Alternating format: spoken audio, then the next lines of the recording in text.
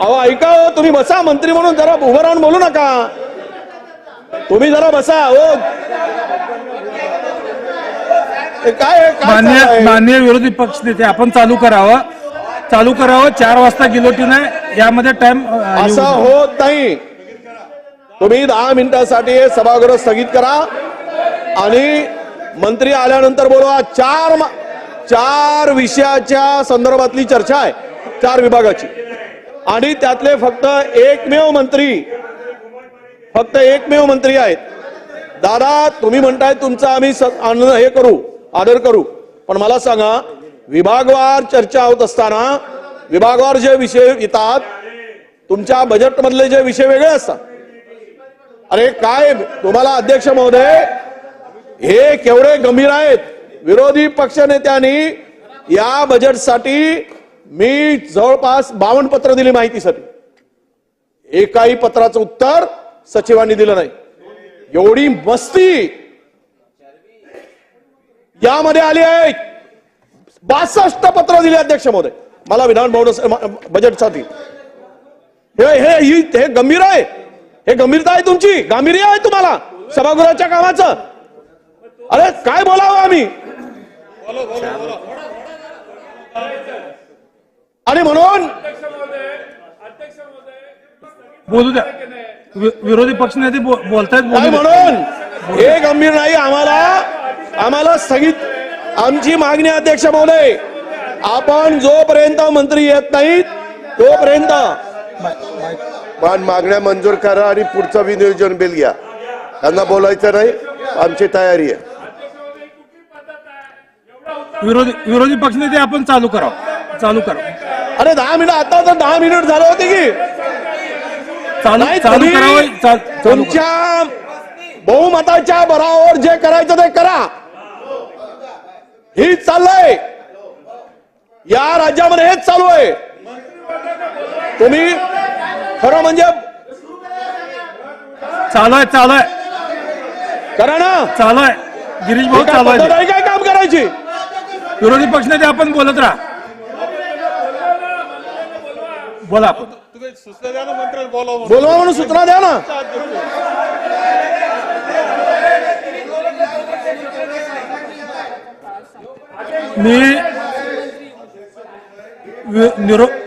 बाकीचे मंत्री येणार आहेत, तोपर्यंत चालू करा.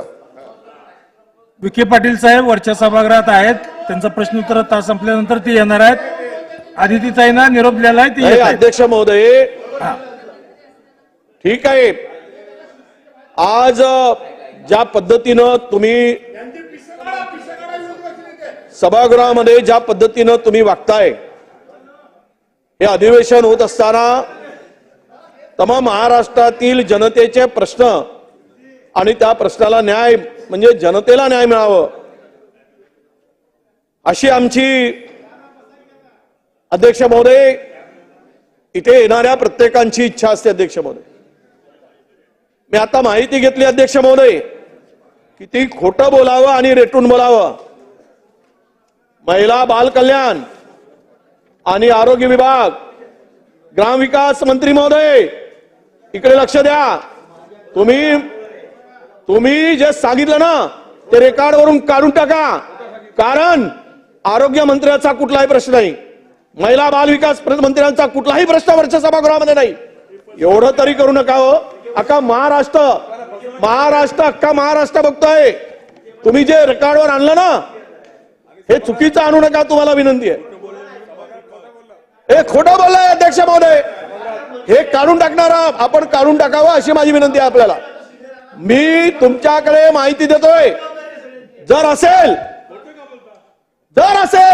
सार्वजनिक बांधकाम खात्याचा आणि महिला बाल कल्याणचे प्रश्न, कुठे गेलाय मंत्री. पुढे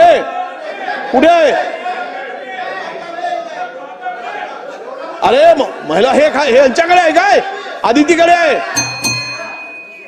आदिती बांधकाम नाही, महिला बाल कल्याण म्हटलं मी. नाही, महिला बाल कल्याण मंत्री आणि आरोग्य मंत्री. कामकाज नसून जर मंत्री गैरहजर राहत असतील अध्यक्ष महोदय, सभागृह कसं चालवायचं. आणि तुम्ही आम्हाला सांगणार आम्ही बहुमताच्या जोरावर मंजूर करून घेऊ. हे बघा, तुम्ही मला सांगू शकत नाही, तुम्ही मला असे चालणार नाही, तुम्ही गपचूप बसलं पाहिजेत. यांना दम द्या, मंत्र्यांना दम द्या, यांना बसून बोलायची गरज नाही. माननीय विरोधी पक्षनेते, आपल्याला विनंती आहे आपण चालू करावं. राज्याचे उपमुख्यमंत्री अजितदादा पवार साहेब या निमित्तानं आहेत उपस्थित. आपण चालू करावं. स्थानी बसून संबंधित मंत्र्यांना निरोप दिलेला येतील. मी काय खोटं बोलतो काय?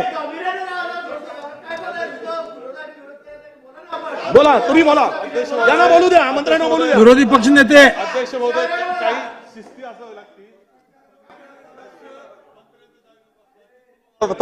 काय चाललंय सभागृह कसं चालवलंय आपण? विरोधी पक्षनेते आपण चालू त्यांना करावं. जागेवर जायला सांगा, त्यांना जागेवर जायला सांगा. ही कोणती पद्धत आहे नवीनच? सदस्यांनी पुढे बसायचं, मंत्र्यांनी जागेवर आरडाओरडा करायचा. आपण सहन नाही केलं पाहिजे या पद्धतीनं. विरोधी पक्षनेते आपण चालू करावं. नाही, एक गिरीश महाजनजी विनंती आहे, असं तुम्ही मंत्री म्हणून जरा थोडी तरी त्या पदाला ठेवा. वारंवार उभं राहू नका, तुम्हाला विनंती आहे.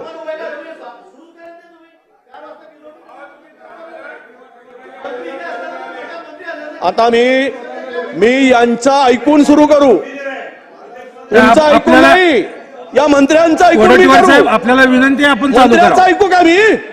चालू करावं आपण. माझ्याकडे हे तुम्ही बोला. मंत्री मला सांगणार आहे जागेवर उभं राहून? अरे तुम्ही सूचना द्यायला पाहिजेत, मला सांगतायत. चालू करावं, चालू करा. 4 वाजता गेलोटी नाही.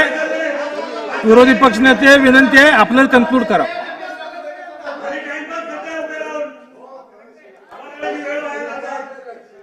हे बघा, तुम्ही आम्हाला शिकवू नका, सभागृहाची वेळ वाया घालवणार आहे. त्या मंत्री कुठे आहेत? लाज वाटत नाही म्हणतो, आता बोलायला लागणार आहे. पुढे लक्ष आहे, तुमचे मंत्री कुठे आहेत?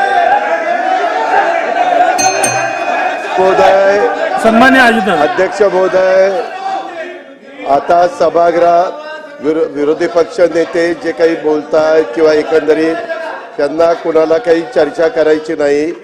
तर मी आता आजच्या ज्या काही डिमांड्स आहेत त्या मागण्याच्या बद्दल मंजुरीच्या करता टाकतो. तर मग काय किती वेळ असं नाही चालणार, अजिबात नाही. अध्यक्ष महोदय, माननीय विरोधी पक्षनेते आपण चालू करावं. चालू कर, हा, हे सांगून ठेवतो. चालू करावं. विरोधी पक्षनेते आपण चालू करावं. थांबा, ही पद्धत नाही. विरोधी पक्षनेते आपण चालू महसूल करा. विभागाच्या चालू करा. चालू करा. दादागिरी विरोधी पक्षनेते आपण चालू असं करा. नका करू. हे चुकीचं होईल. मी बसेल लॉबीमध्ये, मी उठणार नाही. मग मी उठणार नाही. करा तुम्ही, चालू करावं. चालू करायचं असेल तर करा. कामकाज. चालू करा. 4 वाजता गेलोटी नाहीत. 12:55 झालेले आहेत. विरोधी पक्षनेते आपण चालू करावं. जयंत पाटील साहेब. हा. अध्यक्ष महोदय, सन्माननीय उपमुख्यमंत्री अजित पवार यांनी खरं म्हणजे अध्यक्ष महोदय आले.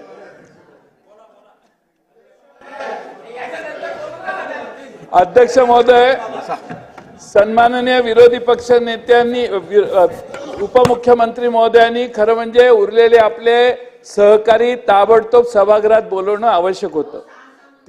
ऐका जरा, त्याऐवजी अध्यक्ष महोदय उपमुख्यमंत्री म्हणतात तुम्ही बोलत नसाल तर मी मागण्या मताला टाकतो. हा एवढा उद्दामपणा बरा नाही, एवढा उद्दामपणा बरा नाही. अध्यक्ष महोदय, मंत्री महोदय हजर राहावेत, ही मागणी आमची सगळ्यांची आहे. शेवटचं अधिवेशन आहे, शेवटच्या डिमांड आहेत. अर्थसंकल्पाच्या मागण्यांवर सगळ्या मंत्र्यांना बोलायचं असतं. आणि अध्यक्ष महोदय, जर मंत्रीच उपस्थित राहणार नसेल तर किमान एकच मंत्री उपस्थित आहे, उरलेले 3 गैरहजर आहेत. ठीक आहे. आणि अध्यक्ष महोदय म्हणून त्यांना हजर ठीक आहे. केलं पाहिजे. ठीक आहे. हे बघा माननीय ज्येष्ठ सदस्य जयंत पाटील साहेबांनी एक मुद्दा इथं उपस्थित केलेला आहे. ऐकून घ्या त्यांचं. आपण बसून घ्या. याच्या आधी अध्यक्ष महोदय आम्ही विरोधी पक्ष नेत्यांना विनंती केली. मी जरा बाहेर गेलेलो होतो, मला शंभूराज देसाई तिथं आले आणि त्यांनी सांगितलं सभागृह अशी विनंती करते. आम्ही ताबडतोब आलो अध्यक्ष महोदय. वरच्या सभागृहात प्रश्नोत्तराचा तास 1 वाजता संपणार आहे. आम्ही सभागृहाला विनंती केली की काही मंत्री नाही आहेत, ते वरच्या सभागृहात उत्तर देत आहेत, त्यांचे प्रश्न लागलेले आहेत, तेही सभागृह महत्वाचं आहे, हेही सभागृह महत्वाचं आहे. तोपर्यंत आम्ही मुद्दे काढतोय. आता आज चर्चा इथं ग्रामविकास मंत्री आमचे गिरीश महाजन साहेब हजर आहेत. बाकीच्या संदर्भामध्ये मी स्वतः बाकीचे मुद्दे काढून घेतो म्हणलं आणि त्यांच्या जे काही प्रश्न उपस्थित करतील त्याला उत्तर द्यायला सरकार म्हणून आम्ही बांधिलंय आणि इतर पण 7-8 मंत्री सभागृहामध्ये अध्यक्ष महोदय आहेत. माझी विनंती होती की चालू करा. मला पुन्हा मी विरोधी पक्ष नेत्यांना विनंती केली, त्याच्यामध्ये बराच वेळ गेला अध्यक्ष महोदय. म्हणून नाईलाज असतं मी म्हणलं की जर तुम्हाला चर्चा करायची नसेल तर मग मताला टाकू का, म्हणजे मांडू का की मंजूर करा म्हणून. बाकी काही आम्हालाही कळतंय, लोकांचे प्रश्न असतात. आमची विनंती आहे की बाबा आता कामकाज सुरू करावं, विरोधी पक्ष नेत्यांनी सांगावं. सन्मान्य विरोधी पक्ष नेते, थांबा, आता या विषयावरती अजून काय भाष्य करायची गरज नाहीये. मला वाटतं चला, मला अपेक्षा आहे की पुढच्या 3 मिनिटांमध्ये मंत्री येतील, ही अपेक्षा ठेवून सुरू करतोय. कारण दादांनी दिलेला शब्द आहे त्यामुळे मी सुरू करतोय. अध्यक्ष महोदय, मी आता सांगताना सांगितलं की मुख्यमंत्र्यांच्या जिल्ह्यामध्ये दुर्गम अशा कांदाडी खोऱ्यातील ज्या प्रकल्पामध्ये झाडानी नावाचं गाव आहे आणि त्याच्या परिसरातील काही गाव आहेत, 640 एकर जमीन अत्यंत अल्प दरामध्ये अध्यक्ष महोदय खरेदी केली गेली. हा कोण खरेदी करणारा अधिकारी आहे तर एका गुजरातच्या जीएसटीच्या प्रमुख विभागाचा अधिकारी आहे. त्यांनी या विभागामध्ये ही जागा खरेदी करत असताना अध्यक्ष महोदय सर्व नियम हे धाब्यावर बसवून ही सगळी खरेदी केली. त्यांच्या ही खरेदी करत असताना जी जमीन खरेदीची कमाल मर्यादा आहे ती पायदळी तुडवली. रस्ते काढत असताना वन जमिनीतून रस्ते खोदून काढलेत. वन जमिनीचे सर्व अधिकारी त्यामध्ये संगनमत करून आहेत. अध्यक्ष महोदय, खोदकाम करताना महसूल विभागाची कुठलीही परवानगी घेतली नाही. महसूलच्या जागेतून रस्ते काढलेत, डोंगर पूर्णतः पोखरून काढलं आणि करोडो रुपयाचा महसूल सुद्धा अध्यक्ष महोदय बुडवला. एवढी मस्ती, एवढी दादागिरी राजरोसपणे त्या सगळ्या ठिकाणी साताऱ्यामध्ये अध्यक्ष महोदय सुरू आहे की ज्या ठिकाणी वन जमीन वन कायद्याचं उल्लंघन झालं, वन जमिनीतून रस्ते काढताना गरीब माणसं गावातील एक रस्ता काढायचा असेल तर अध्यक्ष महोदय वन विभागवाले फिरवत असतात. पण इथे 640 एकर मध्ये जाणारे रस्ते आणि त्या भागामध्ये हे जे जाळणी बरोबर उचाट दोडणी या गावातील सर्व लोकांनी त्यांनी तक्रारी केल्या. त्या बिचाऱ्यांची तक्रार कोणीच ऐकत नाही. रायटिंग मध्ये लेखी स्वरूपात केलेत. शासकीय जमीन जे महसूल विभागाची आहे ती सुद्धा यांनी बाजूची ताब्यात घेतली जमीन क्लिअर करताना. आणि त्याबरोबरच अध्यक्ष महोदय अवैध बांधकाम सुरू केलं, खाणकाम केलंय, जंगलतोड केली, पर्यावरणाचा धोका निर्माण झाला आणि विशेष म्हणजे हे पर्यावरणीय दृष्ट्या अत्यंत संवेदनशील हा परिसर आहे. वन्य प्राणी आहेत, वन्य जीवाची पर्वा नाही, वन कायद्याची पर्वा नाही, महसूल अधिनियमाची पर्वा नाही. इतकी दादा एवढं कसं काय होऊ शकतं? आणि म्हणून ही आम्ही ज्यावेळेस चौकपत्र पाठवलं त्यावेळेस त्यांनी आम्हाला उत्तर दिलं. काय उत्तर दिलं? आम्ही संबंधितांना नोटीस पाठवलाय महसूल विभागाने. म्हणजे नोटीस पाठवली आणि थातूर मातूर चौकशी करायचं काम झालं. फक्त नोटीस पाठवली. 2,000, 2 लाख, 5 लाखांनी जमीन खरेदी करून त्या ठिकाणी मोठा एक 650 एकर मध्ये जे काही काम सुरू आहे अध्यक्ष महोदय, त्यामुळे वन जमिनीतून काढलेल्या रस्त्यामुळं वन कायद्याचं उल्लंघन झालं. त्याच्यावर कुठली कारवाई करणार याचं उत्तर वनमंत्र्यांनी दिलं पाहिजेत. वन जमिनीतून काढलेल्या रस्त्यांचा अनधिकृत उत्खनन करून टाकलं. पूर्ण डोंगर त्यातून रस्ते काढलेत, कुठलीही परवानगी घेतली नाही आणि ते अप्पर जिल्हाधिकारी पत्र पाठवतात की आम्ही त्यांना नोटीस दिली, राजरोसपणे काम सुरू आहे, हजारो वाहनं तिकडे शेकडो वाहनं काम करत आहेत आणि म्हणून अध्यक्ष महोदय या जो फार्स आहे त्या गुजरात जीएसटीचा जो अधिकारी आहे ज्याने खरेदी केलेला आहे त्याचा पैसा लागलेला आहे, याच्यावर काय कारवाई करणार आहात हा खरा प्रश्न अध्यक्ष महोदय आपल्याला आहे. अध्यक्ष महोदय, मोठे पायाभूत प्रकल्पाच्या नावाखाली ज्या काही जमिनींचं भूसंपादन मोठ्या प्रमाणामध्ये सुरू झालं अध्यक्ष महोदय, त्यामध्ये पुणे रिंग रोड आहे आणि रेल्वेसाठी जे काही खेड आणि मावळ अशा दोन प्रांतांच्या यामध्ये भूसंपादनामध्ये गैरकारभार झाला म्हणून खेड आणि मावळच्या दोन प्रांतांचे अधिकार काढले गेले अध्यक्ष महोदय. का काढले गेले तर त्यामध्ये गैरप्रकार झाला म्हणून काढले गेले अध्यक्ष महोदय. आणि आपण बसावं.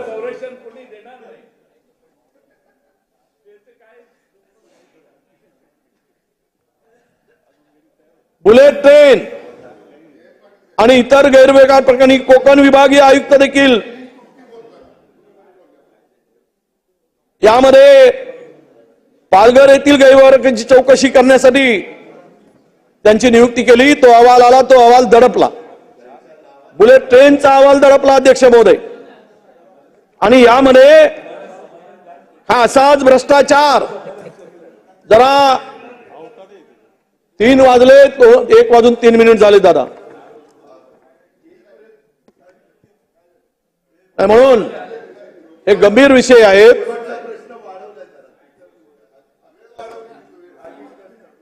वा वाढू द्या. हा असाच भ्रष्टाचार वसई, विरार, अलिबाग या कामामध्ये जे काही भूसंपादन झालं अध्यक्ष महोदय, यामध्ये पनवेल प्रांत अधिकारी याच्याकडे विरार अलिबाग कॉरिडॉरचं भूसंपादन केलं अध्यक्ष महोदय. आणि यात जवळपास 30 ते 35 गावात या अधिकाऱ्यांनी अध्यक्ष महोदय काही एजंट तयार केलेत आणि त्यांच्या माध्यमातून करोडो रुपये या पनवेल प्रांत अधिकाऱ्यांच्याकडे हे काम आहे अध्यक्ष महोदय, त्यातून झालेलं आहे.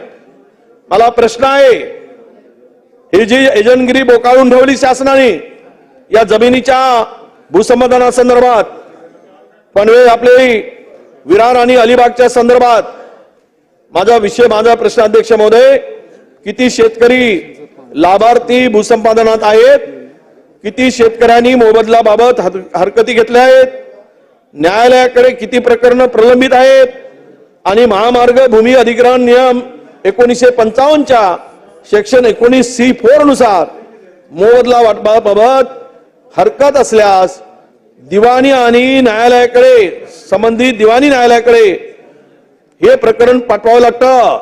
परंतु या प्रांतने अध्यक्ष महोदय असं कुठलंही प्रकरण न पाठवता, याला अधिकार नसताना या सर्व प्रकरणामध्ये बोलावून पैसे घेऊन एजंट मार्फत या जमिनीचा मोबदला वाटप केला अध्यक्ष महोदय. त्यातून अनेक तक्रारी प्राप्त झाल्या, पण अजूनही त्या संदर्भात कुठलीही कारवाई अध्यक्ष महोदय होताना दिसत नाही. या एका कामासाठी खाजगी टीम कार्यरत आहे अध्यक्ष महोदय. खोट्या तक्रारी करणं, त्या परत घेणं, मग सेटलमेंट करणं, अशा प्रकारचं काम अध्यक्ष महोदय सुरू आहे. या एजंटनी वापरलेल्या ज्या गाड्या आहेत अध्यक्ष महोदय, पनवेल येथे बारपाडा पनवेल 8.5 एकर जमीन खरेदीसाठी हा प्रश्न अध्यक्ष महोदय, ज्यामध्ये मी काही एजंटची नावं देतो, त्याच्या तक्रारीत गावकऱ्यांनी उल्लेख केलेला आहे. सौरभ तांडेल हा प्रांतनी नेमलेला एजंट, गाडी क्रमांक MH46 6789, Santosh Kadu MH46 BS 9700, advocate Kale MH46 9666, Konde Deshmukh MH46 BA 2579, हे सर्व एजंट या संदर्भात कार्यरत केलेत. या सर्व प्रकरणाची सखोल चौकशी करून जे काही यातून कोण कोण आहेत, एजंट आहेत, अधिकारी आहेत की शासनातले कोणी आहेत, मंत्र्यांचा सहभाग आहे का, हे सगळं आता आम्हाला सांगावं आणि याची उच्चस्तरीय चौकशी या संदर्भात व्हावी अशी आमची विनंती आहे अध्यक्ष महोदय. यामध्ये वन विभागाच्या C9 मागणी क्रमांक तुरुंगेश्वर अभयारण्याच्या इको सेन्सिटिव्ह झोन मध्ये जे राखीव आणि संरक्षित वन आहेत, यामध्ये वनजमिनीच्या मानवी परिसरात मानवी नावाचं वन परिक्षेत्र आहे अध्यक्ष महोदय. यामध्ये तर वनजमीन लुटण्याचा सर्रास धंदा सुरू आहे. वनमंत्री काय करतायत माहित नाही, वन खाते काय करतायत माहित नाही अध्यक्ष महोदय. सर्रास आतापर्यंत इथे मोठ्या प्रमाणामध्ये हा सुद्धा इको सेन्सिटिव्ह झोन आहे अध्यक्ष महोदय. सगळे मिळून मी तुम्हाला फोटो पाठवतो अध्यक्ष महोदय. खुलेआम मोठमोठे बंगले पुन्हा उभे होत आहेत. अरे वन जमिनीवर घरकुल बांधायचं असेल तर परवानगी मिळत नाही आणि इको सेन्सिटिव्ह झोन मध्ये श्रीमंतांचे धनधानग्यांचे मोठमोठे बंगले कसे उभे राहू शकतात? हे कोण पाठीमागे आहे? तिथल्या RFOची, DCFची, CCFची चौकशी करा. हे प्रचंड मोठं प्रकरण आहे. आतापर्यंत या सेन्सिटिव्ह झोन मध्ये अध्यक्ष महोदय काही कारखाने जे बाजूला आहेत त्याचाही परिणाम झाला आणि या तुरुंगेश्वर अभयारण्याचे वन्यजीव आहेत ते सुद्धा यामुळे बाधित होत आहेत अध्यक्ष महोदय. म्हणून आपल्याला या माध्यमातून विनंती आहे, हे त्याप्रमाणेच या प्रकरणाची सर्व चौकशी करा. तिथला RFO काही व्हिडिओ आहे, खुलेआम पैसे मागतोय आणि तो वरिष्ठ अधिकाऱ्यांचं नाव घेऊन पैसे मागतोय. एवढा भ्रष्टाचाराला जर चालना मिळत असेल आणि कुठलीही कारवाई होत नसेल तर अध्यक्ष महोदय यात केवळ RFO नाही तर सर्व अधिकारी आणि डिपार्टमेंट याला जबाबदार आहे.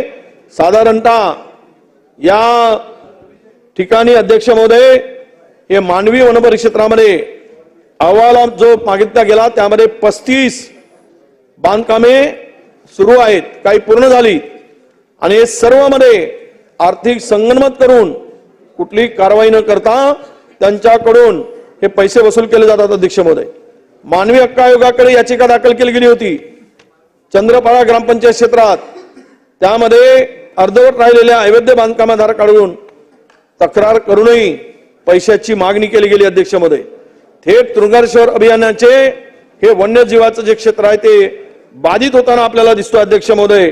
आणि म्हणून आपण या प्रकरणी सखोल चौकशी करावी आणि मानवी वन परिक्षेत्रात सुरू असलेले अवैध बांधकाम तातडीनं 15 दिवसाच्या आत हे निष्कासित करून दोषीवर कारवाई करावी अशी आमची मागणी अध्यक्ष महोदय. अध्यक्ष महोदय या ठिकाणी आपल्याला माहित आहे की आपण बजेटवर चर्चा करताना काही मुद्दे दादा आम्ही उपस्थित केले होते. महिला बालकल्याणचा विषय आहे. महिला बालकल्याण सारख्या विषयामध्ये अध्यक्ष महोदय मी योजनेवरचा खर्च सांगतो दादा, टोटल बजेट सांगत नाही, पण योजनेवर मागच्या वर्षी 23-24 मध्ये 2793 कोटी या महिला बालकल्याणच्या वर दाखवली गेली, ही तरतूद दाखवली गेली आणि वर्ष अखेरीस 965.28 कोटी रुपये फक्त खर्च झाले. म्हणजे हे मी BDS वरून आम्ही वितरित झालेला निधी आहे वर्षाखेरीस. म्हणजे तुम्ही तरतूद करायची महिला बाल कल्याणावर 2793 कोटी आणि प्रत्यक्ष वितरण व्हायचं 965 कोटी. म्हणजे अध्यक्ष महोदय या बालकांचा प्रश्न आहे छोट्या छोट्या. म्हणून राष्ट्रीय पोषण आहार योजना बजेट तरतूद 429 कोटी, प्रत्यक्ष खर्च झाला आहे 292 कोटी. अंगणवाडी सेविका ज्यामध्ये सेविकांच्या मानधनापासून जो काही इतर खर्च यामध्ये आहे याची तरतूद होती 438 कोटी आणि प्रत्यक्ष खर्च झाला आहे 101 कोटी. बाल संगोपन योजनेसाठी अध्यक्ष महोदय बजेटमध्ये खर्चाची तरतूद होती 140 आणि फक्त 54 कोटी खर्च झाला अध्यक्ष महोदय. हे सगळं पाहिलं तर या महिला बालकल्याण विभागाकडे पूर्णतः दुर्लक्ष आहे. तिथले विभागाचे अधिकारी जबाबदार आहेत किंवा मंत्र्याचं लक्ष नाही, तरतूद आहे तर मग वित्त विभाग त्यांना तरतूद उपलब्ध करून देत नाही, हा प्रश्नाचा उलगडा निश्चित होईल असं मला वाटतं अध्यक्ष महोदय. ग्रामविकास खात्याच्या संदर्भात अरे चर्चा सुरू आहे, ते लिहून तरी नका ना आता. ग्रामविकास मंत्री तरी किमान एकट्या, तुम्ही फार संवेदनशील, फार हुशार आणि तुमच्या संदर्भात बोलत बसाल ना तिथे, एकाला बोलू देणार नाही. मी चांगला बोलताय त्याचा तुम्ही त्या पद्धतीनं मस्तीत वागत असाल तर मग मला पण करता येते. मग कसे बोलता तर बघतो मी. काय पद्धत आहे काय मला माझा तोंड मारायची? खूप झालं ना तोंड मारून. ग्रामविकास खात्याच्या संदर्भात अध्यक्ष महोदय, या 23-24 मध्ये अर्थसंकल्पीय तरतूद 9,371 कोटी होती अध्यक्ष महोदय, आणि मात्र वर्ष अखेरीस 4,017.28 कोटी रुपये खर्च झाला अध्यक्ष महोदय. एकूण 56 योजना होत्या, त्यातील 22 योजनावर खर्च शून्य आहे. 22 योजनावर एकही रुपया खर्च झाला नाही. मी काय उदाहरण सांगतो अध्यक्ष महोदय, प्रधानमंत्री आवास योजना 3,098 कोटीचं बजेट आहे, फक्त खर्च वर्ष अखेरीस 444 कोटी रुपये झाला. म्हणजे हे बीडीएस वर झालेला खर्च मी सांगतोय, घेतलेले आकडे अध्यक्ष महोदय मी सांगतोय. मुख्यमंत्री ग्राम सडक योजना 1,818 कोटीची तरतूद होती आणि केवळ यावर खर्च झालाय 496 कोटी, फक्त 496 कोटी. आणि राष्ट्रीय ग्राम स्वराज्य अभियान 288 कोटीची तरतूद होती, यावर 13.5 कोटी फक्त खर्च झालाय. आणि बाळासाहेब ठाकरे नाव घेता, बाळासाहेब ठाकरेचं नाव आलं की खर्च दाखवायचा आणि खर्च करायचा नाही. बाळासाहेब ठाकरे स्मृती मातोश्री ग्रामपंचायत योजना 110 कोटीची तरतूद होती, एकही रुपया यावर खर्च झालेला नाही. मग पैशाची तरतूद आणि योजना आणली कशाला? 110 कोटीमध्ये किमान 500 ग्रामपंचायतीचं बांधकाम होऊ शकलं असतं, पण ते सुद्धा तुम्ही केलं नाही. आणि अध्यक्ष महोदय, पुन्हा पुढचा विषय अध्यक्ष महोदय, मागणी क्रमांक R1 सार्वजनिक आरोग्य विभाग, या विभागामध्ये आरोग्य विभागाचे आता 3-13 झाले, पूर्ण धिनवळे निघालेत अध्यक्ष महोदय. काय झालं अध्यक्ष महोदय, या आरोग्य विभागामध्ये खर तर तरतूद होती 4,081 कोटी. योजनेवरचा खर्च सांगतोय मी, योजनेत तर नाही. आणि ह्या खर्चामध्ये मंत्री महोदयांनी प्रत्यक्ष त्या खात्यांनी 1,729 रुपये खर्च केले, 29 कोटी रुपये, 1,769 कोटी रुपये खर्च केले अध्यक्ष महोदय.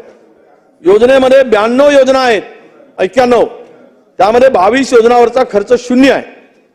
मग काय खातं चालवत आहे, का शून्य झालाय? आणि राष्ट्रीय ग्रामीण आरोग्य बजेट 2,666 कोटी रुपये असताना 525 कोटी रुपयाचा बजेट झाला फक्त खर्च. आरोग्य उपकेंद्रासाठी 963 कोटी रुपये होते, त्यातील फक्त 51 कोटी रुपये आपण खर्च करू शकला, कारण ते खाली पैसे द्यायचे होते, तुम्ही का दिला नाहीत? आणि त्यामुळे फक्त 51 कोटी रुपये खर्च झालाय. हे बीडीएस वरून काढलेले आकडे आहेत, हे माझ्या तोंडातले आकडे नाहीत. महात्मा फुले जन आरोग्य योजना 564 कोटी रुपये तुम्ही सांगितलं, प्रत्यक्ष खर्च फक्त 229 कोटी रुपये झाला. बाळासाहेब ठाकरे अपघात विमा योजना 22 कोटीची तरतूद केली, नाव दिलं बाळासाहेब ठाकरे अपघात विमा, आणि खर्च किती? शून्य. जिथे बाळासाहेबाचं नाव तिथे खर्च शून्य. नाव घ्यायचा बाळासाहेबांचा, छाती वळवायची आणि खर्च शून्य. अध्यक्ष महोदय, हे सगळे या ठिकाणी चाललंय.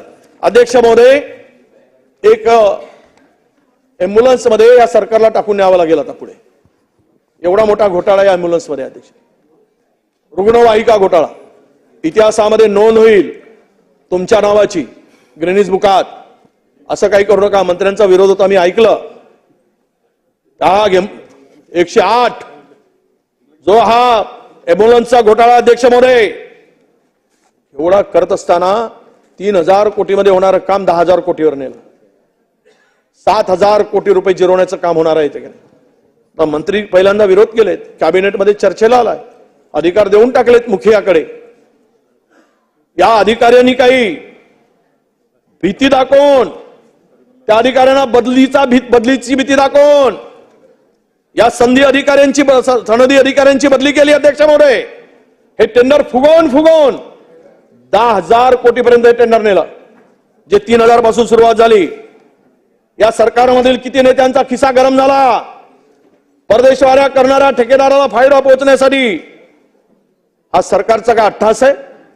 सरकारला काय हे यामध्ये कोण लोकांचा सहभाग आहे? कोणाचे पुत्र, कोणाचे पार्टनर आहेत, याचा खुलासा होणं अध्यक्ष महोदय गरजेचं आहे. सुरुवातीला टेंडरसाठी 21 दिवसाची मर्यादा होती आणि 21 दिवसाचा अवधी अपेक्षित असताना अध्यक्ष महोदय केवळ 10 दिवसामध्ये टेंडर फायनल केलं गेलं. 21 दिवस. या एम्ब्युलन्स घोटाळा हा महाराष्ट्रातील सर्वात मोठा घोटाळा अध्यक्ष महोदय. ज्या रुग्णांच्या सेवेसाठी हे एम्ब्युलन्स आपण वापरतो, त्या रुग्णाच्या टाळूवरील लोणी खाण्याचं पाप महायुती सरकारकडून चाललं अध्यक्ष महोदय. आणि म्हणून या संधी अधिकाऱ्यांनी ज्यावेळेस विरोध केला त्याला काढून टाकलं आणि टेंडर 21 दिवसापासून 10 दिवसावर आणलं. यामध्ये 10 दिवसाची मुदत देता येते 10,000 कोटीच्या टेंडर मध्ये. अध्यक्ष महोदय, आपण विचार करावा की हा अधिकाऱ्यांनी कुणाचा धाक होता, कुणाचा दबाव होता, याचं उत्तर महाराष्ट्राला मिळालं पाहिजेत. यामध्ये हे कुणाच्या दबावाखाली आणि अशा प्रकारचं टेंडर काढत असेल तर अध्यक्ष महोदय काय पुढे महाराष्ट्रामध्ये व्यवस्था निर्माण होणार आहे? टेंडर मधून खूप मोठा फुगवून हे टेंडर काढलं गेलं. जे सुरू होतं टेंडर पूर्वी त्या जुन्याच गाड्या, त्याला जी मुदतवाढ दिली गेली होती, साधारणतः 1 महिन्याला जे बिल निघायचं ते 70 ते 80 कोटी रुपये निघायचं अध्यक्ष महोदय. आता साधारण महिन्याला 800 कोटी रुपये, या महिन्याला 65 कोटी रुपये देण्याची आता सरकारी नव्या टेंडरमध्ये दाखवलंय. पहिल्यांदा 33 कोटी रुपयामध्ये हे टेंडरला महिन्याकाठी खर्च होत होता जुन्या ठेकेदारांचा. आता तोच खर्च 65 कोटी रुपये देण्याची सरकारी दाखवली अध्यक्ष महोदय. म्हणजेच नव्या ठेकेदाराला वर्षाला 800 कोटी रुपये यामध्ये दिले जाणार आहे. प्रतिवर्षी पुन्हा 8% वाढ आहेच. आणि या 10 वर्षाच्या सरकारच्या तिजोरीतून 10,000 कोटी रुपये अध्यक्ष महोदय या ठेकेदारांना फायदा करण्याचा आहे. यामध्ये वाटेकरी सरकारमधील तुम्ही आहात, हे आता लपून राहिलं नाही. 1 डिसेंबर 2016 अध्यक्ष महोदय उद्योग विभागाच्या निर्णयानुसार आपण यांनी 16च्या निर्णयानुसार 21 दिवसाची मुदत ठेवली. आमच्या सरकारच्या काळामध्ये ही मुदत 41 दिवसाची होती. जरा माहिती घ्या. आणि तुम्ही ते टेंडरची मर्यादा 10 दिवसावर आणली. कुठल्या नियमात आणली? कुठल्या नियमाचा आधार घेतला? 10 दिवसात 10,000 कोटीचा टेंडर काढता येतं का? कोणाच्या फायद्यासाठी केलं तुम्ही? आणि म्हणून अध्यक्ष महोदय हे पहिल्यांदा टेंडर आलं, हे परस्पर रद्द करून टाकलं. मग टेंडर दुसऱ्या क्रमांकावर पुन्हा नव्यानं टेंडर काढलं. ते पहिले 5 वर्षासाठी होतं, दुसऱ्यांदा 10 वर्षासाठी घुसवलं आणि हे 10 वर्षासाठी हे टेंडर देणार आहे अध्यक्ष महोदय. मला आपल्या माध्यमातून अपघात प्रवण क्षेत्रासाठी यामध्ये कुठेही एम्ब्युलन्सची तरतूद नाही अध्यक्ष महोदय. समृद्धी महामार्गावर या एम्ब्युलन्सची सुविधा नाही. कंत्राटी सरकारनं कंत्राटदारांचे खिसे भरण्यासाठी हा केलेला उद्योग आहे. आणि म्हणून आमची विनंती आहे अध्यक्ष महोदय, या सगळ्या प्रकरणा इतकं गंभीर प्रकरण अध्यक्ष महोदय की आपण गोंधळ बघा येतील काय, मी तोही लक्षात आणून देतो. मंत्रिमंडळ बैठकीमध्ये 2 जुलैला टेंडर काढायचा निर्णय झाला अध्यक्ष महोदय. 23 ला टेंडर काढण्याचा अध्यादेश 4 ऑगस्ट 2023. पहिली निविदा सप्टेंबर 2023. पहिला टेंडरचा कालावधी 21 दिवस. पहिले टेंडर रद्द, त्याच टेंडरवर दुसरे टेंडर 4 जानेवारी 2024. दुसऱ्या टेंडरचा कालावधी 10 दिवस. या टप्प्यात प्रीबीड मीटिंग घेतली नाही, ते आक्षेप नोंदवले गेले. प्रीबीड मीटिंग न घेता 10,000 कोटीचा टेंडर काढताय आणि प्रीबीड मीटिंग पण घेत नाही. आणि आता सनदी अधिकारी जे आहेत त्या सर्व अधिकाऱ्यांना यातून बाजूला काढून घेतला अध्यक्ष महोदय आणि मर्जातील अधिकाऱ्यांना आणून हा डल्ला मारण्याचं पाप या ठिकाणी होत आहे अध्यक्ष महोदय. आणि म्हणून माझी मंत्रिमंडळातील जी काही परिस्थिती आहे अध्यक्ष महोदय की आज आपण या टेंडरमध्ये जो काही भ्रष्टाचार झालेला आहे, जो गैरप्रकार झालेला आहे, काय माझा प्रश्न आहे अध्यक्ष महोदय, धीरज कुमार यांची बदली केली आणि यामध्ये खरं म्हणजे दुसऱ्या वेळेस नवीन जेवीला आणून जुने जे काही कंडिशन होते त्या कंडिशन प्रमाणे आदेश दिला अध्यक्ष महोदय. जेवी करून पहिल्या याच्यात नव्हती, अनेक आले असते त्यामध्ये, पण विशिष्ट लोकांना टेंडर द्यायचं होतं, विशिष्ट लोकांवर मर्जी ठेवायची होती, विशिष्ट लोकांबरोबर यांचा करार झाला होता. अध्यक्ष महोदय या पुढचं सांगतो, अख्खा महाराष्ट्र ऐकतोय, विभागाचे सचिव, मुख्य सचिव यांनी त्या टिप्पणीमध्ये मत विरोधात नोंदवलं होतं.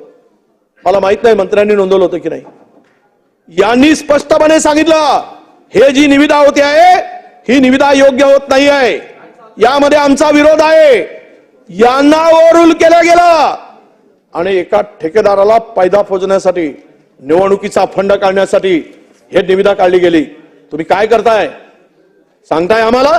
हे एवढा मोठा भ्रष्टाचार होत असताना तुम्ही तुमचा खुलासा करा, मंत्र्यांनी खुलासा केला पाहिजेत, याचं उत्तर आम्हाला मिळालं पाहिजेत.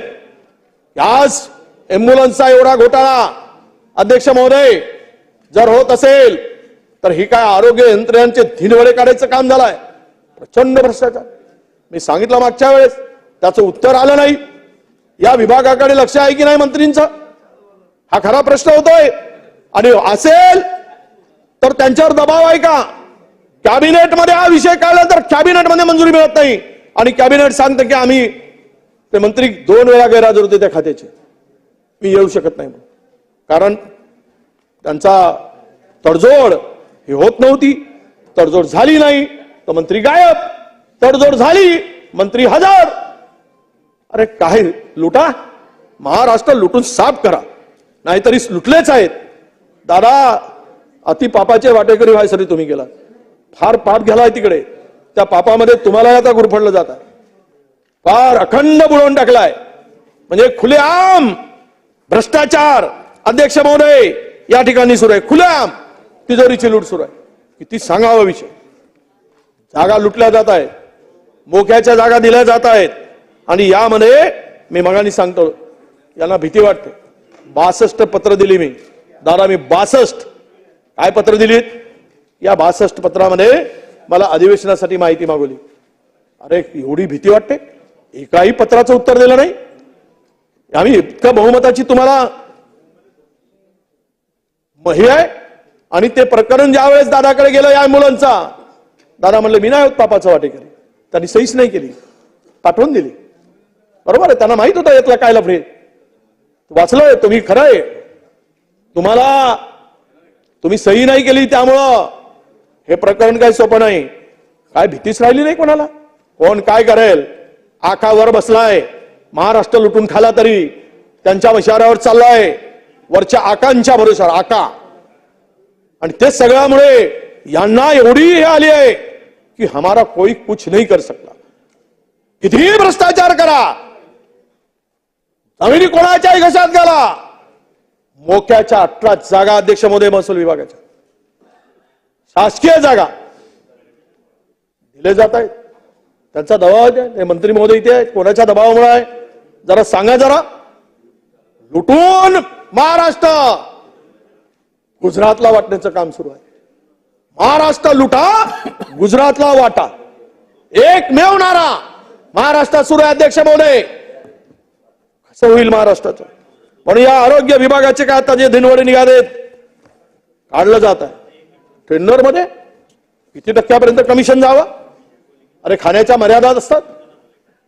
मराला उलट्या करून येईल ना जनतेचा पैसा इतका सहजपणे जिरो आला तर भोगावं लागेल ना पाप तुम्हाला.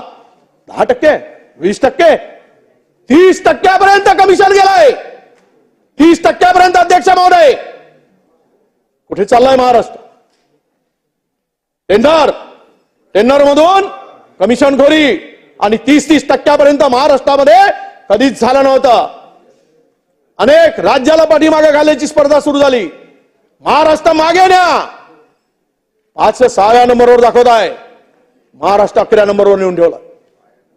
या लुटीमुळे, या भ्रष्टाचारामुळे हाय मुलांची कान थांबवा. महाराष्ट्रातील जनतेचा पैसा, या 10,000 कोटी रुपये जे इलिगल टेंडर काढलात आणि यातून जे लूट करणार आहात, हे वाचवा. कोणी किती असू देत, त्याला सोडू नका, अशी आदेश याच्या संदर्भातले SIT चौकशी व्हावी आणि ह्यामध्ये दूध का दूध, पाणी का पाणी व्हावं, अशी अपेक्षा व्यक्त करतो अध्यक्ष महोदय आणि थांबतो. धन्यवाद. जय हिंद, जय महाराष्ट्र. अध्यक्ष महोदय.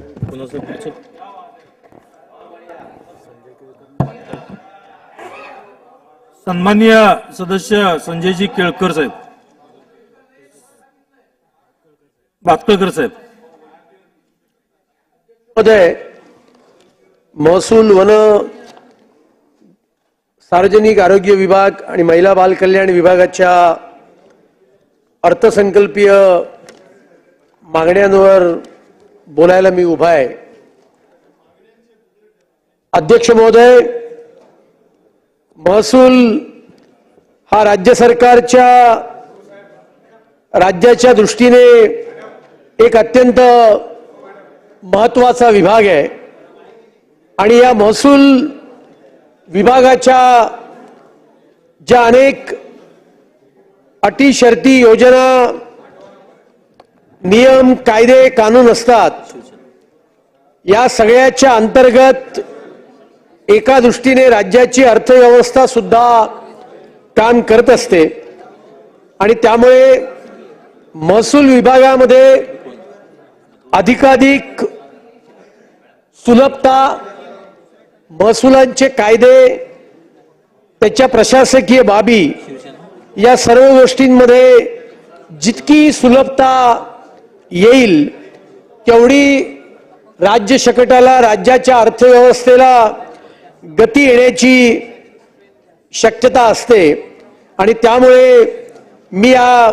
मागण्यांवरच्या चर्चेच्या निमित्ताने राज्यात सरकारचं, राज्याच्या महसूल मंत्र्यांचं सिटी सर्वेची जी ऑफिसेस आहेत, लँड रेकॉर्डची जी ऑफिसेस आहेत, या ऑफिसेसच्या अवस्थेकडे मी लक्ष वेधण्याचा प्रयत्न करतोय.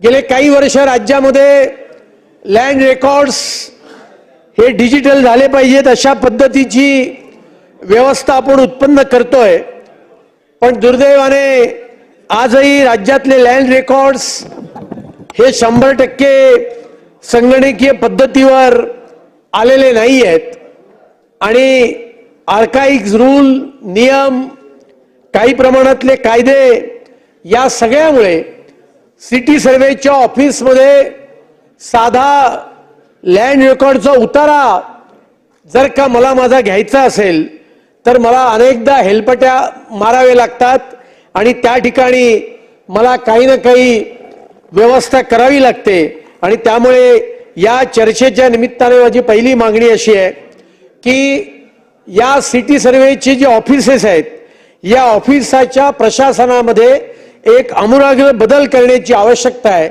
आणि लँड रेकॉर्ड्स हे अधिकाधिक स्पष्ट आणि स्वच्छ असे करण्याची आवश्यकता आहे. शहरांमधून जिकडे महापालिका आहे अशा ठिकाणी 7/12 त्या ठिकाणी जाऊन त्या ठिकाणी PR कार्ड वरच्या नोंदी ग्राह्य धरल्या पाहिजेत आणि PR कार्डच अस्तित्वात असलं पाहिजे अशा पद्धतीचा GR शासनाने 2012-13च्या आसपास काढलाय. पण दुर्दैवाने आजही त्या ठिकाणी मुंबई शहरामध्ये सुद्धा 7/12 चालतो, PR कार्ड चालतं, PR कार्ड गृहीत धरलं जातं, नाही धरलं जातं आणि त्यामुळे मी जे सुरुवातीला म्हटलं त्या दृष्टीने काही पावलं पुढे टाकायची असतील तर या सर्व लँड रेकॉर्ड्सची शुद्धता, स्पष्टता करणं हे अत्यंत आवश्यक आहे. महसूल हा एक अत्यंत क्लिष्ट अशा प्रकारचा विषय असतो आणि त्यामुळे आपण पाहतो की या लँड रेकॉर्डच्या संदर्भातली अपीलावर अपील करण्याची व्यवस्था या सगळ्या रचनेमध्ये आहे.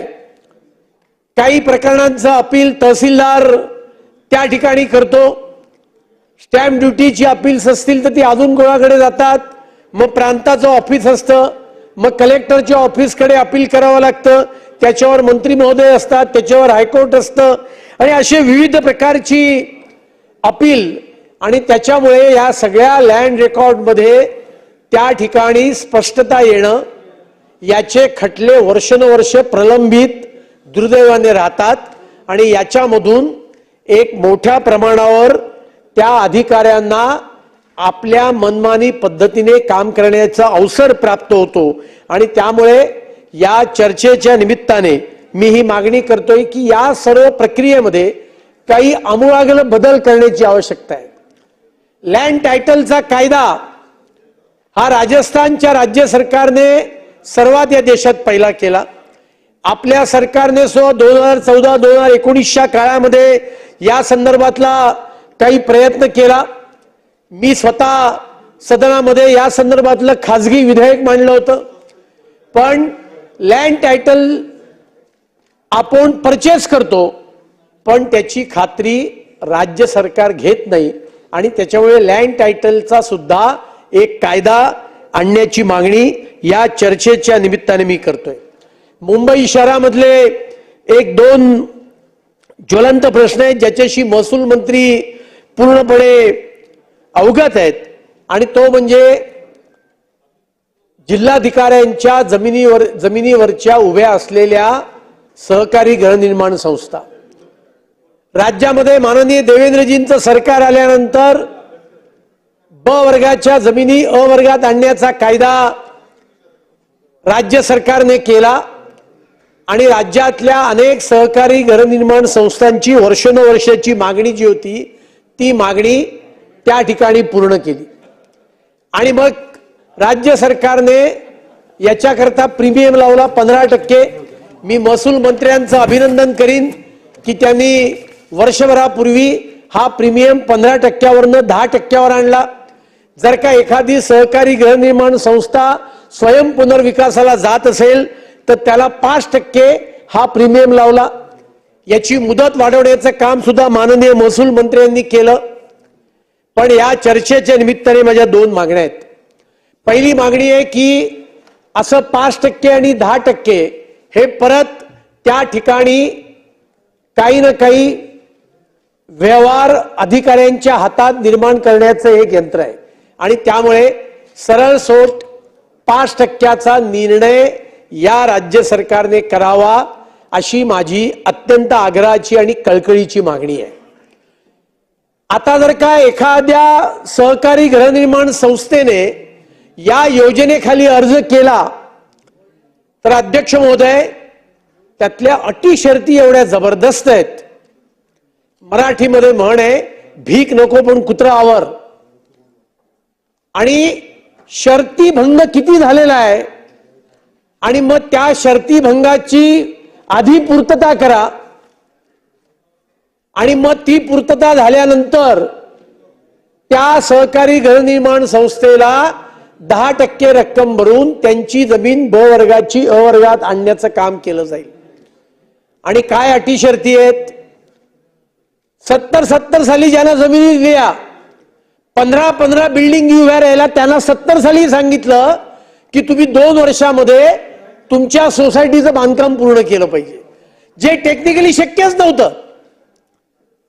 आणि त्याच्यामुळे माझी आपल्याला विनंती आहे, आपण 10% रक्कम घेताय, 10% रक्कम घ्या आणि सगळ्या अटी शर्ती या माफ करा. हे दात करून पोट भरण्याचा प्रकार काय आहे? त्या शर्ती अटी शर्तींमध्ये काय आहे? 2 वर्षात पूर्ण नाही झालं, जर का ट्रान्सफर झाले असतील तर त्याचे काही पैसे असतील. आता 10% एवढा मोठा रेव्हेन्यू सरकारला मिळतोय आणि हा सगळा सरकारी अधिकाऱ्यांची चर्चा केली की ते म्हणतात अनरिअलाइज गेन आहे. मग अनरिअलाइज गेन जो येणार आहे त्याच्याकरता जो येतोय अन इन्कम, आणि त्यामुळे सगळ्या शब्द जंजाळामध्ये जाण्यामध्ये काही अर्थ नाही. शेवटी कलेक्टर प्लॉटवरच्या सोसायट्या 30-40 वर्षाच्या जुन्या झाल्यात आणि त्यामुळे तुम्ही देताय, तुम्ही दिलत याच्याबद्दल तुमचं मनापासून अभिनंदन.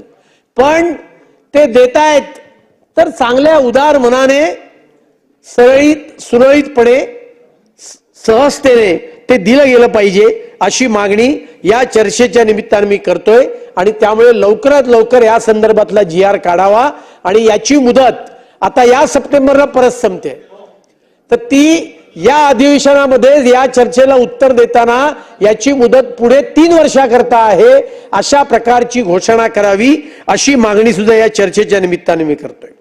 उपनगरातल्या लोकांना आणखीन एका गोष्टीचा सर्वसामान्य लोकांना सल आहे आणि तो म्हणजे एनए टॅक्स. मुंबई शहरातल्या लोकांना एनए टॅक्स नाही.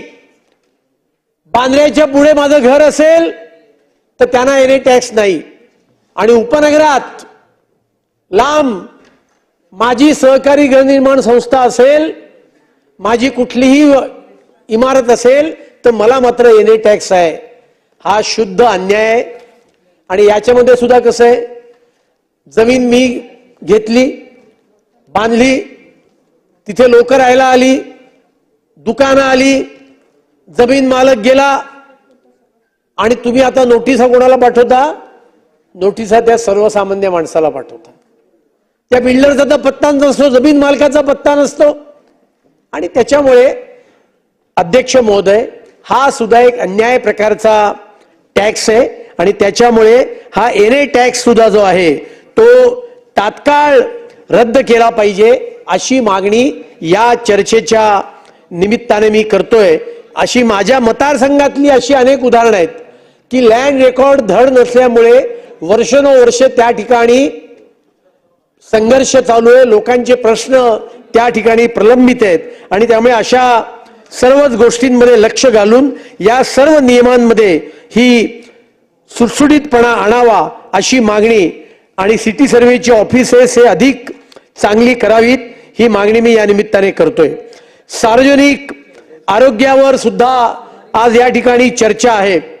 मी राज्याचे मुख्यमंत्री, दोन्ही उपमुख्यमंत्री, आरोग्यमंत्री यांचं अभिनंदन करीन की त्यांनी महात्मा फुले जन आरोग्य योजना त्या ठिकाणी 5 लाख रुपयापर्यंत त्या ठिकाणी जाहीर केली.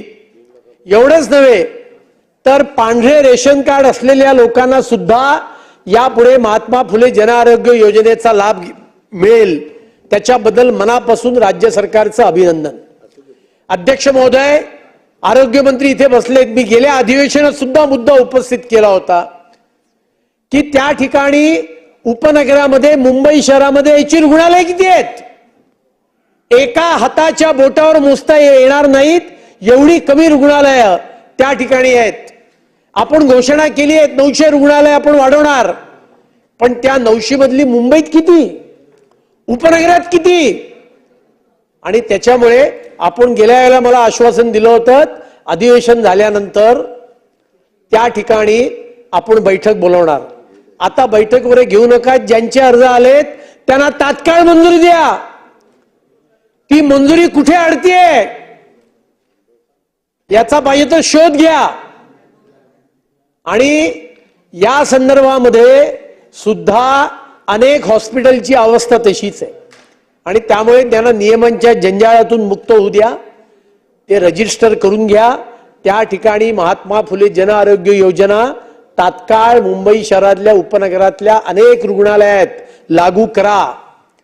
पांढरं रेशन कार्ड हे आता आधार लिंक करणार, कारण आपण त्यांना त्या योजनेत सहभाग दिलात.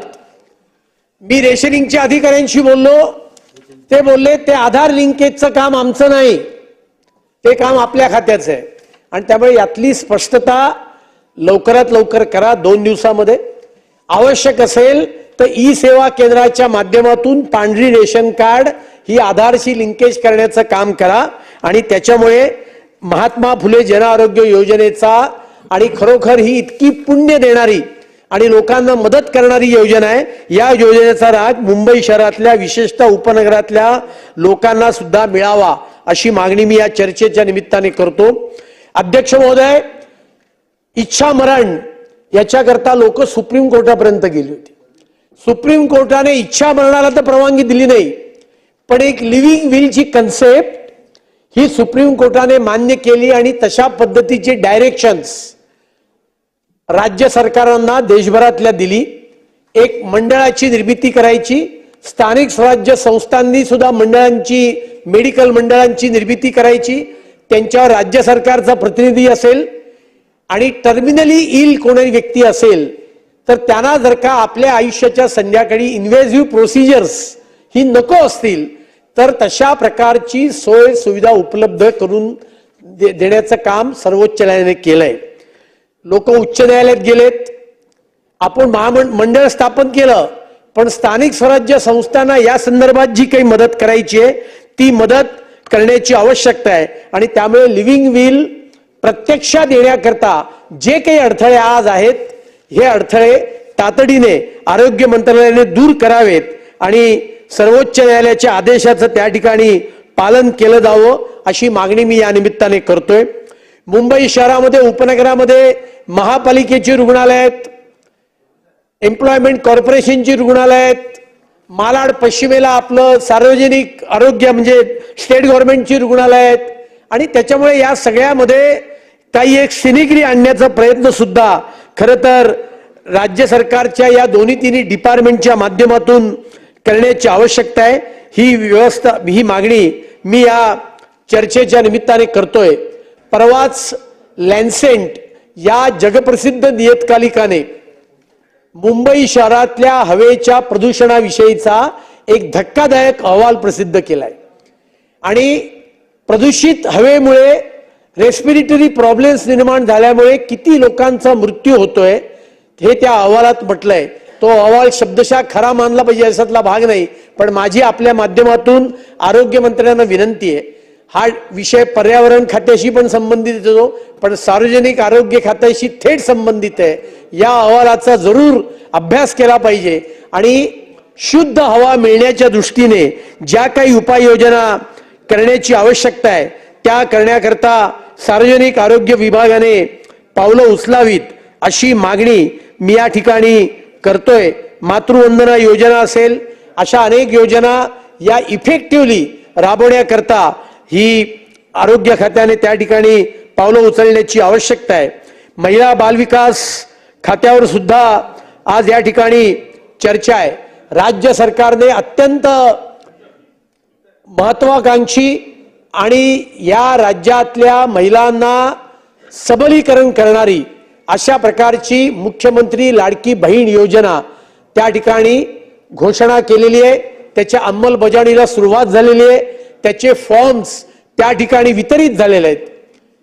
एका ऍपच्या माध्यमातून हे फॉर्म अपलोड करायचे आहेत, पण या ऍपवर जितक्या गतीने हे फॉर्म अपलोड व्हायला पाहिजेत तितक्या गतीने होत नाहीयेत आणि त्यामुळे त्या ऍपमध्ये सुद्धा या ठिकाणी त्याचा सर्व्हर जो काही असेल तो अधिकाधिक शक्तिशाली करण्याचा प्रयत्न केला पाहिजे. ज्या योगे या योजनेचा लाभ हा अधिकाधिक आपल्या सर्व बहिणींना त्या ठिकाणी मिळाला पाहिजे. आपण या योजनेमध्ये काही दुरुस्त्या केल्यात गेल्या आठवड्याभरामध्ये आणि त्यामध्ये अन्य राज्यातून या राज्यामध्ये 10 वर्षापेक्षा जास्ती काळ राहणारी महिला जर का असेल तर तिला सुद्धा लाभ मिळेल, प्रोव्हाइडेड तिच्या नवऱ्याला अधिवासाचं सर्टिफिकेट त्या ठिकाणी असेल. महसूल मंत्री या ठिकाणी उपस्थित आहे. आपण तात्काळ आपल्या डिपार्टमेंटला आदेश द्या की कॅम्प ठिकठिकाणी लावले पाहिजेत. आम्ही नायब तहसीलदारांशी बोललो, तहसीलदारांशी बोललो आणि मुंबई शहरामध्ये असे अनेक आपल्या भगिनी वर्ग आहे की ज्यांनी इथल्या माणसाशी लग्न केलंय, त्या अन्य राज्यातून आल्या आहेत आणि त्यांना सुद्धा या योजनेचा लाभ मिळण्याकरता त्या व्यक्तीला त्यांच्या नवऱ्याला हा अधिवासाचं प्रमाणपत्र आवश्यक आहे आणि त्याच्याकरता कॅम्प सुद्धा या योजनेचा लाभ घेण्याकरता त्याचे आदेश सुद्धा द्यावेत ही माझी आपल्याला विनंती आहे. त्याचबरोबर वन विभागाच्या बाबतीत मी फक्त 2च मुद्दे या ठिकाणी मांडतो की गेल्या 5 वर्षामध्ये काही हजारो वणवे या राज्यामध्ये लागले. मुंबई शहरामध्ये संजय गांधी राष्ट्रीय उद्यान त्या ठिकाणी आहे. काही वर्षापूर्वी या ठिकाणी सुद्धा आगी लागल्या होत्या आणि त्याच्यामुळे हे वणवे असतील, खारफुटींची कत्तलं असतील, याच्यामुळे निसर्ग संपदेचं कोट्यावधी रुपयांचं नुकसान आणि पर्यायाने आपल्या सगळ्यांचं नुकसान मोठ्या प्रमाणावर होतं. हे वणवे लागण्याची अनेक कारणं असतील, नैसर्गिक कारणं असतील. एकीकडे तापमान वाढतंय त्याच्यामुळे वणवे लागतायत, पण अनेकदा हे वणवे जाणीवपूर्वक खारपुटींची कत्तल ही जाणीवपूर्वक केली जाते आणि त्यामुळे या संदर्भातल्या सर्व गोष्टींना कठोरपणाने प्रतिबंध करण्याकरता काही विशेष कायदा जर का करणं आवश्यक असेल तर त्या कायद्याचा विचार सुद्धा वनमंत्र्यांनी करावा अशी मागणी या चर्चेच्या निमित्ताने मी करतोय. त्याचबरोबर संजय गांधी राष्ट्रीय उद्यानामध्ये अतिक्रमण झालेली आहेत. सर्वोच्च न्यायालयाच्या आदेशानंतर त्या ठिकाणच्या लोकांचं पुनर्वसनाचा प्रकल्प हा राबवला जातोय, पण हा प्रकल्प आता खूप याची दिरंगाई झाली आहे. आजही काही हजार लोक त्या ठिकाणी राहत आहेत. या सर्व लोकांचं पुनर्वसन हे मुंबई शहरामध्येच लवकरात लवकर केलं जावं, ज्याच्यामुळे ही लोकांचं पुनर्वसन पण होईल, त्यांना चांगली घरंही मिळतील, त्यांना लाईट पाणी अशा नागरी सुविधाही मिळतील. त्याचबरोबर हा जे काही संजय गांधी राष्ट्रीय उद्यान आहे त्याचा पूर्ण उपयोग हा आपल्याला आपल्या पर्यावरणाच्या दृष्टीने आणि लोकांच्या दृष्टीने करता येईल आणि त्यामुळे त्या लोकांच्या पुनर्वसनाला सुद्धा गती देण्याची मागणी या चर्चेच्या निमित्ताने मी करतोय. या सर्व मागण्या या चर्चेच्या निमित्ताने मी करतो. मला बोलायची संधी दिली याच्याबद्दल धन्यवाद. जय हिंद, जय महाराष्ट्र. सन्माननीय सदस्य जयंतजी पाटील साहेब.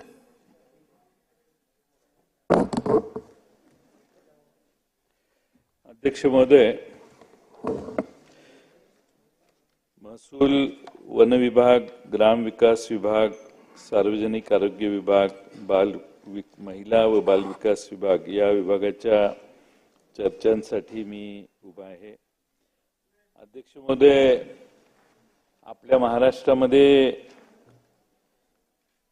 एवढ्या मोठ्या प्रमाणात राज्य सरकारमध्ये आणि राज्य सरकारच्या यंत्रणेमार्फत कसा पैशाचा अपव्यय होतो, भ्रष्टाचार चालू आहे, याची काही उदाहरणं सभागृहासमोर मी मांडणार आहे.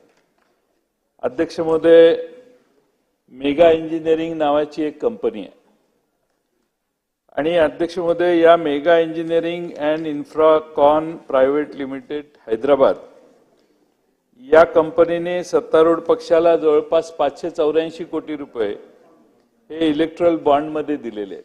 हे देशाला माहिती आहे, त्यामधल्या ह्याच्यात नावं आलेली. अध्यक्ष महोदय, या कंपनीला सातारा पंढरपूर महामार्गाचं जवळपास 932 कोटी रुपयाचं काम मिळालं आणि त्यासाठी कंपनीने गट क्रमांक 689 मौजण निढळ तालुका खटाव इथं 5000 ब्रास गौण खनिज उत्खनन करण्याची परवानगी मागितली. अध्यक्ष महोदय, उत्खनन किती केलं तर अध्यक्ष महोदय,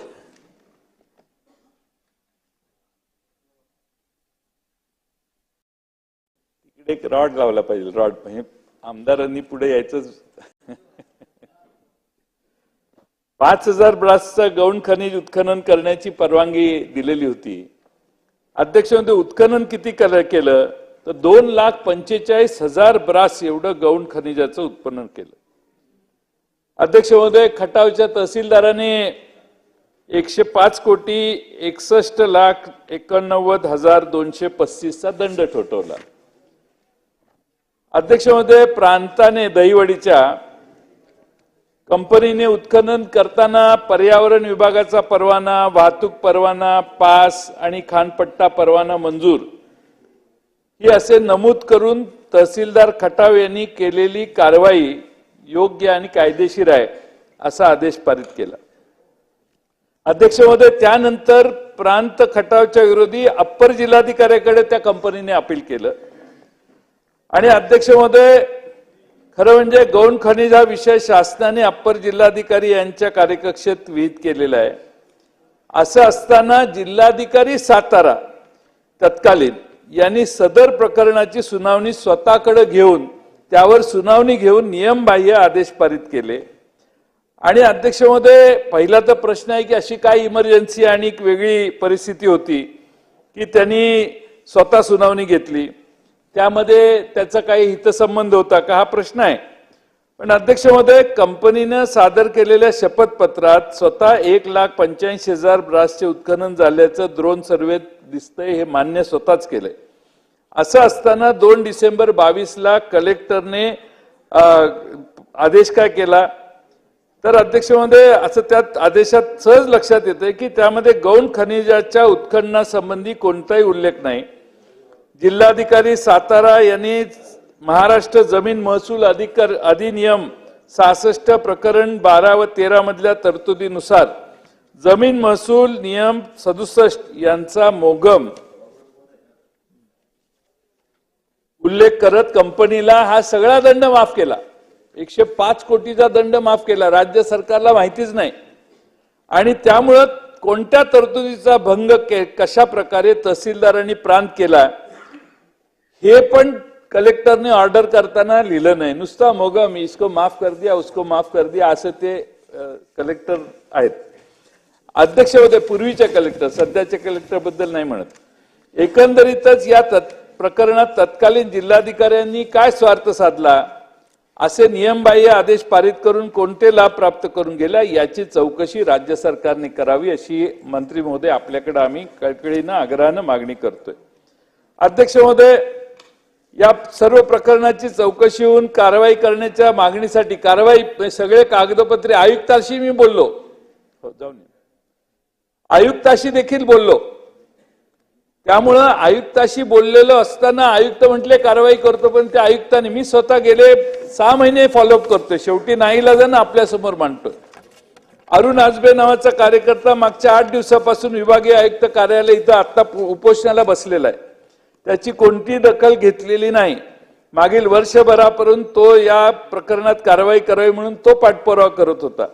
अध्यक्ष महोदय, अशा प्रकारे महसूल बुडवणाऱ्या कंपनीलाच आता पुणे रिंग रोडचे 2,661 कोटीचे आणि ठाणे बोरिवली दुहेरी बोगद्याचे 14,400 कोटी रुपयाचे आणि इतर काही कामं दिलेली आहेत. जो आपल्या सरकारला खड्डा पाडतोय त्याला परत वरनं तुम्ही कामं द्यायला लागलाय. कोणते हितसंबंध काम देणाऱ्या खात्याचे, तुमचा नाही म्हणत, काम देणाऱ्या खात्याचे कोणते हितसंबंध त्यात अडकलेले आहेत याचाही विचार करा. आणि सगळ्यात त्याचा मोठा टायटल त्याने काय हे केलंय, तर इलेक्ट्रॉल बॉन्ड मध्ये पैसे ऑलरेडी दिलेले आहेत, त्यामुळे त्याची वसुली करण्याचा, त्याचं मॅच करण्यासाठी, त्याची हे करण्यासाठी काय आहे का याचाही चौकशी अध्यक्ष महोदय करण्यात यावं. अध्यक्ष महोदय, माझी आपल्याला विनंती आहे, यासारख्या इतर कंपन्या आहेत त्यांची नावं काळ्या यादीत टाकायचं काम केलं पाहिजे आणि ज्या अधिकाऱ्यांनी हा दुरुपयोग आणि वेळ काढूपणा टाळाटाळ केला त्यांच्यावरही कारवाई केली पाहिजे. मराठीत एक म्हण आहे, म्हातारी मेल्याचं दुःख नाही पण काळ सोकावता कामा नये. म्हणून अध्यक्ष महोदय, माझ्याकडे सगळे तपशील आहेत, ते घेऊन मी तुमचा वेळ घेत नाही, पाहिजे तर मी आपल्याला नंतर पाठवून देईन. अध्यक्ष महोदय, आपल्याच विभागात आणखीन एक मागही मी याचा थोडासा उल्लेख केलेला होता. अध्यक्ष महोदय, खरं म्हणजे महाराष्ट्र ही साधू संतांची भूमी आहे, आपण सगळ्याच देवस्थानाचा आदर करतो. अध्यक्ष महोदय, आमच्या सांगली जिल्ह्यात खानापूर तालुक्यात कसबे विटा येथील मसवड सिद्धदेव 14 एकर, त्र्यंबकेश्वर देव सीतारामचंद्र देव 5 हेक्टर, रेवण सिद्धदेव 4 हेक्टर या 4 देवस्थानाच्या जमिनी बळकावल्या गेलेल्या आहेत. मी मागे हे प्रकरण मला वाटतं मांडलेलं होतं. आपण मला आश्वासन दिलेलं की जयंतराव 2 महिन्यात त्याची चौकशी करू. याला 1 वर्ष थांबलं. माझा तुमच्यावर फार मोठा विश्वास आहे आणि तुम्ही याच्यात एवढ्या मंत्रिमंडळात सगळ्यात कार्यक्षम आणि सगळ्या गोष्टी करणारे तुम्ही एकमेव आहात असा माझा अजूनही समज आहे. पण तुम्ही काय ऍक्शनच घेत नाही. ऍक्शन घेऊन तुम्ही त्यांच्यावर हे केलं पाहिजे. या जमिनी देवस्थान इनाम असल्याचं सर्व कागदपत्र उपलब्ध आहेत आणि देवाच्या जमिनी विकायला सुरुवात केली आहेत. अध्यक्ष मध्ये दुसऱ्यांना 1-1.5 वर्षाने मी काढतोय. अध्यक्ष मध्ये देव अस्तित्वात असून जमिनीचे उत्पन्न देवस्थानावर खर्च होते असा तहसीलदारांनी महसूल पुस्तकामध्ये शेरा दिलाय. श्रीमंत राजाराम मेटकरी व भाजपच्या स्थानिक आमदार जे आहेत त्यांनी कुलमुखत्यार पत्र करून घेऊन महसूल राज्यमंत्र्याच्या न्यायालयात असं खोटं कथन केलंय की या जमिनी देवस्थान नाहीत आणि या जमिनीवरच्या देवस्थान इनाम वर्गाचा शेरा कमी करण्यात यावा आणि जमिनीवरचा देवस्थानचा शेरा खोटे करून कमी करून शेरा खोटे सांगून कमी करून घेतले. अध्यक्ष महोदय, 1950च्या आधी देशामध्ये अनेक देवस्थानं आहेत आणि या सर्व देवस्थानं एक पर्याय होता संस्थानांना की काय करायचं भविष्य काळात, सरकारमध्ये सामील व्हायचं, शेजारच्या राज्यात जायचं, स्वतंत्र राहायचं, अशा अनेक प्रकारचे निर्णय करताना आपल्या संस्थानाचा कारभार हा जनतेकडे सोपवण्याचं काम हे औंधच्या संस्थानानं त्यावेळी केलं.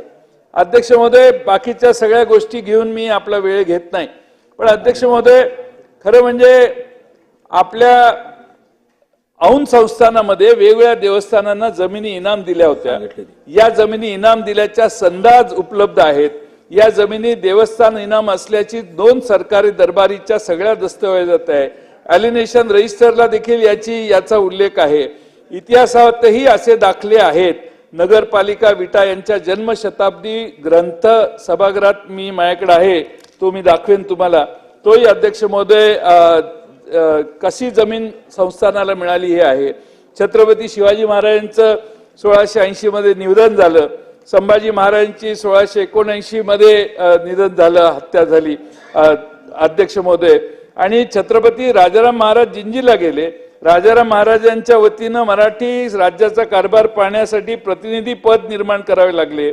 मराठी राज्याचे पहिले प्रतिनिधी म्हणून परशुराम त्रिंबक यांना नियुक्त केलं.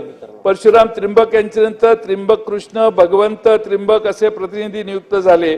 आणि अध्यक्ष महोदय, त्रिंबक कृष्ण यांना विटे येथील देशपांडेपणाचा हक्क मिळाल्याने ते विटे इथे येऊन राहिले, वाडा बांधला, कारभार केला. अध्यक्ष महोदय, फार हिस्ट्री मोठी आहे आणि म्हणून अध्यक्ष महोदय, मला हिंदू धर्माची देवस्थानाच्या जमिनी विकायचा उद्योग जो चालू आहे, मला अपेक्षा होती की काहीतरी थांबवण्याचं काम कराल.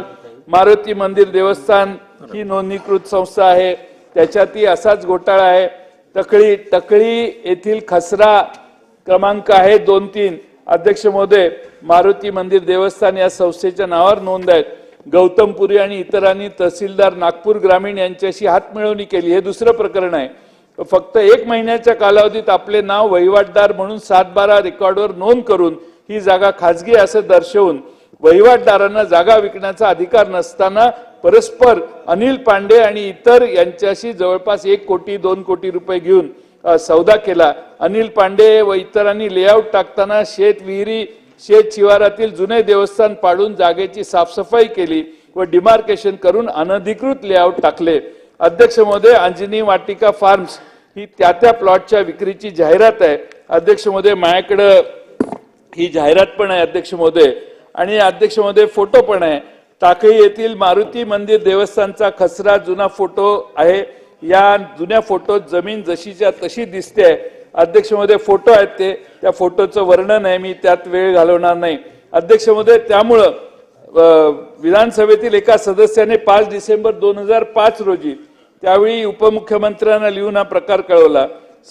त्यांचे खासगी सचिवांनी अप्रमाणे तपासणी करावी म्हणून कारवाई केली. अध्यक्ष महोदय, त्याच्यावर कोणतीही कारवाई अद्यापपर्यंत झालेली नाही.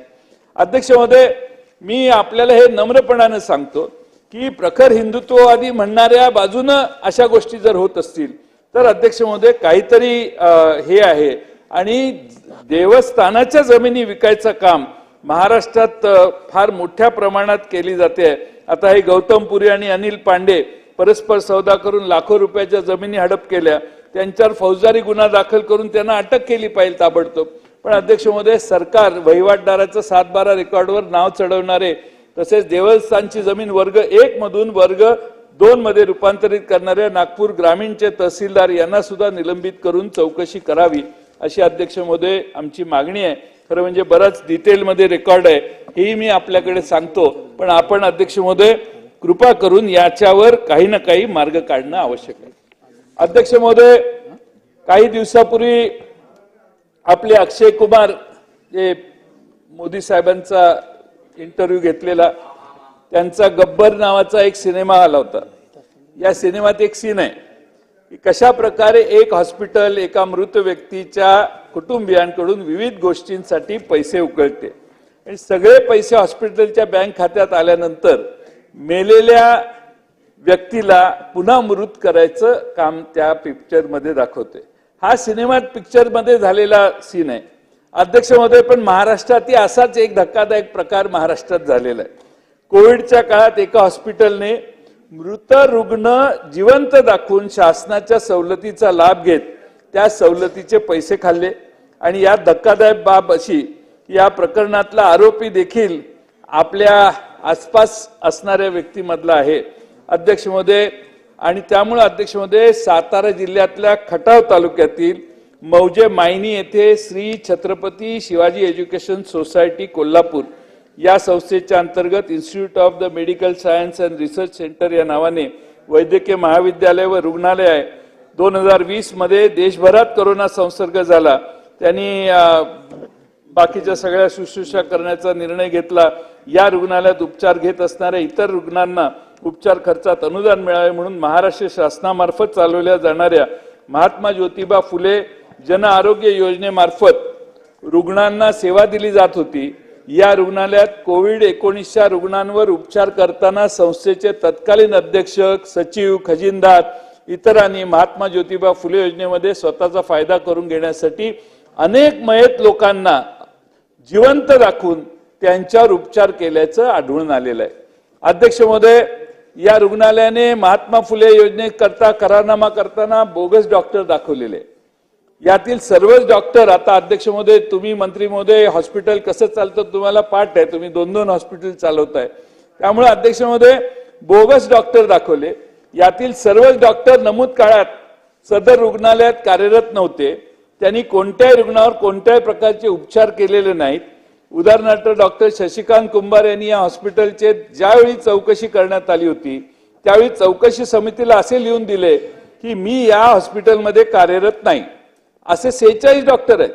रुग्णालयाच्या बॉडीने स्वतःच्या फायद्यासाठी सदर डॉक्टर्स रुग्णालयात उपचारासाठी नसतानाही डॉक्टरांची नावे दाखवली. सभागृहात माझ्याकडे यादी आहे, ती मी तुम्हाला दाखवू शकतो. माझ्याकडे यादीच आहे ती.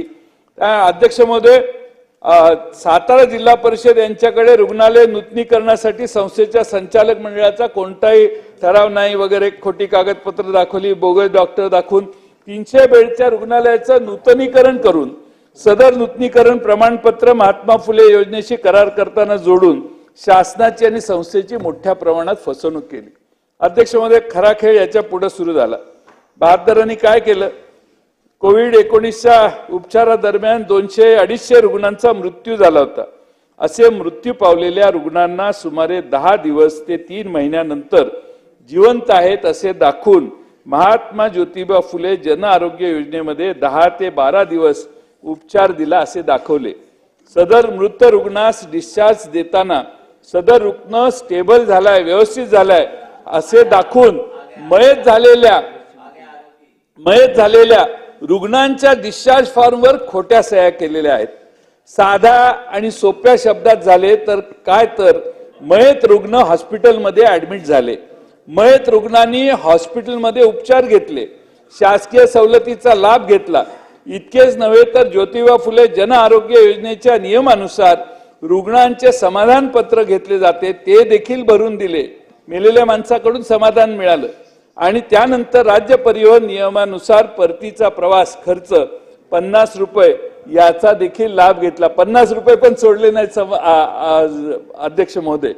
उदाहरणार्थ विलास दगडू चव्हाण 29 जून 2021 ला अनिल भाईदास पाटील त्यांना ते लक्ष एकटे आमचे मंत्री ऐकतायत, बाकीचे तर कोण नाही आहेत, मग तुम्ही बोलू नका. विलास दगडू चव्हाण 29 जून 2021 रोजी मृत्यू झाला. त्यांना 8 जुलै 2021 रोजी रुग्णालयात दाखल करण्यात आले. म्हणजेच मृत्यूनंतर 10 दिवसांनी त्याला हॉस्पिटलमध्ये ऍडमिट केला. त्यांच्यावर 10 दिवस उपचार करण्यात आले. त्याची तब्येत ठीक झाल्यावर 18 जुलै 2021 रोजी डिस्चार्ज देण्यात आला. या मयत रुग्णाने 26 जुलै 2021 रोजी महात्मा फुले ज्योतिराव फुले जन आरोग्य योजना अंतर्गत समाधान पत्र त्याने भरून दिले वारलेल्या माणसानं. तसेच त्याच दिवशी वाहतूक खर्चाची 50 रुपयाची पोच पावती देखील भरून दिली. म्हणजे ते घरी जाताना 50 रुपये देतात ना, ते मृत्यू प्रमाणपत्र, ऍडमिट कार्ड, डिस्चार्ज पेपर, समाधान पत्र, वाहतूक पोच पावती हे सगळं माझ्याकडे आहे अध्यक्ष महोदय. ह्याच्यात आहे मोठं भाड आहे. आणि त्यामुळे अध्यक्ष महोदय दुसरं उदाहरण, रुपाली मोहन गोडसे, वय वर्ष 40, या महिलेला 3 जून 21 रोजी मृत्यू झाला. 3 जून 21 रोजी रुग्णालयात दाखल करण्यात आले. म्हणजे ज्या दिवशी मृत्यू झाला त्या दिवशी ऍडमिट केलं. त्यांच्यावर 10 दिवस उपचार करण्यात आले. तब्येत ठीक झाल्यावर 13 जून 21 रोजी डिस्चार्ज देण्यात आला. या मयत रुग्णाने 25 जून 21 रोजी महात्मा फुले ज्योतिराव फुले जन आरोग्य योजना अंतर्गत समाधान पत्र दिले. तेच सगळं स्टोरी आहे. ही 2 उदाहरणं आहेत. अशी शेकडो उदाहरणं माझ्याकडे आहेत, 200 पेक्षा जास्त लोकांची. अध्यक्ष महोदय, चातुर्य बघा, माझ्याकडे काही फोटो पण आहेत. त्या फोटोमध्ये ते कसे झोपलेले आहेत, काय आहेत. त्यामुळे कोविड पॉझिटिव्ह झाला की ज्यांना ऑक्सिजनची गरज नाही अशा रुग्णांना सुद्धा जास्त रकमेचे पॅकेज मिळावे 40,000 रुपयाचं. म्हणून रुग्णांना डिस्चार्ज येतेवेळी आयसीयू बेडवरती झोपून व्हेंटिलेटर लावून फोटो काढले. आणि महात्मा ज्योतिराव फुले योजनेच्या पोर्टलवरती सदर फोटो खोटे आहेत हेही दिसतंय अपलोड केलेले. फोटो काढतेवेळी जिथं व्हेंटिलेटर जोडतात त्याच्या आजूबाजूला कोणताही ऑक्सिजनचा पॉईंट नाही. व्हेंटिलेटर ऑक्सिजनची मुख्य पाईप सदर व्हेंटिलेटरवरती अडकवून ठेवलेली आहे, ती कुठेही जोडलेली नाही. रुग्णांना फोटो काढण्यापुरते व्हेंटिलेटर जोडलेले असताना व्हेंटिलेटर डिस्प्लेमध्ये रुग्णाचे ऑक्सिजन लेवल 3, 5, 7, ऑक्सिजन लेवल 80, 90, 95 तर असली पाहिजे. 3, 5, 7, 11, 15, 18, 20 दिसते. व्हेंटिलेटरवर असलेल्या रुग्णास साधा सलाईन पण लावलेला नाही, नुसताच झोपलेला आहे आणि पाईपलाईन त्याला जोडलेली आहे. आणि त्यामुळे अध्यक्ष महोदय हे प्रकरण फार गंभीर आहे. 7 व्हेंटिलेटर हॉस्पिटलमध्ये उपलब्ध होते. 10 दिवसामध्ये तसे 7च रुग्ण त्याच्यावर उपचार घेत होते. पण अध्यक्ष महोदय त्या 7 व्हेंटिलेटरच्या जास्तीत जास्त म्हणजे 21 ते 30 रुग्ण वापरू शकत होते. पण अध्यक्ष महोदय व्हेंटिलेटरला 40,000चे पॅकेज असल्याने 150-200 रुग्णांनी त्याचा वापर केला असं दाखवून पैसे उकडले. अध्यक्ष महोदय त्यावेळी आरोग्यमंत्री टोपे साहेब होते. त्यांनी गंभीर दखल घेतली. त्याची चौकशी, गैरकारभारावर चौकशी समिती नेमली. 1 जुलै 21 रोजी रुग्णालयाला भेट देऊन समितीने आपला अहवाल 7 जुलै 21 रोजी सादर केला. त्यामध्ये एबीजी मशीनवरती रुग्ण तपासल्याबाबत एकही नोंद आढळून आली नाही. तसेच अन्य गैरप्रकाराचा उल्लेख करण्यात येऊन गैरव्यवहार, भ्रष्टाचार, फसवणुकीचे गुन्हे दाखल करावेत असा अहवाल दिलाय. अहवालाच्या अनुषंगाने शासनाने 3 ऑगस्ट 2021 रोजी महात्मा फुले योजनेतून सदर हॉस्पिटल कायमस्वरूपी निलंबित केले व मंजूर प्रस्तावाचे अनुदान बंद करून नवीन प्रस्ताव जमा करून घेऊ नये असा निर्णय देण्यात आला. शासनाने 12 ऑगस्ट 21 रोजी उपसंचालक आरोग्य सेवा पुणे यांच्या अध्यक्षतेखाली समिती स्थापन करून 17 ऑगस्ट 21 रोजी पुनश्च रुग्णालयाला भेट देऊन अहवाल सादर केला. त्यामध्ये 825 बनावट एबीजी रिपोर्ट 2,47,70,000 रुपयांचे बनवल्याचे निदर्शनाला आले. सदर एबीजी रिपोर्ट डॉक्टर पाचकवडे ज्यांनी सन 15 रोजी संस्थेचा राजीनामा दिला होता त्यांच्या बनावट बोगस सह्याचे असल्याचे निष्पन्न झाले. डॉक्टर कुंभार यांनी सदर रुग्णालयात आपण कार्यरत नसून आपली खोटी सही, बनावट शिक्का वापरला असंच लिहून दिलं. प्रयोगशाळा बंद असल्याचे, डॉक्टर इतर तांत्रिक कर्मचारी उपलब्ध नसल्याचे, कोणताही रुग्ण नसल्याचे नमूद करून संस्थेची फसवणूक केली, शासनाची फसवणूक केली. अध्यक्ष महोदय इथपर्यंत हे थांबत नाहीत. अध्यक्ष महोदय या निमित्ताने यांची मुदत संपलेली असताना संस्थेचे अध्यक्ष सचिव यांच्या सहीचे बँक ऑफ इंडिया शाखा दहिवडीचे नवीन खाते उघडलं. खाते नंबर आहे. नंतर आमचे महाविकास आघाडीचे सरकार गेल्यावर मग राजकीय दबाव आला. शासनाने ते सगळं थांबवलं. 67,62,000 रुपयाचं अनुदान त्या खात्यात वर्ग करून रक्कम परस्पर काढून घेण्यात आली. मैताच्या ताळूवरचे लोणी खायचा प्रकार काय असतो हे या उदाहरणातून दिसतंय. अध्यक्ष महोदय, खरं म्हणजे मुख्यमंत्री महोदयांनी शपथ घेतल्यानंतर दुसऱ्याच दिवशी अशी घोषणा केली होती की हे सरकार राज्यातील गोरगरिबांसाठी, मोलमजुरांसाठी, कष्टकरी शेतकऱ्यांसाठी, महिला भगिनींसाठी काम करेल. हे सगळे राहिलं बाजूलाच, पण आपलं सरकार इतकं गतिमान आहे की त्यांनी मृत व्यक्तींचे देखील उपचार करण्याचे व त्यांना बरे करण्याचे कौशल्य साधलेले आहेत. अध्यक्ष महोदय, हे सरकार सध्या कौशल्य विकासावर जास्त भर देत आहे. माझी मुख्यमंत्री महोदयांना विनंती आहे की कौशल्य विकासासाठी एखादी समिती नेमावी आणि त्या समितीवर मृत व्यक्तीवर उपचार करण्याचे कौशल्य असलेल्या तुमच्या या सहकार्याला त्याचा अध्यक्ष म्हणून कमिटीला नेमा. अध्यक्ष महोदय, हा प्रकार अतिशय गंभीर आहे. मृत व्यक्तीच्या नावानं पैसे खाल्ले जातात आणि सरकार त्याकडे टाळत नाही. का नाही? तर तुमच्या सत्तारूढ पक्षाचा सदस्य आहे, तुमच्या पक्षाला भारतीय जनता पक्षाचा सदस्य आहे, त्यामुळं त्या व्यक्तीला आधार सपोर्ट करण्याचं काम अध्यक्ष महोदय देतोय.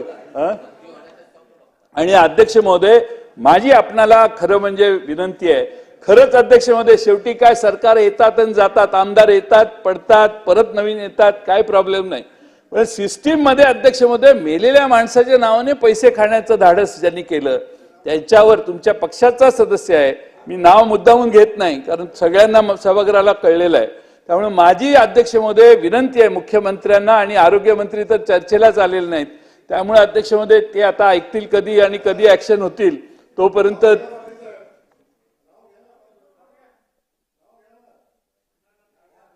असं आहे. अध्यक्ष महोदय, चांगल्या माणसांचं, चांगलं काम करणाऱ्या माणसाचं नाव घ्यायचं असतं.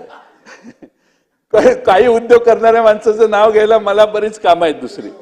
आणि अध्यक्ष महोदय, त्यामुळे माझी आपल्याला विनंती अध्यक्ष महोदय की अध्यक्ष महोदय, मुख्यमंत्र्यांनी आणि आरोग्यमंत्र्यांनी तात्काळ यांच्यावर ऍक्शन करावी. आणि तुमचा फारच आग्रह असेल तर या गोरे साहेबांनीच हा उद्योग केलाय, त्यांच्यावर लवकरात लवकर ऍक्शन करावी अशी आमची विनंती आहे.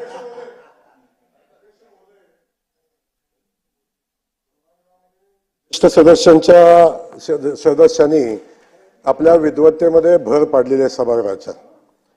माझी विनंती सभागृहाच्या माध्यमातून मंत्री महोदयांना आहे, चौकशी समितीचा अध्यक्षच त्यांना नेमा, चौकशी त्यांच्या अध्यक्षतेखाली होऊ द्या.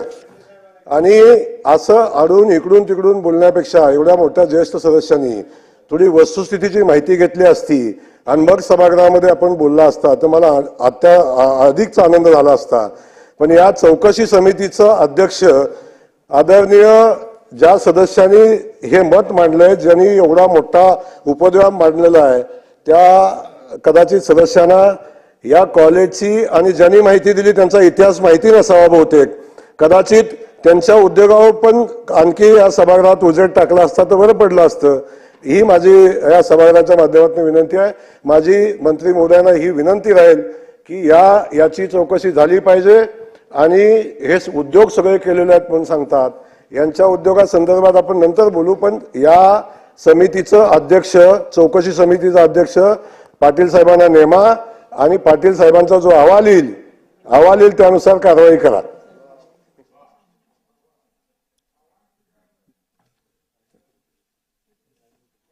संजय रायमुरकर साहेब. महोदय, अर्थसंकल्पाच्या अनुदानाच्या मागण्यावरती माझ्या मतदारसंघातील अत्यंत महत्त्वाच्या विषयावरती मी शासनाचं लक्ष या ठिकाणी वेधू इच्छितो. मेहकर शहर आणि ग्रामीण भागातील बऱ्याच ठिकाणी महसूल विभाग असेल, फॉरेस्ट विभाग असेल, ई क्लास असेल, एफ क्लास असेल, अशा जमिनीवरती बऱ्याच ग्रामीण भागातील गावाला लागून असलेले हे ई क्लास एफ क्लासच्या जमिनी, त्याच्यामध्ये आणि शासनाच्या अनेक योजना, वैयक्तिक लाभाच्या घरकुल असेल, शासनाच्या इतर बांधकामं असतील, हे बांधकामं करत असताना एकीकडे ते कामं मंजूर होतात, घरकुल मंजूर होतात आणि पर्यायानं जे काही लाभार्थी असतील त्यांना स्वतःच्या जागा उपलब्ध नसतात. आणि पर्यायानं जे काही घरं मंजूर झाले ते घरं त्यांना जागा देत असताना शासनाने जरी त्यांना जे काही अतिक्रमण असेल ते रेग्युलर करण्यासाठीचा GR काढला असेल, परंतु इतर स्थानिक अधिकारी त्याच्यामध्ये त्रुट्या काढून ते कामं मंजूर होत नाही. ते पर्यायानं त्या लोकांना, ज्या लाभार्थ्याला ज्या योजनेचा लाभ भेटायला पाहिजे, घरकुल भेटायला पाहिजेत, ते घरकुल करण्यामध्ये अडचणी निर्माण होतात. आणि त्याचसोबत बऱ्याच ठिकाणी बऱ्याच व्यक्तीला, बऱ्याच शेतकऱ्याला किंवा बऱ्याच आपल्या अतिक्रमणधारकाला आपण भाडेपट्टे देतो. पर्यायानं जे काही भाडेपट्टे 1 हेक्टरचा असेल तो 2-4 हेक्टरवर अतिक्रमण करतो, त्यासोबत बऱ्याच लोकांना त्यामध्ये सामाजिक वातावरण त्या गावामधलं खराब होतं. पण कुठंतरी हे थांबवण्याच्या दृष्टीनं जे काही शासनाचे जी असतील त्या GR प्रमाणे किंवा जे काही त्याला भाडेपट्टी दिले ते भाडेपट्टे नियमानुसार जेवढा दिला तेवढाच त्याच्या ताब्यामध्ये असला पाहिजेत. आणि इतर काही करत असेल तर स्थानिक तलाठी असेल, तिथले नायब तहसीलदार असतील, तहसीलदार असतील, SDO असतील, अशा अधिकचं जर अतिक्रमण त्या ठिकाणी होत असेल तर त्या लोकांना कुठेतरी अडकाव करणं आणि जास्तीचं अतिक्रमण त्या ठिकाणी होणार नाही. आणि जे काही आपण लाभाच्या योजना राबवण्यासाठी जे काही आपले लाभार्थी आहेत गावातले घरकुलाचे त्या लोकांना ताबडतोब जी काही त्याचं घरकुल मंजूर झालं असेल तशा प्रकारच्या जागा उपलब्ध करून देणं आणि त्याला घर देणं ही शासनाची जबाबदारी. या माध्यमातून शासनाने याच्यावरती ठोस असा निर्णय घेऊन याच्यामध्ये कारवाई करावी अशी मी या चर्चेच्या माध्यमातून या ठिकाणी विनंती करतो. त्यासोबत जे काही अतिक्रमण केलं जातं, जे काही आपल्या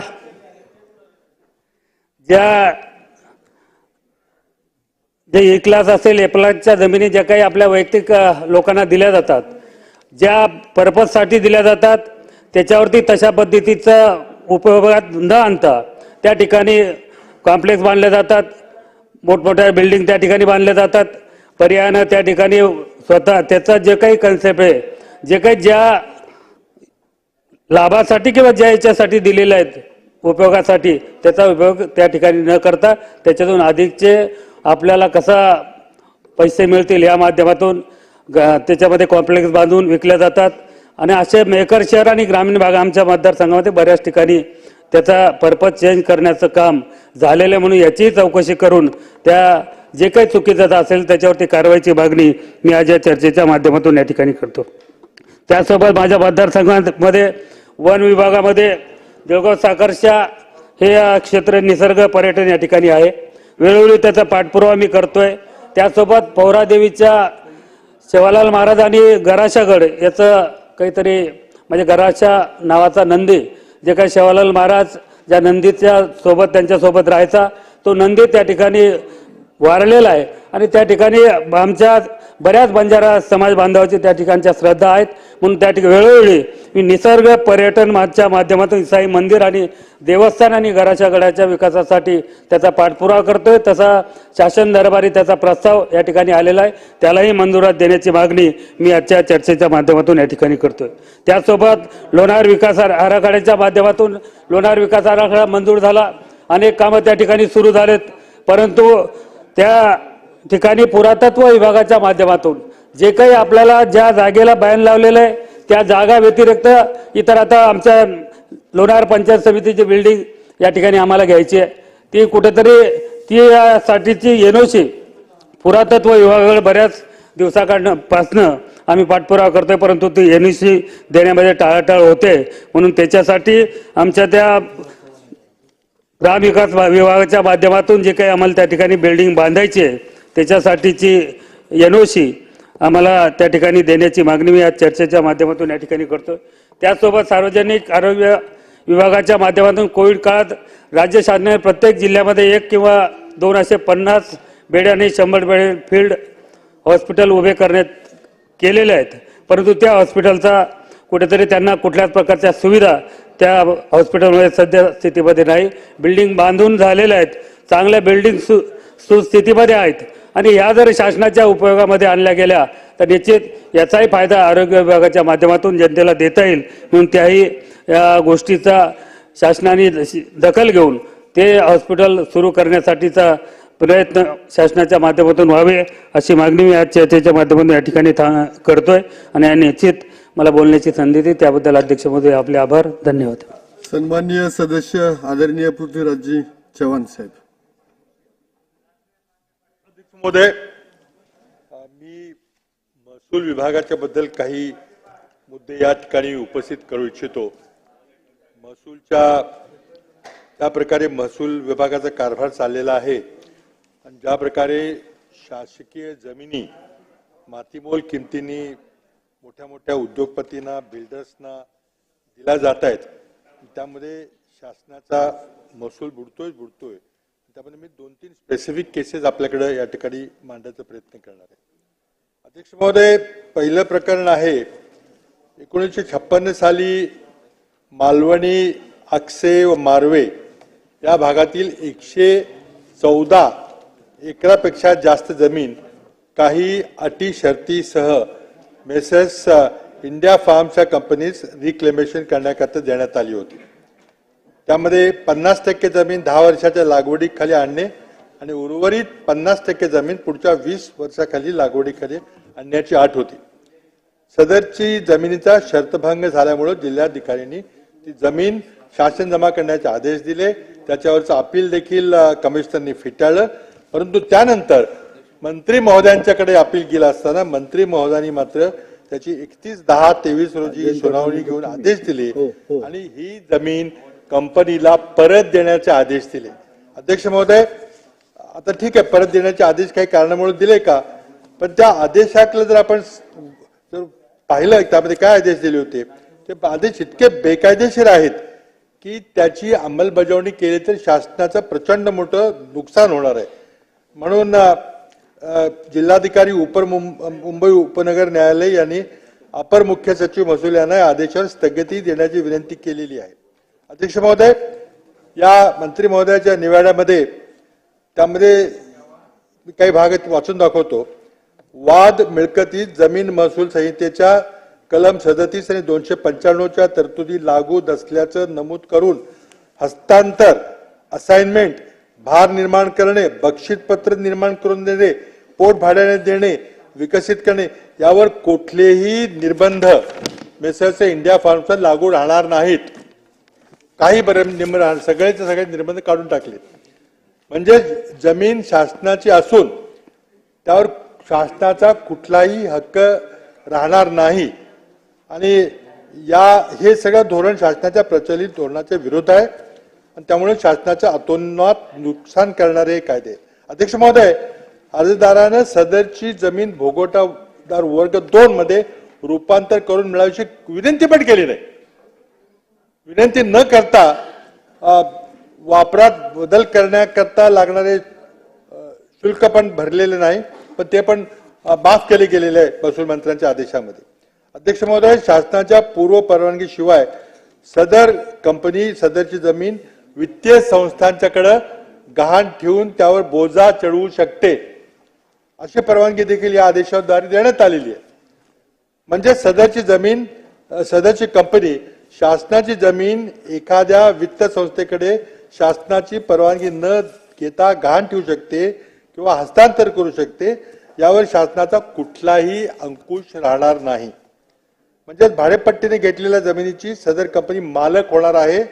अध्यक्ष महोदय, नमूद करण्यासारखी बाब आहे की या आदेशात असे म्हणण्यात आलेले आहे की प्रस्तुत प्रकरणाची पार्श्वभूमी व उपलब्ध अभिलेख विचारात घेऊन सदरचा न्याय निर्णय पारित केला असल्याचे सदरचा न्याय निर्णय अन्य प्रकरणामध्ये पूर्व उदाहरण ग्रह समजण्यात येऊ नये.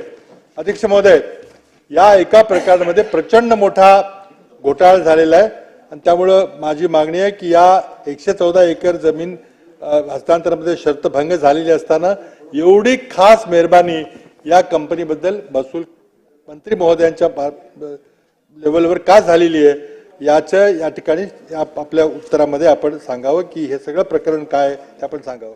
अध्यक्ष महोदय, दुसरं महत्वाचं प्रकरण, मी फक्त 2च प्रकरण घेणार आहे की महत्वाचं प्रकरण सभागृहामध्ये खूप चर्चा झालेली आहे. अध्यक्ष महोदय, ते म्हणजे धारावी रिडेव्हलपमेंट प्रोजेक्ट आहे. त्यामध्ये खूप मोठा विषय आहे, खूप मोठा स्कॅम आहे हा.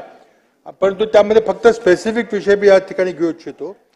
या जमिनीमध्ये आपण जी कुर्ल्याची आपल्या जी दूधशाळेची जी जमीन हस्तांतरित केलेली आहे ती जमीन मूळ टेंडर डॉक्युमेंटमध्ये भरली होती का, ती जर नसती तर आता नवीन तुम्ही ही जमीन देताय आणि त्यामध्ये फक्त 25% रेडी रेकनरच्या किमतीने देताय. आता ही जर शर्त मूळ टेंडरमध्ये असते तर आणखी कोणीतरी त्यामध्ये टेंडर भरला असतं. मूळ टेंडर शर्तीमध्ये बदल करून ही मेहरबानी धारावी रिडेव्हलपमेंट प्रोजेक्टमध्ये करण्यात आलेली आहे आणि मूळ धारावी रिडेव्हलपमेंट प्रोजेक्टमध्ये कुठल्या जमिनी होत्या तेही काही माहिती नाही. सॉल्ट पॅन्ट लँड आहे का, मुलुंडची लँड आहे का, देवनारची लँड आहे का, हा इतका मोठा विषय आहे. अध्यक्ष महोदय, या ठिकाणी मी या ठिकाणी वर्षाताई जेव्हा सभागृहात होत्या त्यांनी खूप आवर्जून हा विषय मांडला होता. आता लोकसभेमध्ये देखील हा विषय मांडतात. आणि अर्थातच अध्यक्ष महोदय, या प्रकल्पाची पूर्ण चौकशी झाली पाहिजे. माझी शासनाकडे मागणी आहे की यामध्ये किती महसूल बुडलेला आहे आणि त्यामध्ये या संबंध धारावी रिडेव्हलपमेंट प्रोजेक्टची श्वेतपत्रिका आपण काढा. अन्यथा जेव्हा ऑक्टोबरमध्ये सरकारमध्ये बदल होईल तेव्हा सर्व प्रकरणाची चौकशी करून कोण कोण यामध्ये दोषी आहे त्यांच्या विरुद्ध कारवाई करण्यात येईल. सगळे प्रकल्प हा रद्द करण्यात येईल. अध्यक्ष महोदय, मला 2 मुद्दे मांडायचे. धन्यवाद.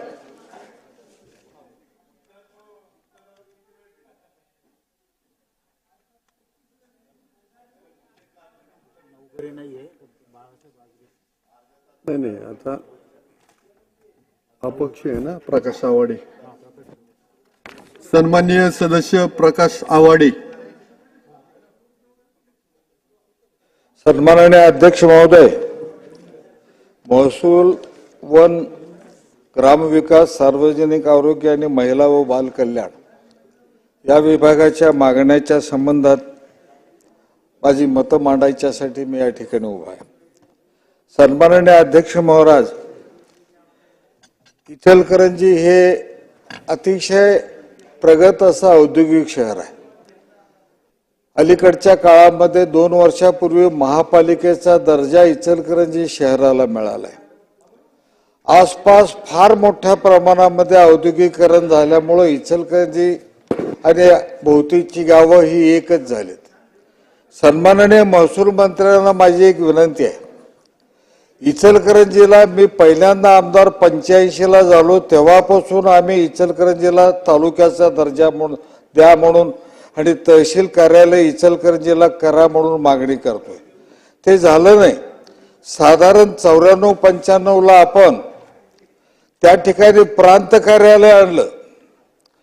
त्याच्यानंतर परत आम्ही ते प्रांत कार्यालय झालं, पण आमच्याकडे तहसील कार्यालय नाही, पूर्ण तहसीलदार नाही. तो आम्हाला पाहिजे म्हणून आम्ही आता गेली 28 वर्ष सलग मागणी करतोय, पण अजूनही होत नाही. साहेब, 2-3 वेळा कॅबिनेटला आमच्या पालकमंत्र्यांनी नेला. त्या पालकमंत्र्यांनी नेला इचलकरंजीचा आणि केलं सांगली जिल्ह्यात एक नवीन तालुका जन्माला आला. असं वेगवेगळ्या प्रकाराने वेगवेगळ्या पद्धतीनं आमचं तिथपर्यंत जातंय, तिथे गेल्यानंतर आणि बदलतंय किंवा थांबतंय. आमची विनंती आहे, फार मोठी अपेक्षा आहे लोकांची. आता हे शेवटचं अधिवेशन आहे, याच्यानंतर निवडणुकाच आहेत. माझी विनंती आहे की कुठल्याही परिस्थितीत आज आपल्या उत्तरामध्ये इचलकरंजी महापालिका आहे, प्रांत कार्यालय आहे, प्रांत तिथं बसतात, पण तहसीलदार नाहीत. ऍडिशनल तहसीलदार फार दंगा केल्यानंतर मध्ये दिला. साहेब, त्याला फिरायला गाडी नाही, बसायला फर्निचर नव्हतं, आम्ही दिले फर्निचर सगळ्यांनी. त्या ठिकाणी तहसीलदारला बसायला गाडी नाही, तिथे त्याचं फर्निचर नव्हतं, आजही नाही, स्टाफ नाही, फक्त एक ऍडिशनल तहसीलदार आणि एक क्लार्क आहेत तिथं. साहेब, तहसीलदारला कुठं जर जायचं झालं तर रस्त्यावर मोटरसायकल दाबवतात, कुणाच तर त्याच्या मागे बसून जातात. ही अवस्था आहे. माझी महसूल मंत्र्यांना विनंती आहे की तिथं पूर्ण फुल फ्लेज तहसील कार्यालय व्हावं आणि तालुका जाहीर व्हावा. साहेब, कबनूर हे गाव इचलकरंजीला लागून असलेलं 70,000 लोकसंख्येचं गाव आहे, ग्रामपंचायत आहे. दादा, 70,000ची ग्रामपंचायत एक ग्रामसेवक चालवू शकतो का? माझे उपमुख्यमंत्र्यांना माझं विचारणं आहे, दादा, 70,000ची लोकसंख्या एक ग्रामसेवक चालवतो, काय चालवत असेल, तिथं काय कारभार होत असेल? 50,000 लोकसंख्या झाली की नगर परिषद करा असा कायदा आहे. आपण त्या पद्धतीने निर्णय घेतोय. आम्ही मागणी करून करून सुद्धा तिथं 70,000 लोकसंख्येचं गाव नगर परिषद का होत नाही? ते त्वरित नगर परिषद करावं अशा पद्धतीची विनंती आमची आपल्याला आहे. साहेब, त्याच ठिकाणी कबनूर हे 70,000 लोकसंख्येचं गाव आहे आणि त्याला लागून आणखी एक पुढे एक 5-7 किलोमीटरवर एक 10,000 लोकसंख्येचं साजनी म्हणून गाव आहे. त्या साजनीला प्राथमिक आरोग्य केंद्र आहे, पण कबनूरला नाही. ते 70,000 लोक तिथे जात आहेत त्या संस्थेला आरोग्यासाठी औषधोपचार घ्यायला. हा कारभार आहे. मी स्वतः तिथं बचत गट बांधलेलं होतं. ती इमारत रिकामी पडल्या, तिथं जागा आहे, इमारत आहे. आमदार फंडातनं 50 लाख रुपये मी दिले. तिथं शिफ्ट करा म्हणून सांगितलं, मागण्या केल्या, अजूनही शिफ्ट होत नाही. हे फार झालंय. लोकांना त्यांना योग्य पद्धतीनं सेवा आपण ज्या त्यावेळी जिथं तिथं देणं आवश्यक आहे ते देण्याचं काम आपण करावं, एवढी या निमित्तानं आपल्याला मी विनंती करतोय. साहेब, एवढी मोठी मोठी शहराजवळची गावं आहेत, इथं आमचे ग्रामविकास मंत्री गेले. दादा, आपल्याला विनंती आहे, शहराजवळच्या भोवतीच्या गावात झोपडपट्ट्या तयार होतात, फार मोठ्या प्रमाणात वाढ होते. शहरात जागा महाग आहेत म्हणून ते ग्रामपंचायतीच्या हद्दीत गरीब लोक घेतात, कामगार घेतात, तिथं घरं बांधतात. काय लेआउट नसतो, काही नसतो, काय नसतो. त्यांना प्यायला पाणी पाहिजे असतं, रस्ता पाहिजे असतो, गटर पाहिजे असतं. हे इन्फ्रास्ट्रक्चर ग्रामपंचायतीकडनं होत नाही. एक स्वतंत्र निधी दादा, जिथं मोठी शहर आहेत, औद्योगिक शहर आहेत, त्याच्या भोवतीच्या गावांच्यासाठी स्वतंत्र काय ना काय त्यांना इन्फ्रास्ट्रक्चर द्यायसाठी एक निधी उपलब्ध करून द्यावा, अशी माझी आपल्याला विनंती आहे. दादा, इचलकरंजीला शासकीय हॉस्पिटल आहे, ते होतं नगरपालिकेचं. 2016ला तुम्ही घेतलं, शासनाने घेतलं. 2016ला ज्यावेळी घेतलं त्यावेळी दरवर्षी 11 कोटी रुपये तुम्ही त्या हॉस्पिटलसाठी खर्च करायचे होते. आजपर्यंत काही केलं नाही.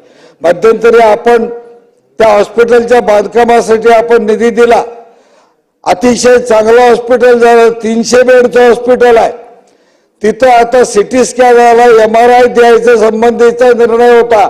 MRIचं मशीन तिथं अजूनही येत नाही. दादा, आता माझी विनंती आहे, निदान गोरगरिबांचं, कष्टकऱ्यांचं, कामगारांचं, झोपडपट्टीवासियांचं गाव आहे, तिथे MRI वगैरे चांगल्या सुविधा द्या. 147 लोकांचा स्टाफ 200 ते 300 बेड झाल्यानंतर आमच्या तिथं प्रलंबित आहे. चांगले डॉक्टर्स असतील, सिस्टर्स असतील, ब्रदर्स असतील, बाकीचा स्टाफ असेल, तो अजूनही भरत नाही. दादा, वर्ष 1.5 वर्ष झालं. हे केवळ नुसतं मंजूर म्हणून होत नाही, तिथं स्टाफ दिल्याशिवाय काय करणार आहे मी. त्यासाठी आपण तातडीनं त्याच्यासाठी आवश्यक अशा पद्धतीचा निर्णय घ्यावा. MRI मशीन ताबडतोबीनं पाठवावं, अशा पद्धतीची विनंती माझी आहे. दादा, मी परवा बोललो, त्याच्यामध्ये परत सांगतो, महिलांच्या साठी राज्य सरकारनं अतिशय उत्तम योजना काढल्या. पण पूर्वी सुरू असलेल्या योजना बंद करणं हे काय, त्याचं दुसरी बाजू सुद्धा पुढे यायला लागली, ते बरोबर नाही. महिला औद्योगिक विकास महामंडळाकडनं, माविमकडनं बचत गटाला कर्ज दिलंय. त्यांना 10 लाख रुपयेपर्यंतच्या कर्जाला त्याला व्याजाची सवलत मिळत होती, ती बंद झाली आहे. दादा, एका बाजूला नवीन योजना आणि दुसऱ्या बाजूला चांगल्या योजना बंद करणं हे योग्य नाही. हे मागं झालंय, म्हणजे 2-3 वर्षापूर्वीचं, आता झालं नाही. माझी विनंती आहे की ती व्याजाची सवलत परत चालू करा. महिलांच्या बचत गटाच्या मार्फत त्यांनी एखादा छोटा उद्योग सुरू केला की आपण एवढे वेगवेगळे नवीन मंडळ करतोय, त्यातल्या सगळ्यांना सरसकट 10,000ची व्याज आपण गव्हर्नमेंट भरतोय. आणि या महिलांच्या औद्योगिक संस्था त्यांनी काढल्या, तर त्यांना देत असलेले व्याजाची सवलत बंद करतोय. ते बरोबर नाही. त्यांना तातडीनं त्यांनाही आपण व्याजाची सवलत लागू करावी, एवढी विनंती करतोय. आणि आमचा तालुका जाहीर करा, स्वतंत्र मामलेदार द्या, एवढी विनंती करतोय. मी आता बोललेल्या मागणीचा विचार करून मान्य करावा, एवढं सांगून थांबतोय. सन्माननीय सदस्य बाळासाहेबजी आजबे. अध्यक्ष महोदय, मी अर्थसंकल्पीय चर्चेमध्ये चर्चा करत असताना महसूल विभाग, ग्रामविकास विभाग, सार्वजनिक बांधकाम विभाग, सार्वजनिक आरोग्य विभाग आणि महिला व बालविकास याच्यावर चर्चा करण्यासाठी या ठिकाणी उभा आहे. माझ्या मतदारसंघामध्ये महसूलकडच्या ज्या मागण्या आहेत, बरेचसे कर्मचारी त्या ठिकाणी रिक्त पद बरेचसे आहेत. मी बऱ्याच वेळेस त्याच्यामध्ये पत्र देऊनही ते पद भरले गेलेले नाहीत. 3 नायब तहसीलदारच्या जागा आष्टीमध्ये असताना सुद्धा एकच नायब तहसीलदार त्या ठिकाणी आहेत. मध्ये तहसीलदार रजेवर असताना एका नायब तहसीलदारावर ती संपूर्ण तहसील त्या ठिकाणी म्हणजे कामकाज त्या ठिकाणी चाललं होतं. वास्तविक पाहताना हे जर सगळी कर्मचारी भरणा जर केला तर लोकांच्या अडीअडचणी त्याच्यामध्ये सुटल्या जातील.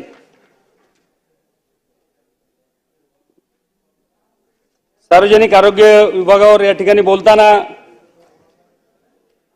2 PSCची मंजुरी माझ्या मतदारसंघामध्ये झाली आहे. त्याच्यामध्ये दौला वडगाव 3 PSC, दौला वडगाव, बिडसांगवी आणि मातोरी, तर ह्या तिन्ही PSCच्या जर त्यासाठी बांधकामासाठी जर निधी तिथं उपलब्ध करून दिला तर निश्चितप्रमाणे त्या भागातल्या लोकांची सोय त्या ठिकाणी होईल.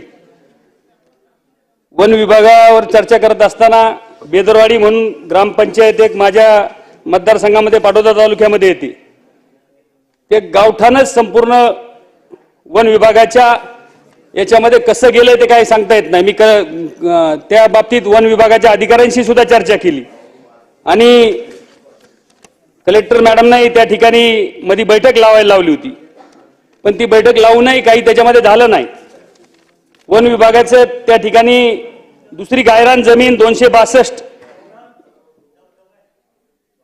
गट क्रमांक 262 मध्ये 91 हेक्टर क्षेत्र हे गायरान असून त्यातलं काही क्षेत्र वन विभागाला दिलं, कारण ते गाव पूर्वीपासून गाव तिथे आहे. पण गाव तिथं असताना त्या गावामध्ये आता पाईपलाईनचं काम बंद आहे, सगळे कामं त्या ठिकाणी बंद आहेत आणि त्या भागामध्ये लोकांना कुठलीही डेव्हलपमेंट करू दिली जात नाही.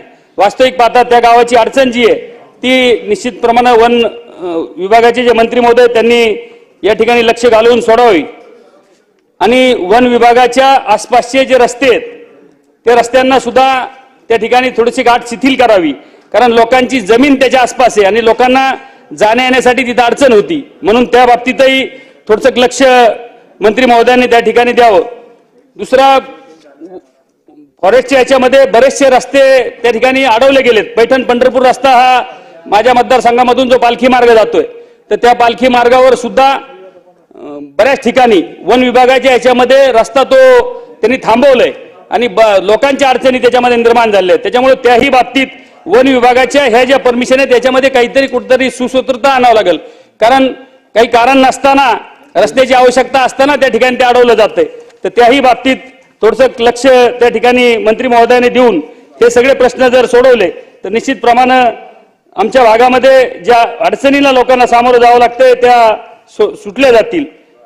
या ठिकाणी आपल्या आरोग्य मंत्र्यांचे मी आभार मानतो की त्यांनी आता या आष्टी उपजिल्हा रुग्णालयाची मंजुरी त्या ठिकाणी दिलेली आहे. कारण आष्टी हे नगरपासून जवळजवळ 60 किलोमीटर आणि बीड आम्हाला 100 किलोमीटर त्या ठिकाणाहून पडतं. शेवटच्या गावापासून बीड हे 150 किलोमीटर पडतं. म्हणून बीडला पेशंट जर न्यायचं म्हणलं तर मध्येच ऍक्सिडेंटचं पेशंट असेल किंवा इतर पेशंट असतील तर मध्ये बरेचसे पेशंट त्या ठिकाणी दगावतात. म्हणून आष्टी उपजिल्हा रुग्णालय जर ते मंजुरी त्याची झाली आहे, पण त्याचंही या बजेटमध्ये त्याला जर अर्थसहाय्य जर त्या ठिकाणी झालं तर निश्चितप्रमाणे लोकांना त्याच्यामध्ये मोठ्या प्रमाणात त्याच्यामध्ये दिलासा मिळेल. ह्या सगळ्या विभागाच्या बाबतीत जे विषय मी या ठिकाणी मांडले त्याबद्दल मंत्री महोदयांनी या ठिकाणी जातीने लक्ष त्या ठिकाणी द्यावं एवढी विनंती करतो आणि थांबतो. सन्माननीय सदस्य सुनीलजी प्रभू. सन्माननीय सदस्य सुनीलजी प्रभू. अध्यक्ष महोदय, मी बोलतो. अध्यक्ष महोदय,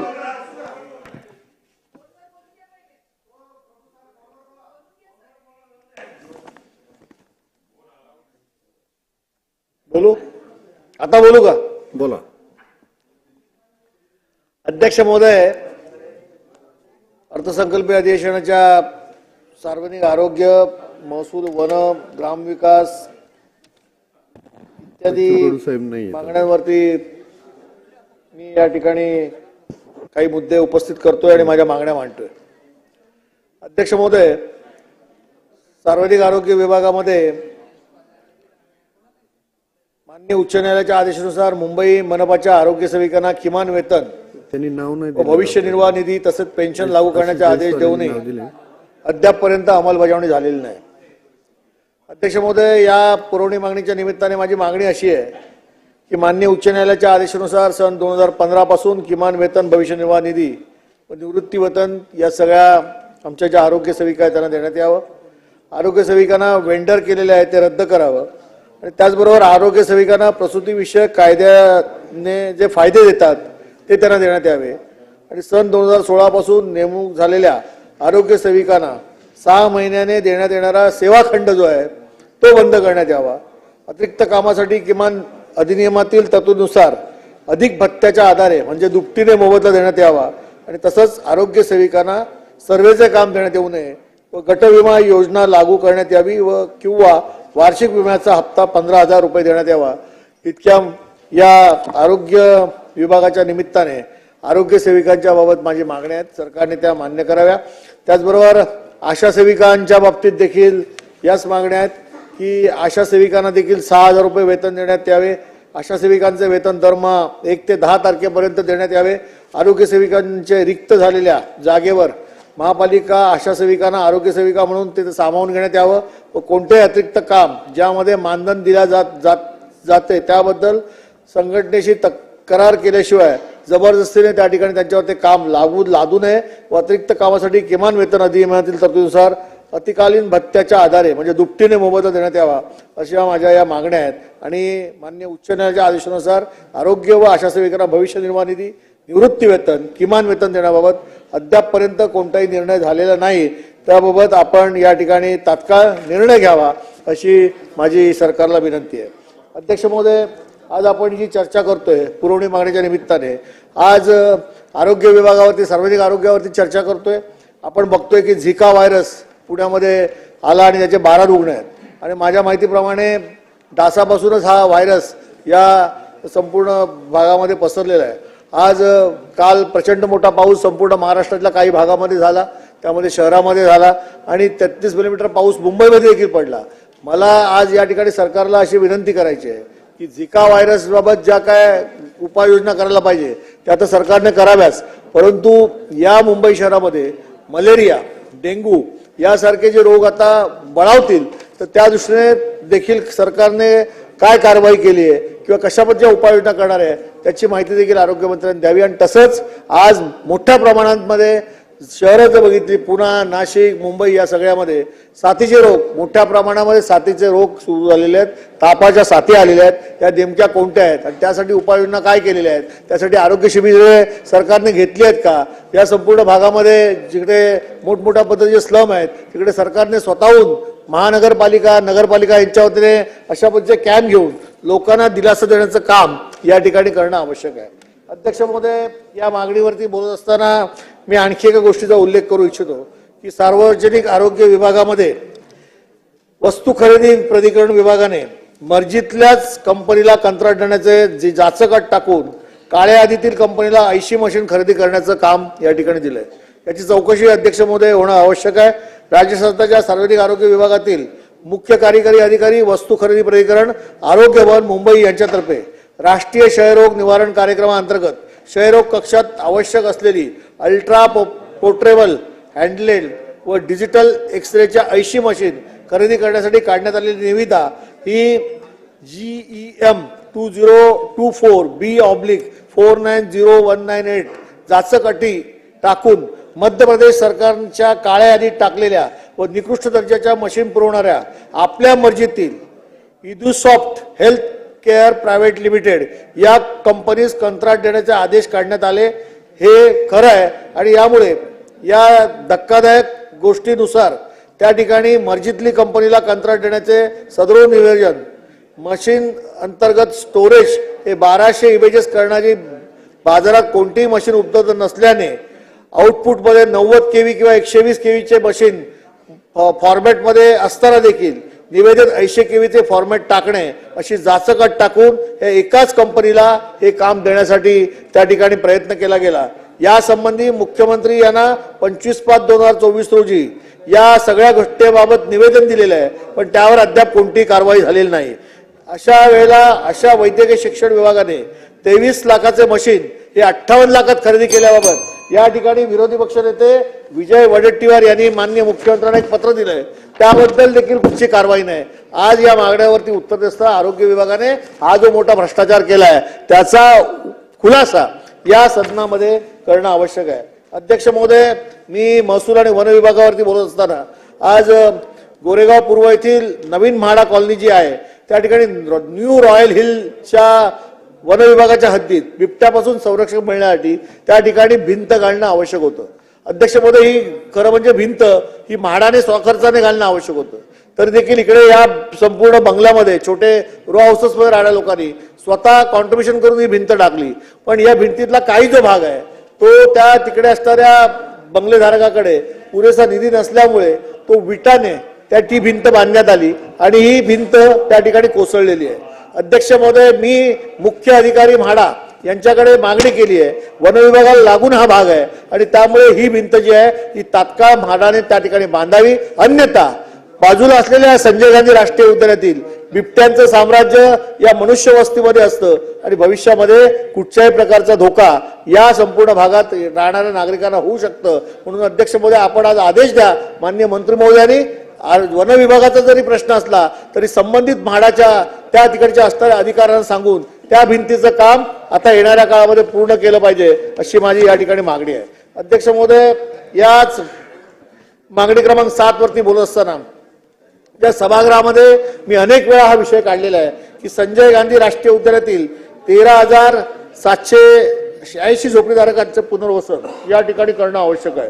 आणि त्याचबरोबर 2011च्या सेन्सस नुसार ज्यांना वास्तव्याचा अधिकार मिळाला असे जवळजवळ साधारण 15,000 झोपड्या म्हणजे एकंदर 25,000 झोपड्यांचं पुनर्वसन करण्यासाठी या संजय गांधी राष्ट्रीय उद्यानाच्या आजूबाजूला ज्या खाजगी जमिनी आहेत, शासनाच्या जमिनी आहेत, त्या शासनाने ताब्यात घेऊन त्या ठिकाणी या सरकारच्या वतीने ही घरं उपलब्ध करून या संजय गांधी राष्ट्रीय उद्यानातील झोपडपट्टी धारकांना कोर्टाच्या नियमानुसार ज्यांनी पैसे भरलेत आणि 2011च्या सेन्सस प्रमाणे ज्यांना वास्तव्याचा अधिकार मिळून त्या ठिकाणी त्यांचा अधिकार अबाधित आहे अशा लोकांना ही घरं देण्यासाठी सरकारने प्रयत्न करावे. माननीय मुख्यमंत्री आणि वनमंत्र्यांच्याकडे ही बैठक झालेली आहे, परंतु याबाबत सातत्याने पाठपुरावा करून या वन विभागातील ज्यांचा हक्क आहे मानवी हक्काप्रमाणे घरं मिळण्याचा अशा लोकांना आणि सुप्रीम कोर्टाने सांगितल्याप्रमाणे यांना घर देण्याची सरकारची दिरंगाई करते. त्यानुसार ही घरं लवकरात लवकर त्या ठिकाणी उपलब्ध करून द्यावीत अशी माझी विनंती आहे.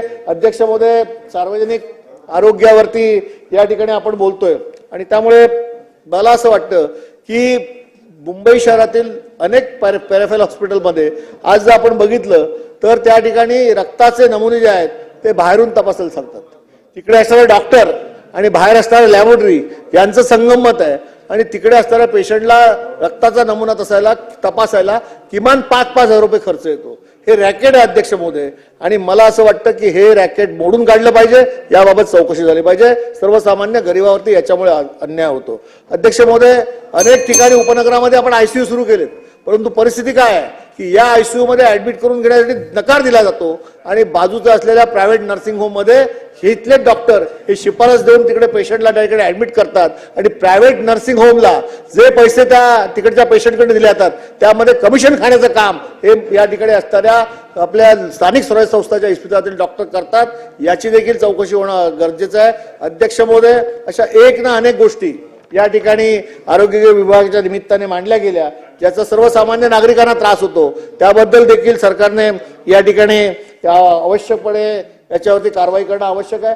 महसूल विभागावरती बोलत असताना मी या ठिकाणी एकच गोष्ट बोलतो की आपण लाडली बहीण योजना आणली, परंतु लाडली बहीण ही योजना आणताना ज्या काही त्रुटी आहेत त्याच्यामध्ये ऍपवरती जे स्लो पद्धतीने त्याप्रमाणे काम सुरू आहे त्यामुळे अनेक लोकांना अडचणी येत आहेत. आज लाडली बहीण आणल्यानंतर महिलांसाठी ज्या बाकी सगळ्या गोष्टी ज्या आहेत त्या सगळ्या योजना आपण बंद करणार का अशा पद्धतीची भीती आहे.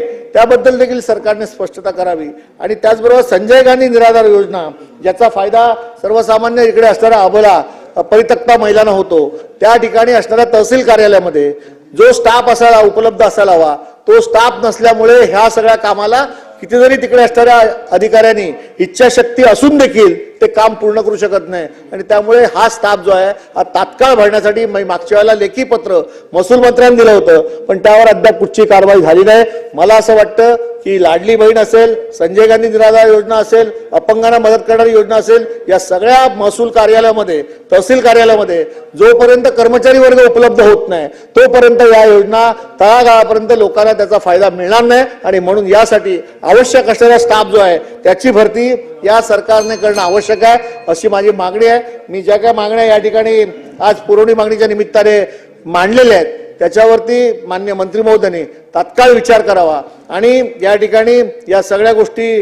त्याचं नियोजन करून ज्या गोष्टीकडे भ्रष्टाचाराचा उल्लेख केलाय त्याचं मात्र या ठिकाणी उत्तरामध्ये माननीय मंत्री महोदय याचं उत्तर द्यावं, जेणेकरून महाराष्ट्र जनतेला अपेक्षित आहे की या खात्यामध्ये सतत सातत्याने जो भ्रष्टाचार होतोय, एकाधिकारशाही चालू आहे आणि त्यांच्या मर्जीतल्या कंपन्यांना ठेका देण्यासाठी ज्या पद्धतीचं काम आरोग्य विभाग करतंय हे कुठेतरी हाणून पाडलं पाहिजे, या दृष्टीने देखील कार्यवाही व्हावी. सन्माननीय सदस्य बच्चू कडू. सन्माननीय सदस्य आशिष जयस्वाल. अध्यक्ष महोदय,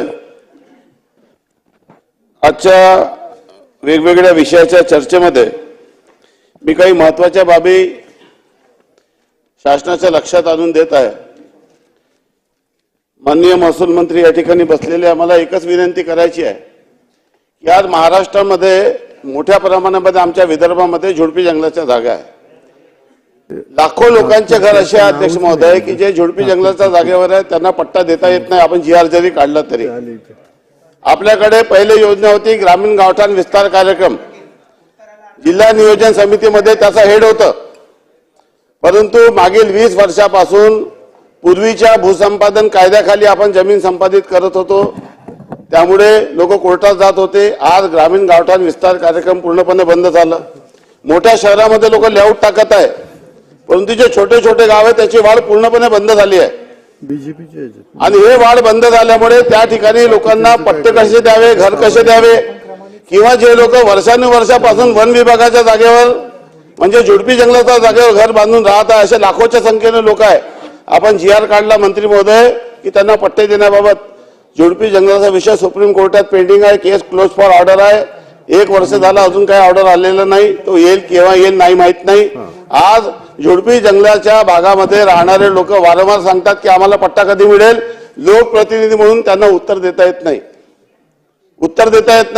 मग त्या आज घरकुलचा कोटा आमच्याकडे आहे, परंतु लाभार्थी आहे, परंतु आम्ही पूर्ण विदर्भाचे सर्व लोकप्रतिनिधी त्या लोकांना पट्टाही देऊ शकत नाही, प्लॅटही देऊ शकत नाही. त्यामुळे मी सरकारला एक विनंती केली होती, एक तर तुम्ही ग्रामीण गावठाण विस्तार कार्यक्रम परत सुरू करा. जे गरीब गरजू लोक आहेत त्यांना प्लॅट देणं सुरू करा.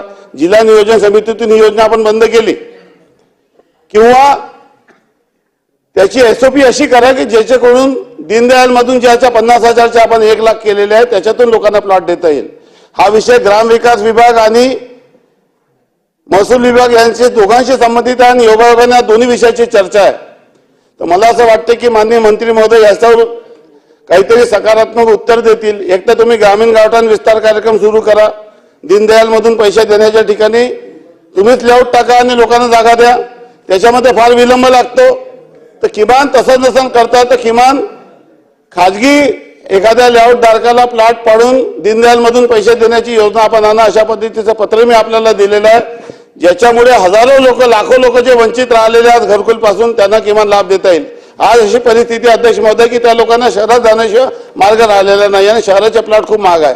दुसरा महत्वाचा विषय मला या संदर्भात सांगायचं आहे की आपण वाढूच्या संदर्भामध्ये अधिवेशनाच्या पहिल्या दिवशी मीटिंग घेतली, परंतु मी आपल्याला सांगतो माननीय मंत्री महोदय, हा आपला जो डिपार्टमेंट आहे ना, मी 6 मिटिंगा घेतल्या आपल्यासोबत. हे असंच फाईल फिरवत राहणार आहे आणि इलेक्शन पर्यंत काहीच करू देणार नाही. कारण याच्या मागे जो अर्थकारण आहे अध्यक्ष महोदय, हे आजही मी रोज पाहतो शेकडो ट्रक चालले. लिगली 9 तारखेपासून तुम्हाला रेती काढता येत नाही. काही माफिया इतकं मोठं झालेलं आहे. त्यामुळे आपण एक चांगला आपल्यासारखा प्रामाणिक मंत्री या खात्यामध्ये मी पाहिला नाही. मी मनापासून सांगतो, इतक्या मनापासून आपण निर्णय घेतला. आपण सांगितलं विभागाला की ट्रॅक्टर फ्री करून टाका, लोकांना देऊन टाका, नाहीतरी चोरी सुरा धंदा बंद झाला पाहिजे अवैध वसुलीचा. परंतु डिपार्टमेंट आणि तुमचा महसूल विभाग हा GR काढणार नाही. मी केंद्राची 20 मार्च 2020 ची नोटिफिकेशन दिली की ज्याच्यामध्ये एक्झम्पशन दिलेलं आहे. गावाच्या नागरिकांना ग्रामपंचायतीसाठी, नालीसाठी, रस्त्यासाठी, गावाच्या सामूहिक कामासाठी, घरकुलसाठी, व्यक्तिगत कामासाठी ईसीची गरज नाही आहे. हे डिपार्टमेंटने नाही सांगितलं, मी सांगितलं आपल्याला. आपण पत्र काढलं, GR काढलं, घरकुलच्या लाभार्थ्यांना 5 ब्रास रीती द्या असा आपण निर्णय केला. मी GR मध्ये शब्द टाकला की जो तहसीलदार घरकुलच्या लाभार्थ्याला वाढू देणार नाही, मोफत रॉयल्टी पास पोहोचून देणार नाही त्याच्या घरापर्यंत, त्याच्यावर आम्ही कारवाई करू. फक्त माझ्या मतदारसंघ सोडून महाराष्ट्रामध्ये 358 पैकी एकाही तालुक्यामध्ये घरकुलच्या लाभार्थ्याला फ्री रीती दिली नाही. याच्यापेक्षा मोठं दुर्दैव राहू शकत नाही. किती लोकांवर कारवाई करणार तुम्ही? त्यामुळे माझी विनंती, आपल्याला एकच विनंती राहणार आहे, जर आपण हा निर्णय करू शकणार नाही तर भविष्यात हा निर्णय कधीच होणार नाही. कारण की आपण प्रामाणिक आहे या विषयावर, आपली भूमिका प्रामाणिक आहे. परंतु सरकार हे मंत्री चालवतात. आपण डिपार्टमेंटला सांगा, एक लाईन मध्ये GR काढा आणि उद्या परवा GR काढून टाका. नाहीतर याचा अहवाल घ्यायचा आहे, याची समिती घ्यायची आहे, त्याचा आयुक्ताचा अहवाल घ्यायचा आहे, या कलेक्टर, त्यांना काहीच माहित राहत नाही. जे मी सांगून राहिलो ते सत्य आहे. मी आपल्याला विनंती करतो की आपण तात्काळ तो GR काढा आणि वाळू सर्व निर्बंध काढून टाका. जे ईसीच्या अटी आहे ते ईसीच्या अटी ठेवा लिलावासाठी, आणि सर्व रीतीघाट आता ग्रामपंचायतला देऊन टाका. नाममात्र रॉयल्टी करून टाका. सरकारला महसूलची चिंता नाही आहे, परंतु हा जो माफिया तयार झालेला आहे याला दुरुस्त करणं खूप आवश्यक आहे आणि तो आपण करावा अशी विनंती करतो. आता दुसऱ्या विषयावर बोलतो अध्यक्ष. मग 2 महत्वाचे विषय राहिलेले आहे. मी आपल्याला विनंती करतो दुसरं की मी एक विनंती केली होती, माननीय अजितदादा या ठिकाणी आहे, ते सुधीर भाऊला लक्षात आलं नाही. गावामध्ये आज पूर्ण आमच्या विदर्भामध्ये वन्य प्राण्यांमुळे खूप हैदोस घातलेला आहे. माझी एक विनंती आहे, जसं आपण सततचा पाऊस याला नैसर्गिक आपत्ती केली ना, तसंच आपण वन्य प्राण्यांचा गावात प्रवेश याला नैसर्गिक आपत्ती करून टाका. काय होतं, जेव्हा डिझास्टर मॅनेजमेंटचे जे पैसे आपल्याला केंद्राकडून आलेले आहे त्याच्यावर 2 पद्धतीचा खर्च, एक तर नुकसान भरपाई आहे आणि दुसरं प्रोटेक्शन. हे जे आम्हाला चॅनेलिंग फेन्सिंग करायचं आहे किंवा प्रोटेक्शन करायचं आहे याच्यासाठी आम्हाला निधी नाही, आम्हाला तो निधी वापरता येईल. म्हणून माझी माननीय उपमुख्यमंत्री महोदयाला विनंती आहे की आपण नैसर्गिक आपत्तीमध्ये वन्य प्राण्यांचा, वाघाचा गावात प्रवेश किंवा वन्य प्राण्यांचा हैदोस याला नैसर्गिक आपत्ती, कारण की नुकसान भरपाई किती दिली तरी सरकारची तिजोरी खाली होऊन जाईल, शेतकऱ्यांचं नुकसान भरून निघणार नाही. हा निर्णय करणं खूप आवश्यक आहे. दुसरा आणि तिसरा महत्वाचा विषय अध्यक्ष महोदय, जे या पूर्ण अधिवेशनातून सुटून गेलेला आहे तो म्हणजे ग्राम विकास विभाग.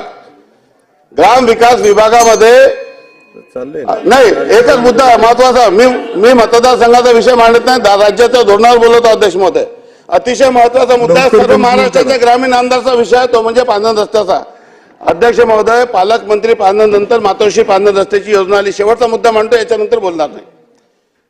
मला देवेंद्र फडणवीस साहेबांनी जबाबदारी दिली की पांधन रस्त्याची एक चांगली स्कीम तयार करून दे. मी RDD मधून बळीराजा शेत पांधन रस्ता 1 जानेवारीला तयार करून दिली आणि त्याच्यामध्ये सुलभ कार्यपद्धतीने पूर्ण महाराष्ट्राच्या 358 तालुक्याच्या शेतकऱ्यांचे शेतरस्ते कसे होतील, कारण की आपले state highway, MDR, VR, ODR चांगले झाले सरकारमध्ये, परंतु नॉन प्लॅन रस्ते खूप खराब आहे. मग सरकारने 2 निर्णय केले. 6 डिसेंबरला एक निर्णय केला की त्याला VR नंबर द्यायचा, परंतु जे छोटे रस्ते आहे, जे एका शेतापासून दुसऱ्या शेतात जाणारे, ती फाईल तशीच फिरत आहे. आज मी सेक्रेटरी साहेबांशी बोललो, आपले एकनाथ डवले साहेबांशी. माझी विनंती आहे की आता निवडणूक होणार आहे, अधिवेशन आता शेवटचा राहिलेला आहे, परंतु बळीराजा शेत पांधन रस्ते योजना अतिशय अभ्यासपूर्ण पद्धतीने मी आणि अभिमन्यू पवार आणि काही लोकांनी पासून तयार करून दिलेली आहे. तो जर निर्णय जर आपण केला अध्यक्ष महोदय, तर अतिशय उपेक्षित विषय शेतकऱ्यांचा जो मी माझ्या मतदारसंघात केलं तर पूर्ण महाराष्ट्रात व्हावं, त्यासाठी पांधन रस्त्याची योजना आपण लवकरात लवकर जाहीर करा एवढी विनंती करतो. आणि आपण मला बोलण्याची संधी दिली त्याबद्दल आपला आभार, धन्यवाद. सन्माननीय सदस्य अमीन पटेल साहेब, सगळ्यांनी थोडक्यात बोला म्हणजे मग सगळे. धन्यवाद अध्यक्ष महोदय. अध्यक्ष महोदय, सन 2024-25 अर्थ अनुदान मागण्यावर चर्चासाठी मी अपना मत मांडण्यासाठी तुमच्या समोर उभा आहे. अध्यक्ष महोदय, मेरे पहले बहुत सारे लोगों ने बहुत सारे मुद्दे रखे और क्योंकि 4 बजे गिलोटिन है और महाराष्ट्र के उप मुख्यमंत्री अजितदादा पवार साहब जो अर्थ मंत्री भी, उनको जवाब भी देना है, आधा घंटा सब जवाब देने पे लगे हैं, वक्त कम है, मैं सिर्फ मुद्दे पे बात करता हूं. अध्यक्ष महोदय, गवर्नमेंट ने यह अनाउंस किया है कि महात्मा ज्योतिबा फुले के अंदर 5 लाख रुपए का इलाज होगा. 5 लाख रुपया पर फैमिली है, ये पर पर्सन नहीं है. मेरी अजीत दादा साहब से रिक्वेस्ट है कि महात्मा ज्योतिबा फुले स्कीम के अंदर पर व्यक्ति को 5 लाख रुपए का मुफ्त इलाज होना चाहिए, क्योंकि अगर एक आदमी, एक व्यक्ति जे हॉस्पिटल में हार्ट के ऑपरेशन के लिए अगर उसको बाईपास करना है, वो एडमिट होता है तो उसको रुपया 3 लाख लग जाता है। तो एक साथ में पूरी फैमिली का पैसा साफ हो जाता है। तो फैमिली के अंदर की मर्यादा को हटा करके पर व्यक्ति महात्मा ज्योतिबा फुले के अंदर इस स्कीम के अंदर हर व्यक्ति को 5 लाख का इलाज होना चाहिए। दूसरा, मुंबई और महाराष्ट्र के जितने भी चैरिटेबल हॉस्पिटल है, मुंबई के बड़े बड़े जो अस्पताल है, उसके अंदर कंपलसरी महात्मा ज्योतिबा फुले स्कीम के अंदर लोगों का इलाज होना चाहिए, ना ही सिर्फ सरकारी हॉस्पिटल या छोटे हॉस्पिटल के अंदर उसका इलाज होना चाहिए। अध्यक्ष महोदय, पिछले कई दिनों से हम लोग ये मांग यहाँ पर रखते हैं। बड़ी अफसोस की बात है कि जो हमारे मंत्री जी यहाँ पर मौजूद नहीं है, जो सार्वजनिक आयोग विभाग देखते हैं। पिछली मर्तबा उन्होंने इस सदन के अंदर आश्वासन दिया था कि जो मेडिसिन का तोटा है वो पूरे महाराष्ट्र के अंदर हम खत्म करने जा रहे हैं। मुझको बेहद अफसोस है कि आज भी 75% मेडिसिन बाहर से लाया जाता है। आज महात्मा ज्योतिबा फुले में आप 5 लाख का इलाज करने की बात करते हो, अगर मेडिसिन ही नहीं होगा तो इलाज होगा कैसे? ये सबसे बड़ा मुद्दा है। 75% आज भी तोटा है। आप चाहे तो इंक्वायरी लगाकर इसकी मालूमात ले सकते हो। आज जे हॉस्पिटल के अंदर जो लैब टेस्टिंग के रीएजेंट है, जिससे ब्लड टेस्टिंग होता है, वो अवेलेबल नहीं है। बट साथ साथ में ये भी बात रखना चाहता हूं कि पिछली मर्तबा मैंने मुद्दा रखा था कि जे हॉस्पिटल में सीटी स्कैन मशीन की कमी है, 15 दिन लगता है, 20 दिन लगता है। मेरी मांग के ऊपर जे हॉस्पिटल के वहां पर हमारी बहन यहाँ पर यामिनी जादव भी मौजूद है, उन्होंने भी ये मांग को रखा था कि जे हॉस्पिटल में सीटी स्कैन की मशीन होना चाहिए। आज उस मांग, हमारी मांग को आपने मद्देनजर रखे हुए जे हॉस्पिटल को सीटी स्कैन मशीन दिया। आज एक ही दिन के अंदर सभी का वहां पर सीटी स्कैन हो जाता है, मगर एमआरआई मशीन नहीं है। आज भी एमआरआई मशीन के लिए 15-15 दिन का वेटिंग है जे हॉस्पिटल में। मेरी आपके माध्यम से सरकार से मांग है कि इमीडिएटली जे ग्रुप ऑफ हॉस्पिटल को एक एमआरआई के लिए मशीन देना चाहिए, ताकि लोगों का एमआरआई उसी दिन हो जाए। आज कैथ लैब का मशीन एक बंद पड़ा हुआ है। मेरी आपसे गुजारिश है, रिक्वेस्ट है कि फौरन एक कैथ लैब मशीन जे हॉस्पिटल को देना चाहिए। अजीत दादा पवार साहब, मैं शुक्रिया अदा करना चाहता हूं उन सब लीडरों का जिन्होंने एक मुंबई के लिए और महाराष्ट्र के लिए एक ऐतिहासिक काम किया है। उसमें आपका भी बहुत बड़ा वाटा है। आदरणीय शरद पवार जी ने, आदरणीय आपने, आदरणीय पृथ्वीराज चौहान साहब ने, देवेंद्र फडणवीस जी ने, एकनाथ शिंदे जी ने, सबने मेहनत किया तो जा करके एक पुनरोशोक Ahilyabai Holkar head and neck cancer institute of India यहाँ भाई कल्ला के अंदर रेल रोड में बना है। अध्यक्ष महोदय, तकरीबन 250 करोड़ की लागत से 250 करोड़ की लागत से एक भी पैसा ना स्टेट गवर्नमेंट का है, ना वो पैसा जो है मुंबई महानगर पालिका का है। जो चैरिटेबल लोग हैं, जो बड़े बड़े चैरिटेबल लोग हैं, उन्होंने यहाँ पे डोनेशन दिया और ये 250 करोड़ का हॉस्पिटल बना। अध्यक्ष महोदय, 2015 के अंदर मुंबई महानगर पालिका ने एग्रीमेंट साइन किया था। हॉस्पिटल बनते बनते 8 साल लग गया। एक इतने बड़े बड़े जो मैंने नाम दिया, महाराष्ट्र के दिग्गज नेता चाहते थे कि कैंसर का हॉस्पिटल बने। अध्यक्ष महोदय, ये कैंसर की हॉस्पिटल की बड़ी बात यह है कि उसमें 20% पेशेंट जो है मुंबई महानगर पालिका के ऊपर इलाज होता है और 80% पेशेंट जो है वो टाटा मेमोरियल हॉस्पिटल के इलाज हो रहा है। ये अपने आप में एक बहुत बड़ा बात है। 100 बेड का लगभग हॉस्पिटल है। अध्यक्ष महोदय, पिछले 9 महीने में तकरीबन वहां पर 4856 लोगों का ये ऑपरेशन हुआ है। कंसल्टेंसी के अंदर 26,000 पेशेंट, कई हजारों लोग पेशेंट यहां पर इसके अंदर इलाज ले। अध्यक्ष महोदय, एक फिलंथ्रोपी हॉस्पिटल, एक चैरिटेबल हॉस्पिटल, जिसको परमिशन मिलने एक एक जगह जाते जाते हमारे जूते घस गए। आज अगर 8-8 साल लग जाते हैं तो मेरी आपसे रिक्वेस्ट है कि जो ऐसे चैरिटेबल हॉस्पिटल बनाने के लिए जो लोग आगे आते हैं, जो इंस्टीट्यूशन आगे आते हैं, उनको वन विंडो पे फास्ट ट्रैक के ऊपर ये परमिशन मिलना चाहिए। आज इस हॉस्पिटल के लिए एक्सपांशन के लिए जगह चाहिए। बाजू में मुंबई पोर्ट ट्रस्ट की जगह खाली पड़ी हुई है। मेरी आपके माध्यम से सरकार से निवेदन है, मुख्यमंत्री, उप मुख्यमंत्री इमीडिएटली एक मीटिंग लगाए, बीपीडी के चेयरमैन को बुलाइए, मुंबई म्युनिसिपल कमिश्नर को बुलाइए और वो जो जगह है वो इमीडिएटली इस हॉस्पिटल को देनी चाहिए ताकि इसका एक्सपांशन हो, वरना फिर इसको 10 साल लग जाएंगे और एक काम पेंडिंग रहेगा। अध्यक्ष महोदय, मैं 2 बातों के साथ अपनी बात खत्म करता हूं। अध्यक्ष महोदय, एक गोराबाई मैटरनिटी हॉस्पिटल है जो मेरे मुंबा देवी मतदार संघ में है, कई सालों से बंद पड़ा था, मगर मुझको एक खुशी है, मुंबई महानगर पालिका का मैं धन्यवाद देता हूं कि उन्होंने इसको परमिशन दिया और आज वहां पर 12 फ्लोर का हॉस्पिटल का काम चालू हो गया है। यह सबसे बड़ा महिला और बच्चा है जो न्यू बॉर्न बेबी है उसके लिए हॉस्पिटल होगा जिसके अंदर 44 NICU के बेड हो गए और 95 जनरल बेड हो गए। उसके साथ साथ में मेरे इलाके में मुंबई महानगर पालिका का एक दूसरा बहुत बड़ा काम चालू है जो सिद्धार्थ मुरली देवरा हॉस्पिटल है, सुपर स्पेशलिटी हॉस्पिटल का जो काम चालू है, 16 माले की बिल्डिंग होगी। इसमें पहली मर्तबा मुंबई के अंदर पटेल से फ्री केमोथेरेपी सेंटर और dialysis centre super speciality hospital बनने जा रहे। ऐसे हॉस्पिटल को मुंबई और महाराष्ट्र को बहुत जरूरत है। वो वक्त नहीं है, बहुत लोगों को बोलना है, इसलिए मैं अपनी बात खत्म करता हूं। मगर आपके माध्यम से सरकार को ये निवेदन करता हूं कि इस तरह के हॉस्पिटल पूरे मुंबई और पूरे महाराष्ट्र में बनने चाहिए। मेडिकल फैसिलिटी लोगों को मुफ्त में मिलना चाहिए, इसके लिए सरकार सीरियस होनी चाहिए। धन्यवाद। जय हिंद, जय महाराष्ट्र। मेघना बोर्डीकर, प्रशांत आडसूर, प्रशांतजी ठाकूर, प्रशांतजी माननीय अध्यक्ष महोदय, अर्थसंकल्पाच्या आज या ठिकाणी 3:15 पर्यंत अनुदानाच्या मागण्यांवर चर्चा करण्यासाठी अध्यक्ष महोदय उभा आहे। अध्यक्ष महोदय, पनवेल तालुक्याच्या दृष्टिकोनातून ग्रामविकास विभागाच्या बाबतीमध्ये बोलत असताना अध्यक्ष महोदय, एकीकडे पनवेल महापालिकेची स्थापना झालेली आहे आणि या पनवेल महापालिकेच्या अवतीभोवती असणारे क्षेत्र हे सुद्धा आता नागरी भागामध्ये परिवर्तित होत आहे।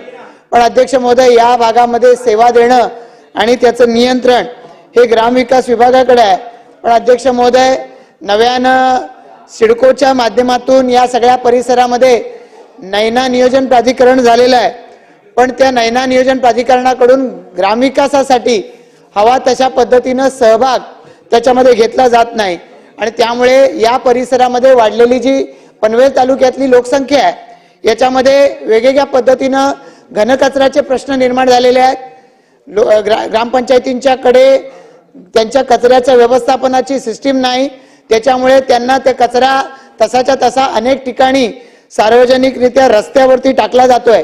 अध्यक्ष महोदय, ग्रामपंचायती आपल्या सांडपाण्याचं काही नियोजन करत नाही, सिवरेज वॉटरचं ट्रीटमेंट करत नाही, नदीमध्ये सरसकटपणानं असं मैलाचं पाणी सोडलं जात आहे।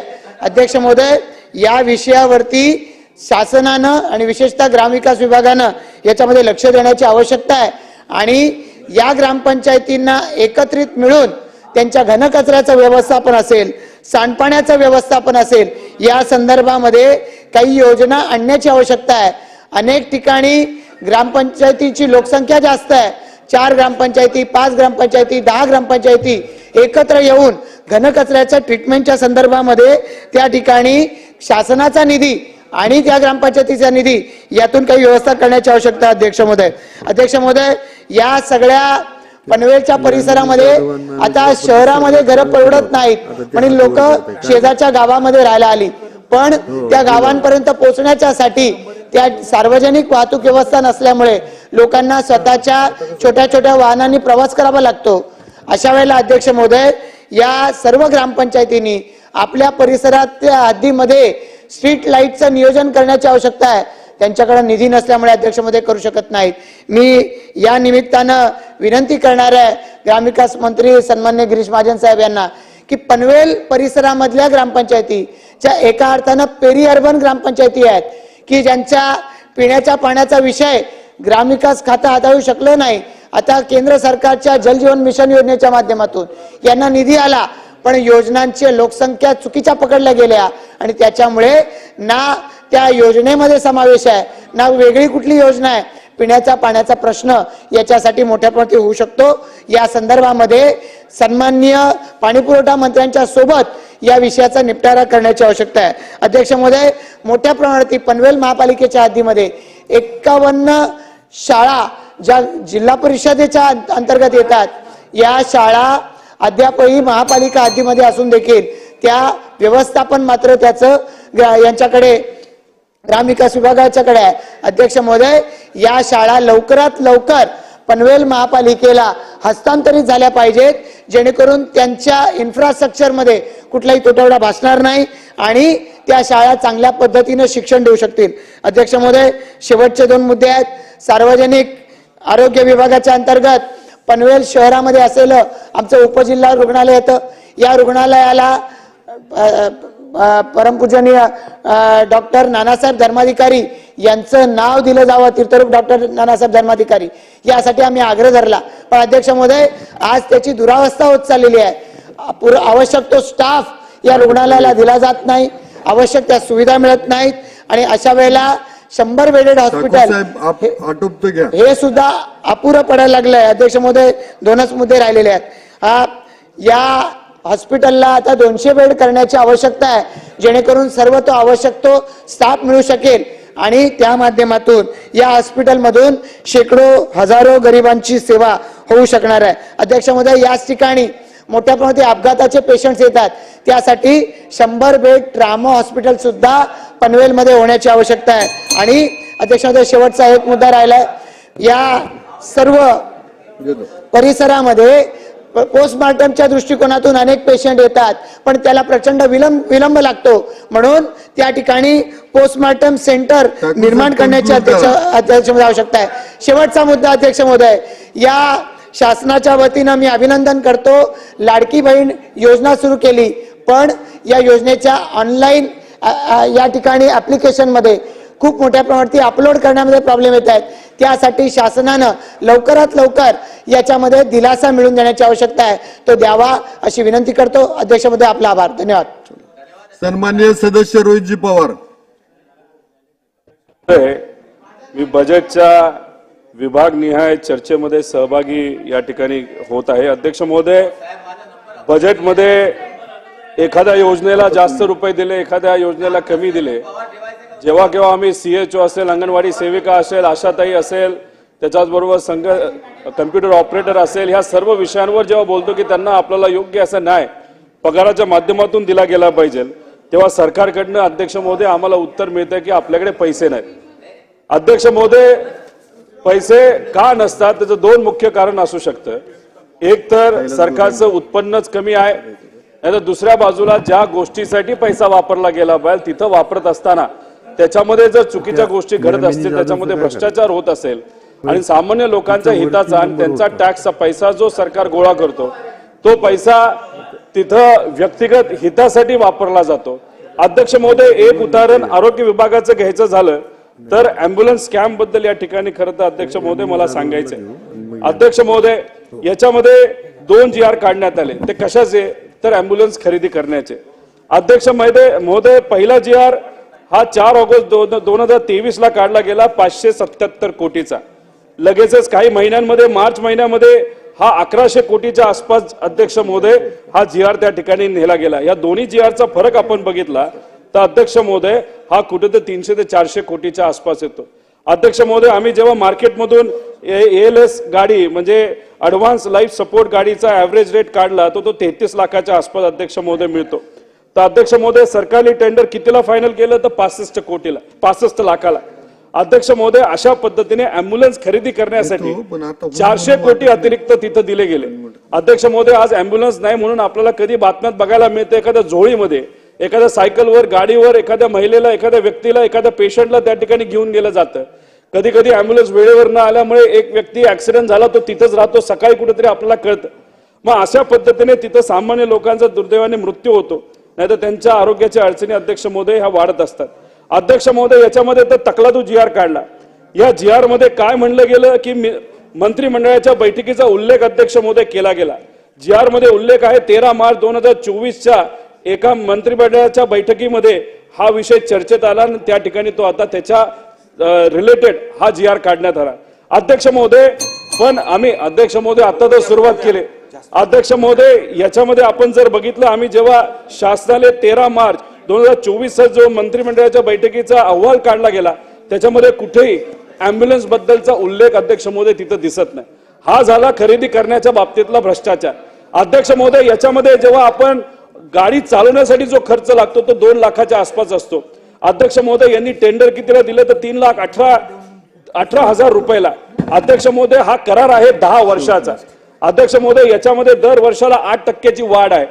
तर आपण हे जर गणित तिथं काढलं तर खरं तर कमीत कमी 2 लाखाप्रमाणे 4,650 कोटीला ऑपेक्स म्हणजे गाडी चालवण्याचं टेंडर त्या ठिकाणी दिलं गेलं पाहिजे होतं. अध्यक्ष महोदय, 3 मिनिटं झाले, 2 मिनिटं द्या, विषय संपवतो. अध्यक्ष महोदय, पण ह्यांनी 4600 कोटीला तो त्या ठिकाणी टेंडर देण्यापेक्षा अध्यक्ष महोदय यांनी 10,532 कोटीला दिलं, अतिरिक्त 5,882 कोटी. म्हणजे याच्यामध्ये अध्यक्ष महोदय, जिथं सामान्य लोकांना मदत करण्यासाठी आपल्याला पैसा नाही, मुलींसाठी आपण तिथं शिक्षण व्यवस्था मोफत केली, पण मुलांसाठी 5,000 कोटी द्यायला नाही, तिथं अध्यक्ष महोदय या अँब्युलन्स घोटाळ्यामध्ये 6,286 कोटी फक्त व्यक्तिगत हितासाठी अध्यक्ष महोदय त्या ठिकाणी शासनाने नाहीतर तिथं असणाऱ्या प्रशासकीय अधिकारी नाहीतर मंत्री महोदयांनी त्या ठिकाणी घेतला असा आमचा आरोप आहे. अध्यक्ष महोदय, याच्यामध्ये अध्यक्ष महोदय अहो झालं ना अध्यक्ष महोदय, महत्वाचा विषय तुम्हाला वाटत नाही का आदिवासी भागामध्ये एखादी चांगली अँब्युलन्स मिळावी, चांगली सेवा मिळावी, झालं एकच पान राहिलं अध्यक्ष महोदय. याच्यामध्ये सुमित फॅसिलिटी याचा एक करार MOU झाला, कुठे झाला तर दावोस मध्ये झाला. कशासाठी झालं ते इमर्जन्सी सर्व्हिस प्रोजेक्ट याचा अभ्यास करण्यासाठी हा करार झाला. अध्यक्ष महोदय, नंतर कळालं या सुमितच्याच कंपनीतून एक टेंडर बनवलं गेलं जे परत एकदा सुमितला दिलं गेलं. मग याच्यात BVG नाराज झाला. BVG राज्यामध्ये असणाऱ्या काही नेत्यांना भेटला, त्यांनी त्या ठिकाणी सांगितलं नाही सुमितला दिलं आपल्याला बदलता येणार नाही. हे BVGचे जे लोक आहेत ते दिल्लीला कोणाला तरी भेटले, परत रिटेंडर त्या ठिकाणी अध्यक्ष महोदय झालं आणि त्याच्यामध्ये फक्त कन्सोर्शियम मध्ये 2 मेंबर होते, आता 3 मेंबर केले गेले आणि कुठलंही टेंडर न काढता सुमित BVG and SSG जी एक ब्लॅक लिस्टेड कंपनी आहे त्याला त्या ठिकाणी अध्यक्ष महोदय टेंडर दिलं. त्यामुळे सुमित हे इन्साइडर पार्टी झाली, BVG ब्लॅक लिस्टेड आहे दुसऱ्या राज्यामध्ये, SSG डिफॉल्टेड आहे स्पेनमध्ये. तर अशा पद्धतीने आपला जो सामान्य लोकांचा टॅक्सचा पैसा अध्यक्ष महोदय 6,000 कोटीची उधळपट्टी त्या ठिकाणी झाली. एका बाजूला लोकांना मदत करण्यासाठी आपल्याला पैसा नाही, आदिवासी समाजाच्या मुला मुलींना तिथं निधी देण्यासाठी नाही, SC समाजाच्या मुला मुलींना नाही, ओपन नाही, कोणालाच नाही, आणि दुसऱ्या बाजूला आपण काय करतो तर अध्यक्ष महोदय ही उधळपट्टी केली जाते. या मंत्री महोदयांना नाही, मी या शासनाला या ठिकाणी विनंती करण्यापेक्षा आव्हान करतो की आपण हे जे काही घोटाळा झालेला आहे त्याच्यामध्ये आपण खोलात जाणार का, त्याच्यावर तुम्ही त्या ठिकाणी कारवाई करणार का, तिथं कुठेही एखाद्या स्वच्छ अधिकाऱ्याच्या माध्यमातून याच्यावर चर्चा झाली पाहिजे, ह्याच्या खोलात गेलं पाहिजे आणि हे 6,000 कोटी रुपये हे थांबवलं पाहिजे. 1 रुपया सुद्धा या कंपनीला तिथं दिला गेला नाही पाहिजे असं या ठिकाणी मागणी सामान्य लोकांच्या वतीने अध्यक्ष महोदय या ठिकाणी मी करतो. श्रीमती सदस्य यामिनीताई जाधव. धन्यवाद.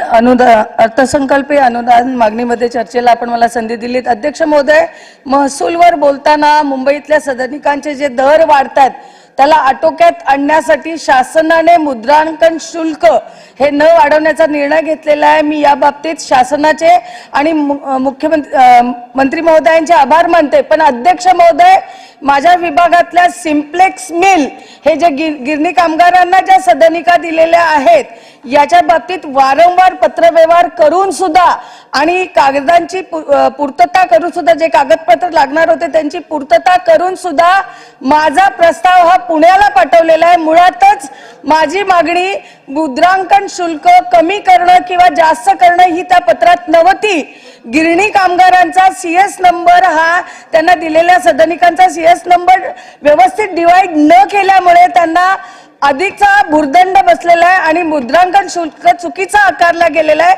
मंत्री महोदयांनी याच्याकडे लक्ष द्यावं आणि या गिरणी कामगारांच्या वसाहतीला न्याय द्यावा. अध्यक्ष महोदय, महिला व बाल विभाग मध्ये मी बोलत असताना आपल्याला रस्त्यावर भिक्षेकरी दिसतात, त्याच्यामध्ये वयोवृद्ध असतात, महिला असतात, बालक असतात. आपण त्यांना पकडतो किंवा त्यांना आपण ताब्यात घेऊन भिक्षेकरी गृहामध्ये ठेवतो. पण अध्यक्ष महोदय, या भिक्षेकरी गृहाची इतकी दयनीय अवस्था असते की काही कालानंतर ते लोक तिथून पळतात आणि पुन्हा रस्त्यावर येऊन भीक मागतात. मी मागच्या पुरवणी मागण्यांमध्ये मागणी केली होती आणि मंत्री महोदयांनी चेंबूरच्या एका भिक्षेकरी गृहाला भेट दिली होती. अध्यक्ष महोदय, मंत्री महोदयांनी भेट दिल्यानंतरही जर त्या भिक्षेकरी गृहाची अवस्था पहिल्यापेक्षा बिकट होत असेल तर मला वाटतं अध्यक्ष महोदय याच्याकडे लक्ष देण्याची गरज आहे. माझी मागणी आहे की हे भिक्षेकरी गृह किमान त्यांना राहण्यालायक व्हावे आणि हे भिक्षेकरी गृह जे आहेत ते कौशल्य विभागाला जॉईन केले. अध्यक्ष महोदय, 2च मिनिटं जॉईन केले जावे जेणेकरून यात ज्यांना आपण सामावून घेतो किंवा त्यांना तिथे ठेवतो ते लोक आत्मनिर्भर होतील. अध्यक्ष महोदय, सार्वजनिक आरोग्य विभागाबाबतीत बोलताना मी मंत्री महोदयांच्या आणि सन्माननीय सगळ्याच मंत्र्यांचे आभार मानते. झिरो प्रिस्क्रिप्शन पॉलिसी त्यांनी आणलेली आहे. त्याचबरोबर आपला दवाखाना सगळीकडे चालू झालेला आहे. पण अध्यक्ष महोदय, आपल्या शासनाचं आरोग्य विभाग, कारण आता पावसाळा आहे आणि साथीचे रोग वाढत चाललेले असतात या पावसाळ्यात, तर मुंबई महानगरपालिका जीवतोड काम करत असते. पण मुंबई महानगरपालिकेवर असलेला बोजा पाहता शासनाच्या आरोग्य विभागाने मुंबई महानगरपालिकेशी समन्वय साधला पाहिजे आणि समन्वयाने याच्यावर काहीतरी चांगला व्यवस्थित उपाय किंवा मास्टर प्लॅन बनला पाहिजे. अध्यक्ष महोदय, सन्माननीय सदस्य अमीन पटेल साहेबांनी जे हॉस्पिटलचे सगळे जवळजवळ मुद्दे मांडलेत. धन्यवाद भाई. लेकिन मैं ये चाहती हूं कि जे हॉस्पिटल इतना बड़ा कैंपस है, तो जे हॉस्पिटल दिल्ली का जो एम्स, कौन सा एम्स ही है ना, एम्स क्यों नहीं बन सकता जहां पे एंकोलॉजी डिपार्टमेंट सेम्स, बात तो सुनो ना भाई. अरे मुझे जहाँ पे एंकोलॉजी डिपार्टमेंट होना जरूरी है. अध्यक्ष महोदय, एक मिनिट, कॅन्सरच्या पेशंटची वाढ, एक मिनिट अध्यक्ष महोदय, शेवटचा प्रश्न. कॅन्सरच्या पेशंट मध्ये वाढ पाहता महिलांना कामा हॉस्पिटलमध्ये कॅन्सरची ट्रीटमेंट मिळते, पण पुरुषांनी कुठे जावं, त्यांना कुठेच जायला मिळत नाही. केम वर भर आहे मोठा. तर जे सारखं हॉस्पिटल इथे एन्कोलॉजी डिपार्टमेंट, डायलिसिस आउटडोर पेशंट साठी आणि गॅस्ट्रॅक्टिंग डिपार्टमेंटची याच्यातनं मी मागणी करते. आणि ज्या आरोग्य सेविका आंदोलनाला बसल्यात, अध्यक्ष महोदय, किमान वेतन मागणी त्या करतात, त्यांना पाचारण करून त्यांच्याशी चर्चा करावी ही मी मागणी करते. धन्यवाद. जय. सन्माननीय सदस्य कैलासजी गोरंट्याल. धन्यवाद सर. दिल में अगर दर्द हो तो उसको इलाज कीजिए, दिल में अगर दर्द हो तो उसका इलाज कीजिए. जिसको दिल ही नहीं उसका क्या कीजिए, उसको विधानसभा का अध्यक्ष बना दीजिए. अध्यक्ष महाराज, मैं यहाँ जो अर्थसंकल्प पे खड़ा हूँ कि जो महात्मा ज्योतिबा फुले योजना है, ये योजना पिछले 2 साल से जिस हॉस्पिटल को दिए गया उसके क्राइटेरिया क्या है मैं पूछना चाहता हूँ. एक, हॉस्पिटल में कितने बेडेड होना चाहिए, आईसीयू होना चाहिए, सुपर स्पेशलिस्ट होना चाहिए, ऐसा क्या क्राइटेरिया है जिसको आपने दिया. लेकिन मुझे कहते हुए खेद होता है कि 1 करोड़ रुपया जो हॉस्पिटल वाला देगा उसको ये योजना मिलती है. तकरीबन 800 हॉस्पिटलों को यह योजना दी गई 1 करोड़ के हिसाब से, यानी 800 करोड़ रुपए का भ्रष्टाचार आरोग्य के नाम पे हुआ है. मेरे जिले के अंदर एक ऐसा हॉस्पिटल है जहाँ सीधा आईसीयू भी नहीं है, लेकिन उसको जीवनदायी योजना दी गई. मेरी रिक्वेस्ट है इसकी इंक्वायरी की जाए. हमारे महाराष्ट्र के आदमी की कीमत गुजरात के आदमी से कम दिख रही है सर. हमारे पास जो एंजियोप्लास्ट का स्कीम के जो पैसे आते हैं, तकरीबन गुजरात में जो होता है वो 90,000 में होता है और हमारे जो महाराष्ट्र में होता है वो 60,000 होता है, यानी तकरीबन 30,000 रुपए से कम वैल्यू हमारे लोगों की है. अध्यक्ष महाराज, जालना सिविल हॉस्पिटल हो या आरोग्य मंत्री जहां से आते हैं उस्मानाबाद, वहां पिछले 3 महीने से एंजियोप्लास्ट या हार्ट से संबंधित कोई भी ऑपरेशन हुआ क्या उसकी यादी दे. क्योंकि वहां जब भी गए तो लोग यही कहते हैं कि हमारे पास दवाई नहीं है, हमारे पास इंजेक्शन नहीं है, हमारे पास कोई प्रकार का सुविधा नहीं है, तो लोग प्राइवेट में जाते. आरोग्य मंत्री जहां से राजेश भैया, उस्मानाबाद की ये पोजीशन है, जानने की पोजीशन है, ये 3 महीने में कितने एंजियोप्लास्टी, अगर ये बता दे तो मैं आने वाले दिनों में राजकारण भी नहीं करूंगा, ऐसा मैं आपको मेरी तरफ से कहता हूं. निश्चित ही अपने महाराष्ट्र में जो इमरजेंसी सेवा एम्बुलेंस के बारे में सन्मान्य विरोधी पक्ष नेता ने भी आवाज उठाई, रोहित दादा ने भी आवाज उठाई. मैं इतना कहता हूं कि ये योजना के अंदर जितना करप्शन हुआ है, ये करप्शन में जो अधिकारी है, तकरीबन इसमें डॉक्टर बाविस्कर, डॉक्टर शिरोडकर, विभागीय संचालक मेनन, इन सबकी इंक्वायरी होना चाहिए. और इलेक्शन की आचार संहिता लगने से पहले, यानी 15/3/2004 को इनको लेटर ऑफ अवार्ड दिया गया सर. आणि कल आचार संहिता लग रही, उसके पहले इतनी घाई क्या थी? ना उसमें उप मुख्यमंत्री का कोई संबंध है, ना आरोग्य मंत्री का संबंध है. फिर ऐसे कौन से मंत्री का संबंध है जो इलीगल मुद्दत वाढ दी? इसकी चौकसी हो जाए और ये सभी अधिकारी की इंक्वायरी की जाए, ये मांगणी करता हूं. जय हिंद, जय महाराष्ट्र. धन्यवाद. मंत्री महोदय, आपण उत्तरास सुरुवात करावी. सन्माननीय महसूल मंत्री राधाकृष्णजी विखे पाटील.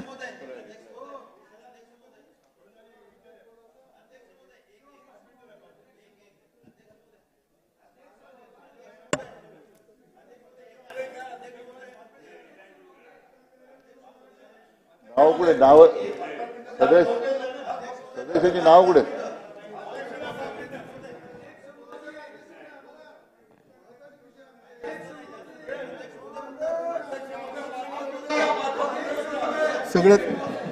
सगळं वाढत जाईन त्याच्यामुळं उत्तराला सुरुवात करू. आणि महोदय, गिलोटीनला 4 टाकायची आहेत परत ये. महसूल अध्यक्ष महोदय, महसूल प्रभागाच्या सन 2024-25च्या अर्थसंकल्पीय मागण्या संदर्भात आपल्या समोर या ठिकाणी उभा आहे. या ठिकाणी सन्मान्य सदस्य माननीय विरोधी पक्ष नेते माननीय विजयभाऊ वडेट्टीवार, माननीय अतुल भातखळकरजी, माननीय जयंत पाटील साहेब, माननीय संजय रायमुलकरजी, माजी मुख्यमंत्री सन्मान्य पृथ्वीराज चव्हाण साहेब, माननीय प्रकाश आवाडेजी, माननीय बाळासाहेब वाजपेयीजी, माननीय सुनील प्रभूजी, आशीष जायसवालजी, अमीन पटेलजी, प्रशांत ठाकूरजी, माननीय रोहित पवारजी, श्रीमती यमिनीताई जाधव, माननीय कैलास गोरंट्यालजी, इतर सन्मान्य सदस्यांनी या वेगवेगळ्या विषयामध्ये आपल्या काही सूचना विभागाला केलेल्या आहेत. निश्चितपणे विभागाच्या संदर्भामध्ये त्याच्यामध्ये काही सुधारणा करण्याबद्दलच त्यांच्या या सूचना अतिशय महत्त्वाच्या आहेत. अध्यक्ष महोदय, प्रामुख्यानं सन्मान्य विरोधी पक्ष नेत्यांनी सातारा जिल्ह्यातील कोयना भागातील कादरी खोऱ्यातील सह्याद्री झाडारी महाबळेश्वर तालुक्यातील एका उच्च पदस्थ व्यक्तीने 640 एकर जागा अतिशय स्वस्त दराने देण्यासंदर्भात अध्यक्ष मोदी या ठिकाणी चौकशी करण्याची मागणी केलेली आहे. अध्यक्ष महोदय, हे प्रकरण जे आहे ते 2004 सालापासून आहे. त्यावेळी अध्यक्ष महोदय शेतकऱ्यांच्या काही जमिनी खरेदी करत मग सातत्यानं त्याच्यामध्ये अनियमित होताना लक्षात आल्यानंतर या संदर्भामध्ये आपण त्याची चौकशीचे आदेश दिले आणि आता जिल्हाधिकारी साताऱ्याकडे या संदर्भामध्ये अनधिकृत बांधकाम धारकांना महाराष्ट्र राज्य नियोजन विकास महामंडळाच्या नियोजन प्राधिकरणानं त्यांना नोटीस बजावलेली आहे. अध्यक्ष महोदय, या संदर्भामध्ये खरं म्हणजे इतक्या वर्षाचं प्रकरण आहे 2004 सालापासून. त्या प्रकरणामध्ये खरं म्हणजे आतापर्यंत पूर्वीच्या महसूल मंत्र्यांनी चौकशी करण्याची गरज होती. त्यांनी का डोळा केला अध्यक्ष महोदय माहीत नाही. पण अध्यक्ष महोदय, आता या विषया संदर्भामध्ये आता अपर जिल्हाधिकारी साताऱ्याकडे यांच्याकडे अंतिम सुनावणी करता ते प्रकरण न्यायप्रविष्ट आहे. त्यामुळे शासनाचा कुठला हस्तक्षेप नाही याच्यामध्ये. हे प्रकरण आताचं नाही आहे. जे भासवण्याचा प्रयत्न होतो की आता हे असं घडलंय तसं वेगळं काही त्याच्यामध्ये काही वेगळं काही शासनाची भूमिका आहे. म्हणून अध्यक्ष महोदय, मी निश्चितपणे आपल्याला सांगू इच्छितो की या प्रकारामध्ये जर अनियमितता झाली असेल, जे दोषी असेल, माननीय अपर जिल्हाधिकारी यांचा अहवाल प्राप्त झाल्यानंतर निश्चितपणे या संदर्भामध्ये अध्यक्ष महोदय कारवाई केली जाईल.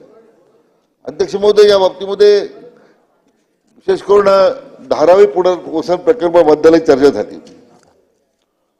तर धारावी पुनर्वसन धारावीच्या त्या ठिकाणी जमिनी खाजगी विकासकाला दिल्यात. याच्यामध्ये परवा दिवशी अध्यक्ष महोदय चर्चा करताना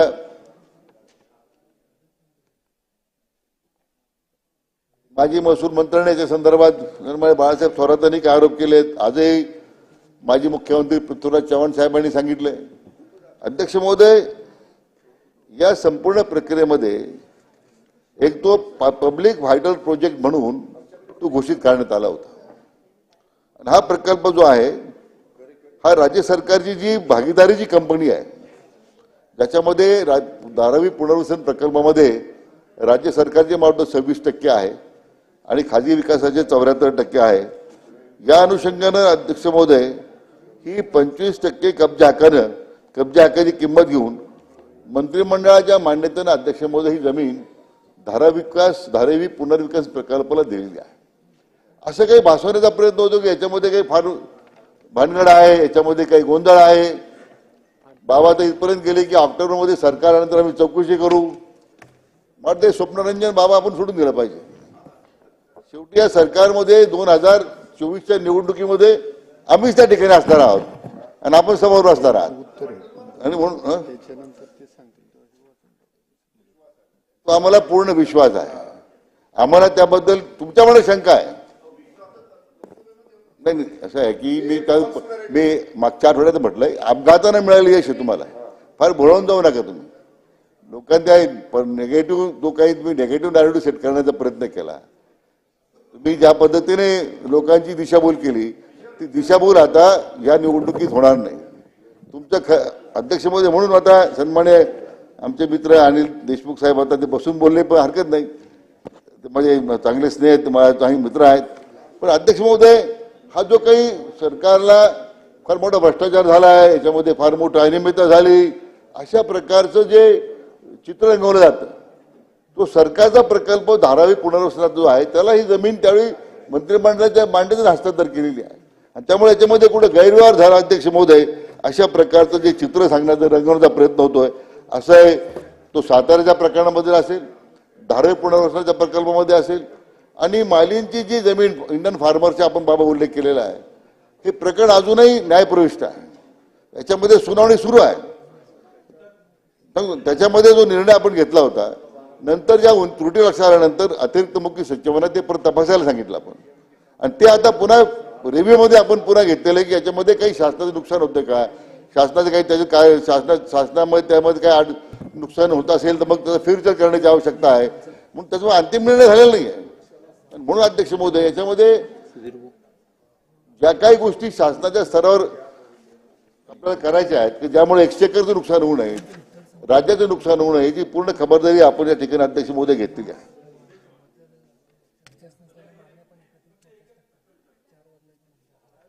प्रकल्पामध्ये जो मूळ टेंडर होतं त्यामध्ये कुर्ल्याची जमीन होती का, हे नंतर जमिनी आपण त्यात घातलेल्या आहेत. तर जर आपण मूळ टेंडरमध्ये ती जमीन असेल तर दुसऱ्या कोणीतरी कमी किमतीमध्ये बिड केलं असतं. हे मूळ टेंडरमध्ये ही जमीन नसताना तुम्ही अनेक जमिनी, मग खारलँडची जमीन आहे, देवनारची जमीन आहे, मुलुंडची जमीन आहे, हे घालून वाढवायचा प्रयत्न करताय. तिथं धारावीमध्ये तिथल्या तिथं पुनर्वसन होणं शक्य आहे, बाहेरच्या जमिनी कशाला देताय. TDR बद्दलचा निर्णय घेतला तो फार मोठा निर्णय आहे, फार प्रचंड मोठा विषय आहे. अगदी फार साधा निर्णय असा आहे, काहीच झालं नाही असं भासवायचा कृपा करून प्रयत्न करू नका. किंवा याबद्दल एक वस्तुस्थिती सगळी मांडा ना. एक श्वेतपत्रिकेची मागणी केलेली आहे. मूळ टेंडरमध्ये किती जमीन होती, नवीन तुम्ही किती देत गेला, आता आणखी किती देणार आहेत, किती फायदा होणार आहे. अध्यक्ष महोदय की महसूल विभागाच्या संदर्भात जो मुद्दा या ठिकाणी उपस्थित केला गेला आहे की धारावी पुनर्वसन प्रकल्पासंदर्भात स्वतंत्र चर्चा आपल्याला करता येईल की त्या चर्चेच्या अनुषंगिक त्या निविदा कशा निघाल्यात, काय निघाल्यात, त्यामध्ये काय त्यामध्ये करता येईल, कोणते निकष अध्यक्ष महोदय निश्चित करण्यात आले होते.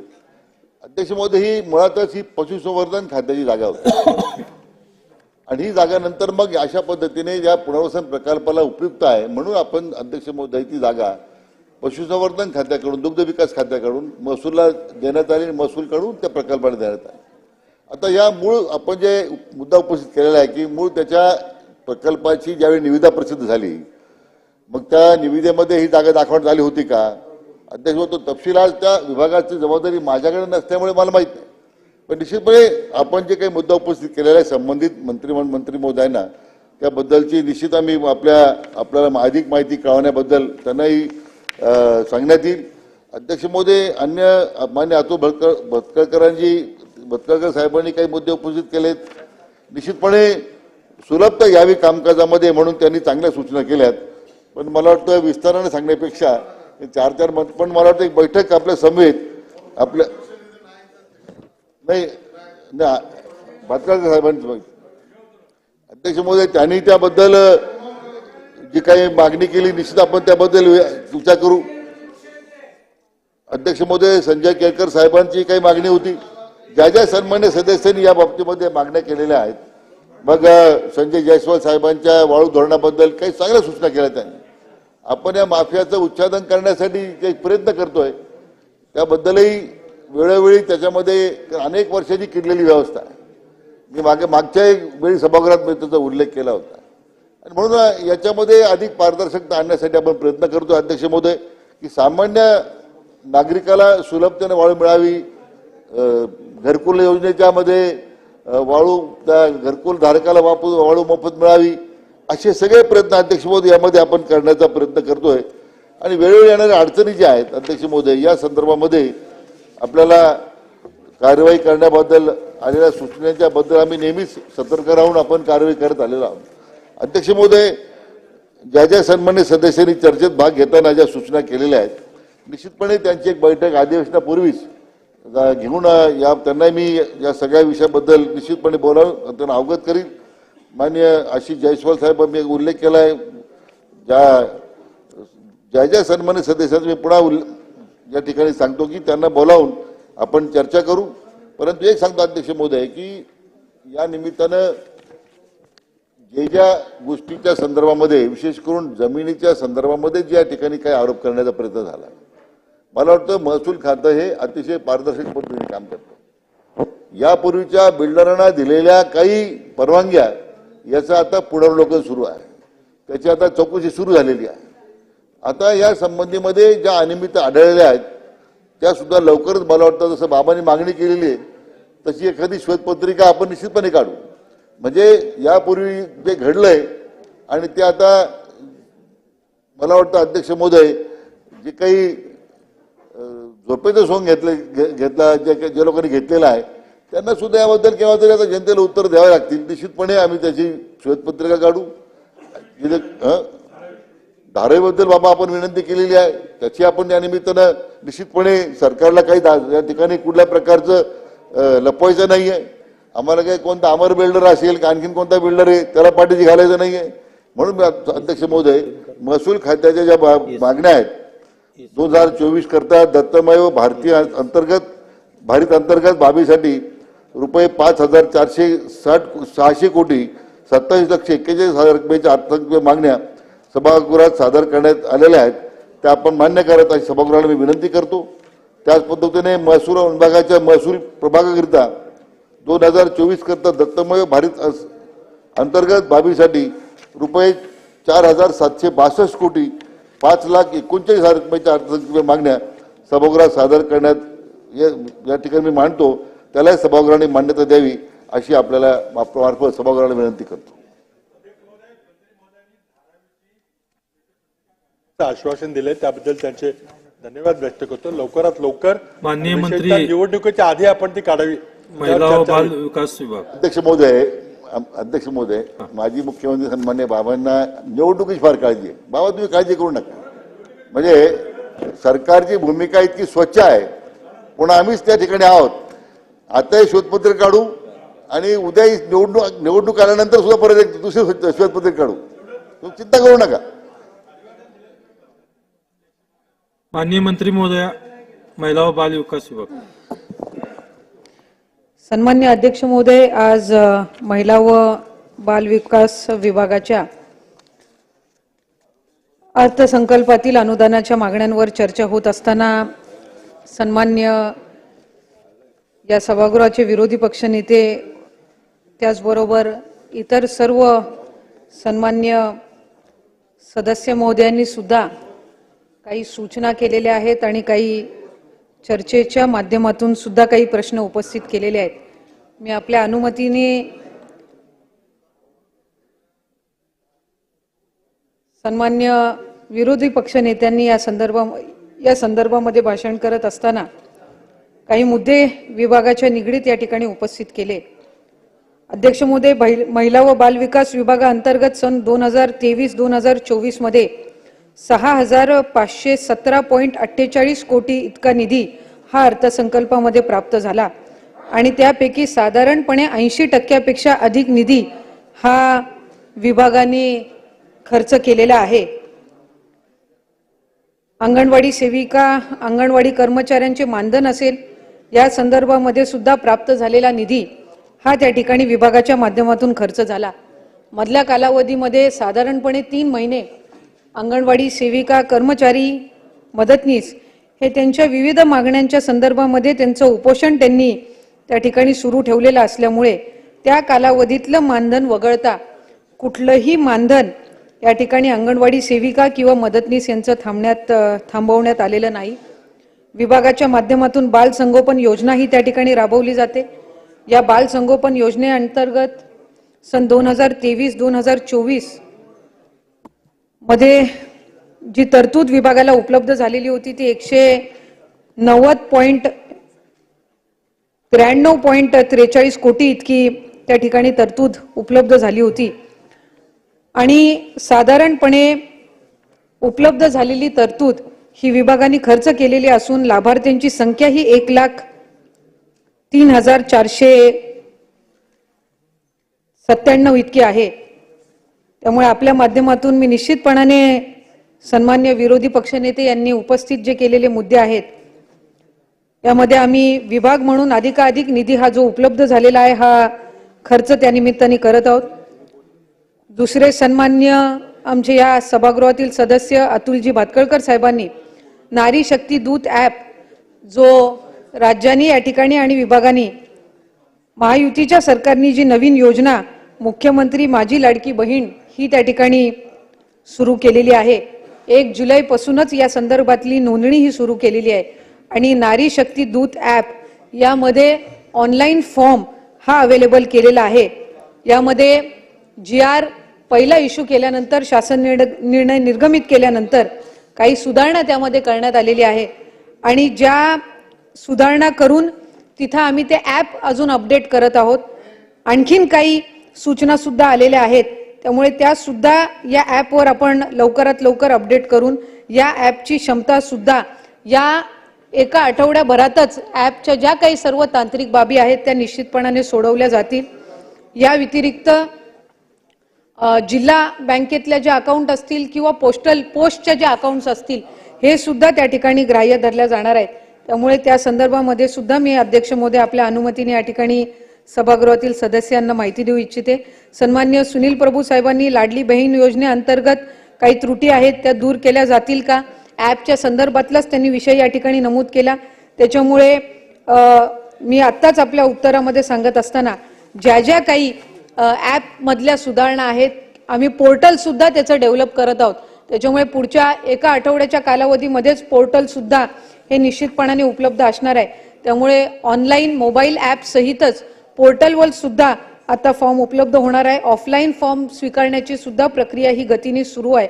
आणि साधारणपणे 15 लाखापेक्षा अधिक ऑनलाईन फॉर्म्स हे ऑलरेडी पात्र फॉर्म्स हे ॲपवर रजिस्टर झालेले आहेत. या व्यतिरिक्त यामिनीताईंनी या ठिकाणी भिक्षेकरी गृहामध्ये जी काही कमतरता आहे चेंबूर येथील भिक्षेकरी गृह असेल यामध्ये असणाऱ्या ज्या काही त्रुटी आहेत किंवा तिथं ज्या काही समस्या आहेत या आपण सोडवणार का या संदर्भामध्ये या ठिकाणी मुद्दा उपस्थित केला. सन्मान्य सदस्य महोदयांनी या ज्या सूचना या ठिकाणी दिलेल्या आहेत निश्चितपणाने त्या सूचनांना अनुसरून विभाग हे पावलं उचलेल आणि त्या संदर्भातला एक स्वतंत्र अहवाल किंवा रिपोर्ट सुद्धा यामिनीताई आपल्या कार्यालयापर्यंत पोहोचवला जाईल. काही सदस्यांनी या ठिकाणी सन्मान्य सदस्यांनी उपस्थित केला की या मुख्यमंत्री माझी लाडकी बहीण या योजनेमुळे इतर कुठल्या महिला व बालविकासच्या योजनेंवर काही त्याचे नकारात्मक पडसाद उमटतील का किंवा इतर योजना कार्यरत राहतील का. त्यामुळे ही एक स्वतंत्र योजना आहे. आधीच कार्यरत असलेल्या योजनांवर याचा कुठलाही त्या ठिकाणी कुठलेही नकारात्मक पडसाद उमटणार नाहीत. त्या योजना आहेत त्याच पद्धतीने त्या ठिकाणी कार्यरत राहतील असं मी आपल्या माध्यमातून अध्यक्ष महोदय या ठिकाणी नमूद करते.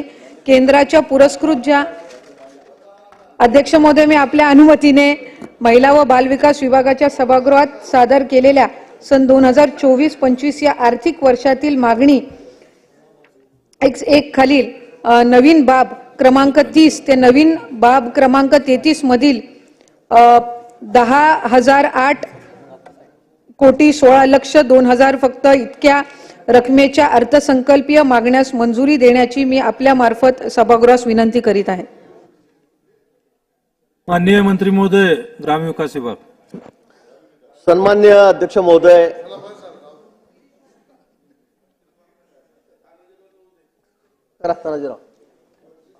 आज सार्वजनिक आरोग्य विभाग सार्वजनिक आरोग्याच्या बाबतीत आपल्या सभागृहातील विरोधी पक्षनेते विजयजी वट्टेटीवार अतुल भातखळ साहेब, जयंतरावजी पाटील, संजय रायमुलकर, पृथ्वीराजजी चव्हाण, प्रकाश आवाडे, बाळासाहेब आसपे, जयस्वाल साहेब, अमीन पटेल साहेब, सुनील प्रभू साहेब, प्रशांतजी ठाकूर, रोहित पवारजी, कैलास गोरंट्याल यांनी काही मुद्दे आपल्या आरोग्याच्या बाबतीत उपस्थित केले होते. त्याच्यामध्ये खरं तर पाहिलं तर आपले विरोधी पक्षनेत्यांनी रुग्णवाहिकेच्या बाबतीत काही मुद्दे उपस्थित केले, नवीन खरेदीच्या बाबतीत.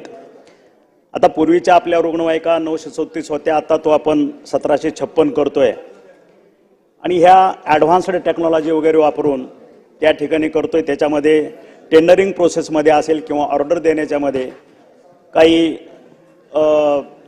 नियमितता झाली नाही असं त्यांचं म्हणणं असेल. आणि ह्या केसमध्ये ह्या बाबतीत कोर्टात केसही दाखल आहे हायकोर्टामध्ये. त्याच्यामुळं हे सबज्युडाइस मॅटर असल्यामुळं त्याच्यावरती भाष्य करणं योग्य होणार नाही. पण तरीसुद्धा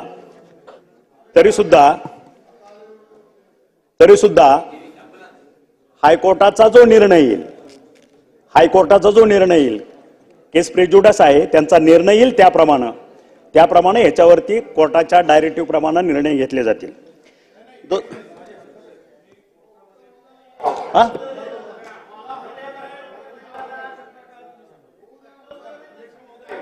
असं कसं होईल? उत्तर तर होत्या सगळ्यांच्यावर, सगळ्या माननीय सदस्यांनी सन्माननीय सदस्यांनी जे प्रश्न उपस्थित केलेले आहे,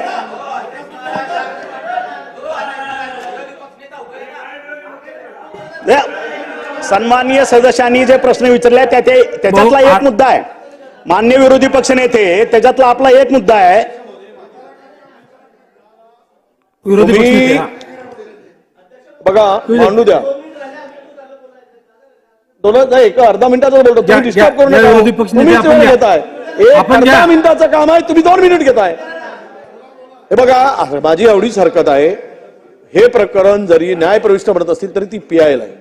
यांनी जुन्याच कंत्राटदारांना जेवी करून जुन्याच दराने कंडिशननी हे काम दिलेलं आहे. त्याचा LOA झालाय, त्याचा वर्गऑर्डर देण्याची तयारीत आहे. तुम्ही लपवू नका ना. तुम्ही जे काय आहे ते आम्ही काय म्हणलं, तुम्हाला कोर्टाच्या आधारावर तुम्ही स्थगिती द्या. विषय 10,000 कोटीचा प्रकरण आहे अध्यक्ष महोदय. चुकीची माहिती येऊ नये म्हणून मी हरकत घेतली. मंत्री महोदय, तो चुकीची माहिती कुठली येणार नाही. सबज्युडाइस मॅटर असल्यामुळे त्याच्यावरती फारसं भाष्य करणं योग्य नाही. कोर्टाचे आदेश येतील, कोर्टाच्या आदेशाला बांधील राहून याप्रमाणे आपलं कामकाज चालतंय. त्याच्यामुळं एकदा ते निर्णय येऊ दे, त्याच्यावरती तुम्हाला कळेल. दूध का दूध, पाणी का पाणी होऊन जाईल ना. त्याच्यावर चिंता करायचं काय कारण आहे? नाही, आपल्याला जे वाटतं तसं काहीच झालेलं नाही. ह्याच्यामध्ये 1 रुपयाचा व्यवहार कुठे झालेला नाही, कोणाला MOU साईन झालेलं नाही. आणि आपण इतका आभासी जगात वागताय की आपल्याला इतका 10,000 कोटीचा झाला, 5,000 कोटीचा घोटाळा झाला. आपण ज्यावेळेस एखाद्यावरती ज्यावेळेस आपण वोट उचलतो त्याच्या अगोदर MOU झालं का ह्याची माहिती घ्यायला पाहिजे होती आपण. अजून MOU साईन नाहीये, काहीच नाहीये. मंत्री सगळं असताना जर आपण हे करत असाल, ह्याच्याशिवाय सुद्धा आरोग्याचे भरपूर प्रश्न आहेत ना आपल्याकडं. आणि म्हणून त्याच्यामुळे ही जी गोष्ट आहे ती, आणि त्याच्यानंतर भातखळ साहेबांनी जो मुद्दा उचलला की 1.5 लाखाची योजना आपली 5 लाखाची करणं, ते आपल्या मुंबई ह्याच्यामध्ये मेगा सिटीमध्ये बरेचसे हॉस्पिटल इनपॅनलमेंट करणं गरजेचं आहे. आणि म्हणून मी आपल्या वरच्या ह्याच्यात उत्तर दिलं होतं की अशा पद्धतीचं कंपल्सरी जे मोठे हॉस्पिटल आहेत त्यांना आपण कंपल्सरी ह्या महात्मा फुले योजनेमध्ये समाविष्ट करून घेतोय. म्हणजे त्यांची इच्छा असो नसो, पण त्याच्यामध्ये इनपॅनलमेंट होणं गरजेचं आहे. कारण सर्वसामान्य गोरगरिबांना त्याची गरज आहे. आपल्या ग्रामीण भागातले बरेचसे जे पेशंट येतात मोठ्या हॉस्पिटलमध्ये, तर त्यांना त्याची गरज आहे. त्याच्यामुळं त्यांनाही आपण त्या ठिकाणी समाविष्ट करून घेतोय. त्याच्यानंतर पहिले जे हॉस्पिटल होते आपले 1,000 होते. माननीय मुख्यमंत्री यांनी कॅबिनेटनं जवळपास आणखी 900 हॉस्पिटल आपल्याला इनपॅनलमेंट करायची मंजुरी दिलेली आहे. त्याच्यामुळं ज्या तालुक्यामध्ये ज्या विभागामध्ये हे हॉस्पिटल नसतील त्यांना आपण त्या ठिकाणी घेतोय. त्याच्यामुळं दुसरं महत्वाची गोष्टी काय आहेत ते आपल्याला सांगणं गरजेचं आहे. चांगल्या गोष्टी आरोग्यानं 2 वर्षामध्ये केलेल्या आहेत, त्याची थोडं एक नोंद घेणं अपेक्षित आहे. कारण महात्मा फुलेची योजना आपण 1.5 लाखावरनं 5 लाख केली. त्याच्यामध्ये जो कॅप होता तुमचं केसरी रेशन कार्ड वगैरे, तर ते सर्वांसाठी 12.5 कोटीसाठी आपण ओपन केलेलं आहे. आशा स्वयंसेवकाच्या मध्ये आपण ते मोबदला वाढवला. त्यांचा पगार कित्येक वर्ष 5,000च्या पुढे कोणी नेत नव्हतं, 500-700 रुपये वाढत होते. तो मोठ्या प्रमाणात पगारवाढ आपण त्यांचा केला. त्याच्यानंतर आपण एक महाराष्ट्रामध्ये अभियान राबवलं महिलांच्यासाठी, माता सुरक्षित घर सुरक्षित. जवळपास 4,92,00,000 ह्या मातांचं आपण परीक्षण केलं. त्याच्यानंतर आपण जागरूक पालक सुदृढ बालक केला. त्याच्यानंतर निरोगी आई आरोग्य तरुणाईचे वैभव महाराष्ट्राचे अभियान राबवलं. अनाऊन्स करून बाळासाहेब ठाकरे आपला दवाखाना ही संकल्पना माननीय मुख्यमंत्र्यांनी आणली. त्याच्यामध्ये जवळपास 350 दवाखाने आपले तालुका वाईज स्लम एरियामध्ये आपले सुरू झालं. महाराष्ट्र वैद्यकीय वस्तू खरेदी प्राधिकरण ह्याची निर्मिती केली. मोतीबिंदू महाराष्ट्र अभियानांतर्गत आपण 1 लाखापेक्षा जास्त शस्त्रक्रिया केल्या. राज्यात आतापर्यंत पुणे, अहमदनगर, नंदुरबार, सिंधुदुर्ग या 4 जिल्ह्यामध्ये 30 खाटाची आयुष रुग्णालय तयार केली. आपल्या हृदय रोग रुग्णांसाठी राज्यात 12 ठिकाणी कार्डियाक कॅथलॅब, 17 ठिकाणी MRI, 63 ठिकाणी डायलिसिसची सुविधा उपलब्ध करून दिली. त्याच्यानंतर आपल्या आकांक्षित जिल्ह्यातलं महाराष्ट्रामध्ये पहिला फिरता दवाखाना आणला. त्याच्यानंतर जालना, भिवंडी, पुणे आणि नागपूर येथे मानसिक आरोग्य व नवीन व्यसनमुक्ती केंद्र तयार केली. मेळघाट सारख्या दुर्गम भागासाठी 43 कलमी उपक्रम दिला. पंढरपूर ह्या ठिकाणी तुम्ही बघितलं असेल की मागच्या वर्षी आषाढीला आरोग्याची वारी पंढरीच्या दारी ह्या अभियान आपण राबवलं. जवळपास 11.5 लाख वारकऱ्यांच्या तपासण्या केल्या. यंदा दुसरं वर्ष आहे. त्याचं गिनीज बुक ऑफ वर्ल्ड रेकॉर्डमध्ये नोंद झाली. यंदा सुद्धा ते रेकॉर्ड आपल्या महाराष्ट्राकडून ब्रेक होईल. त्याच्यानंतर सुंदर माझा दवाखाना ही संकल्पना राबवली. गेल्या दीड वर्षामध्ये जवळपास आरोग्य खात्यामध्ये न भूतो न भविष्यती असे 22 उपक्रम आरोग्य खात्यानं राबवलेले आहेत. मला वाटतं त्याच्यामुळं आपण ह्या सगळ्या गोष्टी चांगल्या पद्धतीनं करतोय. ज्या त्रुटी असतील, माननीय सदस्यांनी ज्या त्रुटी दाखवलेल्या असतील त्याचा सुद्धा अंतर्भाव करून त्याच्यावरती उपाययोजना केल्या जातील. एक माननीय अध्यक्ष महोदय, मी आपल्या अनुमतीने सन 2024-25 या आर्थिक वर्षाकरता जून 2024 या अधिवेशनात सार्वजनिक आरोग्य विभागासाठी मागणी क्रमांक R1 ते R4 खाली अनिवार्य व कार्यक्रम खर्चाकरिता एकत्रित निधीतून विनियोजित केलेल्या उर्वरित एकूण रक्कम रुपये 15,572.82 कोटी इतकं निधीच्या मागण्या मंजूर करण्याची विनंती सन्माननीय सभागृहास करीत आहे. ठीक आहे. मला सर्व सन्मान्य सदस्यांना कळवण्यास अत्यंत आनंद होतो की आज आपल्या सभागृहाचे कामकाज पाहण्यासाठी जपान देशाचे मुंबई येथील वाणिज्य दूत श्री ऑनरेबल यागी कोजी व अन्य अधिकारी यांचे शिष्टमंडळ विशेष अभ्यागत कक्षामध्ये उपस्थित आहे. आपण सर्वजण त्यांचे टाळ्यांच्या गजरात हार्दिक स्वागत करूया.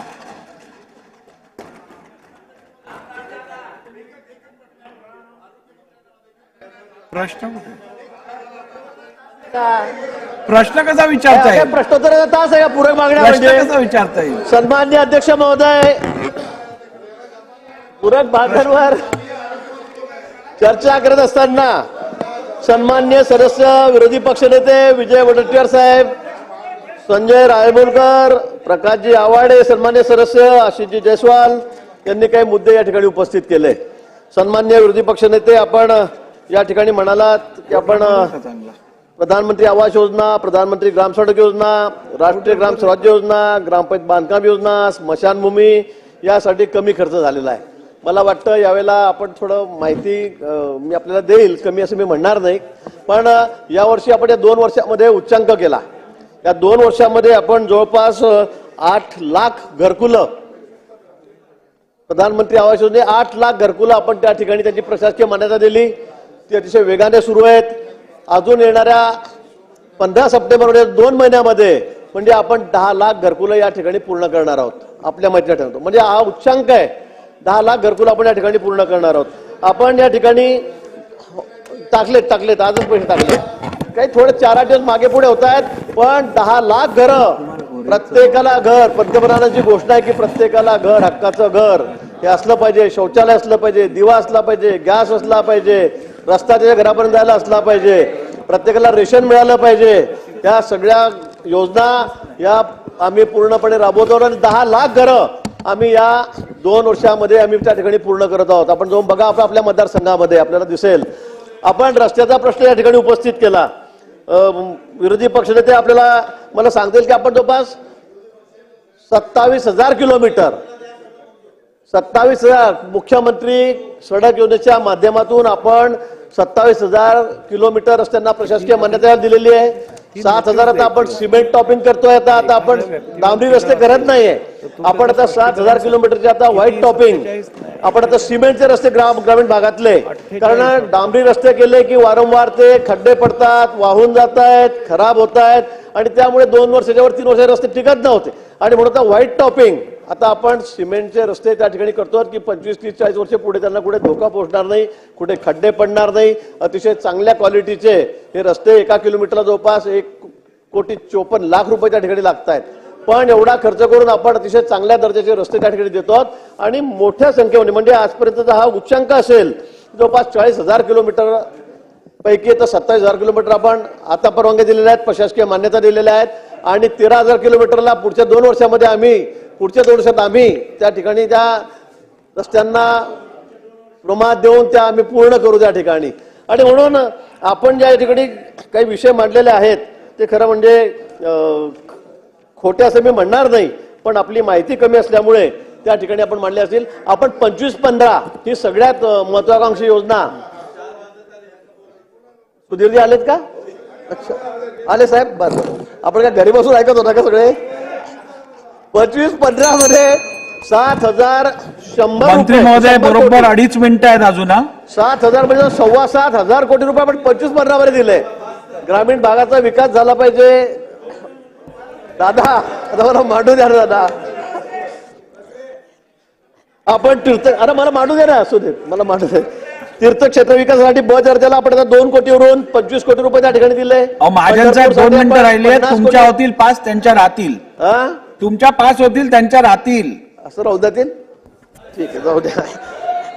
माननीय अध्यक्ष महोदय, मी आपल्या अनुमतीने सन 2024-25 या आर्थिक वर्षाकरता जून 24च्या अधिवेशनात ग्रामविकास विभागासाठी L2, L5, L7, L8 अशा एकूण 6 मागणी क्रमांकाखाली अनिवार्य व कार्यक्रमावरील खर्चाकरता एकत्रित निधीतून विनियोजन केलेल्या उर्वरित एकूण 18,438 कोटी 7,76,000 रुपये इतक्या निधीच्या मागण्या मंजूर करण्याची सन्माननीय सभागृहास आपल्या माध्यमातून विनंती करत आहे. चला बसा. अध्यक्ष महोदय, महसूल व वन विभागाअंतर्गत वने या प्रभागाकरिता अतिरिक्त अर्थसंकल्पाद्वारे मागणी क्रमांक C7 व मागणी क्रमांक C10 अंतर्गत एकूण 5,30,27,39,39,000 इतक्या रकमेच्या मागण्या सादर करण्यात येत आहे. त्यास सभागृहाने मान्यता द्यावी अशी मी विनंती करतोय. सन्माननीय विरोधी पक्षनेते श्री विजय वडेट्टीवारजी, आपण जे प्रश्न उपस्थित केले तो विषय जरी महसूल विभागाचा असला तरी ही वन कायद्याचं उल्लंघन केलं असलं तर त्याच्यावर एका वाराने प्रश्न उपस्थित केला, दुसरा वार त्याच्यावर निश्चितपणे वार करेल हा विश्वास ठेवा. आणि तुमच्याकडे जास्तीची माहिती असेल तर ती मला द्यावी. खेड व मावळ परिसरातील अतिक्रमणाच्या घटना उघडकीस आल्यानंतर 10 गुन्हे निष्कासित 10 गुन्हे नोंदविण्यात आले, अतिक्रमण काढले जाईल. श्री सन्माननीय अतुल भातखळकरजी यांनी प्रश्न उपस्थित केला खारफुटीच्या बद्दल. याच्या कायद्यात बदल करता येईल का याचाही निश्चित अभ्यास केला जाईल. आणि संजय गांधी निराधार योजनेच्या घरांच्या संदर्भात अतिक्रमणाच्या संदर्भात नुकतीच बैठक घेतली आहे. पुन्हा एकदा मुख्यमंत्री महोदयांसोबत बैठक घेऊन हे 13,000 पेक्षा कमिटी झाली आहे या सर्वांना मान्यता देण्यात येईल. आणि ज्या सदस्यांचा प्रश्न अजून अनुत्तरित राहिला त्यांनी मला सभागृहाच्या बाहेर भेटावं, त्याचंही उत्तर द्या. आता मी सन 2024-2025च्या आर्थिक अर्थसंकल्पातील 1 महसूल व वन विभाग, 2 ग्राम विकास विभाग, 3 सार्वजनिक आरोग्य विभाग, 4 महिला व बालकल्याण विभाग या विभागांच्या मागण्या वितरित केलेल्या सूचीत दर्शवल्याप्रमाणे एकत्रपणे मतास टाकतो. महसूल व वन विभाग अनुक्रमांक 22 ते 31, ग्रामविकास विभाग अनुक्रमांक 90 ते 95, सार्वजनिक आरोग्य विभाग अनुक्रमांक 199 ते 202, महिला व बालविकास अनुक्रमांक 232 ते 235. अनुकूल असतील त्यांनी होय म्हणावे, प्रतिकूल असतील त्यांनी नाही म्हणावे. होयचे बहुमत आहे, होयचे बहुमत आहे. मागण्या संमत झाल्या.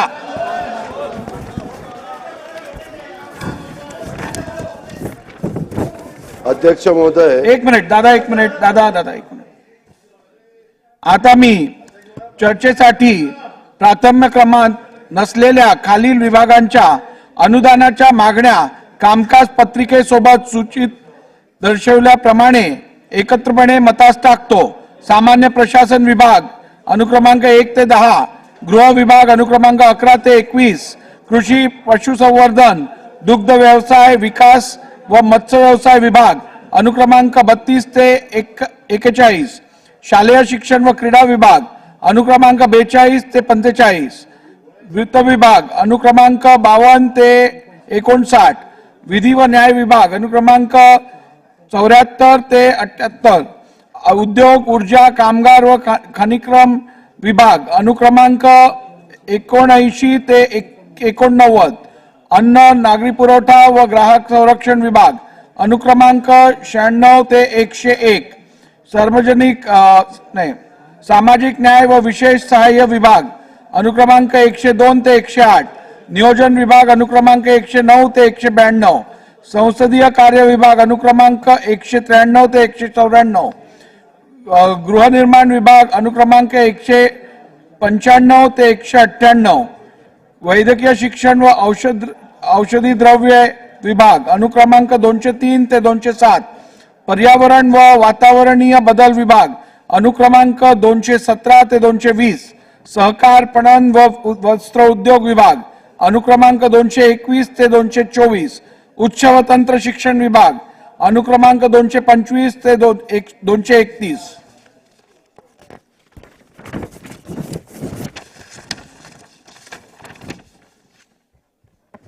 पाणी पुरवठा व स्वच्छता विभाग अनुक्रमांक 236 ते 241, कौशल्य रोजगार उद्योजकता व नाविन्यता विभाग अनुक्रमांक 242 व 243, महाराष्ट्र विधिमंडळ सचिवालय अनुक्रमांक 244 ते 246, पर्यटन व सांस्कृतिक कार्य विभाग अनुक्रमांक 247 ते 252,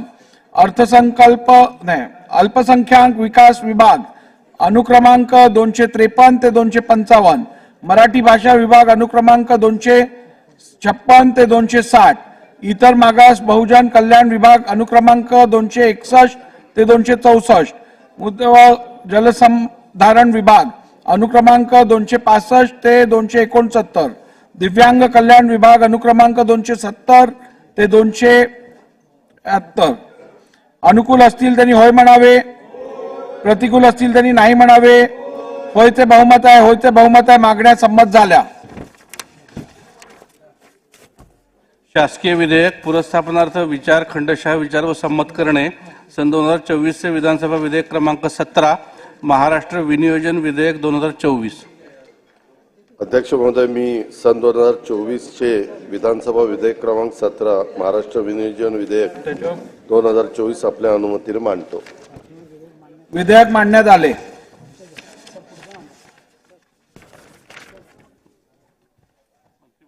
महोदय, मी सन 2024 चे विधानसभा विधेयक क्रमांक 17 महाराष्ट्र विनियोजन विधेयक 2024 विचारात घेण्यात यावे असा आपल्या अनुमतीने प्रस्ताव मांडतो.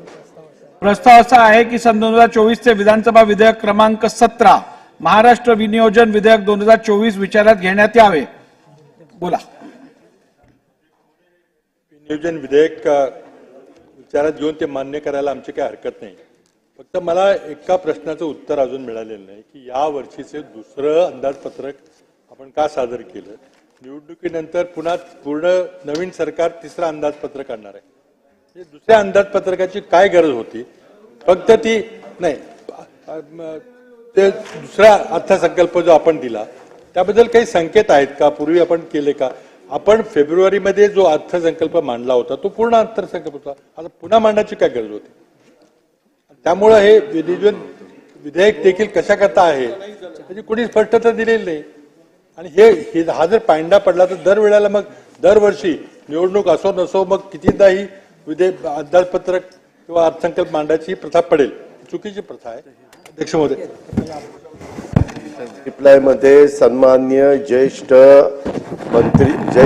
सदस्य पृथ्वीराज बाबा चव्हाण साहेबांच्या प्रश्नाला उत्तर दिलेलं होतं.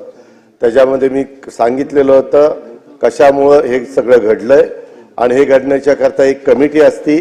ती कमिटी अजून आपल्या इथली स्थापन झालेली नाही. त्या कमिटीनं त्याच्याबद्दलचा विचार करावा आणि पुढच्या वेळेस असं करायचे कारण नाही. पण 2019लाही घडलं, 2014लाही घडलं आणि 2024लाही घडलं. ही वस्तुस्थिती आहे. आणि मागच्या वेळेस 2019ला घडलं त्यावेळेस या राज्याचे प्रमुख मुख्यमंत्री पृथ्वीराज बाबा चव्हाण साहेब होते. पण 2000 आपण जे गेल्या वेळेला मांडलं ते लेखानुदान होतं 4 महिन्याचं. हो बरोबर आहे. नाही आपण जी हरकत घेतली चव्हाण साहेब, आपण आता जी हरकत घेतली त्या संदर्भात मी असं म्हणतोय की माझ्या रेकॉर्ड प्रमाणे ते लेखानुदान होतं 4 महिन्यासाठी इंटरेम होतं आणि म्हणून हे मांडणं आवश्यक होतं. हौस हे अस्तित्वात होतं, ते काही संपणार नव्हतं. लोकसभेला लेखाजोनाची गरज असते, आपल्याला नव्हती गरज. आणि ते विचारा अर्थमंत्र्यांना आपण स्पष्टीकरण घ्या. ते पूर्ण अंदाजपत्रक होतं. आता त्याची आपण कमिटी नेमून चौकशी करा असं दोन करणं योग्य नाहीये. माझं प्रामाणिक मत आहे. जरी पूर्वी झाला असेल तरी आता ही प्रथा चालू ठेवण्याची गरज. पृथ्वीराज बाबा सन्मान्य सदस्य पृथ्वीराज बाबांच्या मताशी सहमत आहे. पुढच्या वेळेस आपण त्याची नोंद घेऊन हे एकदाच करण्याची गरज आहे, डबल करण्याची गरज नाही. वस्तुस्थिती नाना बोला. अध्यक्ष महाराज, मला आता हा विषय जो आहे टेक्निकल आपल्याला पण कळतं. अध्यक्ष महाराज, सरकारला वारंवार आता यांची आता पुरवणी मागण्या आता पुन्हा आहेतच. अध्यक्ष महाराज, जवळपास मला अंदाज आहे की 94,000 कोटीच्या पुरवण्या मागण्या आता पुन्हा येतात. अध्यक्ष महाराज, खरं तर हे कसं करता येईल. आता इथं 3 अर्थमंत्री आणि एका स्पर्धाच आहे. अध्यक्ष महाराज, कोणी 10 वेळ आपण अर्थसंकल्प मांडला, कोणी 9 मांडला. तुम्ही किती मांडला सुधीर भाऊ? 6-10 असे एकावर एक म्हणजे अर्थमंत्री आपल्या या सदनामध्ये आहेत. आणि आपले जे संकेत दाखवतात अध्यक्ष महाराज, याचा अर्थच असा आहे अध्यक्ष महाराज की दाल में काला आहे. म्हणजे सरकारचा दिवाळ निघालेलं हे त्याच्यातून निघत आहे. आणि म्हणून मी अध्यक्ष महाराज त्याच्यावर जाणार नाही. अध्यक्ष महाराज, मी 2024-2025च्या अतिरिक्त अर्थसंकल्पातील विनियोजन विधेयक मान्य केलेल्या मुद्द्याची एकत्रित यादी महाराष्ट्र विधानसभा नियम 264/5 नुसार मी या ठिकाणी मांडतो. अध्यक्ष महाराज, सातत्यानं विनियोजन विधेयकाच्या याच्यामध्ये आम्ही या ठिकाणी प्रश्न उपस्थित करतो. माननीय अर्थमंत्र्यांनी परवा आता अधिवेशनाच्या पूर्व 2 दिवसाच्या पहिले आमची मीटिंग पण झाली. अध्यक्ष महाराज, त्यांनी सूचना पण विभागाला दिल्या. पण अध्यक्ष महाराज, त्याची अंमलबजावणी होत नाही. ही गंभीर बाब मला या सदनाच्या माध्यमातून म्हणजे आपल्या माध्यमातून माननीय सरकारला या ठिकाणी कळवायची. अध्यक्ष महाराज, ज्या सूचना दिल्यात त्याचं कुठेही खाली अंमलबजावणी होत नाही. मग विरोधी पक्षाकडे हे आयुध जे आहे अध्यक्ष महाराज, या आयुधाचा उपयोग करून आम्ही आपल्या राज्यातल्या विविध भागामध्ये जिथं जिथं काय योजनांचं अंमलबजावणी करावी लागते, मतदारसंघातली करावी लागते, त्याच्यासाठी हा आयुध आहे अध्यक्ष महाराज. पण याची अंमलबजावणीच्या बाबत हे जे शून्यपणा आहे, तर विरोधकांच्या मतदारसंघात त्यांच्या सांगण्याप्रमाणे कामच व्हावी नाही अशा पद्धतीचं हे सरकार काम करते का, हा एक प्रश्न माझ्या मी आपल्या माध्यमातून सरकारला सांगतो. अध्यक्ष महाराज, परवा दिलेल्या दादा आपण ज्या सूचना होत्या दादा, खाली अजूनपर्यंत कुठली अंमलबजावणी सुरू झालेली नाही. दादाचा धाक आम्हाला माहिती आहे. आपण आता जवळपास तुम्ही आमचे सिनियर आहात त्या सभागृहातले सुधीर भाऊ, नाही तेच म्हटलंय. आणि हे आपला दादाचा धाक किती आहे हा आपल्याला सगळ्यांना माहिती आहे. पण आता दादा तुमचा धाक का कमी झाला हे कळायला कारण नाही. पण मला ज्या परवा आपण सूचना दिल्यात त्याची अंमलबजावणी तातडीनं व्हावी आणि ते आपण त्याची अंमलबजावणी व्हावी अशी माझी अपेक्षा. अध्यक्ष महाराज, माझ्या या ठिकाणी एकूण जे याच्यामध्ये ज्या आमच्या हे होत्या मागणी क्रमांक B1 मुख्य लेखा सेशक 2055 पोलीसच्या बाबतचा अध्यक्ष महाराज या ठिकाणी आहे. अध्यक्ष महाराज,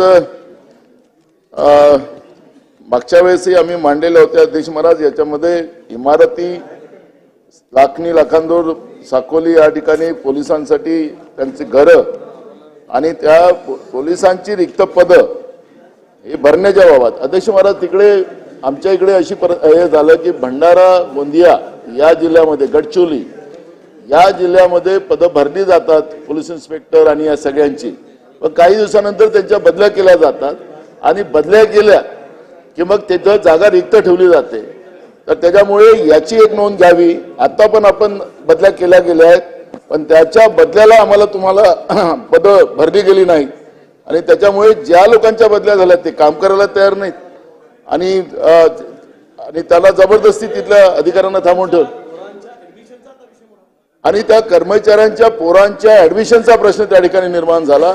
सरकारने तातडीनं या सगळ्या व्यवस्थेकडे लक्ष करावं ही एक भूमिका अध्यक्ष महाराज.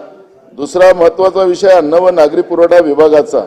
अध्यक्ष महाराज, आमच्याकडे धानाची शेती केली जाते आणि समर्थन मूल्याच्या माध्यमातून धान मोठ्या प्रमाणात खरेदी केला जातो.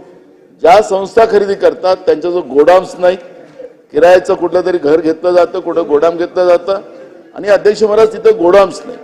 त्यामुळे सरकारने तातडीनं ही गोडाऊन निर्मिती करून देऊन धान्य साठवणुकीच्या दृष्टिकोनातलं त्या पद्धतीची तयारी दाखवावी आणि मोठ्या प्रमाणात हे धान्य खराब होते. अध्यक्ष महाराज, त्याच्यामध्ये तर असं आहे की हे धान्य खराब झालं तर त्या दारू फॅक्टऱ्यांना त्याचं ऑक्शन केलं जातं, कमी किमतीमध्ये दिलं जातं, राज्याच्या तिजोरीवर चुना लावला जातो अध्यक्ष महाराज आणि त्याच्यामुळे याच्याप्रमाणे आम्हाला प्रत्येक समजा नाही प्रत्येक गावात बांधून दिलं तरी आमची मागणी अशी आहे की पंचायत समिती सर्कल निहाय मोठे मोठे गोडाऊन्स त्या ठिकाणी धान्य साठवणीच्या दृष्टिकोनातून करून दिलं तर शेतकऱ्यांचाही मोठ्या मेहनती आणि कष्टाने पिकवलेलं धान हा त्या ठिकाणी सुरक्षित राहील आणि राज्याच्या तिजोरीला जो चुना लावला जातो तोही लागणार नाही.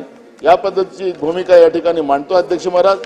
दुसरा महत्वाचा मुद्दा असा या ठिकाणी अध्यक्ष महाराज, भंडारा जिल्ह्यातील बालभारती भवनाचे स्वतंत्र इमारत नसणे, पुरातनकालीन भाषा अभ्यास केंद्र नसणे, विदर्भ साहित्य संघाच्या शाखांना स्वतंत्र इमारत नसणे, त्यामुळे शासनाने याबाबत करायची कारवाई व उपाययोजना. अध्यक्ष महाराज, चौथा मुद्दा असा आहे, भंडारा जिल्ह्यातील साकोली लाखांदूर लाखनी या तालुक्यातील जिल्हा परिषद प्राथमिक व उच्च माध्यमिक शाळांना पुरेशा प्रमाणात वर्गखोल्या उपलब्ध नसणे, संगणक डिजिटल उपलब्ध नसणे, त्याच्या सूचना आपण परवा दिल्यात, अजूनपर्यंत अंमलबजावणी नाही. शिक्षकाची मोठ्या प्रमाणात पदं खाली अध्यक्ष महाराज. आज मी त्याचा रेकॉर्ड पूर्ण आणला अध्यक्ष महाराज, मी तुम्हाला लगेच तो आपल्याकडे पाठवतो. आज भंडारा जिल्ह्यामध्ये एकट्या 1,500 शिक्षक पदं खाली आहे अध्यक्ष महाराज. जिल्हा परिषदच्या शाळा मी मंत्र्यांचं आणि सरकारचं आम्ही सांगतो की आता शिक्षकाच्या मेगा भरती केली जाणार आहे. काय गरिबाच्या आणि शेतकऱ्याच्या मजुरांच्या मुलांनी काय शिक्षण घ्यावंच नाही, जिल्हा परिषद शाळा बंद करायच्या, 15,000 शाळा हे बंद करायला निघाल्यात. आता जिथं शिक्षकच नाही तर विद्यार्थी कुठे राहणार अध्यक्ष महाराज. आणि म्हणून सरकारने या ठिकाणी हमी दिली पाहिजे की आम्हाला हे शिक्षकाची पदं किती दिवसात भरली जाईल ती भूमिका. आता शाळा सुरू झाल्यात अध्यक्ष महाराज, पण शिक्षकच नाही आहे.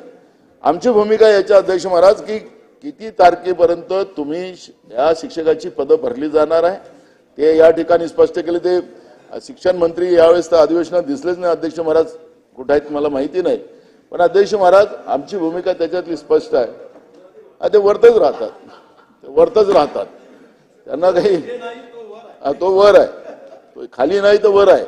अध्यक्ष महाराज, शिक्षकांची पदं किती दिवसात भरली जाणार आहे, कारण की मुलांचं भविष्य याच्यामध्ये आहे अध्यक्ष महाराज, येणाऱ्या पिढीचं भविष्य या ठिकाणी आहे आणि त्याच्यामुळे किती दिवसामध्ये या सगळ्या पदं भरली जातील आणि शाळा खोल्या ज्या जीर्णावस्थेत आहेत त्याला तातडीनं किती दिवसात त्या पूर्ण केल्या जातील, त्याला निधी उपलब्ध करून दिला जाईल, ही भूमिका या ठिकाणी स्पष्ट केली पाहिजे.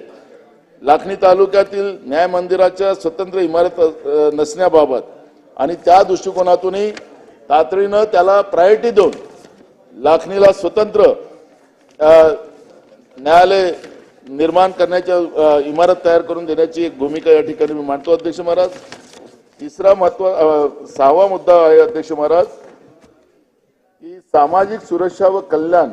भंडारा जिल्ह्यातील साकोली व लाखांदूर तालुक्यातील मागासवर्गीय मुलामुलींचे शासकीय वसतिगृह उपलब्ध नसणे, साकोली, लाखनी व लाखांदूर तालुक्यातील तालुका स्वतंत्र शासकीय निवास आश्रमशाळा उपलब्ध नसणे, त्यामुळे शासनाने याबाबतची कारवाई. अध्यक्ष महाराज, ओबीसीच्या मुला मुलींसाठी शासनाने घोषणा केली होती की आम्ही तालुका आणि जिल्हा पातळीवर आम्ही वसतिगृह निर्माण करून देऊ.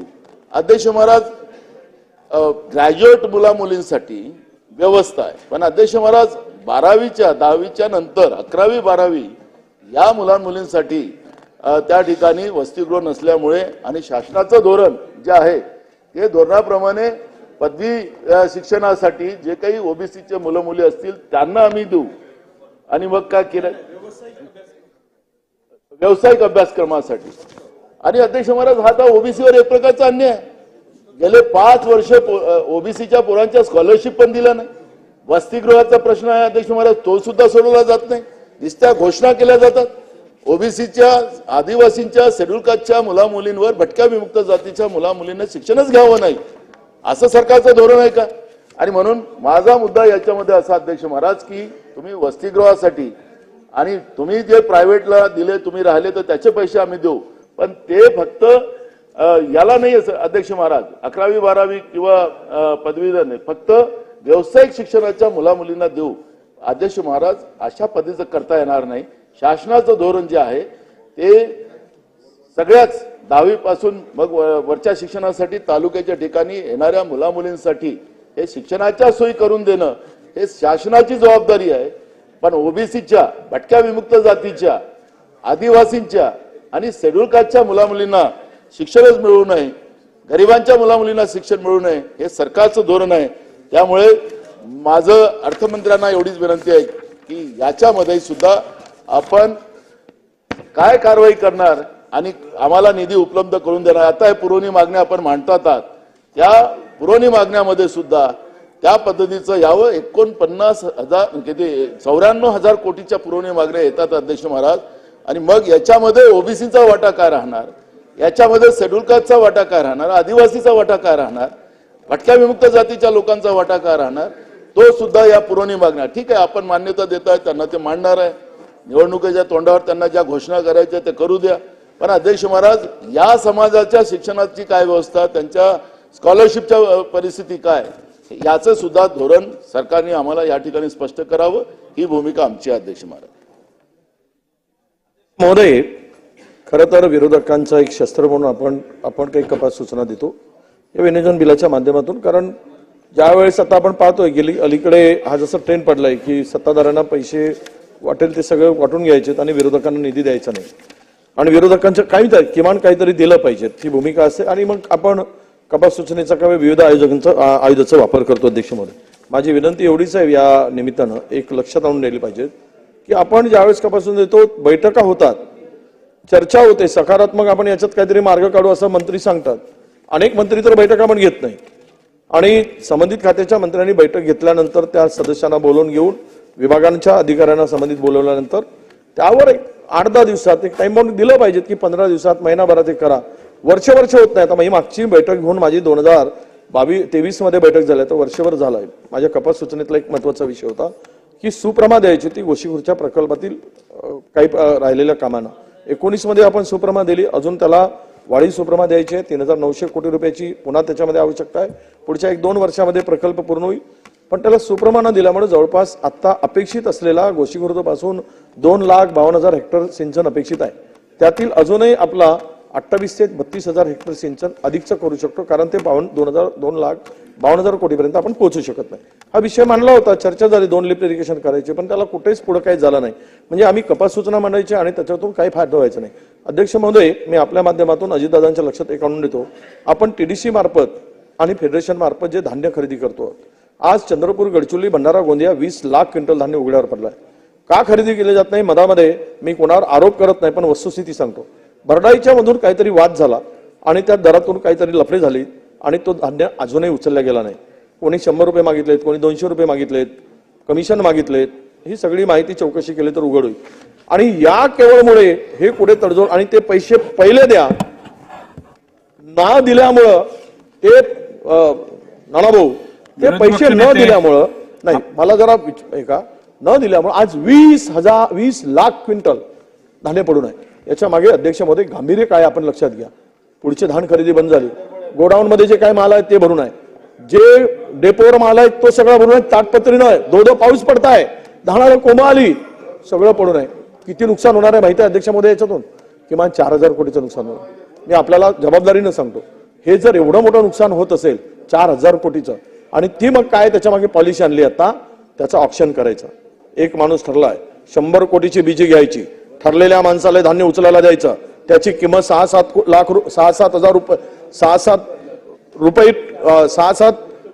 रुपयांनी किलोनी, म्हणजेच 600-700 रुपयांनी 1 क्विंटल धान्य त्यांना द्यायचं. त्यातून मोठा फायदा उपडून घ्यायचा आणि शेतकऱ्यांना वाऱ्यावर सोडायचं. एवढं पाप मोठं होणार आहे. हे मी गंभीराने यासाठी सांगतो, शेतकरी पिकवून जो धान्य पिकवलं आहे अध्यक्ष महोदय, त्यामुळे हे गांभीर्य लक्षात घेऊन किमान आपण ते धान्य सुरक्षित राहील एवढ्यासाठी ती व्यवस्था करावी. काही मधामध्ये तुमच्या भाषणातून आलंय की आम्ही काही गोडाऊन वगैरे बांधणार आहोत, पण या धान्याची विल्हेवाट असं लावू नका. हे शेतकऱ्यांनी घाम गाळून, कष्ट काढून, मेहनत करून पिकवलेलं धान्य ते उघड्यावर पडलेलं आहे आणि त्याची विल्हेवाट जर अशा पद्धतीने होत असेल, जे धान्य तुम्ही 2150 रुपयांनी खरेदी केलं आहे आणि एखाद्या दलालाला 100-200 कोटीची बीजी घेऊन विशिष्ट माणसाला देऊन त्यातून नुकसान करून घ्यायचं आणि किमान 2 ते 2,500 कोटीचं नुकसान राज्याचं होईल. आणि आत्ताच्या स्थितीमध्ये हे परवडणारं नाही.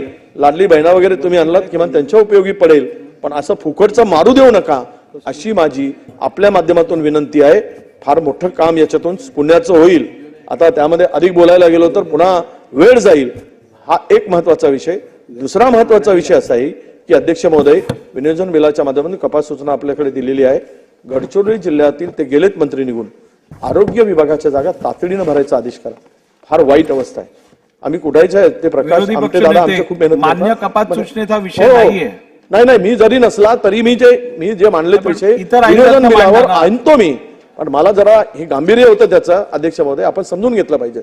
मी काही अदरवाईज बोलत नाही लवकर, म्हणजे त्याचं गांभीर्य विनियोजन बिलाचं आम्ही काही याला विरोध करत नाही. सप्लिमेंटरी पण आहे, पण माझी विनंती अशी आहे की ते मी बोललो त्याचं उत्तरही नाही आलं. ते मंत्री महोदय निघून गेले. ही दादा एक या राज्याचे वित्तमंत्री म्हणून आपण ती पदं भरा, त्या जिल्ह्यातील तरी किमान भरा, त्यातल्या स्थानिक जेवढे मिळतील तेवढे भरा. पेसा अंतर्गत असतील त्या पेसा गावातील भरून टाका, पण ती आरोग्य यंत्रणा सुधारावं अशी अपेक्षा आपल्याकडनं करतो. धन्यवाद. चला,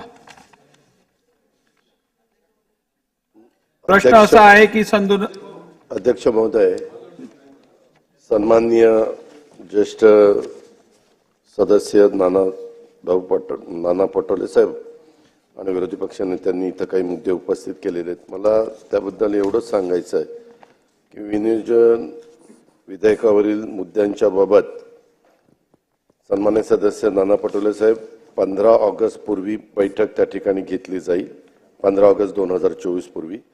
आणि मागे जी आपण बैठक घेतली होती, मला वाटतं गेल्या महिन्यात घेतलेली होती, त्याचा पण आढावा घेतो त्या बैठकीमध्ये की बाबा त्यावेळेस ठरलेलं होतं आणि त्याचं काय काय झालं. मग ते तुमच्या शाळांच्या बद्दलचं असेल, पोलीस स्टेशनच्या बद्दलचं असेल, काही इमारतीच्या बद्दलचं असेल, त्यावेळेस संबंधित सचिव सगळे हजर होते आणि त्यांना आपण क्लिअर सूचना दिल्या होत्या.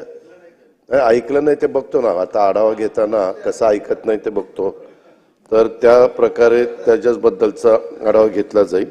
आणि सन्माननीय सदस्य वडेट्टीवार साहेबांनी जो मुद्दा उपस्थित केला, खरं तर अध्यक्ष महोदय, ह्याच्याबद्दल टेंडर तर ओपन टेंडर काढलं जातं, ठराविकच कॉन्ट्रॅक्टर डोळ्यासमोर टेंडर काढलं जात नाही.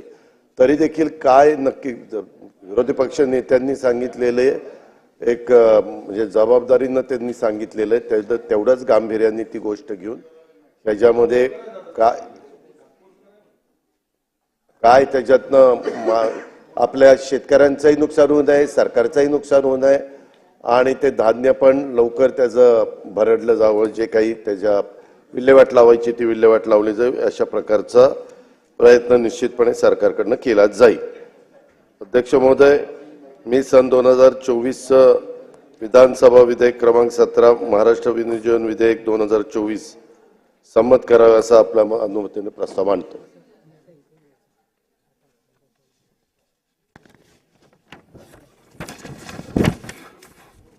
आता विधेयक खंडशः विचारात घेण्यात येईल. खंड 2 व 3 अनुसूची खंड 1 संपूर्ण शीर्षक आणि हेतुवाक्य विधेयकाचे भाग समजण्यात यावेत. अनुकूल असतील तरी होय म्हणावे, प्रतिकूल असतील तरी नाही म्हणावे. होयचे बहुमत आहे, होयचे बहुमत आहे. खंड 2 व 3 अनुसूची खंड 1 संपूर्ण शीर्षक आणि हेतुवाक्य विधेयकाचे भाग झाले. हा प्रस्ताव असा प्रभारी मंत्री. अध्यक्ष महोदय, मी सन 2024 विधानसभा विधेयक क्रमांक 17 महाराष्ट्र विनियोजन विधेयक 2024 संमत करावे असा आपल्या अनुमतीने प्रस्ताव मांडतो. प्रस्ताव असा आहे की सन 2024 विधानसभा विधेयक क्रमांक 17 महाराष्ट्र विनियोजन विधेयक 2024 संमत करावे. प्रश्न असा आहे की सन 2024 विधानसभा विधेयक क्रमांक 17 महाराष्ट्र विनियोजन विधेयक 2024 संमत करावे काय? अनुकूल असतील तरी होय म्हणावे, प्रतिकूल असतील तरी नाही म्हणावे. होयचे बहुमत आहे, होयचे बहुमत आहे. विधेयक संमत झाले. सन 2024-25च्या पुरवणी मागण्या सादर करणे. नाही, अध्यक्ष महोदय, या संदर्भ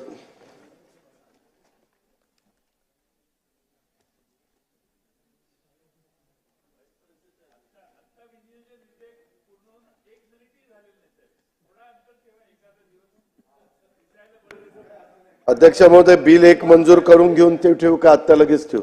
कसं आहे, बिल घेऊया एक. चला बिल आपण सन्मान्य सदस्य जयंत पाटील साहेबांच्या भावनेचा आदर ठेवत पहिली बिल घेऊ, त्यानंतर पुरवणी. बरं ठीक आहे, पुरवणी विधेयक मांडतो.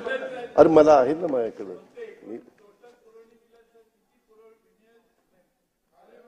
अध्यक्ष महोदय, मी आपल्या अनुमतीने सन 2024-25च्या पुरवणी मागण्या सभागृहात सादर करतो. असे करत असताना मी सभागृहाचे असे निदर्शनास आणू इच्छितो की भारतीय संविधानाच्या अनुच्छेद 205 व 203 खंड 3 खाली मिळालेल्या अधिकारात महाराष्ट्राच्या माननीय राज्यपाल महोदयांनी सन 2024-25च्या पुरवणी मागण्या विचारात घेण्यात याव्यात अशी शिफारस या सन्माननीय सभागृहास केली आहे.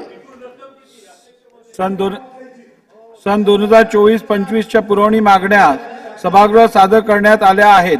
पुरवणी मागण्यांचे विवरणपत्र मान्य सदस्यांना महाराष्ट्र विधिमंडळाच्या व शासनाच्या संकेतस्थळावर तसेच टपाल खान्याद्वारे उपलब्ध करून देण्यात येत आहे. या मागण्यांवर चर्चा व मतदान दिनांक 10 जुलै 2024 रोजी होईल. दिनांक 10 जुलै 2024 रोजी चर्चा व मतदानासाठी जे विभाग प्रथम क्रमांकात घेण्यात येतील त्या विभागांवरील कपात सूचना दिनांक 10 जुलै 2024 रोजी सायंकाळी 5 वाजेपर्यंत स्वीकारल्या जातील.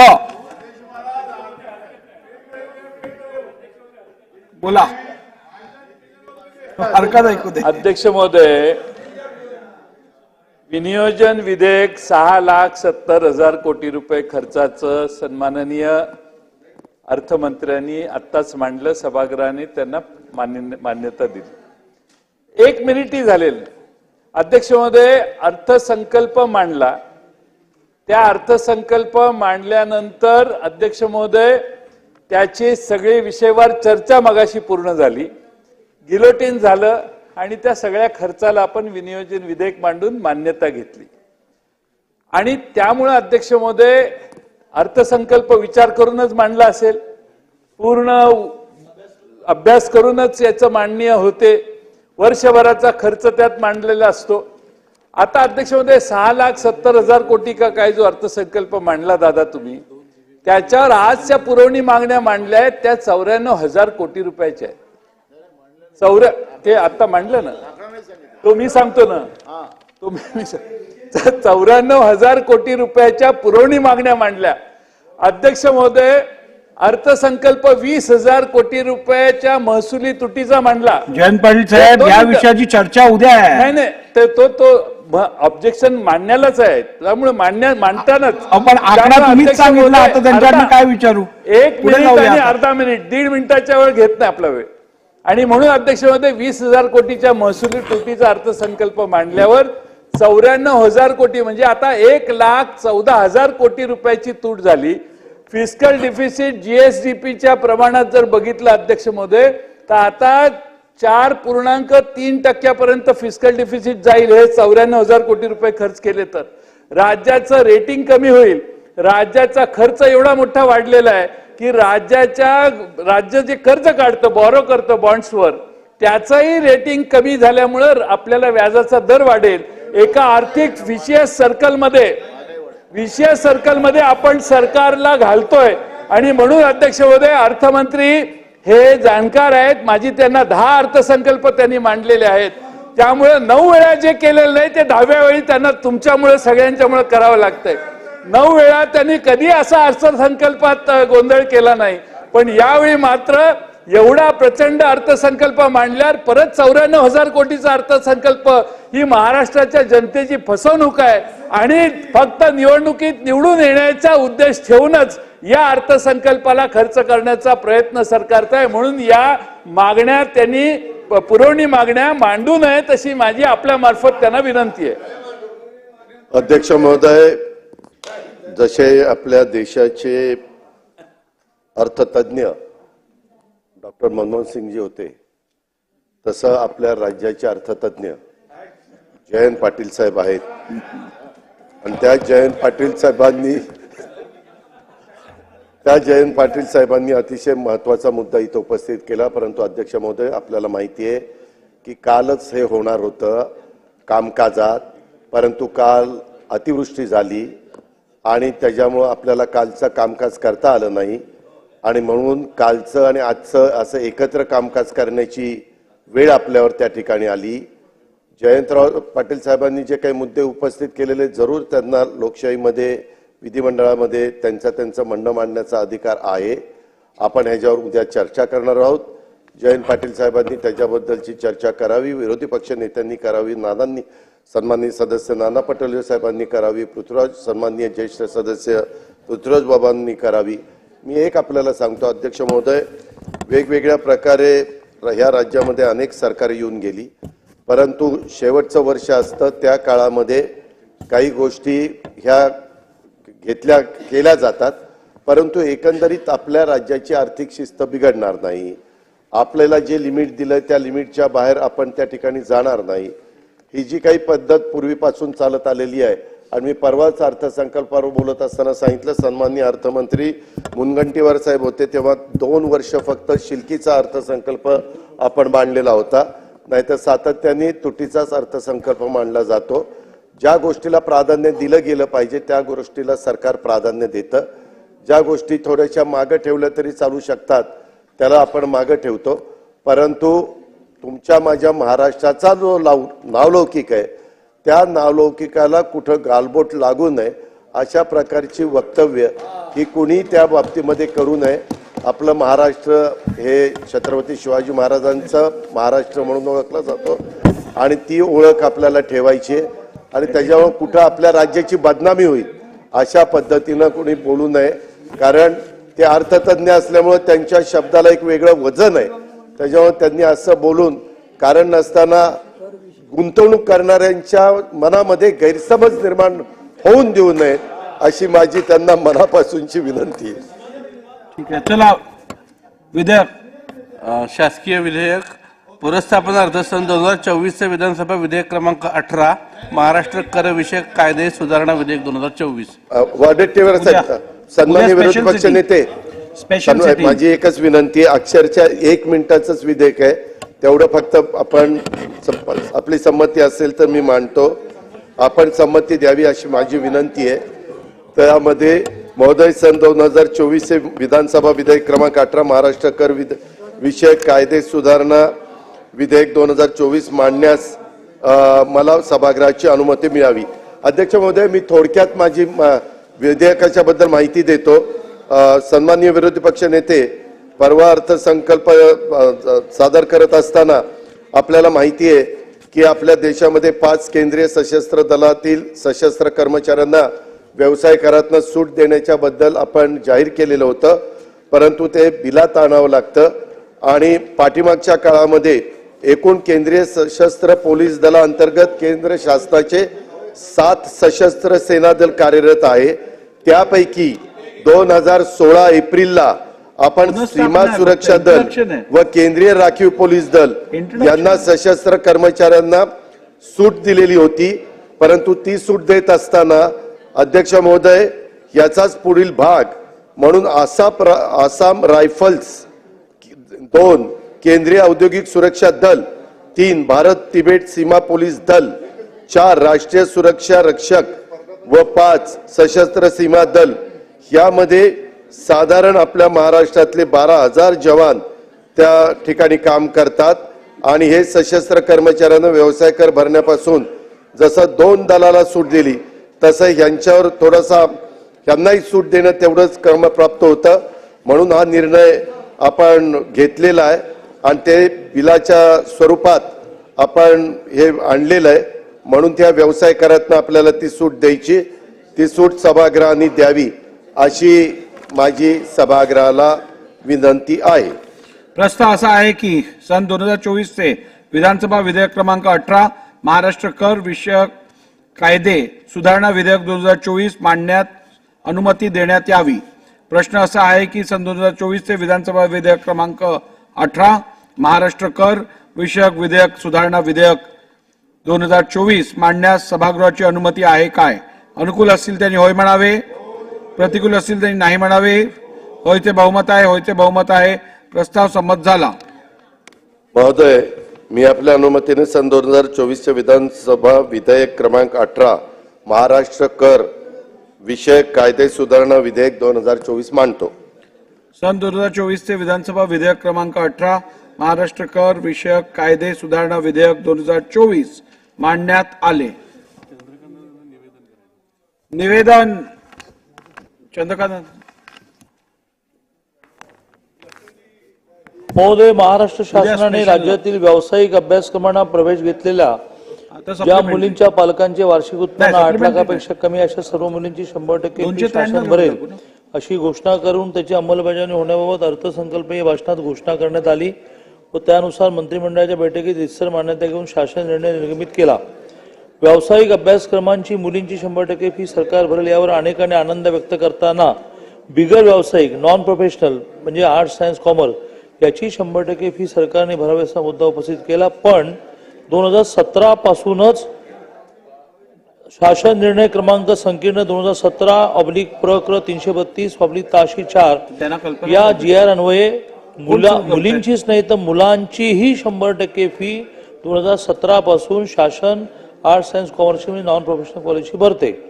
राज्यात मुलींचे व्यावसायिक अभ्यासक्रमातील प्रवेशाचे प्रमाण एकूण विद्यार्थी लोकसंख्येच्या स्टुडंट पॉप्युलेशनच्या 36% असल्यामुळे प्रगतीशील राज्यामध्ये हे प्रमाण वाढण्याची आवश्यकता विचारात घेऊन मुलींचे शिक्षण 100% फी माफ करण्याचा हा निर्णय शासनाने घेतला. तो प्रोफेशनल कोर्सेससाठी घेतला, त्याच्या आधीच 17 पासून नॉन प्रोफेशनलचा घेतलेला आहे. भविष्य नियम 110 अन्वये शासकीय ठराव. माननीय अध्यक्ष महोदय, मी आपल्या अनुमतीने खालील ठराव मांडतो.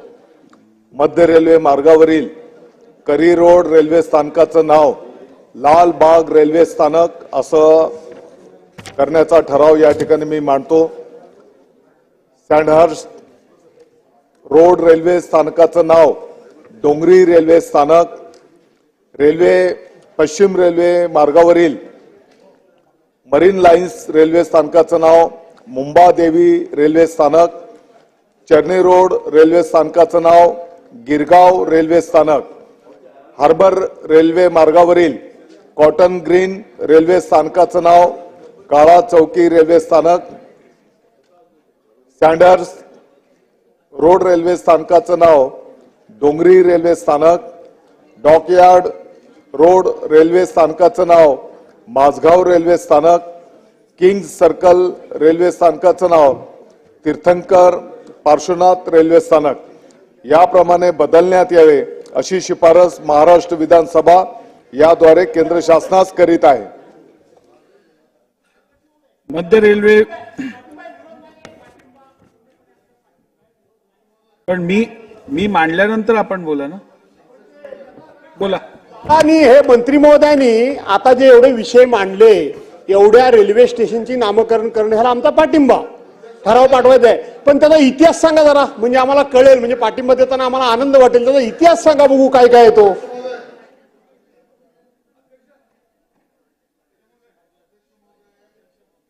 खऱ्या अर्थाने मी सरकारचं अभिनंदन करतो की या ठिकाणी मुंबईकरांची जी मागणी वर्षानुवर्षाची होती, ज्यामध्ये करी रोडचं लालबाग, सँडस रोड रेल्वे स्टेशनचं डोंगरी रेल्वे स्थानक, मरीन लाईन्सचं मुंबादेवी, चर्नी रोडचं गिरगाव, कॉटनगन रेल्वे स्टेशनचं काळा चौकी रेल्वे स्टेशन, सँडस रोडचं डोंगरी रेल्वे स्थानक, डॉंका रोडचं माझगाव रेल्वे स्थानक, किंग सर्कल रेल्वे स्थानकाचं तीर्थंकर पार्श्वनाथ रेल्वे स्थानक.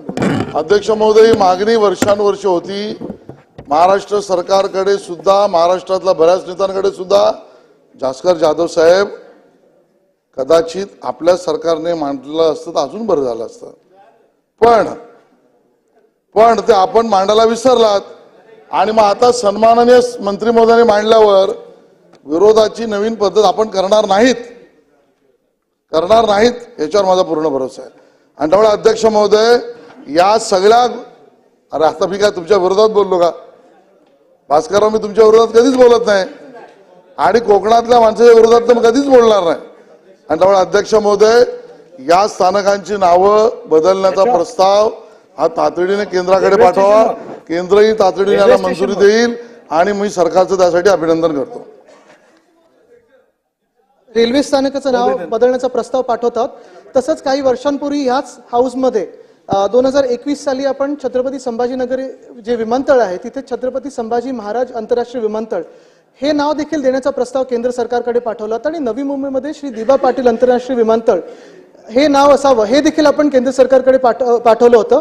माझी सरकारला विनंती राहील की केंद्राकडून त्याच्यावर देखील स्टेटस रिपोर्ट घेऊन ह्या हाऊसला अवगत करावं त्यांनी.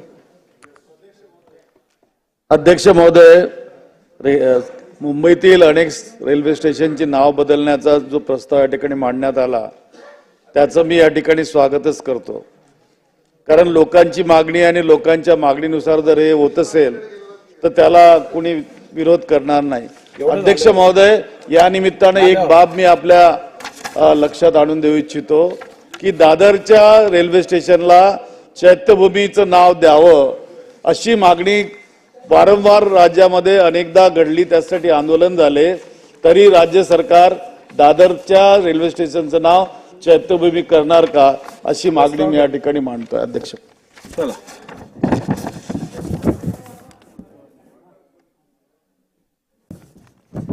मध्य रेल्वे मार्गावरील करी रोड रेल्वे स्थानकाचे नाव लालबाग रेल्वे स्थानक, सँडस रोड रेल्वे स्थानकाचे नाव डोंगरी रेल्वे स्थानक, पश्चिम रेल्वे मार्गावरील मरीन लाईन्स रेल्वे स्थानकाचे नाव मुंबादेवी रेल्वे स्थानक, चर्नी रोड रेल्वे स्थानकाचे नाव गिरगाव रेल्वे स्थानक, हार्बर रेल्वे मार्गावरील कॉटन ग्रीन रेल्वे स्थानकाचे नाव काळा चौकी रेल्वे स्थानक, सँडस रोड रेल्वे स्थानकाचे नाव डोंगरी रेल्वे स्थानक, डॉकयार्ड रोड रेल्वे स्थानकाचे नाव माझगाव रेल्वे स्थानक, किंग सर्कल रेल्वे स्थानकाचे नाव तीर्थंकर पार्श्वनाथ रेल्वे स्थानक याप्रमाणे बदलण्यात यावे अशी शिफारस महाराष्ट्र विधानसभा याद्वारे केंद्र शासनास करीत आहे.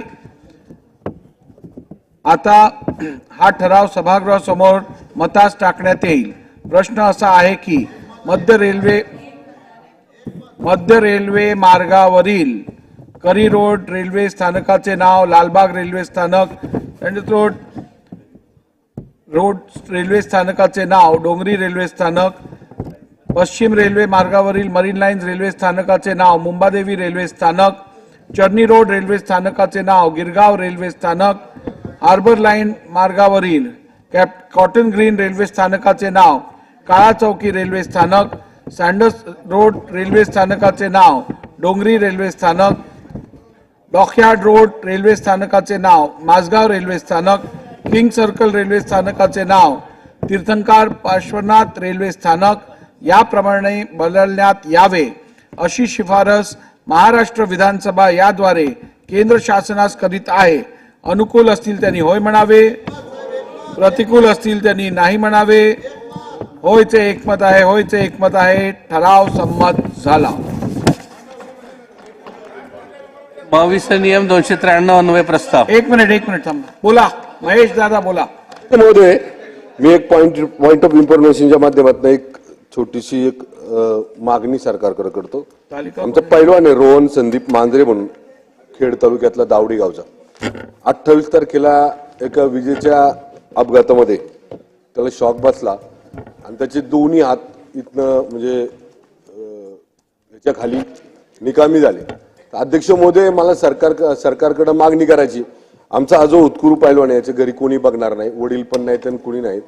तर माझी सरकारला विनंती राहील आपल्या माध्यमातून की आपण या पैलवानाला सरकारकडनं काही मदत किंवा सरकारी नोकरी त्याला द्यावी अशा संबंधितली मागणी मी आपल्या माध्यमातून सरकारला करतो.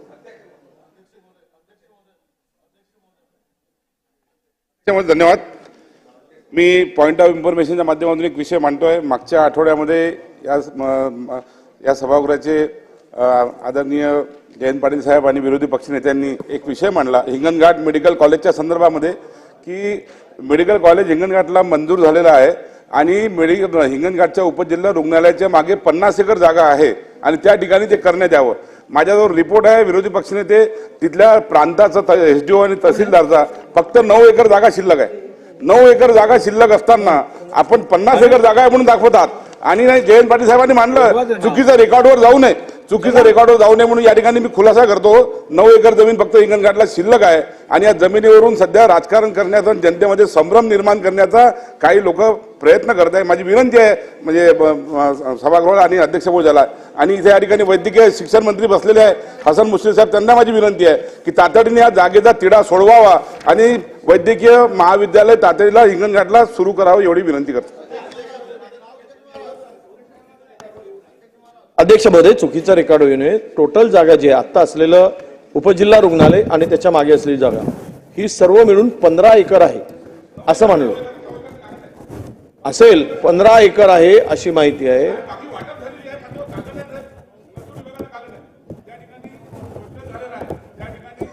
एक मिनिट ऐका. नाही हे काय तुम्ही पॉइंट ऑफ इन्फॉर्मेशन मांडलं, आता बास झालं. मला एवढंच म्हणायचं आहे की ते जागा ती शहरापासून खूप लांब आहे. ही जागा सुचवली, खाजगी माणसांनी ती जागा दान दिली. त्याच्या मागचा उद्देश एवढाच आहे की तिकडे याचं हे होतं, साखर कारखान्याची जागा होती, 200 एकर जागा होती. 200 एकर जागा त्यांनी घेतली, त्यामध्ये 25 एकर जागा दान द्यायची आणि 250 एकर जागा साधारणतः 10 लाख रुपये एकर प्रमाणे जागा घेतली आणि त्या जागेचे भाव मग उद्या 50 लाख रुपये होतील. त्याच्या मागं एकूणच राजकीय म्हणजे आपला मी असूया नाही, पण त्याच्या मागे फायनान्शियल मात्र ते आहे. असाच आमचा उद्देश होता. ती जागा त्याला फायदा होण्यासाठी होऊ नये. ही जर 9 एकर असेल तर त्याला लागणारी रिझर्वेशन काढा. 15 एकर मध्ये हॉस्पिटल बसतो, मेडिकल कॉलेज बसतो, ते गावात करा अशी लोकांची मागणी आहे. अध्यक्ष महोदय, एखाद्याचा नाही. अध्यक्ष महोदय गेले का? कुणावर साहेब कुठे गेले? हा, अध्यक्ष महोदय, माहिती अशी आहे की 40-50 एकर जागा आहे, त्यातले 9 एकर क्लिअर मोकळी आहे. 5 एकर प्राथमिक शाळेसाठी आरक्षण आहे. 5 एकर तिथं एका वेगळ्या संस्थेला दिलेली आरक्षित केली आहे. अशी भरपूर जागा तिथं आहे. माझी शिक्षण आरोग्य मंत्री मुश्रीफ साहेबांना विनंती आहे की याच्यात लोकांची सोय याला महत्व आहे. कुणावर साहेबांनी कारखान्याचे जमिनीतनं काही जमीन देण्याची इच्छा व्यक्त केली आहे. ती 9 किलोमीटर लांब आहे.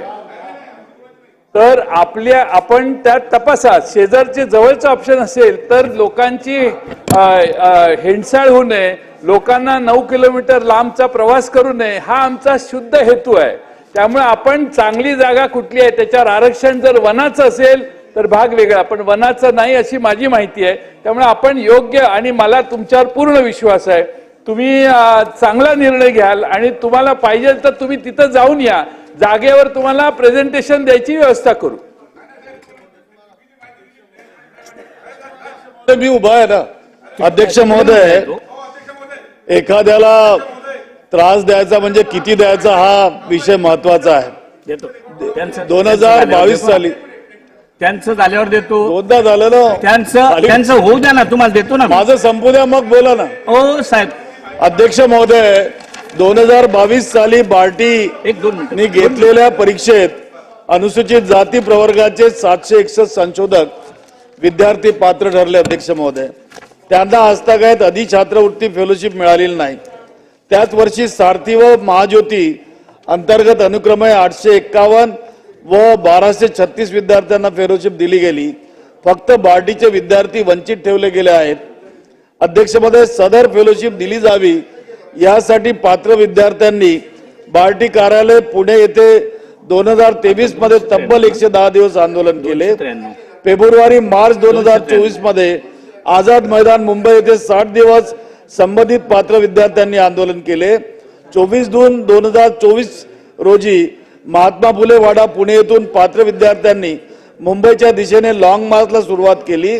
त्याच दिवशी पात्र विद्यार्थ्यांच्या शिष्टमंडळाला सरकारने चर्चेसाठी बोलावून घेतले. त्यामुळे लॉंग मार्च स्थगित झाला. 25 मार्च 2024 रोजी राज्याचे माननीय मुख्यमंत्री, संबंधित मंत्री गिरीश महाजन यांच्या उपस्थितीत बैठक झाली. या बैठकीत संदीप आकाडे, तुकाराम शिंदे, ऋषिकेश लबडे, तनुजा पंडित, सीमा वानखेडे, नमिता खरात, दीपक वास्के, प्रवीण गायकवाड या 8 विद्यार्थ्यांचे शिष्टमंडळ उपस्थित होते. अध्यक्ष महोदय, सदर बैठकीत माननीय मुख्यमंत्र्यांनी विद्यार्थ्यांच्या मागण्या मान्य करून श्री सुमन बांगे, सन्मान्य सचिव यांना कार्यवाही करण्याचे आदेश दिले. श्री बांगे यांना शिष्टमंडळ भेटले असता त्यांनी मागणी मान्य करत संबंधित संस्थेत कार्यवाहीचे आदेश दिले आहेत, परंतु त्यानंतरही प्रत्यक्षात काही निर्णय झाल्याचे दिसत नाही. अध्यक्ष महोदय, हे सर्व पात्र विद्यार्थी महाराष्ट्राच्या कानाकोपऱ्यातून येतात, गरिबीच्या परिस्थितीत संघर्ष करीत असतात, परंतु सरकारने केवळ त्यांच्याबाबत अक्षम्य दिरंगाई करत त्यांचे शैक्षणिक नुकसान केले आहे. अनुसूचित जातीच्या विद्यार्थ्यांविषयी हा दुजाभाव गंभीर स्वरूपाचा. अध्यक्ष महोदय, मी आपणास सांगू इच्छेन की राज्य मंत्रिमंडळाने दिनांक 19 ऑक्टोबर 2023 ला बार्टी, सारथी, महाज्योती व अमृत या संस्थेच्या कार्यक्रमात समानता आणणार असं त्या ठिकाणी निर्णय केला. जो निर्णय 30 ऑक्टोबरला लागू झाला. तर या 2022 साली बार्टीच्या विद्यार्थ्यांनी या ठिकाणी जे पात्र संशोधक विद्यार्थी होते त्यांची स्कॉलरशिप का थांबवण्यात आली या संबंधी तातडीने कारवाई करण्याची आवश्यकता आहे, म्हणून या ठिकाणी विनंती करतोय. अध्यक्ष महोदय, एक आणखी, हे संपला तो विषय. दुसरा विषय असा अध्यक्ष महोदय की महाज्योती संस्थेने पैसे अदा करूनही 20 प्रशिक्षणार्थी विमान उड्डाणाचे प्रशिक्षण दिले जात नसल्यामुळं नागपूर फ्लाइंग क्लबवर कारवाई करून विद्यार्थ्यांचे प्रशिक्षण पूर्ण करण्याचा विषय. अध्यक्ष महोदय, इतर मागास बहुजन कल्याण विभागांतर्गत महाज्योती संस्थेमार्फत राबविण्यात येत असलेल्या पायलट प्रशिक्षण योजनेअंतर्गत विमान उड्डाणाचे प्रशिक्षण 17 एप्रिल 2024 मध्ये पूर्ण झाले असून या सत्रातील विद्यार्थ्यांना नागपूर फ्लाइंग क्लबने आवश्यक असलेले 200 तासाचे पायलट प्रशिक्षण देण्यात आले नसल्याने विद्यार्थ्यांचे भवितव्य धोक्यात येणे, सदर योजनेचे कंत्राट महाज्योतीद्वारे नागपूर क्लब यांना देण्यात येणे. संपवतोय विषय मांडू की नाही. याकरिता प्रति प्रशिक्षणार्थी तब्बल 25 लाख रुपये प्रशिक्षण शुल्क महाज्योतीकडून फ्लाइंग क्लबला अदा करणे, प्रशिक्षणार्थींना 10,000 रुपये प्रति महिना विद्यावेतन दिले जात असणे, परंतु फ्लाइंग क्लब कडून पायलट प्रशिक्षणासाठी आवश्यक असलेले 200 तासाचे विमान उड्डाण प्रशिक्षण पूर्ण करून देण्यात आलेलं नाही. अध्यक्ष महोदय, आणि 10 ते 30 तास प्रशिक्षण व्हायला पाहिजे ते सुद्धा अद्यापही सुरू झालेलं नाही. हा गंभीर विषय आहे. या संबंधी विरोधी पक्ष नेत्यांनी सुद्धा शासनाचे मंत्री मागास व बहुजन कल्याण यांना लेखी पत्र दिलं आहे, तरीही अजूनपर्यंत त्यांना प्रशिक्षण सुरू करण्यात आलेलं नाही, करिता तातडीनं कारवाई व्हावी म्हणून आपल्याला विनंती पुनर्वार करण्यात साहेब एक मिनिट आता या ठिकाणी सन्माननीय जयंत पाटील साहेब बोलले एकच आणि लगेच संपवा. माझ्या हिंगणघाटचा विषय खोटी माहिती रेकॉर्डवर आलेली आहे. यांनी सांगितलं तुम्ही हिंगणघाटला मेडिकल बोललात कॉलेजसाठी ना? 50 एकर जमीन आहे असं सांगितलं रेकॉर्डवर, पण खोटं येऊ नये त्या ठिकाणी. ऐका साहेब ऐका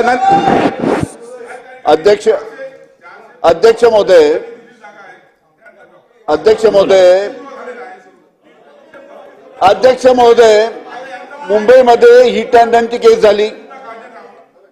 मिहीर शाह याला 2 दिवसावरची केस आहे. मिहीर शाह याला आज अटक करण्यात आली. अध्यक्ष महोदय माझा प्रश्न सरकारला असा आहे की मिहीर शहाला अटक करण्यात आली. आपल्याला माहित आहे तो बारमध्ये गेला होता, 1:30 वाजता बारमधून निघाला, 18,000 बिल दिलं आणि सकाळी 5:30 वाजता त्यांनी त्या महिलेचा त्यांना चिरडून मारलं.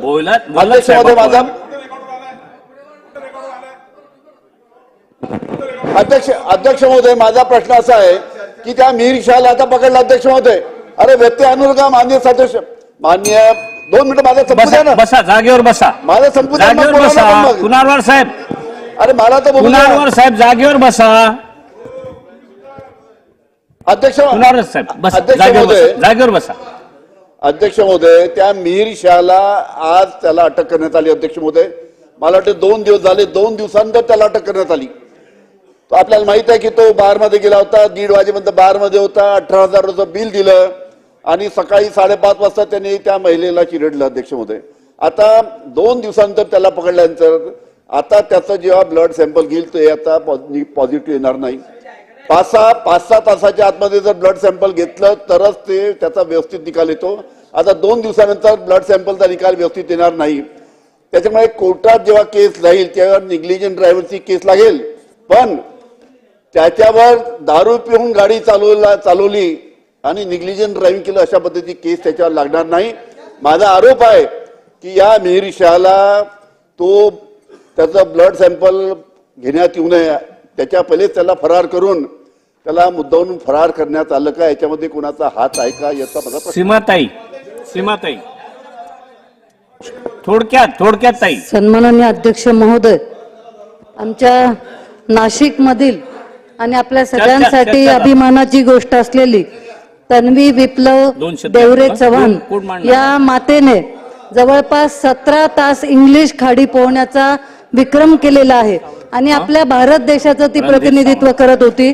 म्हणून तिचा या पॉइंट ऑफ इन्फॉर्मेशन द्वारे मी आपल्याला सूचित करते की तिचं अभिनंदन करण्यात यावं.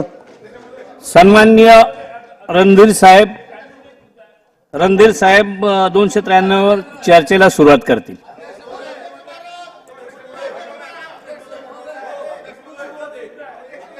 ते सुरू करणार आहे. एक मिनिट. कोण होतं प्रश्न?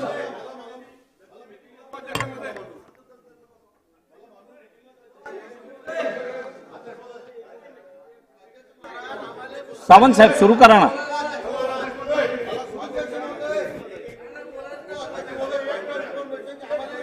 नाही सावंत साहेब. अध्यक्ष महोदय सत्ताधारी पक्षाने जो प्रस्ताव दिला आहे, मला वाटतं या प्रस्तावावर चर्चा सुरू झाली ना, म्हणून सावंत साहेबांनी सुरू करायची आहे. आपल्याकडून सुरुवात होणार आहे. हो सावंत साहेब सुरू करा. तुम्ही पहिले बोललात ना आपण पहिले.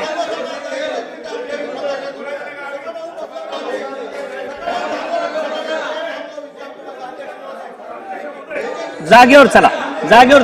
आता 1-1 मिनिट म्हणल्यावर सगळ्यांना बोलायचं आहे. बसा जागेवर बसा.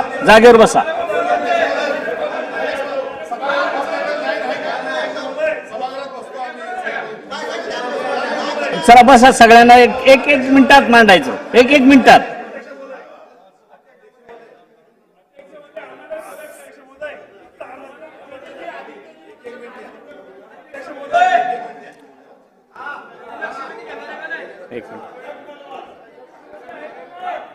एक मिनिट.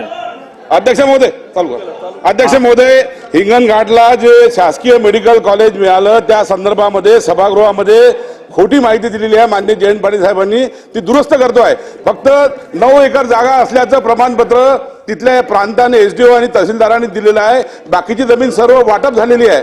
त्यामुळे इथे सांगण्यात आलं की 50 एकर जागा दवाखान्यालगत शिल्लक आहे. यामुळे तिकडल्या आमच्या विधानसभेतल्या जनतेमध्ये संभ्रम निर्माण झालेला आहे. तो संभ्रम दूर व्हावा आणि माननीय वैद्यकीय शिक्षण मंत्र्यांनी तातडीने जागा उपलब्ध करून द्यावी, माझी एवढी विनंती आहे. अध्यक्ष महोदय, जी अनिल देशमुख साहेबांनी, सन्मान्य सदस्य अनिल देशमुख साहेबांनी माहिती दिली त्याला जोडून थोडी माहिती देतो.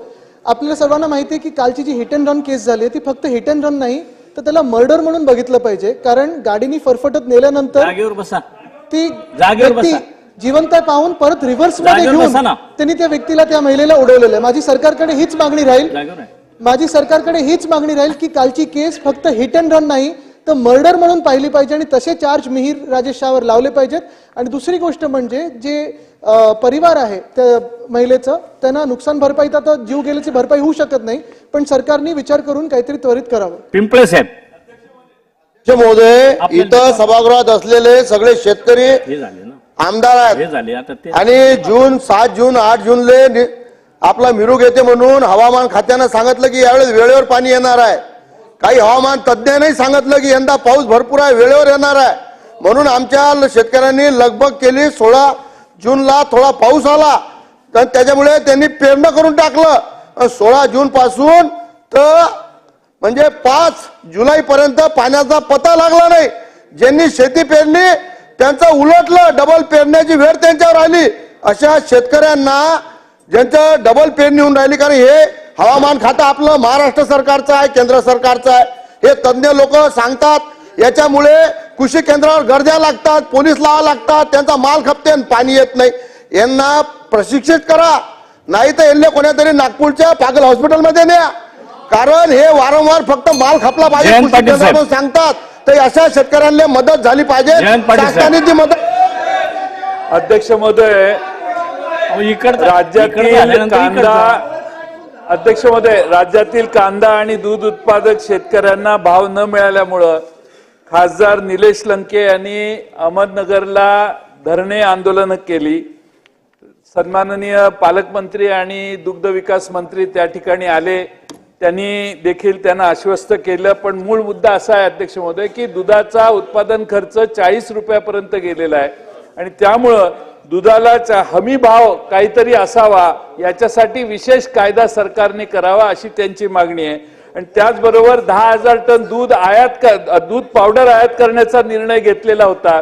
त्यासंबंधी दुग्ध विकास मंत्र्यांनी त्या ठिकाणी सांगितलं की तसा निर्णय आता स्थगित करण्यात आलेला आहे. पण अध्यक्ष महोदय, कायम स्वरूपानं दूध उत्पादकांना, कांदा उत्पादकांना संरक्षण करण्यासाठी काही कायद्याने आधारभूत किमतीच्या खाली, आधारभूत किंमत दुधाची ठरवावी, MSP ठरवावी आणि त्याच्या खाली काय जर काही गेलं, दर गेला तर त्याला भरपाई देण्याची व्यवस्था राज्य सरकारकडून असावी अशी त्यांची खासदार निलेश लंकेंची मागणी होती. त्यांनी आंदोलन केलंय. संपूर्ण कर्जमाफी करावी, दूध दर वाढ आणि शेतीमालाला हमी भाव यासाठी काही कायमस्वरूपी कायदा करावा अशी त्यांची मागणी होती. पालकमंत्री अहमदनगर यांनी त्यांची समजूत घातलेली आहे. पण काही काळ गेल्यानंतर पुन्हा हे आंदोलन होण्याची शक्यता आहे. त्याच्यापूर्वी सरकारने सत्वर कारवाई करावी अशी आमची मागणी आहे. होळी साहेब. अध्यक्ष महोदय, एक अतिशय गंभीर दुर्घटना गडचिरोली जिल्ह्यामध्ये घडली आहे. त्या गडचिरोली जिल्ह्यातील धानोरा तालुक्यातील छत्तीसगड बॉर्डरला झाडापापळा ग्रामपंचायत अंतर्गत रोपिनगट्टा येथे 4 जुलै विनिया टेकाम यांच्या घरी नामकरण सोहळ्याच्या बनवलेल्या जेवणात जाती दुश्मनी काढण्याच्या दृष्टीने अज्ञात व्यक्तीने विष टाकून संपूर्ण परिवाराला ठार करण्याचा प्रयत्न केला. त्यात 70 लोकांनी विषबाधा झाल्याने पेंढरी येथील रुग्णालयात दाखल करण्यात आले. त्यातील प्रकृती चिंताजनक झाल्याने 27 रुग्णांना जिल्हा सामान्य गडचिरोली येथे व 8 रुग्णांना छत्तीसगड राज्यात भरती करण्यात आले. रुग्णावर अति तात्काळ औषधोपचार झाल्याने प्रकृती आता धोक्याबाहेर असून प्रकृती सुधारणा होत आहे. पण या प्रकरणात विष टाकणारा संशयित व्यक्ती या व्यक्तीच्या तक्रार करण्यासाठी 8 जुलै 2024ला पोलीस स्टेशन पेंढरी येथे विष बाधित व्यक्तीचे नातेवाईक गेले असता त्यात तक्रार दाखल करून न घेता गोपीचंद लोखंडे पोलीस उपनिरीक्षक पेंढरी यांना तक्रार करताना 8 लोकांना बेदम मार केली व दडपण्याचा प्रयत्न केला. पेंढरी पोलीस उपनिरीक्षक गोपीचंद लोखंडे हे दोषी व्यक्तींना पाठीशी घालत असून निर्दोष लोकांवर अत्याचार करीत आहेत. गावात जाऊन दमदाटी करून ग्रामस्थांना दमदाटी करीत आहेत. सदर प्रकरण अतिशय गंभीर असून दोषी व्यक्तीची पाठीशी घालणारा पोलीस उपनिरीक्षक गोपीचंद लोखंडे यांना तात्काळ पदावरून निलंबित करावं. ज्यांना अन्नातून विष टाकून ठार मारण्याचा प्रयत्न केला त्याची चौकशी करून त्याच्यावर कठोर कारवाई करावी. धन्यवाद. जय हिंद. शून्य होईल शेळके साहेब.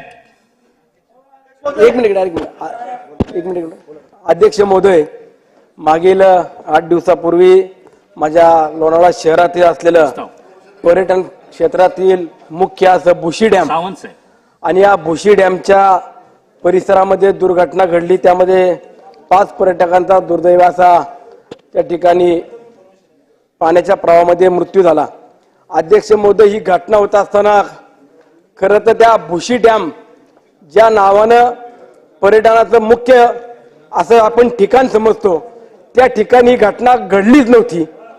ही घटना भुशी डॅमच्या मागे 2 किलोमीटरच्या अंतरावरती असलेल्या धबधब्याच्या ठिकाणी घडली आणि ह्या घटनेची कुठलीही शहानिशा न करता संबंधित जिल्हाधिकाऱ्यांनी भुशी डॅमच्या लगतच्या असलेले स्थानिक भूमिपुत्र जे दुकानदार आहेत, जे छोटे मोठे स्टॉल टाकून व्यवसाय करतायत, त्यांचे स्टॉल सगळे तोडण्याचं काम केलं.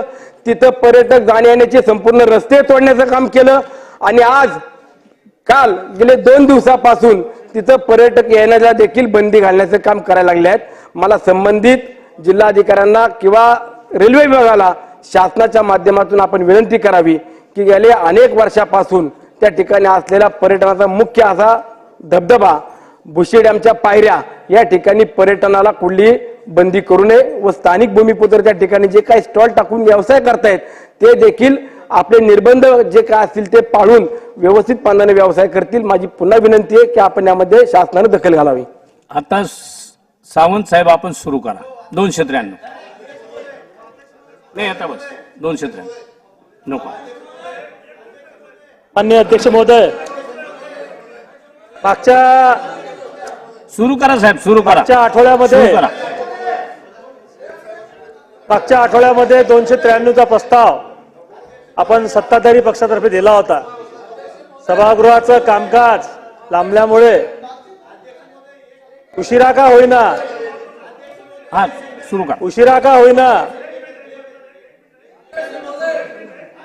सुरू ठेवा साहेब आपण उशिरा का होईना, परंतु शेती या विषयावरचा प्रस्ताव आपण आजच्या दिवशी चर्चेला घेतल्याबद्दल सर्वप्रथम अध्यक्ष महोदय आपल्याला धन्यवाद देतो.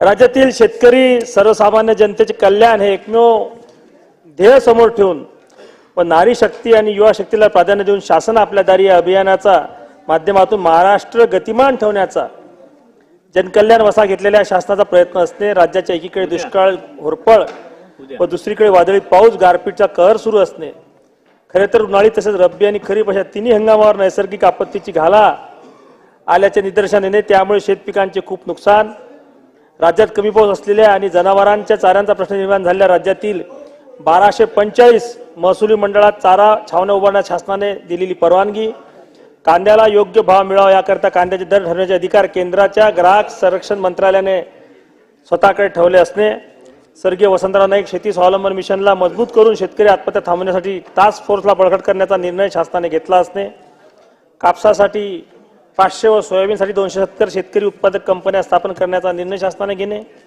धानाला 20,000 रुपये बोनस देण्याचा निर्णय घेणे, 6 लाख शेतकऱ्यांना लाभ मिळू शकेल असा हा निर्णय, शेतकऱ्यांसाठी नमो सन्मान निधीची व्यवस्था करून 5,700 कोटींची तरतूद करणे, त्याचा पहिला हप्ता बँक खात्यात जमा होणे, नुकसानीचे पंचनामे जलद व पारदर्शी होण्यासाठी ई पंचनाम्याची प्रणाली संपूर्ण राज्यात लागू करणे, शेतकऱ्यांना दिवसा अखंडित वीज पुरवठा करण्यासाठी मागेल त्याला सौर ऊर्जा पंप उपलब्ध करून देण्याच्या शासनाचा निर्णय घेणे असणे, 1 रुपयात पीक विमा, राज्यातील 1,70,00,000 व रब्बी हंगामासाठी 66 लाख असे एकूण 2 कोटी 36 लाख शेतकऱ्यांना पीक विमा योजनेच्या विक्रमी सहभाग नोंदविणे, शेतकऱ्यांना दिना देण्यासाठी NDRFच्या दरामध्ये दुप्पट दराने शेतकऱ्यांना मदत देण्याचा निर्णय, अतिवृष्टी व पुरामुळे झालेल्या पिकांच्या नुकसानीकरिता 7,193 कोटी रुपये इतका निधी मंजूर केला असणे, कमी पाऊस झालेल्या राज्यातील 1021 महसुली मंडळात दुष्काळ सदृश परिस्थिती जाहीर करण्यात येऊन तेथील शेतकऱ्यांना कर्जाचे पुनर्गठन, चालू वीज बिलात 33% सूट अशा 8 पद्धतीच्या सवलती लागू करणे, नानाजी देशमुख कृषी संजीवनी योजनेच्या पहिल्या टप्प्यात 4,000 कोटी रुपयाचा निधी वाढवून आता 5,469 कोटी ओळा करण्यात आला असणे, राज्यात प्रथमच कांदा महाबँक या पथदर्शी प्रकल्प सुरू करणे, विदर्भातील नागपूर, काटोल, कळमेश्वर, मोर्शी, बुलढाणा येथे आधुनिक संत्र प्रक्रिया केंद्र उभारण्याकरिता सुमारे 20 कोटीची तरतूद असणे, भाऊसाहेब फुडकर फळबाग लागवड योजनेतील 2129 लाभार्थ्यांना 7,51 लाख रुपयांचा निधी, मागेल त्याला शेततळे या महत्वाकांक्षी योजनेचा विस्तार करणे, त्याला फळबाग, मागेल त्याला फळबाग, मागेल त्याला ठिंबक सुचार, मागेल त्याला शेततळ्याचे अस्त्रीकरण, मागेल त्याला आधुनिक यंत्र, कॉटन श्रेडर इत्यादीचा निर्णय घेणे, त्याकरता 1,000 कोटी रुपयाची दरवर्षीची तरतूद शासनाकडे असणे, पारंपरिक शेतीला आधुनिक तंत्रज्ञान जोड देऊन शेतकरी वर्गाचा आर्थिक आधार बळकट करण्याकरिता माननीय बाळासाहेब ठाकरे कृषी व्यवसाय व ग्रामीण परिवर्तन स्मार्ट प्रकल्प राज्यात कार्यान्वित करणे, नवउद्योजकांना केंद्रस्थानी ठेवून शेतमालाला बाजारपेठ मिळवून देण्यासाठी शेतकरी ते खरेदीदार अशी मूल्य साखळी विस्तृत करणे, कृषी शिक्षण संशोधन आणि विद्यापीठांच्या संरचना कार्यपद्धती अभ्यास करण्यासाठी माननीय कुलगुरू डॉ. राजाराम देशमुख यांच्या अध्यक्षतेखाली समिती गठीत करण्यात आली, राज्यातील सिंचन प्रकल्प पूर्ण करण्यासाठी विशेष मोहीम राबवण्याच्या प्रस्तावित असून त्यामागे 2 वर्षात 31 सिंचन प्रकल्प पूर्ण होणे अपेक्षित आहे, वैनगंगा नळगंगा योजना त्यामुळे होणारे 3,71,277 हेक्टर शेतीला सिंचनाचा लाभ, जलयुक्त शिवारसाठी 600 कोटीची तरतूद, स्वच्छ व हरित ऊर्जेचे ध्येय साध्य करून जनाई, सिराई, पुरंदर यासारख्या सर्व शासकीय उपसा जलसिंचन योजनांचे सौर ऊर्जाकरण करणे, त्याकरता 4,000 कोटींची तरतूद करणे, म्हैसाळ तालुका जिल्हा सांगली येथे पथदर्शी प्रकल्प उभा करणे, दुष्काळग्रस्त भागात जागतिक बँकेच्या सहाय्याने 3,000 कोटी रुपयाच्या किमतीच्या महाराष्ट्र प्रतिसाक्षरक्षम विकास कार्यक्रम राबवण्यात येणे, राज्यात गरजू महिलांना ओळखण्यासाठी नारी शक्ती दूत ॲप हे क्रांतिकारी ॲप्लिकेशन राबविण्यात येत असते, राज्यातील महिलांना कौशल्य विकास प्रशिक्षण देऊन आणि उद्योजकाच्या विकासासाठी सक्षम करण्याकरिता पंतप्रधान नमो महिला सक्षमीकरण अभियान राबविण्यात येत असणे, मुख्यमंत्री माझी लाडकी बहीण योजना राबविण्यात येऊन त्या माध्यमातून 21 ते 65 वयोगटातील पात्र महिलांना दरमहा 1,500 रुपये निधीची तरतूद करणे, शुभमंगल सामूहिक नोंदणीकृत विवाह याचं अनुदान 10,000 वरून 25,000 करणे, उमेद आणि ई-कॉमर्स या ऑनलाईन प्लॅटफॉर्मच्या माध्यमातून बचत गटांचा उत्कर्ष करणे, शैक्षणिक वर्ष 2024-25 साली मुलींना मोफत शिक्षणासाठी निर्णय घेणे, प्रतिवर्षी 10 लाख तरुणांना 10,000 रुपये स्टायपंडची व्यवस्था करणे,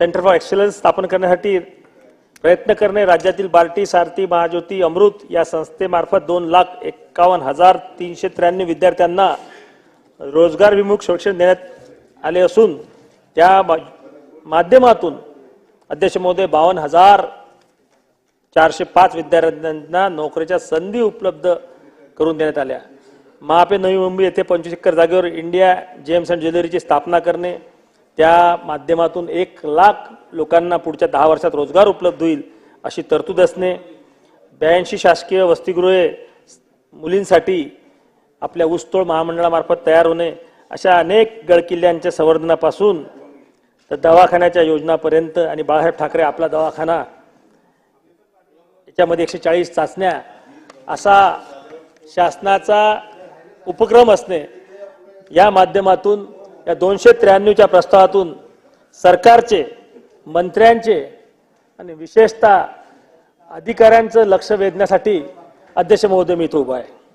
अध्यक्ष महोदय, असं नाही आहे की मागच्या 10-15 वर्षात आपण विधिमंडळात काही मांडलंच नाही. अडचण अशी निर्माण होऊन राहिली की जे मांडतो त्याच्यावर चिंतन करणारा अधिकारी बदलून जाते. आज या प्रस्तावाच्या माध्यमातून अनेक विषय अनेक आपले सदस्य घेणार आहेत. पण पहा कसं असते, IAS अधिकाऱ्यांचा काही मी राग करत नाही अध्यक्ष महोदय. आपल्या इथं 83 महामंडळ आहेत महाराष्ट्रात, 83. त्याच्यातलं एकमेव महाराष्ट्र राज्य बियाणे महामंडळ आहे, महाबीज. 40 कोटीचा नफा आहे. नाही तर आतापर्यंत संकल्पना अशी आहे की महामंडळ साधारणतः पब्लिक सेक्टर अंडरटेकिंग घाट्यातच चालतात. मोठ्या मुश्किलीनं शेतकऱ्यांना रास्त आणि दर्जेदार बियाणं पुरवण्याचं काम हे महामंडळ करते. आश्चर्य असं आहे की या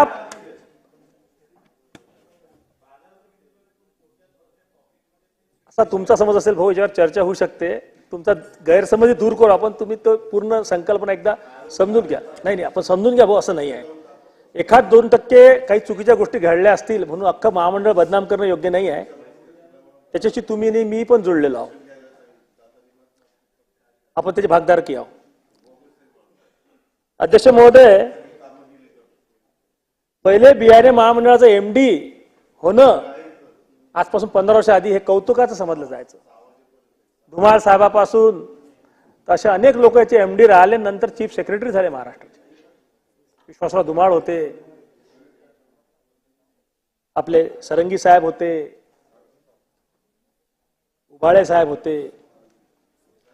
आता या 10 वर्षात 15 वर्षात 10 MD बदलले बियाणे महामंडळाचे. आणि मग मोठ्या मुश्किलनं आपलं सरकार आलं जुलै महिन्यात 22 साली. माननीय उपमुख्यमंत्री देवेंद्रजी यांच्या मागे लागून अकोल्याला मुख्यालय असलेल्या बियाणे महामंडळात अध्यक्ष महोदय आपण एका सचिन कलंतर नावाच्या अधिकाऱ्याची नियुक्ती करून घेतली, प्रमोटेड IAS. काय झालं, बियाणे महामंडळ स्थिरस्थावर व्हायला लागलं, तक्रारी कमी झाल्या, शेतकऱ्यांच्या कर्मचाऱ्यांमध्ये जे काही अडचणी होत्या त्या दूर झाल्या. कुठतरी आता हे बियाणे महामंडळ 40 कोटीच्या नफ्यावरून 100 कोटीकडे जाईल अशी आशा निर्माण झाल्याबरोबर 5 दिवस आधी 17 महिन्यात या बियाणे महामंडळाच्या MDची बदली करून टाकली सरकारनं, अधिकाऱ्यांनी. याचा काही मुख्यमंत्र्यांचा आणि उपमुख्यमंत्र्यांचा हस्तक्षेप याच्यातला भाग नाही आहे. रिकामे धंदे करता कशासाठी? एखादी गोष्ट चांगली चालू आहे उगीच विस्कळीत करून टाकायची, हे उदाहरण आहे त्याचं. अधिकारी जायला तयार नाही दुसरीकडे, ही सॅटिस्फाईड विथ हिज जॉब, त्यांची मागणी नाही काही नाही, करून टाकली पाहिजे. आणि म्हणून याची नोंद अध्यक्ष महोदय या माध्यमातून घ्यावं लागेल. शेवटी राज्यकर्ते येतील जातील बदलतील, परंतु हा अधिकारी एकदा लागला की हा कायम तिथं असतो. आणि म्हणून इन्स्टिट्यूशनल स्ट्रक्चर जे आहे ते कुठतरी कोलॅप्स झालं पाहिजे याची काळजी घेतल्याशिवाय आणि या शेतकऱ्यांच्या संस्था सक्षम केल्याशिवाय फार शेतकऱ्यांचं भलं होईल असं नाही आहे. आणि म्हणून अध्यक्ष महोदय या गोष्टीकडे आपण लक्ष वेधू इच्छितो. मी याच्या आधी 2 वेळ माननीय दादा याच्या आधी 2 वेळ अब्दुल सत्तार साहेब कृषी मंत्री असताना, धनंजय मुंडे साहेब कृषी मंत्री असताना नानाजी देशमुख कृषी संजीवनी प्रकल्पाबद्दल बोललो होतो. प्रकल्प अतिशय चांगला आहे.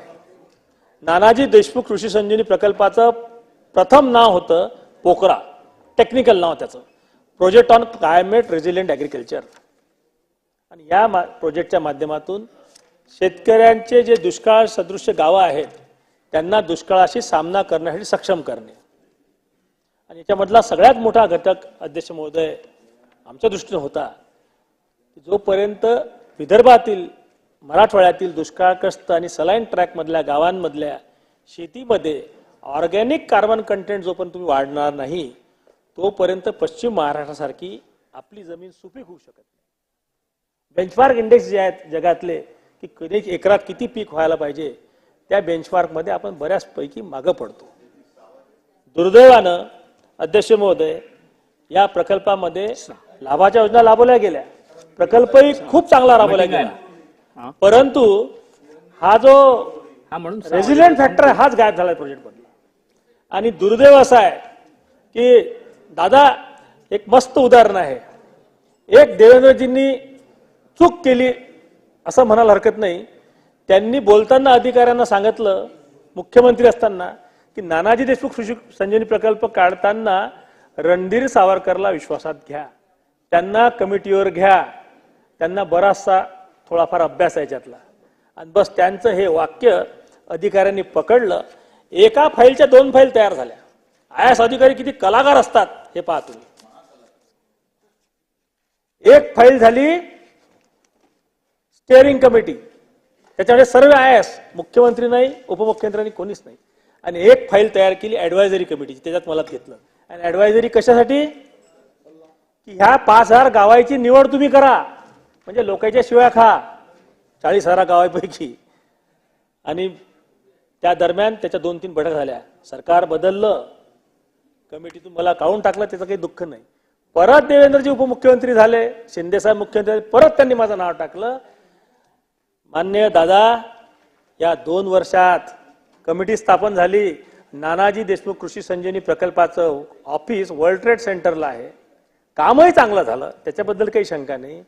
त्याची एकही बैठक घेण्याची तसदी संबंधित IAS अधिकाऱ्यांनी घेतली नाही. कारण यांना असं वाटते की लोकप्रतिनिधी असलाच नाही पाहिजे, कुठंच झंझटच नको. वर्ल्ड ट्रेड सेंटर आम्ही बसू, मनात येईल तसं करू. पहिले विकास रस्तोगी होतले, दोन्ही कृषी मंत्र्यांना भेटलो, तत्कालीन आताचे सत्तार साहेब आणि मुंडे साहेब, कधीही बैठक झाली नाही. अडचण काय तुम्हाला सांगतो. कृषी विभागाच्या ज्या योजना सुरू आहेत त्या कटपेस्ट करणे आणि आमच्या या वर्ल्ड बँकेत एडेड प्रोजेक्टमध्ये टाकणे आणि महाराष्ट्र सरकारचं बजेटमधलं भार कमी करणे, याच्यासाठी हा प्रकल्प नाही आहे. प्रकल्प खूप चांगला चालू आहे, पण याच्यामध्ये प्रकल्प कशासाठी घेतला होता आपण? आपल्या विदर्भातली आणि मराठवाड्यातली शेती जी आहे त्या शेतीतलं ऑर्गॅनिक कार्बन कसं वाढेल, त्या माध्यमातून जमीन सुपीक कशी होईल, त्याच्या पीक पद्धतीत कसा बदल करता येतील आणि क्लायमेट रेझिलियंट ज्या व्हेरायटीज आहेत क्रॉपिंग पॅटर्न मधल्या, त्या व्हेरायटी मध्ये काय बदलाव आणता येईल, या माध्यमातून या 5,000 कोटीच्या प्रकल्पाची आपण एक व्याप्ती केली होती. हा प्रकल्प आमच्या म्हणजे आयडियातून सुरू झाला होता. देवेंद्रजींनी याची भयंकर मोठी व्याप्ती केली. खूप फायदा झाला प्रकल्पातून, अनेक चांगल्या गोष्टी झाल्या. मी एवढंच म्हटलं, हा प्रकल्प टप्पा 2 सुरू करताना एकच चूक झाली. मी बोलताना असं म्हटलं की बिलकुल हा प्रकल्प दुसरा चालू करायचा नाही, वित्त मंत्र्यांसोबत बैठक ठेवा.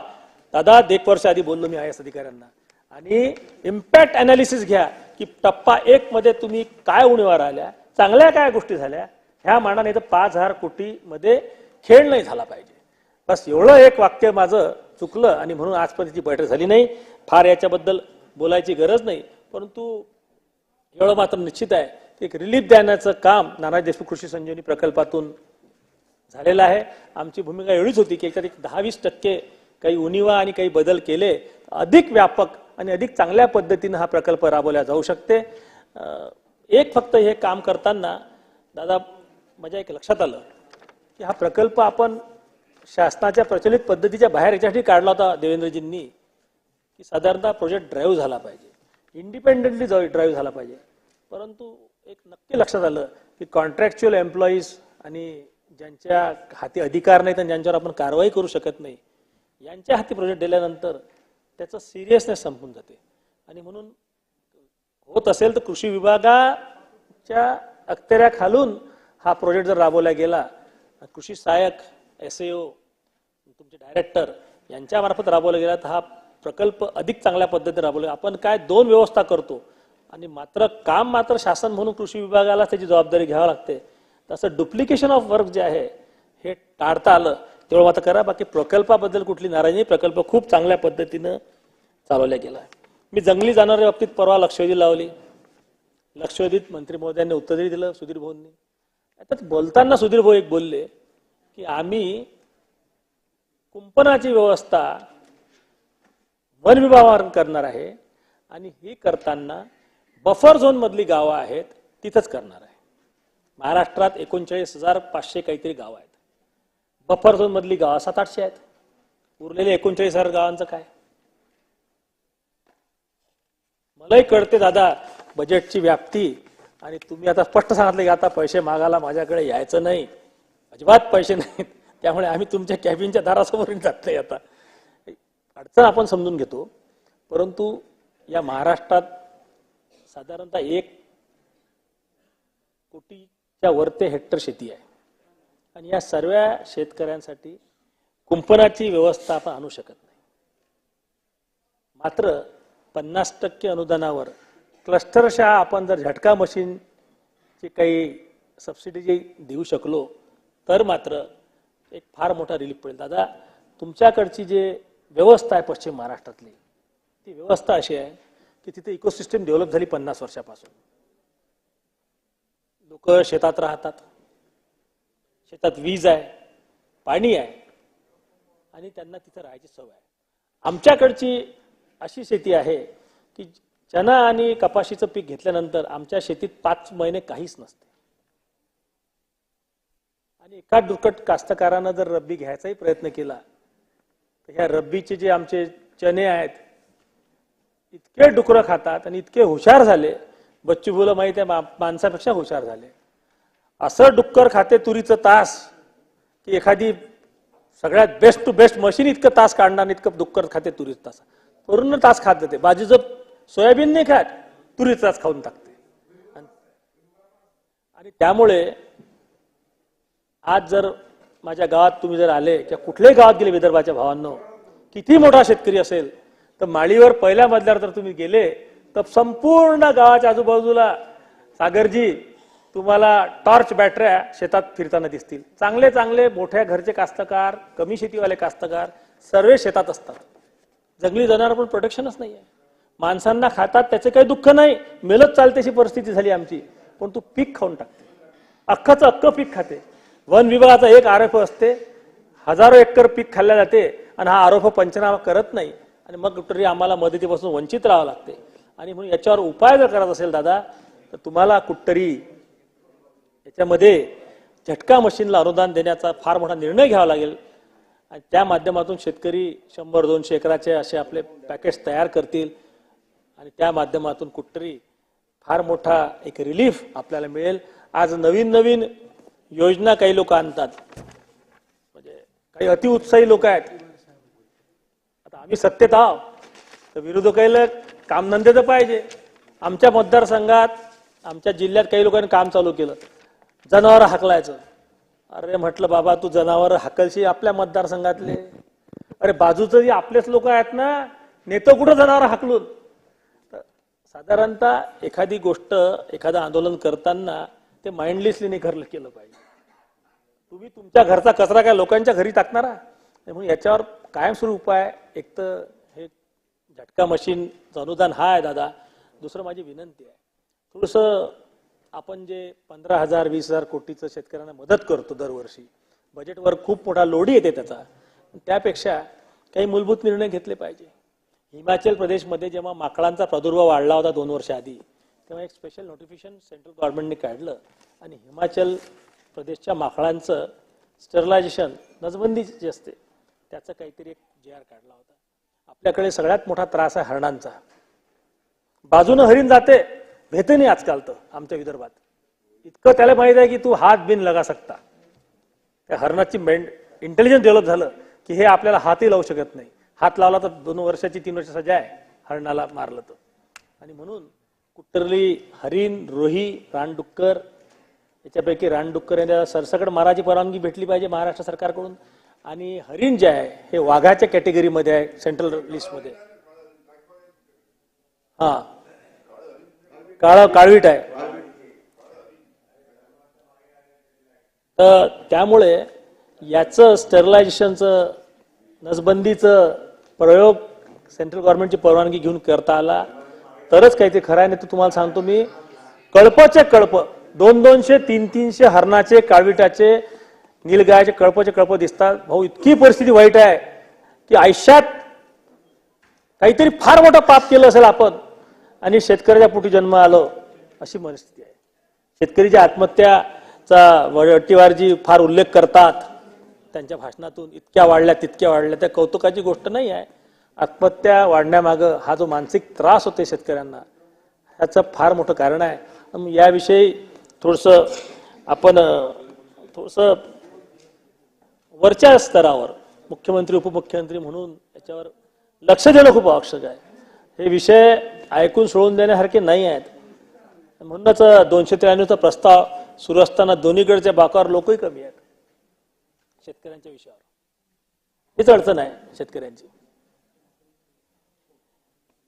आपण एक खूप कौतुकाची गोष्ट, मला त्याचं खूप कौतुक वाटलं मागच्या 2 वर्षात. पीक विमा 1 रुपयाचा केला. विरोधक टिंगल करत होते आमची 1 रुपयाची. जेव्हा 1 रुपया पीक विमा नव्हता तेव्हा फक्त बँकिंग सेक्टरमधून जे लोन घ्यायचे त्यांना कंपल्सरी विमा भरावा लागायचा, परंतु ज्यांनी लोन नाही घेतलं तो विमा काढत नव्हता शेतकरी. तेव्हा विमा घेणाऱ्या शेतकऱ्यांची संख्या ही फक्त 7 लाख होती. यावर्षी 23-24 मध्ये विमा ज्यांनी घेतला अशी संख्या 59 लाख आहे. 7 लाख कुठं, 59 लाख कुठं, 1 रुपयात ऐच्छिक विमा. हे एक फार मोठं आपलं यश आहे सरकारचं. खोटा नेरेटिव्ह पसरवत असताना हाही नेरेटिव्ह पसरवला पाहिजे की फार मोठं यश आहे 1 रुपयाचं, फार मोठा रिलीफ आहे. कापसासारख्या पिकामध्ये ज्यांनी शेती जास्ती पाहिली त्यांच्यासाठी सांगतो, कापसाचा विमा भेटूच शकत नाही भाऊ. कारण की बीटी कॉटन आल्यापासून 4 आणि 5 क्विंटल कापूस सहज पिकते. मात्र कॅश क्रॉप असल्यामुळे कापसाच्या विम्याचा दर हा 5% आहे आणि 1,500 ते 2-2.5 हजारापर्यंत एकरी विम्याचा खर्च यायचा. आज सरकारनं कापूस उत्पादक शेतकऱ्याला लोन घेणं आवश्यक आहे आणि लोन घेतलं तर विमा ऐच्छिक ते कंपल्सरी घ्यावा लागतो. आणि म्हणून कापूस उत्पादक शेतकऱ्यांना फार मोठा रिलीफ या 1 रुपयाच्या विम्याच्या माध्यमातून झालेला आहे. मी सरकारचं मनापासून अभिनंदन करतो, मनापासून कौतुक करतो. अनेक योजना आपण काढतो दादा, परंतु ह्या ज्या योजना आहेत ना ह्या डायरेक्ट टार्गेट हिट करणाऱ्या योजना आहेत. या योजनेतून कुठेतरी शेतकऱ्यांचं भलं होणार आहे. एक फक्त याच्यात अडचण तुम्हाला सांगतो मी, काहीही करा, ह्या ज्या राष्ट्रीयकृत बँका आहेत, ह्या राष्ट्रीयकृत बँका ज्या आहेत त्यांचा कंट्रोल कुठेतरी राज्य सरकारचं नाही आहे. हा तुम्ही जिल्हा बँका भारतीय जनता पक्षाच्या जरी नसल्या त्या राष्ट्रवादी काँग्रेसच्याच ताब्यात आहेत सर्व, तर मी तुम्हाला सांगतो वस्तुस्थिती काय. या जिल्हा बँकेत कमीत कमी माणूस जो आहे तो आयडेंटिफाईड आहे. ग्रुप सेक्रेटरीच्या माध्यमातून कर्ज वितरण होते. आपण यांच्यावर राग तरी भरू शकतो, नाराज तरी होऊ शकतो. हे लोकांमधून आलेले लोक आहेत, जनप्रतिनिधी, त्यांचे जे आले सोसायटीचे डायरेक्टर आणि बिर्ला बँके डायरेक्टर. ग्रुप सेक्रेटरी पूर्ण कर्ज पुरवठा भरूनही घेते, ग्रुप सेक्रेटरी पूर्ण कर्जही वसूल करते, लोकांना रिलीफही देते. तेच राष्ट्रीयकृत बँकेत गेलो तर तुम्ही जर प्रायोरिटी सेक्टरचं लेंडिंग पहा, अतिशय कमी आहे. आणि या पीक विम्यामध्ये अध्यक्ष महोदय इतकी अडचण झाली, पीक विमा घेणं अनिवार्य आहे. राष्ट्रीयकृत बँकांना भरत नाहीत, ते सेतू केंद्रात जाऊन भरा म्हणतात. ग्रामीण भागातला आमचा भाऊ कुठं जाणार आहे सेतू केंद्रात? किती ग्रामीण भागात सेतू केंद्र आहेत, किती ग्रामीण भागातले सेतू केंद्र ऍक्टिव्ह मोडमध्ये आहेत. आणि म्हणून एक फायनान्स मिनिस्टर म्हणून अजितदादा, आपण थोडंसं काही अधिकार आपल्याकडे घेतले पाहिजे आणि काही यांना लगाम लावला पाहिजे. भावांनो, यांच्या बदल्या कॉम्प्युटराईज होतात राष्ट्रीयकृत बँकेच्या. कुठला बिहारचा, कुठं कर्नाटकचा, कुठला देशातलाच माणूस इथे येतो, पनिशमेंट म्हणून येतो, वर्षभरानं चालला जातो. आणि म्हणून याच्यामध्ये बदल केला पाहिजे. पीक विम्यामध्ये एक फार मोठी त्रुटी आहे जी आपली जिओग्राफिकल जास्ती असल्यामुळे असेल कदाचित. पीक विमा काढत असताना कापणी प्रयोग 3 डिपार्टमेंट करतात, कृषी विभाग, पंचायत समिती आणि रेव्हेन्यू. आता या कापणी प्रयोगाचे 16 प्लॉट आपण टाकतो. अडचण काय, एका हलक्यामध्ये म्हणजे एका रेव्हेन्यू सर्कलमध्ये 22-25 गाव आहेत. आता या 22-25 गावांपैकी या 16 कापणी प्रयोग ज्या 2-3 गावात आहेत तिथं जर नापिकी झाली हरिभाऊ तर सर्वांना विमा. आणि तिथं का चुकून त्या कापणी प्रयोगात जर तो रिझल्ट पॉझिटिव्ह आला तर 2 गावात पीक झालं असेल आणि 20 गावात झालं नसेल तरी सर्व आपण बाद होतो. आणि म्हणून याची व्यापकता आणि व्याप्ती वाढवण्यासाठी कापणी प्रयोग हे प्रत्येक गावाप्रमाणे घेतले गेले पाहिजे, नाही तर हे योजना पाहिजे त्या प्रमाणात होणार नाही. आमच्याकडे तर अशी परिस्थिती आहे शेतीची की या शेतात पाणी असते आणि बाजूच्या शेतात पाणी येत नाही पावसाचं, अशी परिस्थिती आहे. इतकं वोलाटाईल झालेला आहे निसर्ग. आणि म्हणून याच्यामध्ये लक्ष देणं आवश्यक आहे. एक विधिमंडळाची समिती या सर्व विषयावर तयार झाली होती, दोन्ही सभागृहाची, ग्लोबल वॉर्मिंग या विषयावर. दुर्दैवानं राजकीय खेळ खेळता खेळता आपलं या गोष्टीकडे दुर्लक्ष झालं. सभागृहाला माहितीसाठी सांगतो, 1 डिग्री टेम्परेचरनं जर 1 डिग्रीनं जर आपलं तापमान वाढलं पृथ्वीवरचं किंवा महाराष्ट्राचं, तर 23% पाऊस अधिक पडेल. 23%. आणि तो पाऊस पडण्याचे दिवस कमी होऊन जातील. म्हणजे एकाच दिवशी खूप जास्ती पाऊस पडेल. आज जे कालचं चित्र झालं मुंबईत, आमच्या ग्रामीण भागात, अकोला जिल्ह्यात, ते जे आहे तो त्याचाच परिणाम आहे की महिन्याभरात जेवढं पाणी पडायला पाहिजे तेवढं 12 तासात आणि 24 तासात पडते. आणि म्हणून याच्यावर उपाययोजना आज आपल्या हाती आहेत, आपण या करू शकतो. याच्यामध्ये थोडंसं व्यापक अकॅडमिक डिस्कशन होणं आवश्यक आहे. त्याच्याकडे आणि अध्यक्ष महोदय, ह्याच्यासाठी तुमच्या काना निदर्शन आणून राहिलो की या समितीचे अध्यक्ष हे विधान परिषदेचे सभापती आहेत आणि या समितीचे उपाध्यक्ष हे विधानसभेचे अध्यक्ष आहेत. आणि म्हणून या समितीवर थोडंसं आपण लक्ष घालावं. सौर ऊर्जेच्या बाबतीत एक फार मोठा निर्णय आहे. मी मनापासून कौतुक करतो देवेंद्रजीचं. त्यांचं जे विजन आहे त्याचं 16,000 मेगावॉट वीज कृषी पंपांना लागणार. सरकारचं अभिनंदन करतो की त्यांनी वीज बिल माफ केलं. विरोधकांनी प्रश्न उपस्थित केला की पैसे कुठून येतील. 16,000 मेगावॅट पैकी 9,000 मेगावॅटचे सौर ऊर्जेचे प्रकल्प माननीय सरकारने अलॉट केले आहे. पुढच्या वर्ष दीड वर्षात 9,000 मेगावॉट वीज हे सोलरच्या माध्यमातून भेटेल आणि त्या माध्यमातून जवळपास 44 लाख कृषी पंप धारकांना मोफत वीज देण्याचा निर्णय सरकारने घेतला. त्या निर्णयाचं मनापासून कौतुक करतो. तशी काही ते पैसे वसूल होत नव्हते, परंतु शेतकऱ्यांना अडचणीत येण्याचा तो विषय होता. याच्यातून कुठेतरी मानसिक त्रास शेतकऱ्यांचा वाढत होता आणि आत्महत्येकडे तो वळत होता. एक फार मोठा रिलीफ आपण दिला आहे. फक्त एक विनंती आहे, आपण जेव्हा धोरणं ठरवतो तेव्हा ऊर्जा खात्याचे जे विद्वान लोक बसले असतात तिथं, त्यांना माझी विनंती आहे, पश्चिम महाराष्ट्र, कोकण, उत्तर महाराष्ट्रातला काही भाग, इथं अशी इकोसिस्टम डेव्हलप झालेली आहे की प्रत्येक शेतात किमान एक माणूस तरी असते, नवरा बायकोही राहतात. आमच्या विदर्भात तशी इकोसिस्टम नाही आहे. आणि त्यामुळे आपले जे जानेवारीपासून म्हणजे मागच्या जानेवारीपासून आतापर्यंत जे कृषी पंपची अर्ज शेतकऱ्यांनी केले होते त्यांचे सरसकट अर्ज रिजेक्ट करून पेड पेंडिंग नील अधिकाऱ्यांनी दाखवलं. आणि या अर्जदारांना आता आपण सांगून राहिलो की तुम्ही सौर ऊर्जेमध्ये अर्ज करा.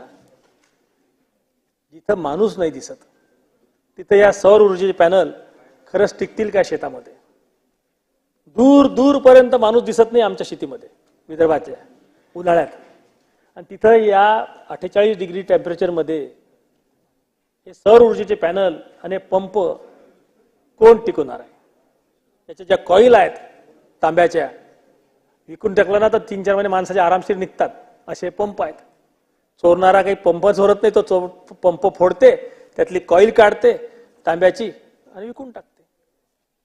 आणि काही कुचिन पोरं असतात ते गोटे मारतात आणि ते सौर पॅनल फोडून टाकतात.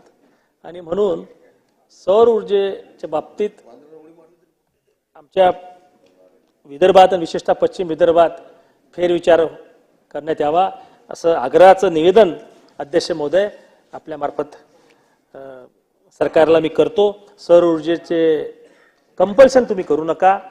ज्याला जशी वीज पाहिजे तशी घेऊन घ्या. नाहीतरी तुम्ही फिडरवरून सौर ऊर्जा देणारच आहात, त्यामुळे तो सौर ऊर्जेचा पंप घेऊ की एसी कनेक्शनचा पंप घेऊ, फार काही फिडरला फरक पडत नाही.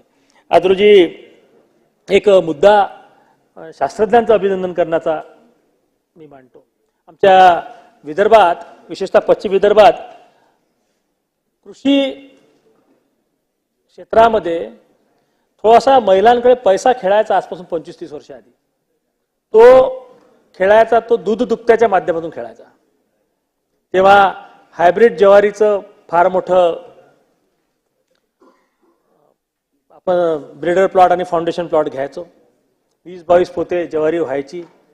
त्या निमित्तानं बैलांना, म्हशींना, गायींना चारा व्हायचा. आजची परिस्थिती आहे दूध उत्पादक शेतकऱ्यांची. खरं सांगतो दादा मी, तुम्ही जर तुमची म्हैस किंवा तुमची गाय दुसऱ्याच्या वावरात चरत असाल चोरून, तरच तो धंदा परवडते, नाही तर धंदा परवडतच नाही. कारण की हा चारा विकत घेऊच शकत नाही.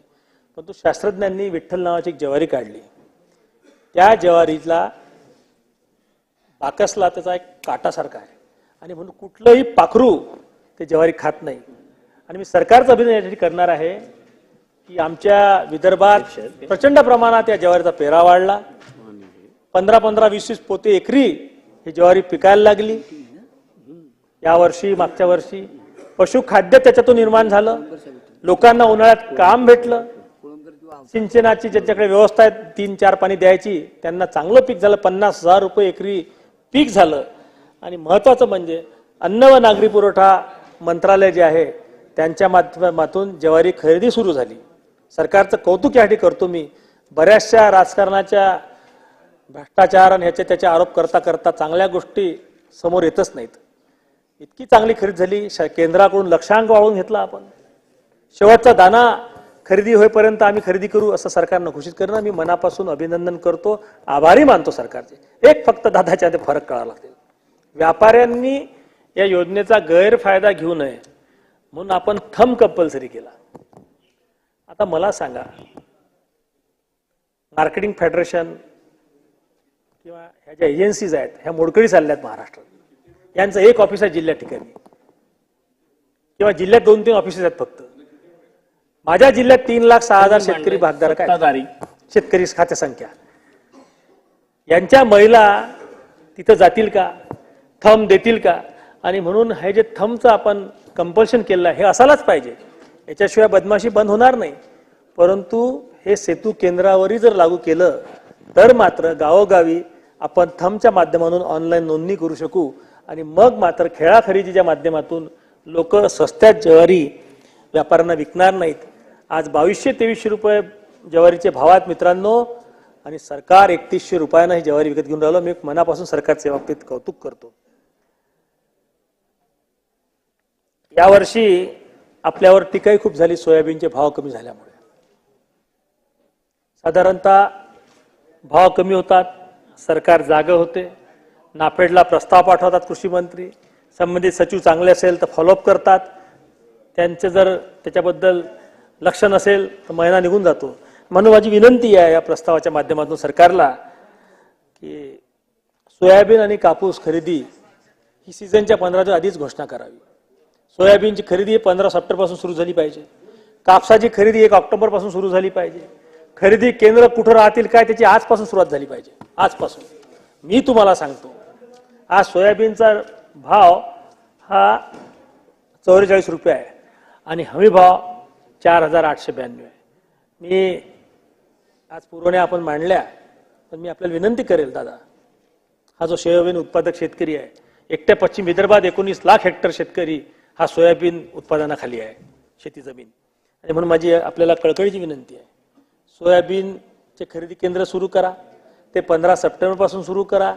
4,892 खरेदी होतील आणि आपण भावांतर योजना लागू करा.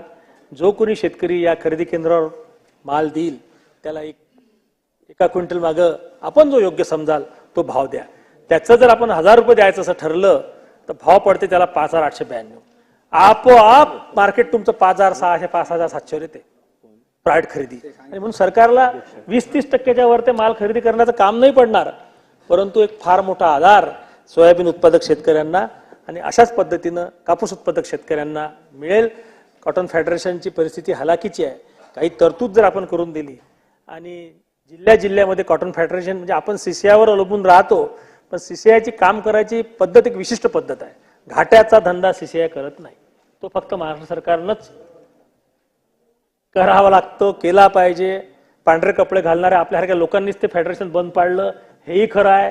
बंडीत काय काय प्रकार घडले बच्चू भाऊ त्याच्यावर चर्चा करायला पुरत नाही. परंतु आज मात्र मार्केटिंग फेडरेशनच्या माध्यमातून कापूस उत्पादक शेतकऱ्यांना रिलीफ देण्याची गरज आहे. आणि म्हणून हे किमान एका जिल्ह्यात 20-25 सेंटर जर सुरू झाले, सीजीआयचे 5-10 सेंटर सुरू झाले तर एक फार मोठा आधार मिळेल. फार खरेदी करायचं कामही पडणार नाही. शेवटी नफा तोटा कमावणारे जे लोक आहेत ते बराबर शासनाच्या भावाच्या 200-300 फरकांनी खरेदी करतात, ते खरेदी करतील. एक शेतकऱ्यांना अडचणीचा विषय थोडासा प्रस्तावाच्या स्कोपच्या बाहेर असला तरी अध्यक्ष महोदय मांडतो. विनोबा भावेंच्या चळवळीवर विश्वास ठेवून महाराष्ट्रातल्या अनेक गावांनी ग्राममंडळ स्थापन केलं. ग्राममंडळ काय असते? तिथं वोटिंग हात वरती करून होतं, गुप्त मतदान होत नाही. आता तो जमाना वेगळा, आता तर मर्डरच व्हायच्यात हात वरती केले तर असं मतदान करावं लागते. एक त्रुटी. दुसरं, ग्राममंडळामध्ये ज्यांनी शेती दिली त्यांनाच वोटिंग करता येते. मात्र शेतीवर 12वर त्याचं नाव आहे, शेतकऱ्याचं 7वर नाही आहे. मालक ग्राममंडळ आहे, वाईटदार आहे, 100 रुपयावर विक्रीची त्याला मुभा आहे. आज कर्ज मागताना म्हणजे क्रॉप लोन सोडून ट्रॅक्टर घ्यायचा आहे, गाडी घ्यायची आहे, घर बांधायचं आहे, काही विक्री करायची आहे, कोणीही उभं करत नाही या ग्राममंडळाला. आणि म्हणून मी एक लक्षवेधी लावली, कदाचित चर्चेत येणार नाही, पण तो एक पुरोगामी निर्णय घ्यावा लागेल. अकोला जिल्ह्यात केळवेळी, सराळा, हरिभाऊच्या मतदारसंघातला आळंदा अशा 3 ग्राममंडळ आहेत. यांनी मोठ्या मनानं त्यावेळेस विनोबा भावेंच्या चळवळीवर विश्वास ठेवला, चळवळी चांगली होती, ग्राममंडळ स्थापन केलं. एक तर ग्राममंडळ हा जो अधिनियम आहे, हा अधिनियम रद्द करून यांना प्रचलित पद्धतीची ग्रामपंचायत आहे त्याच्यामध्ये समाविष्ट करा, नाही तर या ग्राममंडळामध्ये ज्या अडचणी येऊन राहिल्या अडचणी दूर करा. आणि सगळ्यात मोठा बदल या ग्राममंडळ अधिनियमात करावा लागेल दादा. हे हात वरते करून मतदान करणं हे मन खराब करायचा धंदा आहे. हा मात्र एवढा एक बदल आपण या निमित्तानं करावा. आज अभिनंदन करेल मी ग्रामविकास मंत्र्यांचं, आपल्या सर्वांचं, की बजेटवर इतके कन्स्टंट असताना आणि साधारणतः 7 लाख कोटीचं कर्ज महाराष्ट्रावर आहे, 1,10,000 कोटीचं स्थूल उत्पन्नाची तूट आपल्याकडे दिसून राहिली, असं असतानाही ग्रामविकास खात्याला त्या मानानं आपण चांगला निधी दिला. आणि हा बेसिक पायाभरणीचा कार्यक्रम आहे ज्याच्यामध्ये मुख्यमंत्री सडक योजनेतून आपण टप्पा 2चे रस्ते करणार आहोत. खूप चांगलं काम हे होऊन राहिलं. अनेक गावं जोडल्या गेली. माझ्या विदर्भात अशी परिस्थिती होती, कडधान्य जे आहे मूग उडीद लोकांनी पेरणं बंद केले होते. कारण की जितक्या रुपयाचा मूग विकत जायचा तेवढेच रुपयाच्या शेतातून मूग रस्त्यावर आणायचा आणि रस्त्यावर घरी आणायचा खर्च लागायचा. त्याच्यातूनच अनेक मग आत्महत्यासारखा जो विषय परत परत काढू नये, परंतु घरी क्रॅश क्रॉप आल्यानंतर परंतु खायला काही नाही या सर्व सिस्टीममध्ये शेतकऱ्यांच्या आत्महत्या वाढल्या. मात्र आता या ग्राम सडक योजनेमध्ये एक फार मोठी अडचण येऊन राहिली दादा. आपण मुख्यमंत्री सडक योजनेत रस्ते देऊन राहिलो, प्रधानमंत्री रस्ते विकासामध्ये रस्ते देऊन राहिलो, आपण ग्रामीण भागात मातोश्री पानन योजना आणि पालकमंत्री पानन योजना राबवून राहिलो. अडचण काय या सगळ्याची? राष्ट्रीय महामार्गाप्रमाणे शेतकऱ्यांना याच्या जमिनी दिल्या तर कम्पेन्सेशन नाही आहे, ते देऊ शकत नाही आपण, त्याची शेतकऱ्यांची मागणी पण नाही आहे. परंतु आता काय झालं, अतिक्रमण वाढलेले आहेत, शेती कोणी द्यायला तयार नाही. आणि हे सर्व प्रकरण रोज सकाळी आमच्याकडे येतात. शेवटी अपीलपदी तहसीलदाराकडे जावं लागते. तहसीलदार आजकाल दुसरं काहीच करत नाही, शेतावर जाणे ते शेत पाहणे. एका शेतावर गेला की तहसीलदारचा अख्खा दिवस जाते. आणि म्हणून याच्यावर एक तर ठोस असा कायदा करावा लागेल. कंपल्शन करता येत असेल तर ते पहा. शेती कमी झाली तर कोणी शेती देणार नाही. 33 फुटाचे रस्ते ज्या गावात आहेत एका साखळीचे आपण म्हणतो तिथे अतिक्रमण झालेले आहेत. परंतु याच्यासाठी स्वतंत्र नायब तहसीलदार किंवा तहसीलदार स्वतंत्र या रस्त्यासाठी फक्त जर देता आला पुढच्या 1 वर्षासाठी आणि सर्व प्रलंबित प्रकरण जर निकाली काढले तर बरं होईल. आज सर्वेसाठी शेतमोजणीसाठी आपण अर्ज करतो, 4 महिने वेटिंग आहे. आम्ही अकोल्याच्या पालकमंत्री आमचे विखे साहेब आहेत, त्याच्या आधी देवेंद्रजी होते. आम्ही डीपीसी मधून रोवर मशीनसाठी पैसे दिले. अनुभव एवढाच आहे की ते रोवर मशीन घेतल्यानंतर आपली जे प्रलंबित अर्जाची संख्या आहे ते 30-40% कमी झाली. कारण की 1 मिनिटात त्या रोवर मशीनतून आपण मोजणी करू शकतो. आणि म्हणून एक शेतकऱ्यांच्या दृष्टीनं ह्या रोवर मशीन किंवा त्या तत्सम कोणत्याही असतील अशा मशीना देणे आणि तहसीलदाराला एक स्वतंत्र कारभार तहसीलचा साठी अधिकाऱ्यांची नेमणूक करणे हा एक विषय आपण घेतला पाहिजे. माझी अजून एक विनंती आहे की ते पथदर्शी प्रकल्प नावाचा एक विषय फार येतो डोक्यात. पथदर्शी प्रकल्प अरे पथदर्शी प्रकल्प तर सक्सेसच होत असतात. व्यापक प्रकल्प घ्यायला लागतील ना. फुलाची शेती करायची आहे 2 हेक्टरमध्ये तर वेगळी गोष्ट आहे. आणि तुम्ही जर एका गुंठ्यात फुलाची शेती करणार तर पिकणारच आहे. घरातलं गार्डन मेंटेन करणं वेगळी गोष्ट आहे, 100 एकर शेती वाहणं वेगळी गोष्ट आहे. आणि म्हणून हे पथदर्शी प्रकल्प आहेत ना, याच्यातून काही फार आपल्याला रिअलिस्टिक काही हाती लागते असं नाही आहे. हा आपलंच समाधान करून घेण्याचा विषय आहे. म्हणून हे सर्व पथदर्शी प्रकल्प न करता याचे रिअलिस्टिक स्टडी करून आपण व्यापक प्रकल्प घेतले पाहिजे. आज या 293च्या माध्यमातून अनेक गोष्टी आल्या. यावर्षीचा एक धोका फक्त तुम्हाला सांगतो मी काय होणार आहे पुढच्या वर्षी. आपल्या यावर्षी थोडासा पाऊस उशिरा आला, म्हणजे 23-24 मध्ये, आणि म्हणून डिसेंबर महिन्यानंतर अनेक लोकांनी कापसाची फरदळ घेतली. मार्च आणि एप्रिल महिन्यापर्यंत कापसाचे वेचे विदर्भात सुरू होते. जेव्हा कापसाचं झाड आपण नांगरटी करत नाही किंवा विपासनं पाळत नाही आणि 3 महिन्याची धूप जमिनीला भेटत नाही, तेव्हा बोंडअळी यायची फार मोठी शक्यता पुढच्या वर्षी असते.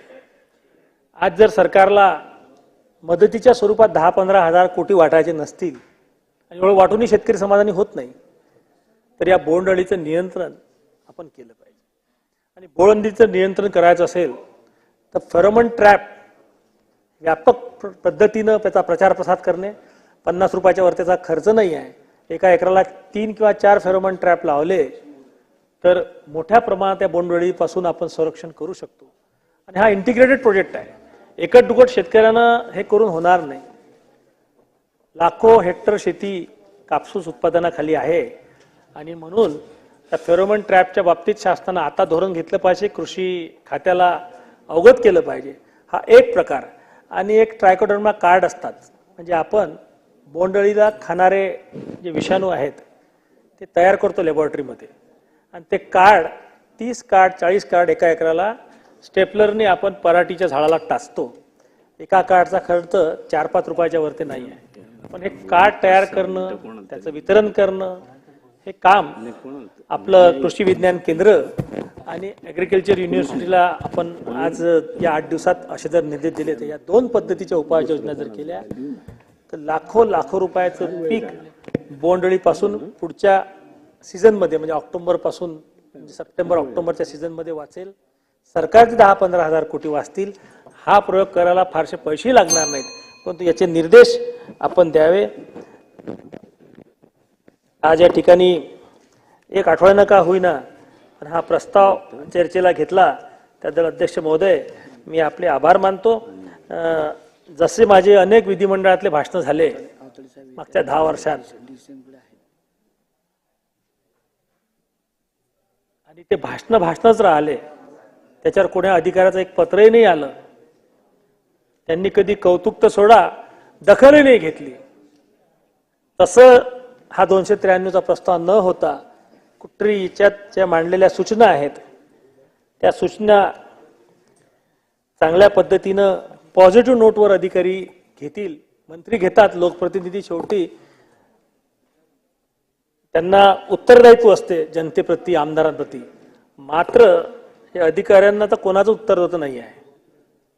आणि म्हणून एवढं फक्त करतील अशी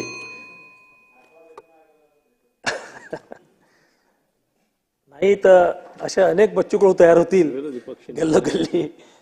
त्यामुळे याचं आपण विचारपूर्वक कराल, निर्देशित कराल. आज उपमुख्यमंत्री आहेत, त्यांचं परत एकदा आपण ज्या सर्व योजना आणल्या, माननीय शिंदे साहेब, माननीय देवेंद्रजी, अजित दादा यांच्या मनापासून आभार मानतो की शेतकऱ्यांच्या हिताच्या अनेक योजना आपण आणल्या. एक लाडकी बहीण योजना आणली, त्याच्याबद्दलही मनापासून कौतुक करून मी थांबतो. जय हिंद. विरोधी पक्ष नेते नाहीत का? कैलास पाटील साहेब. धन्यवाद अध्यक्ष महोदय. अध्यक्ष महोदय, मागाशी मला एक पॉइंट इन्फॉर्मेशनच्या माध्यमातून जो विषय मांडायचा होता तो पहिल्यांदा मांडतो. अध्यक्ष महोदय, विरोधी पक्षाचे आले का?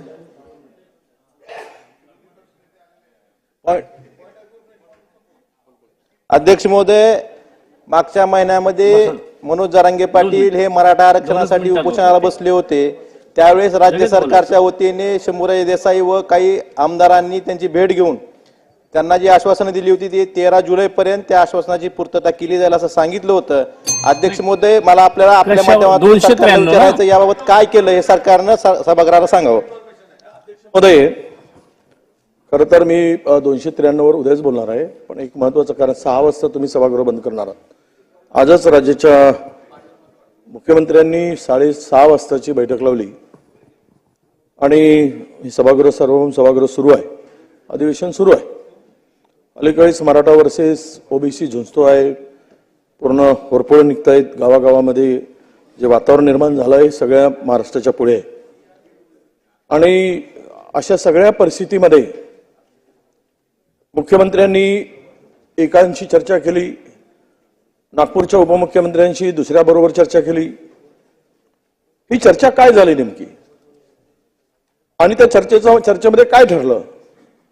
या चर्चेमध्ये केवळ सत्ताधारीचीच लोक होती, त्याच्यामध्ये त्या बाबतीत आमच्याशी कुठलीही चर्चा झाली नाही.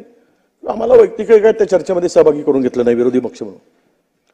ही चर्चा आज बैठक इथे घेतलेली आहे, परंतु आमचं असं मत आहे की महाराष्ट्राच्या जनतेला कळलं पाहिजे की नेमकी चर्चा उपमुख्यमंत्र्यांनी केलेली चर्चा काय होती आणि मुख्यमंत्र्यांनी केलेली चर्चा काय होती. ही चर्चा या सभागृहापुढे मांडावी आणि महाराष्ट्राला कळू द्यावं. त्यामुळेच आम्ही इथून तिथे आता बैठकीला सेपरेट बोलवणं, कारण हे चुकीचं आहे. कारण आम्ही जरा तुम्ही हे पूर्ण होऊ द्या. म्हणजे अध्यक्ष महोदय विनंती आहे, अध्यक्ष महोदय, ही जी बैठक बोलवली सभागृह सुरू असताना ज्या विषयाला घेऊन बोलवली त्या विषयाची चर्चा दोनही एक उपमुख्यमंत्री आणि दुसरे मुख्यमंत्री यांनी ऑलरेडी केलेली आहे, ती झालेली आहे. ते ज्यावेळेस आंदोलन करत होते त्यावेळेस त्यांनी चर्चा केली. त्या चर्चेमध्ये नेमकी काय झालं, की काय आश्वासन दिलं, की कोणाला काय बोलले, हे सभागृहापुढे येऊ द्यावं. आणि सभागृह सुरू असल्यामुळे सार्वभौम सभागृह अधिवेशन सुरू आहे, त्यामध्येच या सभागृहामध्येच हे सर्वोच्च सभागृह आहे, इथेच ते मांडावं, इथेच ते आम्हाला कळवावं, महाराष्ट्रातल्या जनतेलाही कळवावं. आणि दोनही समाज एकमेकाच्या उभे ठाकलेत. हा वाद सामंजस्याने त्यांच्या प्रश्नाला घेऊन कसा न्याय देता येईल ही भूमिका सरकारने ठेवावी. आणि म्हणून आम्ही आज त्या बैठकीला जाणार नाही. शासनाने इथेच या सभागृहामध्ये ती भूमिका स्पष्ट करावी असं आमचं मत आहे. म्हणून आम्ही बैठकीला जाणार नाही आहोत. आपला सभागृहाचा वेळ जर आपण वाढवून घेत असाल, काही लोकांना भाषणं करायची असतील तर ते सभागृहाचा वेळ आपण वाढवून घ्यावा आणि पुढचं कामकाज सुरू ठेवावं. एवढी एक आपल्या माहितीसाठी मी आपल्याला विनंती करायला आलो. अध्यक्ष महोदय.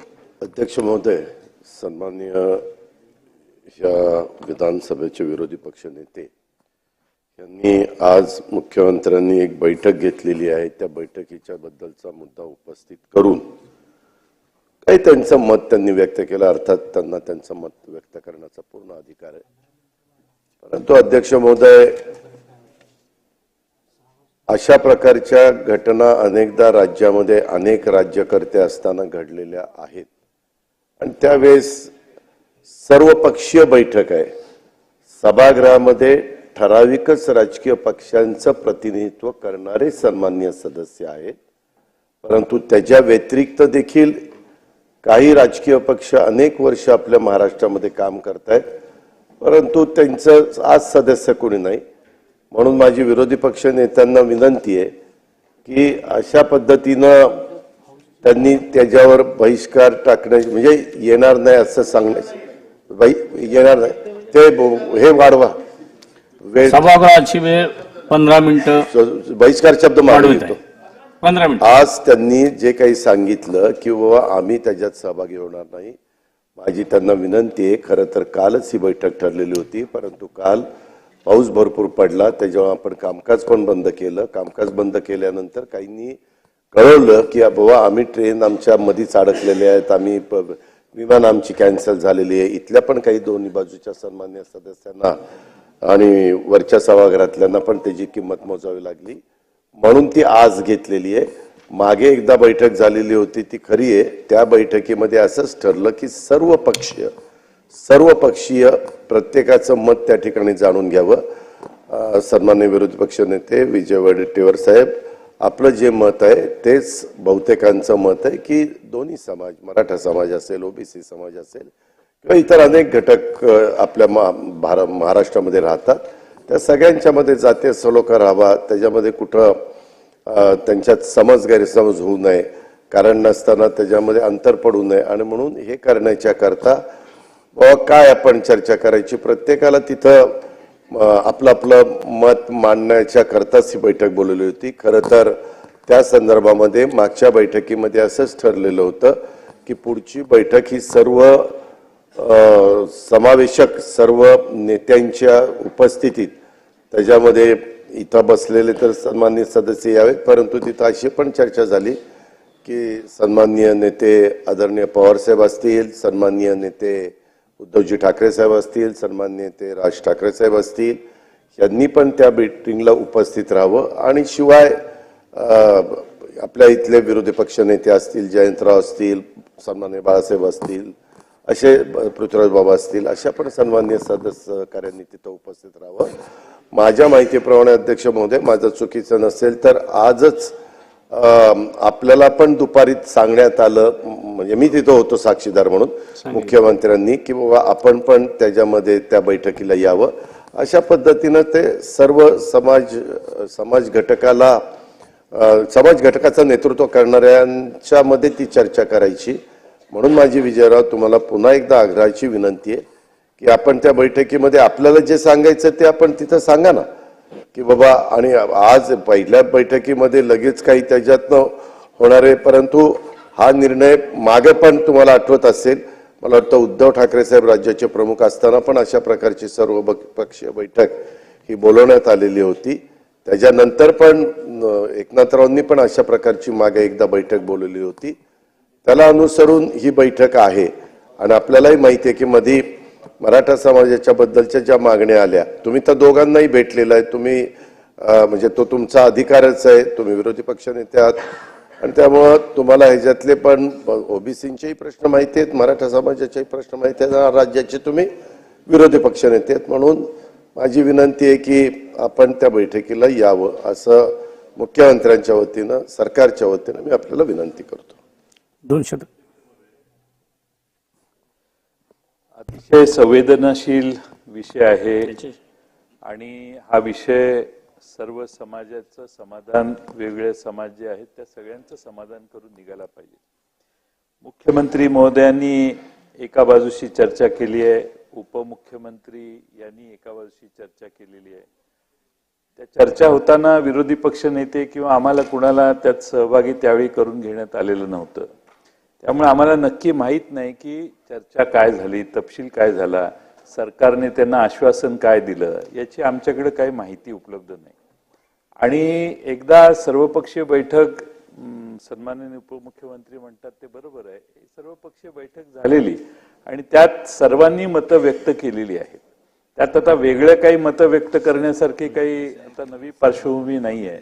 तर सरकारने या बाबतीत काही ठराविक विरोधी पक्ष नेते दोघा चौघांना विश्वासात घेऊन जर आम्हाला ब्रीफ केलं असतं की बाबा असं असं करायचंय ह्या गोष्टी, तर मग त्याला काहीतरी स्वरूप प्राप्त झालं असतं. आता विधानसभा चालू आहे आणि त्यामुळं अतिशय महत्वाचा सेन्सिटिव्ह विषय आहे, अत्यंत महत्वाचा विषय, आम्हाला ती प्रायोरिटी आहे, त्याबद्दल काही दुमत नाही.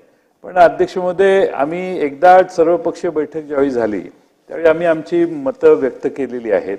आता राज्य सरकारने दोन्ही घटकांशी बोलणं केलेलं आहे, तर राज्य सरकारने त्यांना योग्य तो वाटतो तो शेवटी निर्णय तुम्हीच घेणार आहे. त्यामुळे तो निर्णय काय पद्धतीनं तुम्ही घेणार आहे या बाबतीत तुम्ही आम्हाला सांगितलेलं, अवगत केलं तर जास्त बरं होईल असं मला वाटतंय.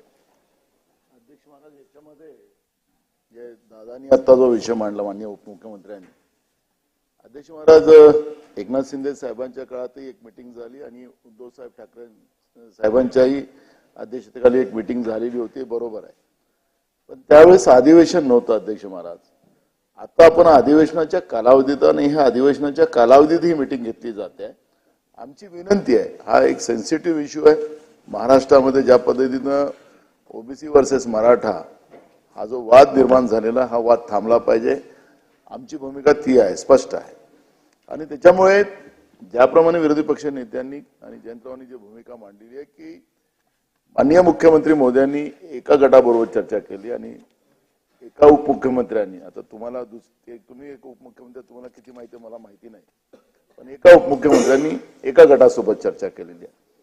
नेमकी हे सार्वभौम आहे आणि या सार्वभौम व्यवस्थेमध्ये याच ठिकाणी अगर चर्चा झाली तर महाराष्ट्राच्या जनतेला तीच अपेक्षा आहे की हा वाद एकदा मिटला पाहिजे. आणि म्हणून या सदनामध्ये विधानसभा चालू असताना समजा इथं चर्चा झाली तर निश्चितपणे अध्यक्ष महाराज याच्यातला चांगला मार्ग निघेल आणि हा मार्ग निघाला पाहिजे ही आमची भूमिका आहे. त्यामुळे आमची विनंती सरकारने मान्य करावी आणि या सदनामध्येच माननीय मुख्यमंत्री महोदयांनी आम्हाला सांगावं आणि त्यामुळे राज्याच्या जनतेला ही सगळी माहिती मिळेल. अध्यक्ष महाराज, आमचा कोणालाही विरोध नाही, आजच्या मीटिंगचा तो स्वाभाविकच विरोध नाही, पण या ठिकाणी चर्चा झाली तर खरं राज्य सरकारला, राज्याच्या जनतेला कळेल ना अध्यक्ष महाराज, जनतेला कळण्याचाच हे सभागृह आहे. म्हणून नाही, मला तरी वाटतं का जे दादांनी सांगितलं का पवार साहेब, उद्धव साहेब, राज साहेब ह्यांच्या बरोबर चर्चा करायची आणि त्याच्यानंतर मग तुम्ही सरकारनं निर्णय घ्यावा, सभागृहात चर्चा करावी किंवा कसं. पण आता त्या बैठकीला त्यांना तर आपण इथं अध्यक्ष महाराज याच्यामध्ये ऑलरेडी पवार साहेब पण होते आणि माननीय उद्धव साहेब पण होते. ती चर्चा ऑलरेडी आपली दोनदा मीटिंग त्यावेळेला झालेली चर्चा, पण आता त्याच्यानंतर अजून वेगवेगळे इश्यू जे आलेत तर तेच इश्यू काय त्या नेमके संदर्भात द्या. तिथं जाऊन सर्वपक्षीय अध्यक्ष महाराष्ट्राचे महाराज, नेते माझं आपल्याला एकच विनंती आहे की इथं आपण नाही होऊ शकलं समन्वय तर ठीक आहे ना, मग घेऊन आपण मीटिंग. आपल्याला विरोध कुठं आहे, आपल्याला हा प्रश्न संपला पाहिजे ही भूमिका आमची आहे. माझी पुन्हा विरोधी पक्ष नेते तसंच सन्माननीय ज्येष्ठ नेते बाळासाहेब थोरात, सन्माननीय ज्येष्ठ सदस्य पृथ्वीराज बाबा चव्हाण, सन्माननीय ज्येष्ठ नाना पटोले साहेब आणि सन्माननीय ज्येष्ठ सभासद सदस्य जयंतराव पाटील साहेब, ह्या सर्वांना विनंती आहे की मागची गोष्ट वेगळी होती. त्यावेळेस आज जी काही चर्चा करायची त्याच्यात ज्या 3 सन्माननीय सदस्यांची नावं नेत्यांची नावं घेण्यात आलेली, त्यांना या सभागृहामध्ये उपस्थित राहता येत नाही आणि इतर पण काही सन्माननीय सदस्य, समजा प्रकाश आंबेडकर साहेब आहेत, अशा अनेकांची नावं मी आता सगळ्यांची घेत नाही. आणि वेगळी मीटिंग नाना पटोले साहेब, असं काही मुख्यमंत्र्यांनी एक मीटिंग घेतली आणि उपमुख्यमंत्र्यांनी एक मीटिंग घेतली असं नाही झालेलं. सगळ्या मीटिंगमध्ये दोन्ही उपमुख्यमंत्री आणि मुख्यमंत्री हजर होते आणि त्याच्यातच आत्ता मध्ये जी मीटिंग झाली त्यावेळेस असं ठरलं की बाबा आता तुमचं अधिवेशन आहे, अधिवेशनाच्या काळात एखाद्या संध्याकाळी किंवा शनिवारच्या दिवशी त्या ठिकाणी मीटिंग घ्यावी. परंतु शनिवारच्या दिवशी काहीतरी काम आपलं अधिवेशन होतं असं काहीतरी होतं, त्याच्यावर त्या दिवशी शनिवारी मीटिंग घेता आली नाही. मग ती काल घ्यायचं ठरलं, काल पावसाच्यामुळे ती आज घ्यायचं ठरलं आणि तिथं जे काही आता तिघांनी पण मांडलेलं आहे सन्माननीय नेत्यांनी, ते तिथं मांडावं ना, तिथं चर्चा त्या बाबतीमध्ये होईल ना. आणि ती चर्चा झाल्यानंतर ती सगळ्यांना कळणारच आहे प्रत्येकाचं मत. कारण त्या मीटिंगमध्ये काहींनी सांगितलं की काही जण येऊ शकले नाही तर सगळ्यांना निमंत्रित करा आणि ती एक मीटिंग पुन्हा घ्या, असं तिथं त्या मीटिंगमध्ये ठरलं. त्याकरता सर्व पक्षीय लोकांना, सर्व नेत्यांना तिथं निमंत्रित केलेलं आहे. आणि आता आज पुन्हा हा नवीन मुद्दा, मग हा मुद्दा जर कालच चर्चेला आला असता किंवा सकाळपासून आला असता की बुवा असं असं आहे, तर आम्ही ह्या सगळ्या मान्यवरांना घेऊन सीएम साहेबांना तिथं मीटिंग घडून आणली असती की यांचं हे म्हणणं आहे, सीएम साहेब तुम्ही मीटिंग घेताय परंतु विरोधी पक्ष नेत्याची भूमिका आहे, गटनेत्यांची ही भूमिका आहे, सिनियर नेत्यांची भूमिका आहे, असं तिथं आपल्याला सांगता आलं असतं आणि त्याच्यातनं काही ना काही मार्ग निघाला असता. आता मीटिंग 6:30ला, आपण 6ला सभागृह संपवणार होतो आणि इथनं जायला अर्धा तास लागतो, अर्धा तास जाऊन तिथं 6:30ला मीटिंग सुरू करायची, असं आपलं साधारण सकाळपासूनचं गणित होतं. म्हणजे आपण साधारण टाइम टेबल आपण ठरवलेलं होतं. माझी पुन्हा सर्वांना विनंती की ह्याच्यात दुसरं काय येतात, पुन्हा उद्या आपल्या डिमांड्स ज्या मांडलेल्या आहेत त्याच्यावर चर्चा आहे. 2-3 दिवसात पुन्हा मला वाटतं कामकाज सल्लागार समितीची पण बैठक ठेवलेली आहे, गुरुवारी का काहीतरी ती ठेवलेली आहे. त्याच्यामध्ये अधिवेशनाच्या संदर्भातलं काय ते ठरेल ते विरोधी पक्षनेते मला तुम्हाला आणि सगळ्या मान्यवरांना विनंती करायची, हेच आपण तिथं मांडणार ना. शेवटी तिथं मांडलेलं नंतर सभागृहात पण मग तिथं सांगता येईल की असं असं ठरलं म्हणून. पण ज्या नेत्यांची मी नावं घेतली ते नेते ह्या सभागृहाचे सदस्य नाही आहेत ना, आणि त्यांच्या पण महत्वाची भूमिका, त्यांचंही मत जाणून घ्यायचं सरकारचं काम आहे. मुख्यमंत्र्यांना ते समजून घ्यायचंय म्हणून ती मीटिंग बोलवलेली. ठीक. 293 हा आपण सुरू करू आणि ऑनलेट ठेवू.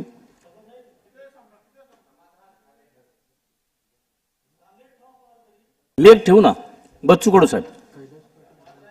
हा, पण तुम्ही 293 वर बोलणार असाल. अध्यक्ष महोदय, दादानं आता जो अर्थसंकल्प मांडला, बच्चू कडू साहेब सॉरी काय झालं, पण आपण सुरुवात जी केली होती पॉइंट बोलणार आहे आता कशावर बोलणार आपण. अध्यक्ष महोदय, सत्ताधारी पक्षाच्या वतीने 293चा जो प्रस्ताव आणण्यात आलेला आहे त्यावर बोलण्यासाठी मी उभा आहे. अध्यक्ष महोदय, लोकसभेची निवडणूक झाल्यानंतर नवीन एक शब्द राज्यात आला, फेक नेरेटिव्ह. फेक नेरेटिव्ह काय असतं हा प्रश्न बऱ्याच लोकांना पडतो. जर कुणाला बघायचा असेल फेक नेरेटिव्ह काय असतो तर त्यांनी सत्ताधाऱ्याचा 293चा प्रस्ताव बघावा. अध्यक्ष महोदय, आपल्यात दुष्काळ जाहीर झाला 31 ऑक्टोबर 23ला. या प्रस्तावात म्हणलंय राज्यात कमी पाऊस असलेल्या आणि चाऱ्यांचा प्रश्न निर्माण झालेल्या राज्यातील 1245 महसुली मंडळात चारा छावण्या उभारण्यास शासनाने परवानगी दिली. दुष्काळ जाहीर झाला ऑक्टोबरमध्ये आणि चारा छावण्याची परवानगी कधी दिली त्याचा शासन निर्णय, एक शासन निर्णय आहे 5 जूनचा आणि दुसरा शासन निर्णय आहे चारा डेपोचा 13 जूनचा. म्हणजे उन्हाळ्यात ज्यावेळेस जनावरांना गरज असते चाऱ्याची त्यावेळेस शासनाने निर्णय घेतला नाही आणि पाऊस पडल्यावर हा निर्णय घेतला. मग हे शेतकऱ्यांसाठी का मुक्या जनावरांसाठी काम करणारं सरकार आहे का. अध्यक्ष महोदय, मला सरकारला विचारायचं की आपण जो आपल्या सत्ताधारी पक्षाच्या प्रस्तावात दिलेला आहे, मला चारा छावण्या किंवा चारा डेपो या राज्यात किती चालू आहेत हे सरकारनं उत्तरात सांगणं गरजेचं आहे. फक्त घोषणा करणं आणि सांगणं यापेक्षा प्रत्यक्षात किती जनावरांना तुम्ही चारा डेपो मधून लाभ दिला किंवा चारा छावण्या चालू केल्या हेही सांगणं गरजेचं आहे. अध्यक्ष महोदय, त्यात दुसरंही म्हणलंय मागेल त्याला शेततळे या योजनेसारखंच मागेल त्याला ठिबक सिंचन, तुषार सिंचन, कृषी यांत्रिकीकरण, शेततळ्याचं आस्तरीकरण ही योजना चालू करण्याचा सरकारचा मानस आहे. अध्यक्ष महोदय, मला सरकारला विचारायचंय की जर मागेल त्याला ही सगळ्या गोष्टी मिळणार असेल तर लॉटरी पद्धत का. हे मागेल त्याला फक्त प्रस्तावात म्हणलेल्या प्रत्यक्षात तसं मिळत नाही. 6-6 महिने शेतकऱ्यांना ऑनलाईन करावं लागतं तरी त्यांच्या लॉटरी निघत नाही, त्यांना पूर्वसंमती मिळत नाही. अध्यक्ष महोदय, परवा सरकारने भारतीय क्रिकेट टीमला 11 कोटी रुपये जाहीर केले, त्याबद्दल आनंद आहे, आपल्या देशाचा अभिमान आहे. परंतु अध्यक्ष महोदय, गेल्या 1.5 वर्षापासून ठिबक तुषार सिंचनाचे पैसे शेतकऱ्यांचे सरकारने दिले नाहीत. याबाबतही सरकारने विचार करणं गरजेचं असं मला वाटतं. सरकारनं शेतकरी डीबीटी लागू केलेली आहे, शेतकरी कुठून सावकाराकडनं पैसे घेतो, कोणाकडनं उसने घेतो, ठिबक सिंचन घेतो, तुषार सिंचन घेतो, परंतु त्याला 1.5 वर्षापासून ठिबक सिंचनाचे, तुषार सिंचनाचे, यांत्रिकरणाचे पैसे मिळाले नाहीत. हे पैसे शेतकऱ्यांना मिळणं लवकर गरजेचं आहे असं मला आपल्याला माध्यमातून सरकारला सांगायचं. अध्यक्ष महोदय, दुष्काळ सदृश जवळपास 40 तालुके आपण दुष्काळी जाहीर केले, 1245 महसूल मंडळ दुष्काळ सदृश जाहीर केले. त्यावेळेस ते जाहीर करताना सरकारनं सांगितलं होतं की ज्या दुष्काळाच्या उपाययोजना आहेत ह्या सगळ्या उपाययोजना आम्ही दुष्काळ सदृश महसूल मंडळात लागू करू. परंतु अध्यक्ष महोदय, मला सरकारला विचारायचंय, ह्या 1245 महसूल मंडळामध्ये आपण निविष्ठ अनुदान जे दुष्काळी तालुक्याला 40 तालुक्याला दिले ते निविष्ठ अनुदान का दिलं नाही आणि देणार असा तर कधीपर्यंत देणार हे सरकारनं उत्तर त्यांना सांगणं गरजेचं आहे.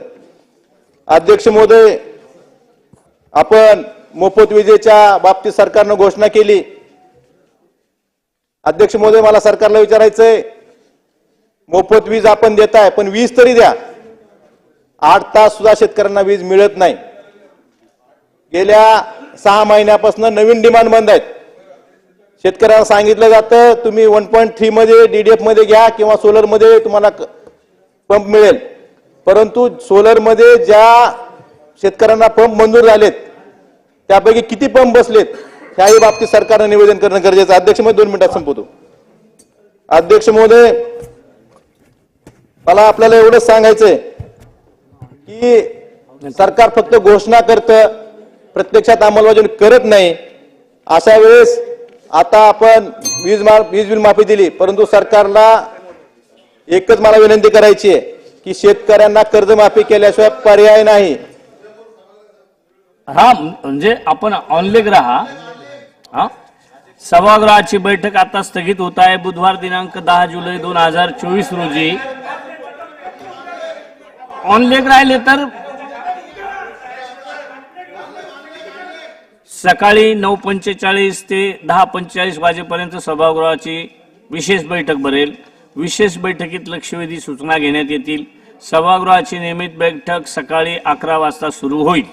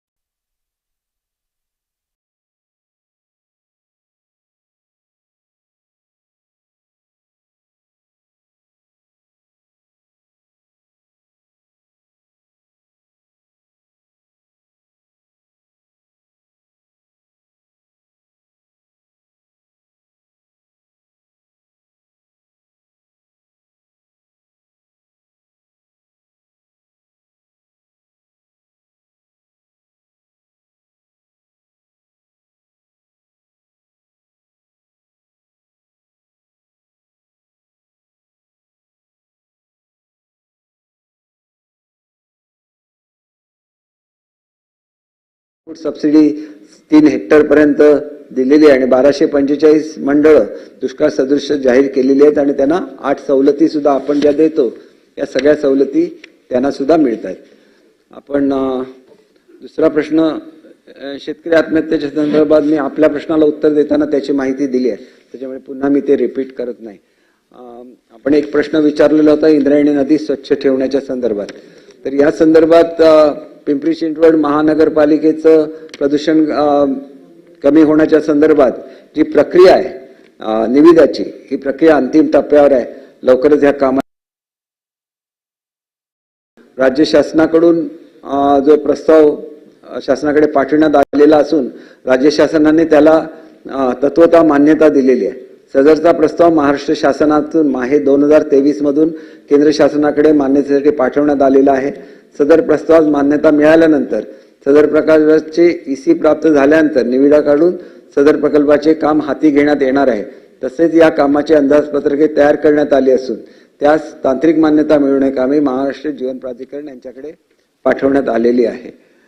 त्याच्यामुळे आपण एकंदर 2.35 कोटीची निविदा काढलेली आहे आणि ते जे काम आहे स्वच्छ करण्याचं म्हणजे जो त्या ठिकाणी कचरा हा जलपर्णी काढणे, त्याचप्रमाणे पाण्याची गुणवत्ता राखण्यासाठी डिझॉल्व ऑक्सिजनचं प्रमाण वाढवणे, त्याच्यानंतर फ्लोटिंग बायोरिएक्टर आणि एरिएटर अशी यंत्रणा सध्या कार्यरत आहे, परंतु ही पुरेशी नाही. त्याच्यामुळे पुढच्या निविदेचं काम प्रगतीपथावर आहे. आपण अंगणवाडी आणि सेविकांचं मी पूर्वीच्या उत्तरामध्ये म्हटलेलं की यांचं आपण मानधन वाढवलं आहे. 8,325 वरून 10,000, 5,975 वरून 1200, 7,200 आणि 4,425. परंतु यांचं एकंदर उत्पन्न हे मर्यादित येत असल्यामुळे आपण जी योजना माझी बहीण लाडकी बहीण योजना मुख्यमंत्री लाडकी बहीण योजना जाहीर केलेली आहे त्याच्यामधून सुद्धा यांना अतिरिक्त निधी हा मिळू शकतो. त्याच्यामुळे तो सुद्धा अतिरिक्त निधी त्याला मिळून जाईल. हे सुद्धा आम्ही चेक करून बघितलंय, म्हणजे मिळू शकतो. त्याच्यानंतर आपण जे म्हटलेलं आहे की किमान वेतन मधले जे आपलं वेतन सल्लागार मंडळीच्या पुनर्गठनाचं काम सुरू आहे. लवकरात लवकर हे काम पूर्ण केलं जाईल. त्यानंतर जिल्हा परिषदेच्या शाळेच्या संदर्भात म्हटलेलं आहे आपण. जिल्हा परिषद या शाळांचं मेंटेनन्स बघत असतं आणि डीपीसीचा एकंदर जो निधी आहे त्याच्यापैकी 5% निधी हा एक्सक्लुझिव्हली या कामाला दिला जातो. त्याच्यानंतर मोठ्या प्रमाणात आता आपण त्या ठिकाणी टॉयलेट्स बांधणं, कंपाऊंड वॉल बांधणं हे आपण समग्र शिक्षामधून सुद्धा यावर्षी दिलेलं आहे आणि ते सर्व कामं प्रगतीपथावर आहे. सर्वसाधारणपणे गेल्या 2 वर्षामध्ये 574 कोटी रुपये या कामांसाठी उपलब्ध करून दिलेली आहेत आणि सगळी कामं प्रगतीपथावर आहेत आणि 154 कोटी रुपये हे आपण या फायनान्शियल इयरमध्ये सुद्धा याच्या व्यतिरिक्त दिलेले आहेत. गेल्या वर्षाचे पैसे स्पेंड करण्याचं काम अजून सुरू असल्यामुळे 174 आहे. पुढच्या वर्षी ही तरतूद अधिक वाढवण्यात येईल. त्याच्याचबरोबर आपण ॲडॅप्टर स्कूल ही स्कीम केलेली आहे. परंतु या स्कीममध्ये आम्ही जे एकंदर रक्कम ठेवलेली आहे, मी एकंदर या प्रश्नाचा विचार केल्यानंतर माझ्या लक्षात असं आलं की काही ठिकाणी एकदम छोट्या छोट्या शाळा असतात आणि त्याच्यामध्ये ॲडॅप्टर स्कूल खाली जी आम्ही मिनिमम रक्कम ठेवलेली आहे ही थोडीशी जास्त असल्यामुळे स्थानिक पातळीवर त्याला रिस्पॉन्स मिळत नाही. त्याच्यामुळे याच्यामध्ये एक बैठक घेऊन, कारण आपण त्या जिल्हा परिषद शाळांना त्यांना ज्यांनी दत्तक घेतलं त्यांचं नाव देणार आहे आणि त्याच्यामुळे याला लवकरच हे केवळ नाव देण्यापूर्वी मर्यादित आहे आणि त्यांनी त्याचा मेंटेनन्स पुढच्या 10 वर्षात बघायचं आहे. त्याच्यामुळे या स्कीममधून सुद्धा आपल्याला बराचसा क्रांतिकारक असा बदल ह्याच्यामध्ये घडवून येता येईल.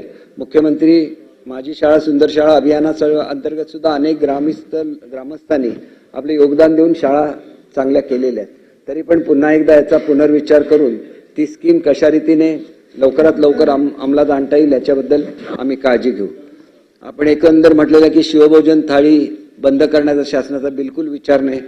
आपलं एकंदर जे आपण 2 लक्ष थाळ्यांना मान्यता दिली आहे आणि प्रत्यक्षात आता 1,70,000 थाळ्यांचं वाटप रेग्युलरली होतं. त्याच्यामुळे ही योजना बंद करण्याचा प्रश्नच या ठिकाणी उद्भवत नाही. त्याच्यानंतर आपण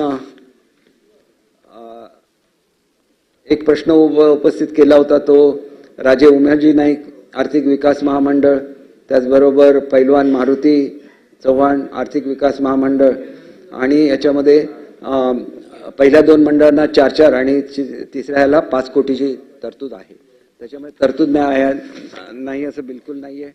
आणि त्याच्याचबरोबर आपण जे सामाजिक न्याय मातंग समाज आणि त्याच्यामधील 12 पोटजाती यांच्या विकासासाठी साहित्यरत्न लोकशाही अण्णाभाऊ साठे विकास मंडळाची स्थापना 11 जुलै 1985 रोजी करण्यात आलेली होती.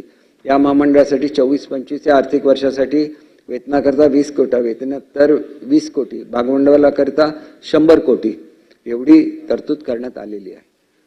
आणि महामंडळाचे भागभांडवल वाढून 1000 कोटी करण्यात आले आहे.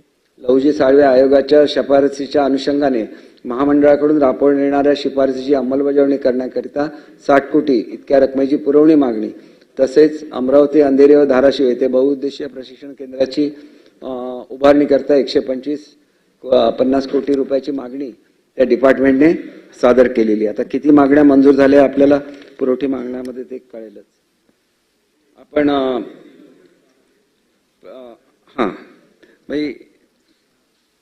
त्याचं उत्तर देतो मी. आपण प्रवीण दटकेजींनी माझी लाडकी बहीण अनुदान तिमाही पद्धतीने रक्षाबंधन आणि भाऊबीजेसाठी द्यावे असं म्हटलेलं आहे.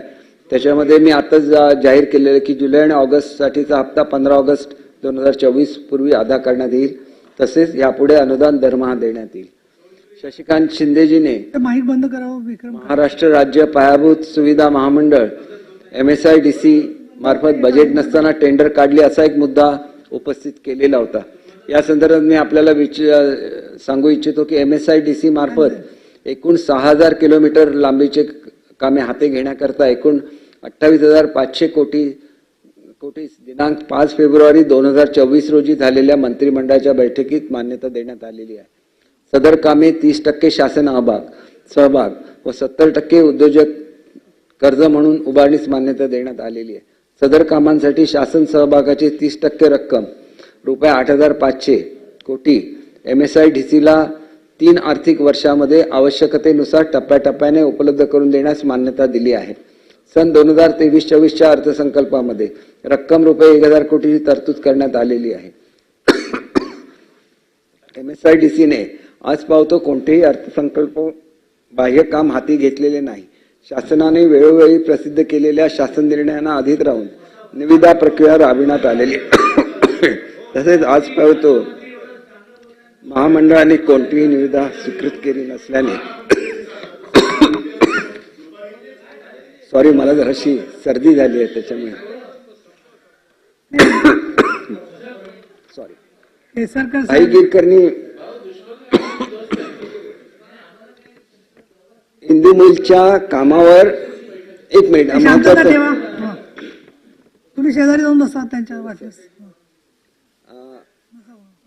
हिंदू मिलच्या कामावर 1089 कोटी रुपये हे आजपर्यंत खर्च झालेले आहेत आणि त्याच्यामुळे लवकरात लवकर हे काम पूर्ण करण्यात येणार आहे आणि महानगर प्रदेश विकास प्राधिकरणामार्फत हे काम चालू आहे. ते हिंदू मिलचं विचारत होते भाई गिरकर. आपण उत्तर दिलं ना. 1089 कोटी मॅडम काय म्हणते, काय उत्तर दिलं? 1089 कोटी रुपये आतापर्यंत खर्च केलेले आहेत. कधी पूर्ण होणार उर्वरित असं काम प्रश्न? सुद्धा लवकरात लवकर पूर्ण करण्यात येईल MMRDA मार्फत असं होतं. असं मॅडम ह्याच्यामध्ये सॉरी सभापती महोदया याच्यामध्ये त्या पुतळ्याचं जे मॉडेल तयार केलेलं आहे ते सुद्धा जाऊन अप्रूव्ह केलेलं आहे आंबेडकर फॅमिली आणि अन्य ज्येष्ठ मान्यवरांनी. त्याच्यामुळे आता याला वेळ लागणार नाही, लवकरात लवकर ते काम पूर्ण. त्याच्यानंतर आपण लेदर इंडस्ट्री बद्दल एक प्रश्न उपस्थित केलेला होता.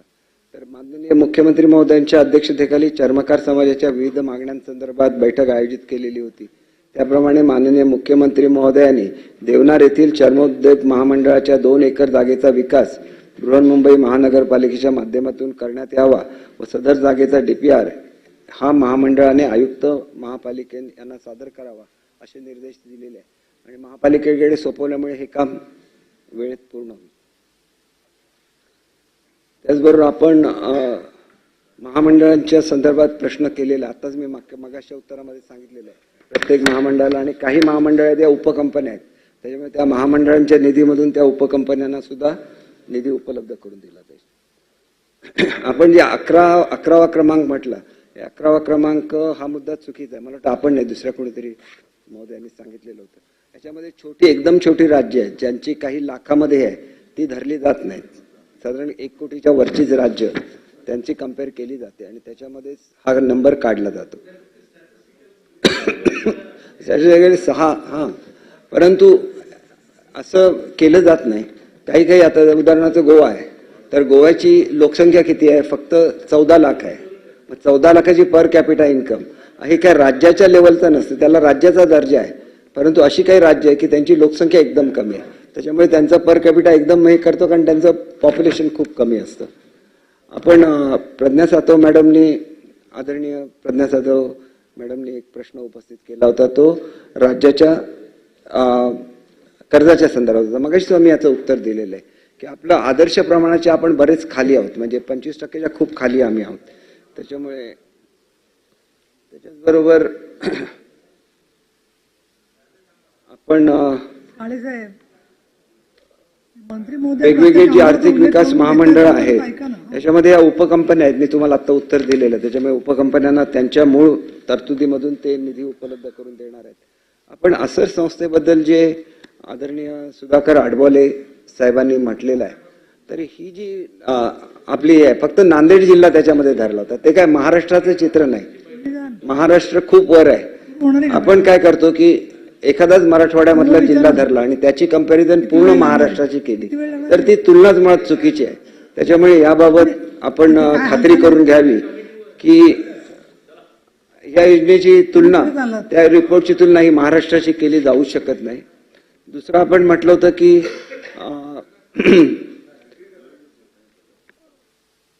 अनुदानाच्या संदर्भात म्हटलेलं होतं की 5% आपण जे अनुदान देतो ते आपण 4% वेतनोत्तर अनुदान आणि 1% इमारत भाडं असं करून देतो तर हे 266 कोटी रुपये आपण त्या मर्यादेमध्ये उपलब्ध करून दिलेले.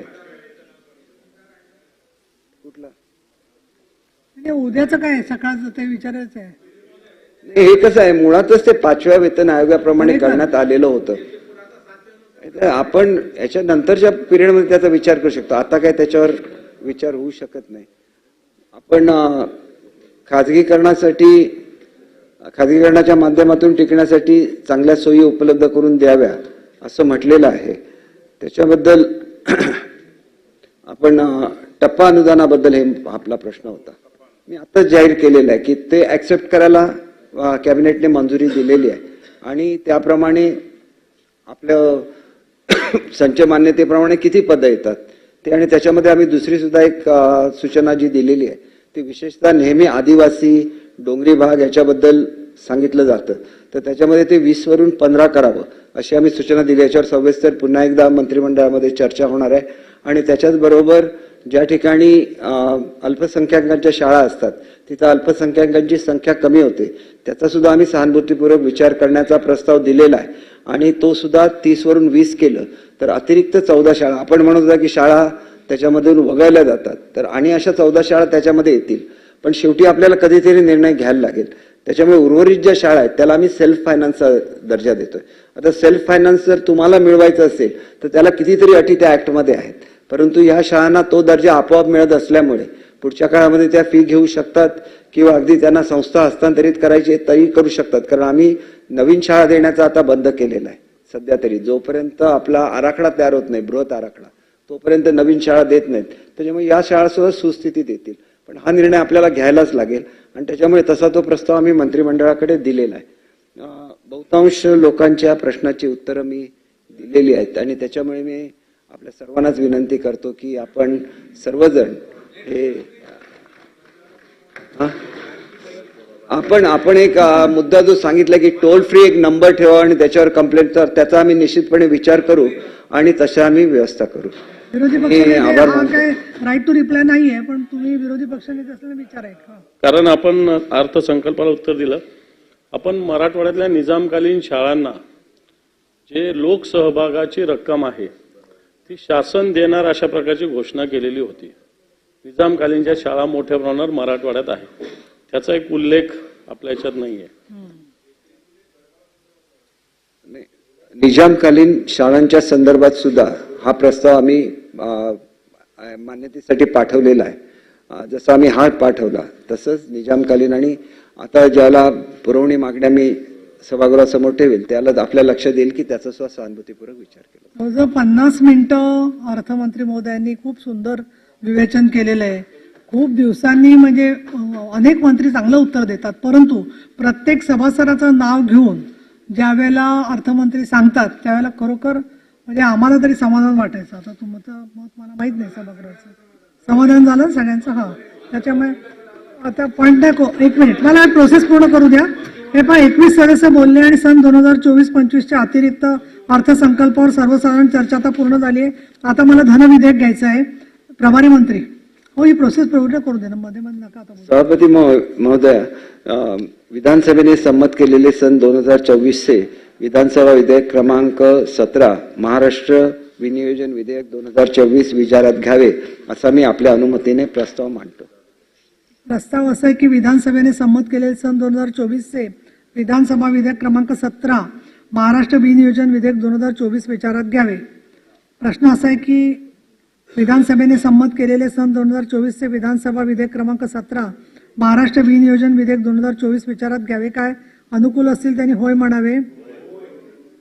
होयचे एकमत आहे, होयचे एकमत आहे. प्रस्ताव संमत झाला. आता मी विधेयक खंडशः सभागृहाला सादर करते. शिफारसी करायच्या असल्यास सदस्यांनी मांडाव्यात. खंड 2 व 3 अनुसूची, खंड 1 संपूर्ण शीर्षक आणि हेतू वाक्य विधेयकाचा भाग झाले. परिषदेने कोणतीही शिफारस केली नाही म्हणून परिषदेला कोणतीही शिफारस करायची नाही अशा संदेशासह हे विधेयक विधानसभेकडे परत पाठवण्यात येत आहे. आता आपण पुरवणी मागण्या मांडा, त्याच्यावर उद्या चर्चा होणार. पुरवण्या मागण्या मांडण्यापूर्वी एक छोटंसं निवेदन करतो जे महत्वाचं आहे की केंद्र शासनाच्या केंद्र शासकीय कर्मचाऱ्यांना तसेच निवृत्ती वेतनधारकांना दिनांक 1/1/2024 पासून महागाई भत्त्यात वाढ करण्यात केली आहे. त्याच धर्तीवर राज्य शासकीय व इतर पात्र कर्मचारी तसेच निवृत्ती वेतनधारकांना दिनांक 1/1/2024 पासून 7व्या वेतन आयोगानुसार सुधारित वेतन संरचनेतील मूळ वेतनावरील अनुज्ञेय भत्त्याचा दर 46% वरून 50% करण्यात येत आहे. त्याच धर्तीवर 5 व 6 वेतन आयोगानुसार वेतन घेणाऱ्या कर्मचाऱ्यांच्या महागाई भत्त्यात अनुषंगिक वाढ अनुज्ञेय करण्यात येत आहे. याबाबत शासन निर्णय निर्गमित करण्यात येत आहे. आता मी पुरवणी मागण्या सादर करतो. पण त्यांचा होऊ देणार. उपसभापती महोदया, मी आपल्या अनुमतीने सन 2024-25 या वर्षाच्या पुरवणी मागण्या सभागृहाला सादर करीत आहे. सन 2024-25च्या वर्षाच्या पुरवणी मागण्या सभागृहाला सादर करण्यात आल्या आहेत. सदर पुरवणी मागण्यांच्या विवरण पत्राच्या प्रती सदस्यांसाठी राखून ठेवलेल्या टपालखान्याद्वारे वितरित करण्यात येत आहे. सदर प्रकाशन विधानमंडळाच्या www.mls.org.in या संकेतस्थळावर उपलब्ध करून देण्यात येईल. काय बोलायचे परब साहेब?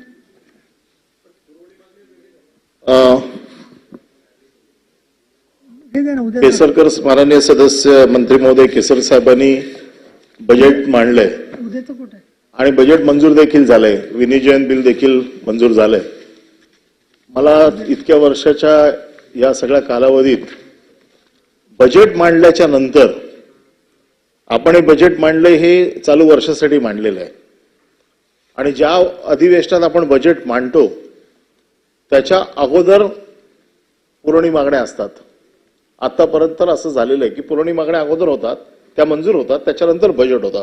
बजेटच्या नंतर पुरवणी मागण्या आतापर्यंत कधी झाल्या नाहीयेत असं माझं स्वतःचं मत आहे.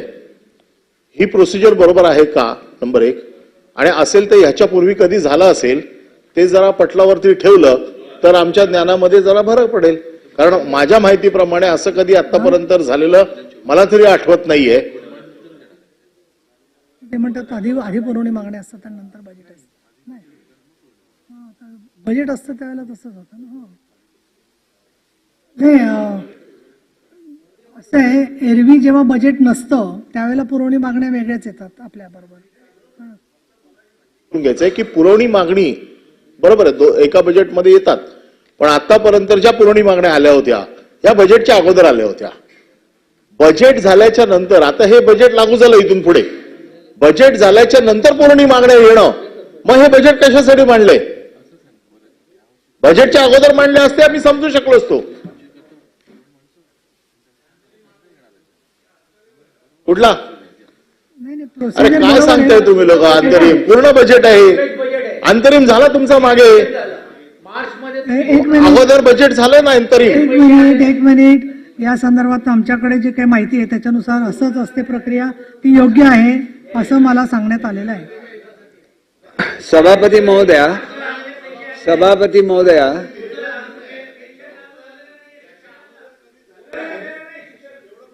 वरती ठेवा आमच्या माहितीसाठी की याच्या अगोदर असं कधी झालं होतं का की पुरवणी मागण्या बजेटच्या नंतर मांडल्या होत्या? नाही, आम्ही पटलावर ठेवतो, उद्या ठेवतो पटलावर. ठीक आहे.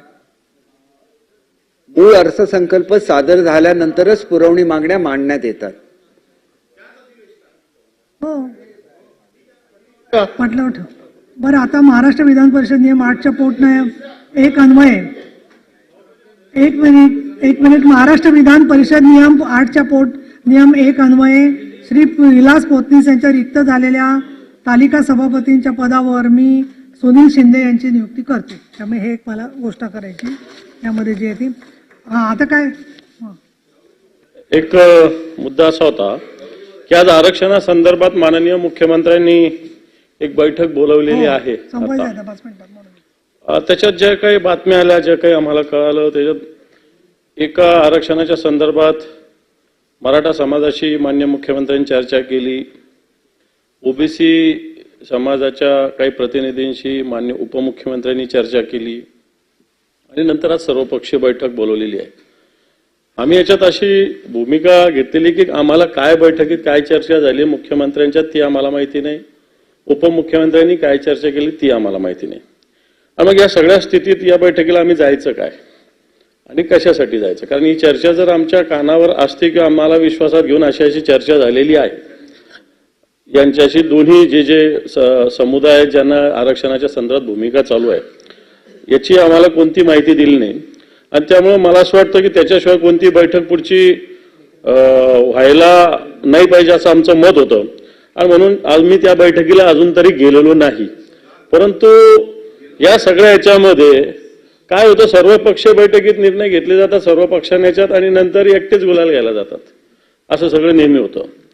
आपण सगळं आरक्षणाचा मुद्दा सर्वानुमते ठरवलं तर कधी असं म्हटलं नाही जात की आम्ही सगळ्यांनी मते ठरवलं. आमचा मुद्दा कोणत्याही दोन्ही समुदायाशी चर्चा झाली पाहिजे, परंतु सर्वपक्ष बैठक घेत असताना किमान काही 2-5 लोकांशी चर्चा करायला पाहिजे होती. आणि म्हणून आज महाविकास आघाडीच्या वतीनं आम्ही कोणत्याही या बैठकीला गेलेलो नाही. आणि मला असं वाटतं जर मुख्यमंत्री आणि उपमुख्यमंत्र्यांनी त्यामुळे मुख्यमंत्री आणि उपमुख्यमंत्र्यांनी जर आम्हाला आधी सांगितलेलं असतं की अशा पद्धतीनं आमची चर्चा झालेली आणि आपल्याला अशा पद्धतीनं काही निर्णय घ्यायचा आहे, तर निश्चित या सगळ्या निर्णयाला मुख्यमंत्र्यांच्या पाठीमागे किंवा सरकारच्या पाठीमागे आम्ही खंबीरपणे उभा राहण्याची निश्चित भूमिका घेऊ. परंतु मला असं वाटतं त्याच्या आधी आम्हाला या सगळ्या बाबी सभागृहात सांगायला काही हरकत नाही किंवा आम्हालाही सांगायला काही हरकत नाही, अशी आमची भूमिका आहे. काय परब साहेब,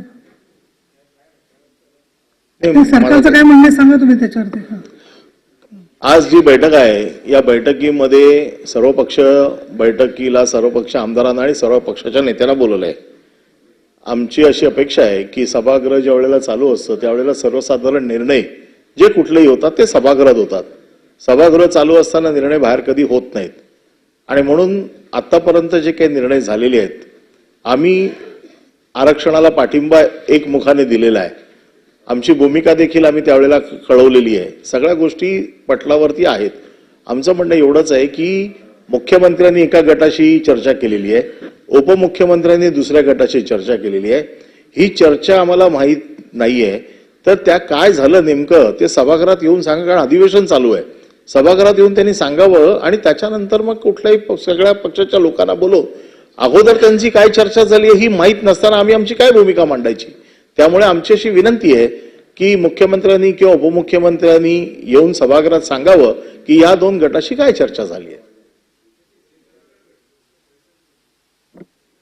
सभापती महोदया, खालच्या हाऊसमध्ये सुद्धा हा प्रश्न आला होता आणि त्यावेळेला आदरणीय उपमुख्यमंत्री अजितदादा यांनी पर्सनली आदरणीय उपमुख्यमंत्री अजितदादा पवार यांनी विनंती केली आणि खालच्या सभागृहामध्ये त्यांनी त्यांच्या विनंतीला मान देऊन आले होते. मी सुद्धा सरकारच्या वतीने आपल्याला नम्र निवेदन करतो की हा महाराष्ट्राच्या दृष्टीने महत्वाचा प्रश्न आहे आणि प्रत्येक समाजामध्ये ऐक्य राहणं हे सुद्धा महाराष्ट्राच्या हिताच्या दृष्टीने महत्वाचं असल्यामुळे विरोधी पक्षनेते मी आपल्याला विनंती करतो सरकारच्या वतीने की आपण या बैठकीला उपस्थित राहावं, कारण अंतिम निर्णय हा एकत्रित घेतलेल्या बैठकीमध्येच होणार आहे. तरी आपण उपस्थित राहावं अशी मी आपल्याला नम्रपणे विनंती करतो. मला असं वाटतं की सन्माननीय केसरकरजी आणि गुलाबराव पाटीलजी तुम्ही जाणार आहात का त्या बैठकीला? आहेत. तर तुम्ही पुढे जा आणि यांनी तिकडे त्यांचं असं म्हणणं इथूनच फोनवर कळवा, तर अगोदरच मुख्यमंत्री त्यांच्याशी बोलतील आणि अवगत करतील तिथे त्यांना. ते खाली मान्य केलं तरी वरती यांना सांगायला पाहिजे ना, असं नाही.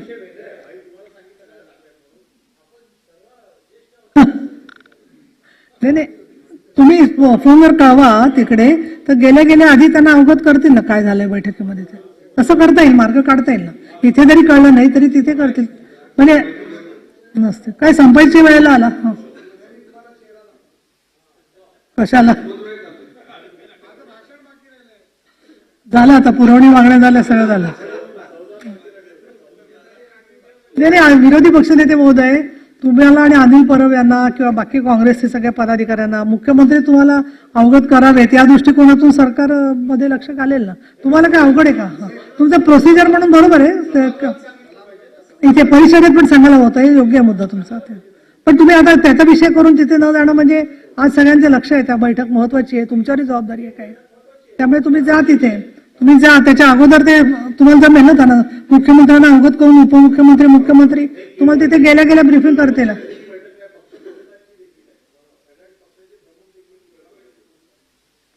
हे बघा, मी मला जे शक्य आहे ते सोल्युशन सांगितलं. याच्या पलीकडे तुम्ही तुमची सद्बुद्धी वापरा आणि करा काय करायचं ते. म्हणजे आता उद्या सकाळचं काय राहिलं काय? अहो तुम्ही काय, मला काय वाटतं तुम्ही इन्फॉर्मेशन पॉइंट ऑफ इन्फॉर्मेशन मंत्री आहात का दोघं, निरंजन डावखरे आणि राठोड? काही झालं की मध्येच तुमचं सारखं काय पॉइंट ऑफ. बोला, चला बोला बोला बोला बोला बोला. आता नाव होऊन जाऊ नका, बोला बोला नका हो. तुम्ही आता जा मीटिंगला, जा हो मीटिंगला जा तिकडे. धन्यवाद सभापती महोदय. राज्यातील शासकीय तसेच खासगी आश्रमशाळांची वेळ ही पूर्वी 11 ते 5 होती. सदर विद्यार्थी निवासी स्वरूपात असल्याने ते शाळेमध्ये 24 तास राहत असतात. शासनाने सदर शाळेची वेळ बदलून नवीन वेळ सकाळी 8:45 ते दुपारी 3:45 अशी केली आहे. निवासी आश्रमशाळेतील विद्यार्थी असल्याने तसेच विद्यार्थी संख्या जास्त असल्याने त्यांचे दिनक्रम ठरलेले असतात. त्यामध्ये सकाळी मुलांचे व्यायाम, नाश्ता, गृहपाठ, शाळा, पूर्वतयारी इत्यादी कामे असल्याने शासनाने केलेली ही जी नवीन वेळ आहे ही गैरसोयीची आहे आणि त्याच्यामुळे याकरिता ही वेळ पूर्वीप्रमाणे 11 ते 5 करण्याबाबत शासनाने निर्णय घ्यावा अशी विनंती किंवा अशी माहिती मी या पॉइंट ऑफ इन्फॉर्मेशनच्या माध्यमाने सभागृहाच्या समोर आणत आहे. हे पहा, मी सकाळी आपण पॉइंट ऑफ इन्फॉर्मेशन सांगितला त्याला जे आपल्याला सांगितलं ते मी आता सभागृहाला सांगते. सन्मानित सदस्य किशोर दराडे यांनी या विषयावरती लक्षवेधी दिलेली आहे. ती उद्या किंवा परवा लागणार आहे आणि त्या संदर्भामध्ये आदिवासी विकास विभागाशी आपण बोलणार आहोत. आता त्याच्यामध्ये तुमच्याकडे काही आदिवासी भाग असेल रायगडमधला, नंदुरबारमध्येही त्यांच्याकडे हा प्रश्न आहे. त्यामुळे लक्षवेधीमध्ये जो प्रश्न येईल त्याच्यावरती आपण तो विषयावरती न्याय देण्याचा प्रयत्न करू असा मुद्दा आहे त्यामध्ये जे येते. तर आता सभागृहाची बैठक आता स्थगित होत आहे. बुधवार दिनांक 10 जुलै 2024 रोजी सकाळी 11 ते 11:45 या वेळेत सभागृहाची विशेष बैठक भरेल. या बैठकीत महाराष्ट्र विधान परिषद नियम 260 अन्वये प्रस्तावावर चर्चा होईल. त्याच्यात लिहिलेलं नाही पण क जो प्रस्ताव आहे शेतीच्या प्रश्नावरचा त्याच्यात तुम्ही बोलाल. विरोधी पक्षाच्या पैकी जी नावं दिलेली आहेत ते शेतीच्या प्रस्तावावरती ती किती नावं आहेत आम्ही बघते. जास्तीत जास्त यांना बोलायचा प्रयत्न करायला देतो. परंतु 1 मिनिट, उद्या 7 वाजता भोजन आहे, स्नेहभोजन अध्यक्ष आणि मी दिलेलं, त्यालाही तुम्हाला संध्याकाळी आहे ना. आणि त्याचबरोबर पुरवणी मागण्यांची चर्चा आहे उद्या. लक्षवेधी राहिलेले आहेत त्याच्यामुळे थोडंसं वेळेचं नियोजन झालं तर बरं पडेल. सभागृहाची नियमित बैठक 12 वाजता भरेल आणि आधीची विशेष बैठक 11 ते 11:45 भरेल. तर आता आपण कामकाज थांबवूया. शेतीविषयक प्रस्ताव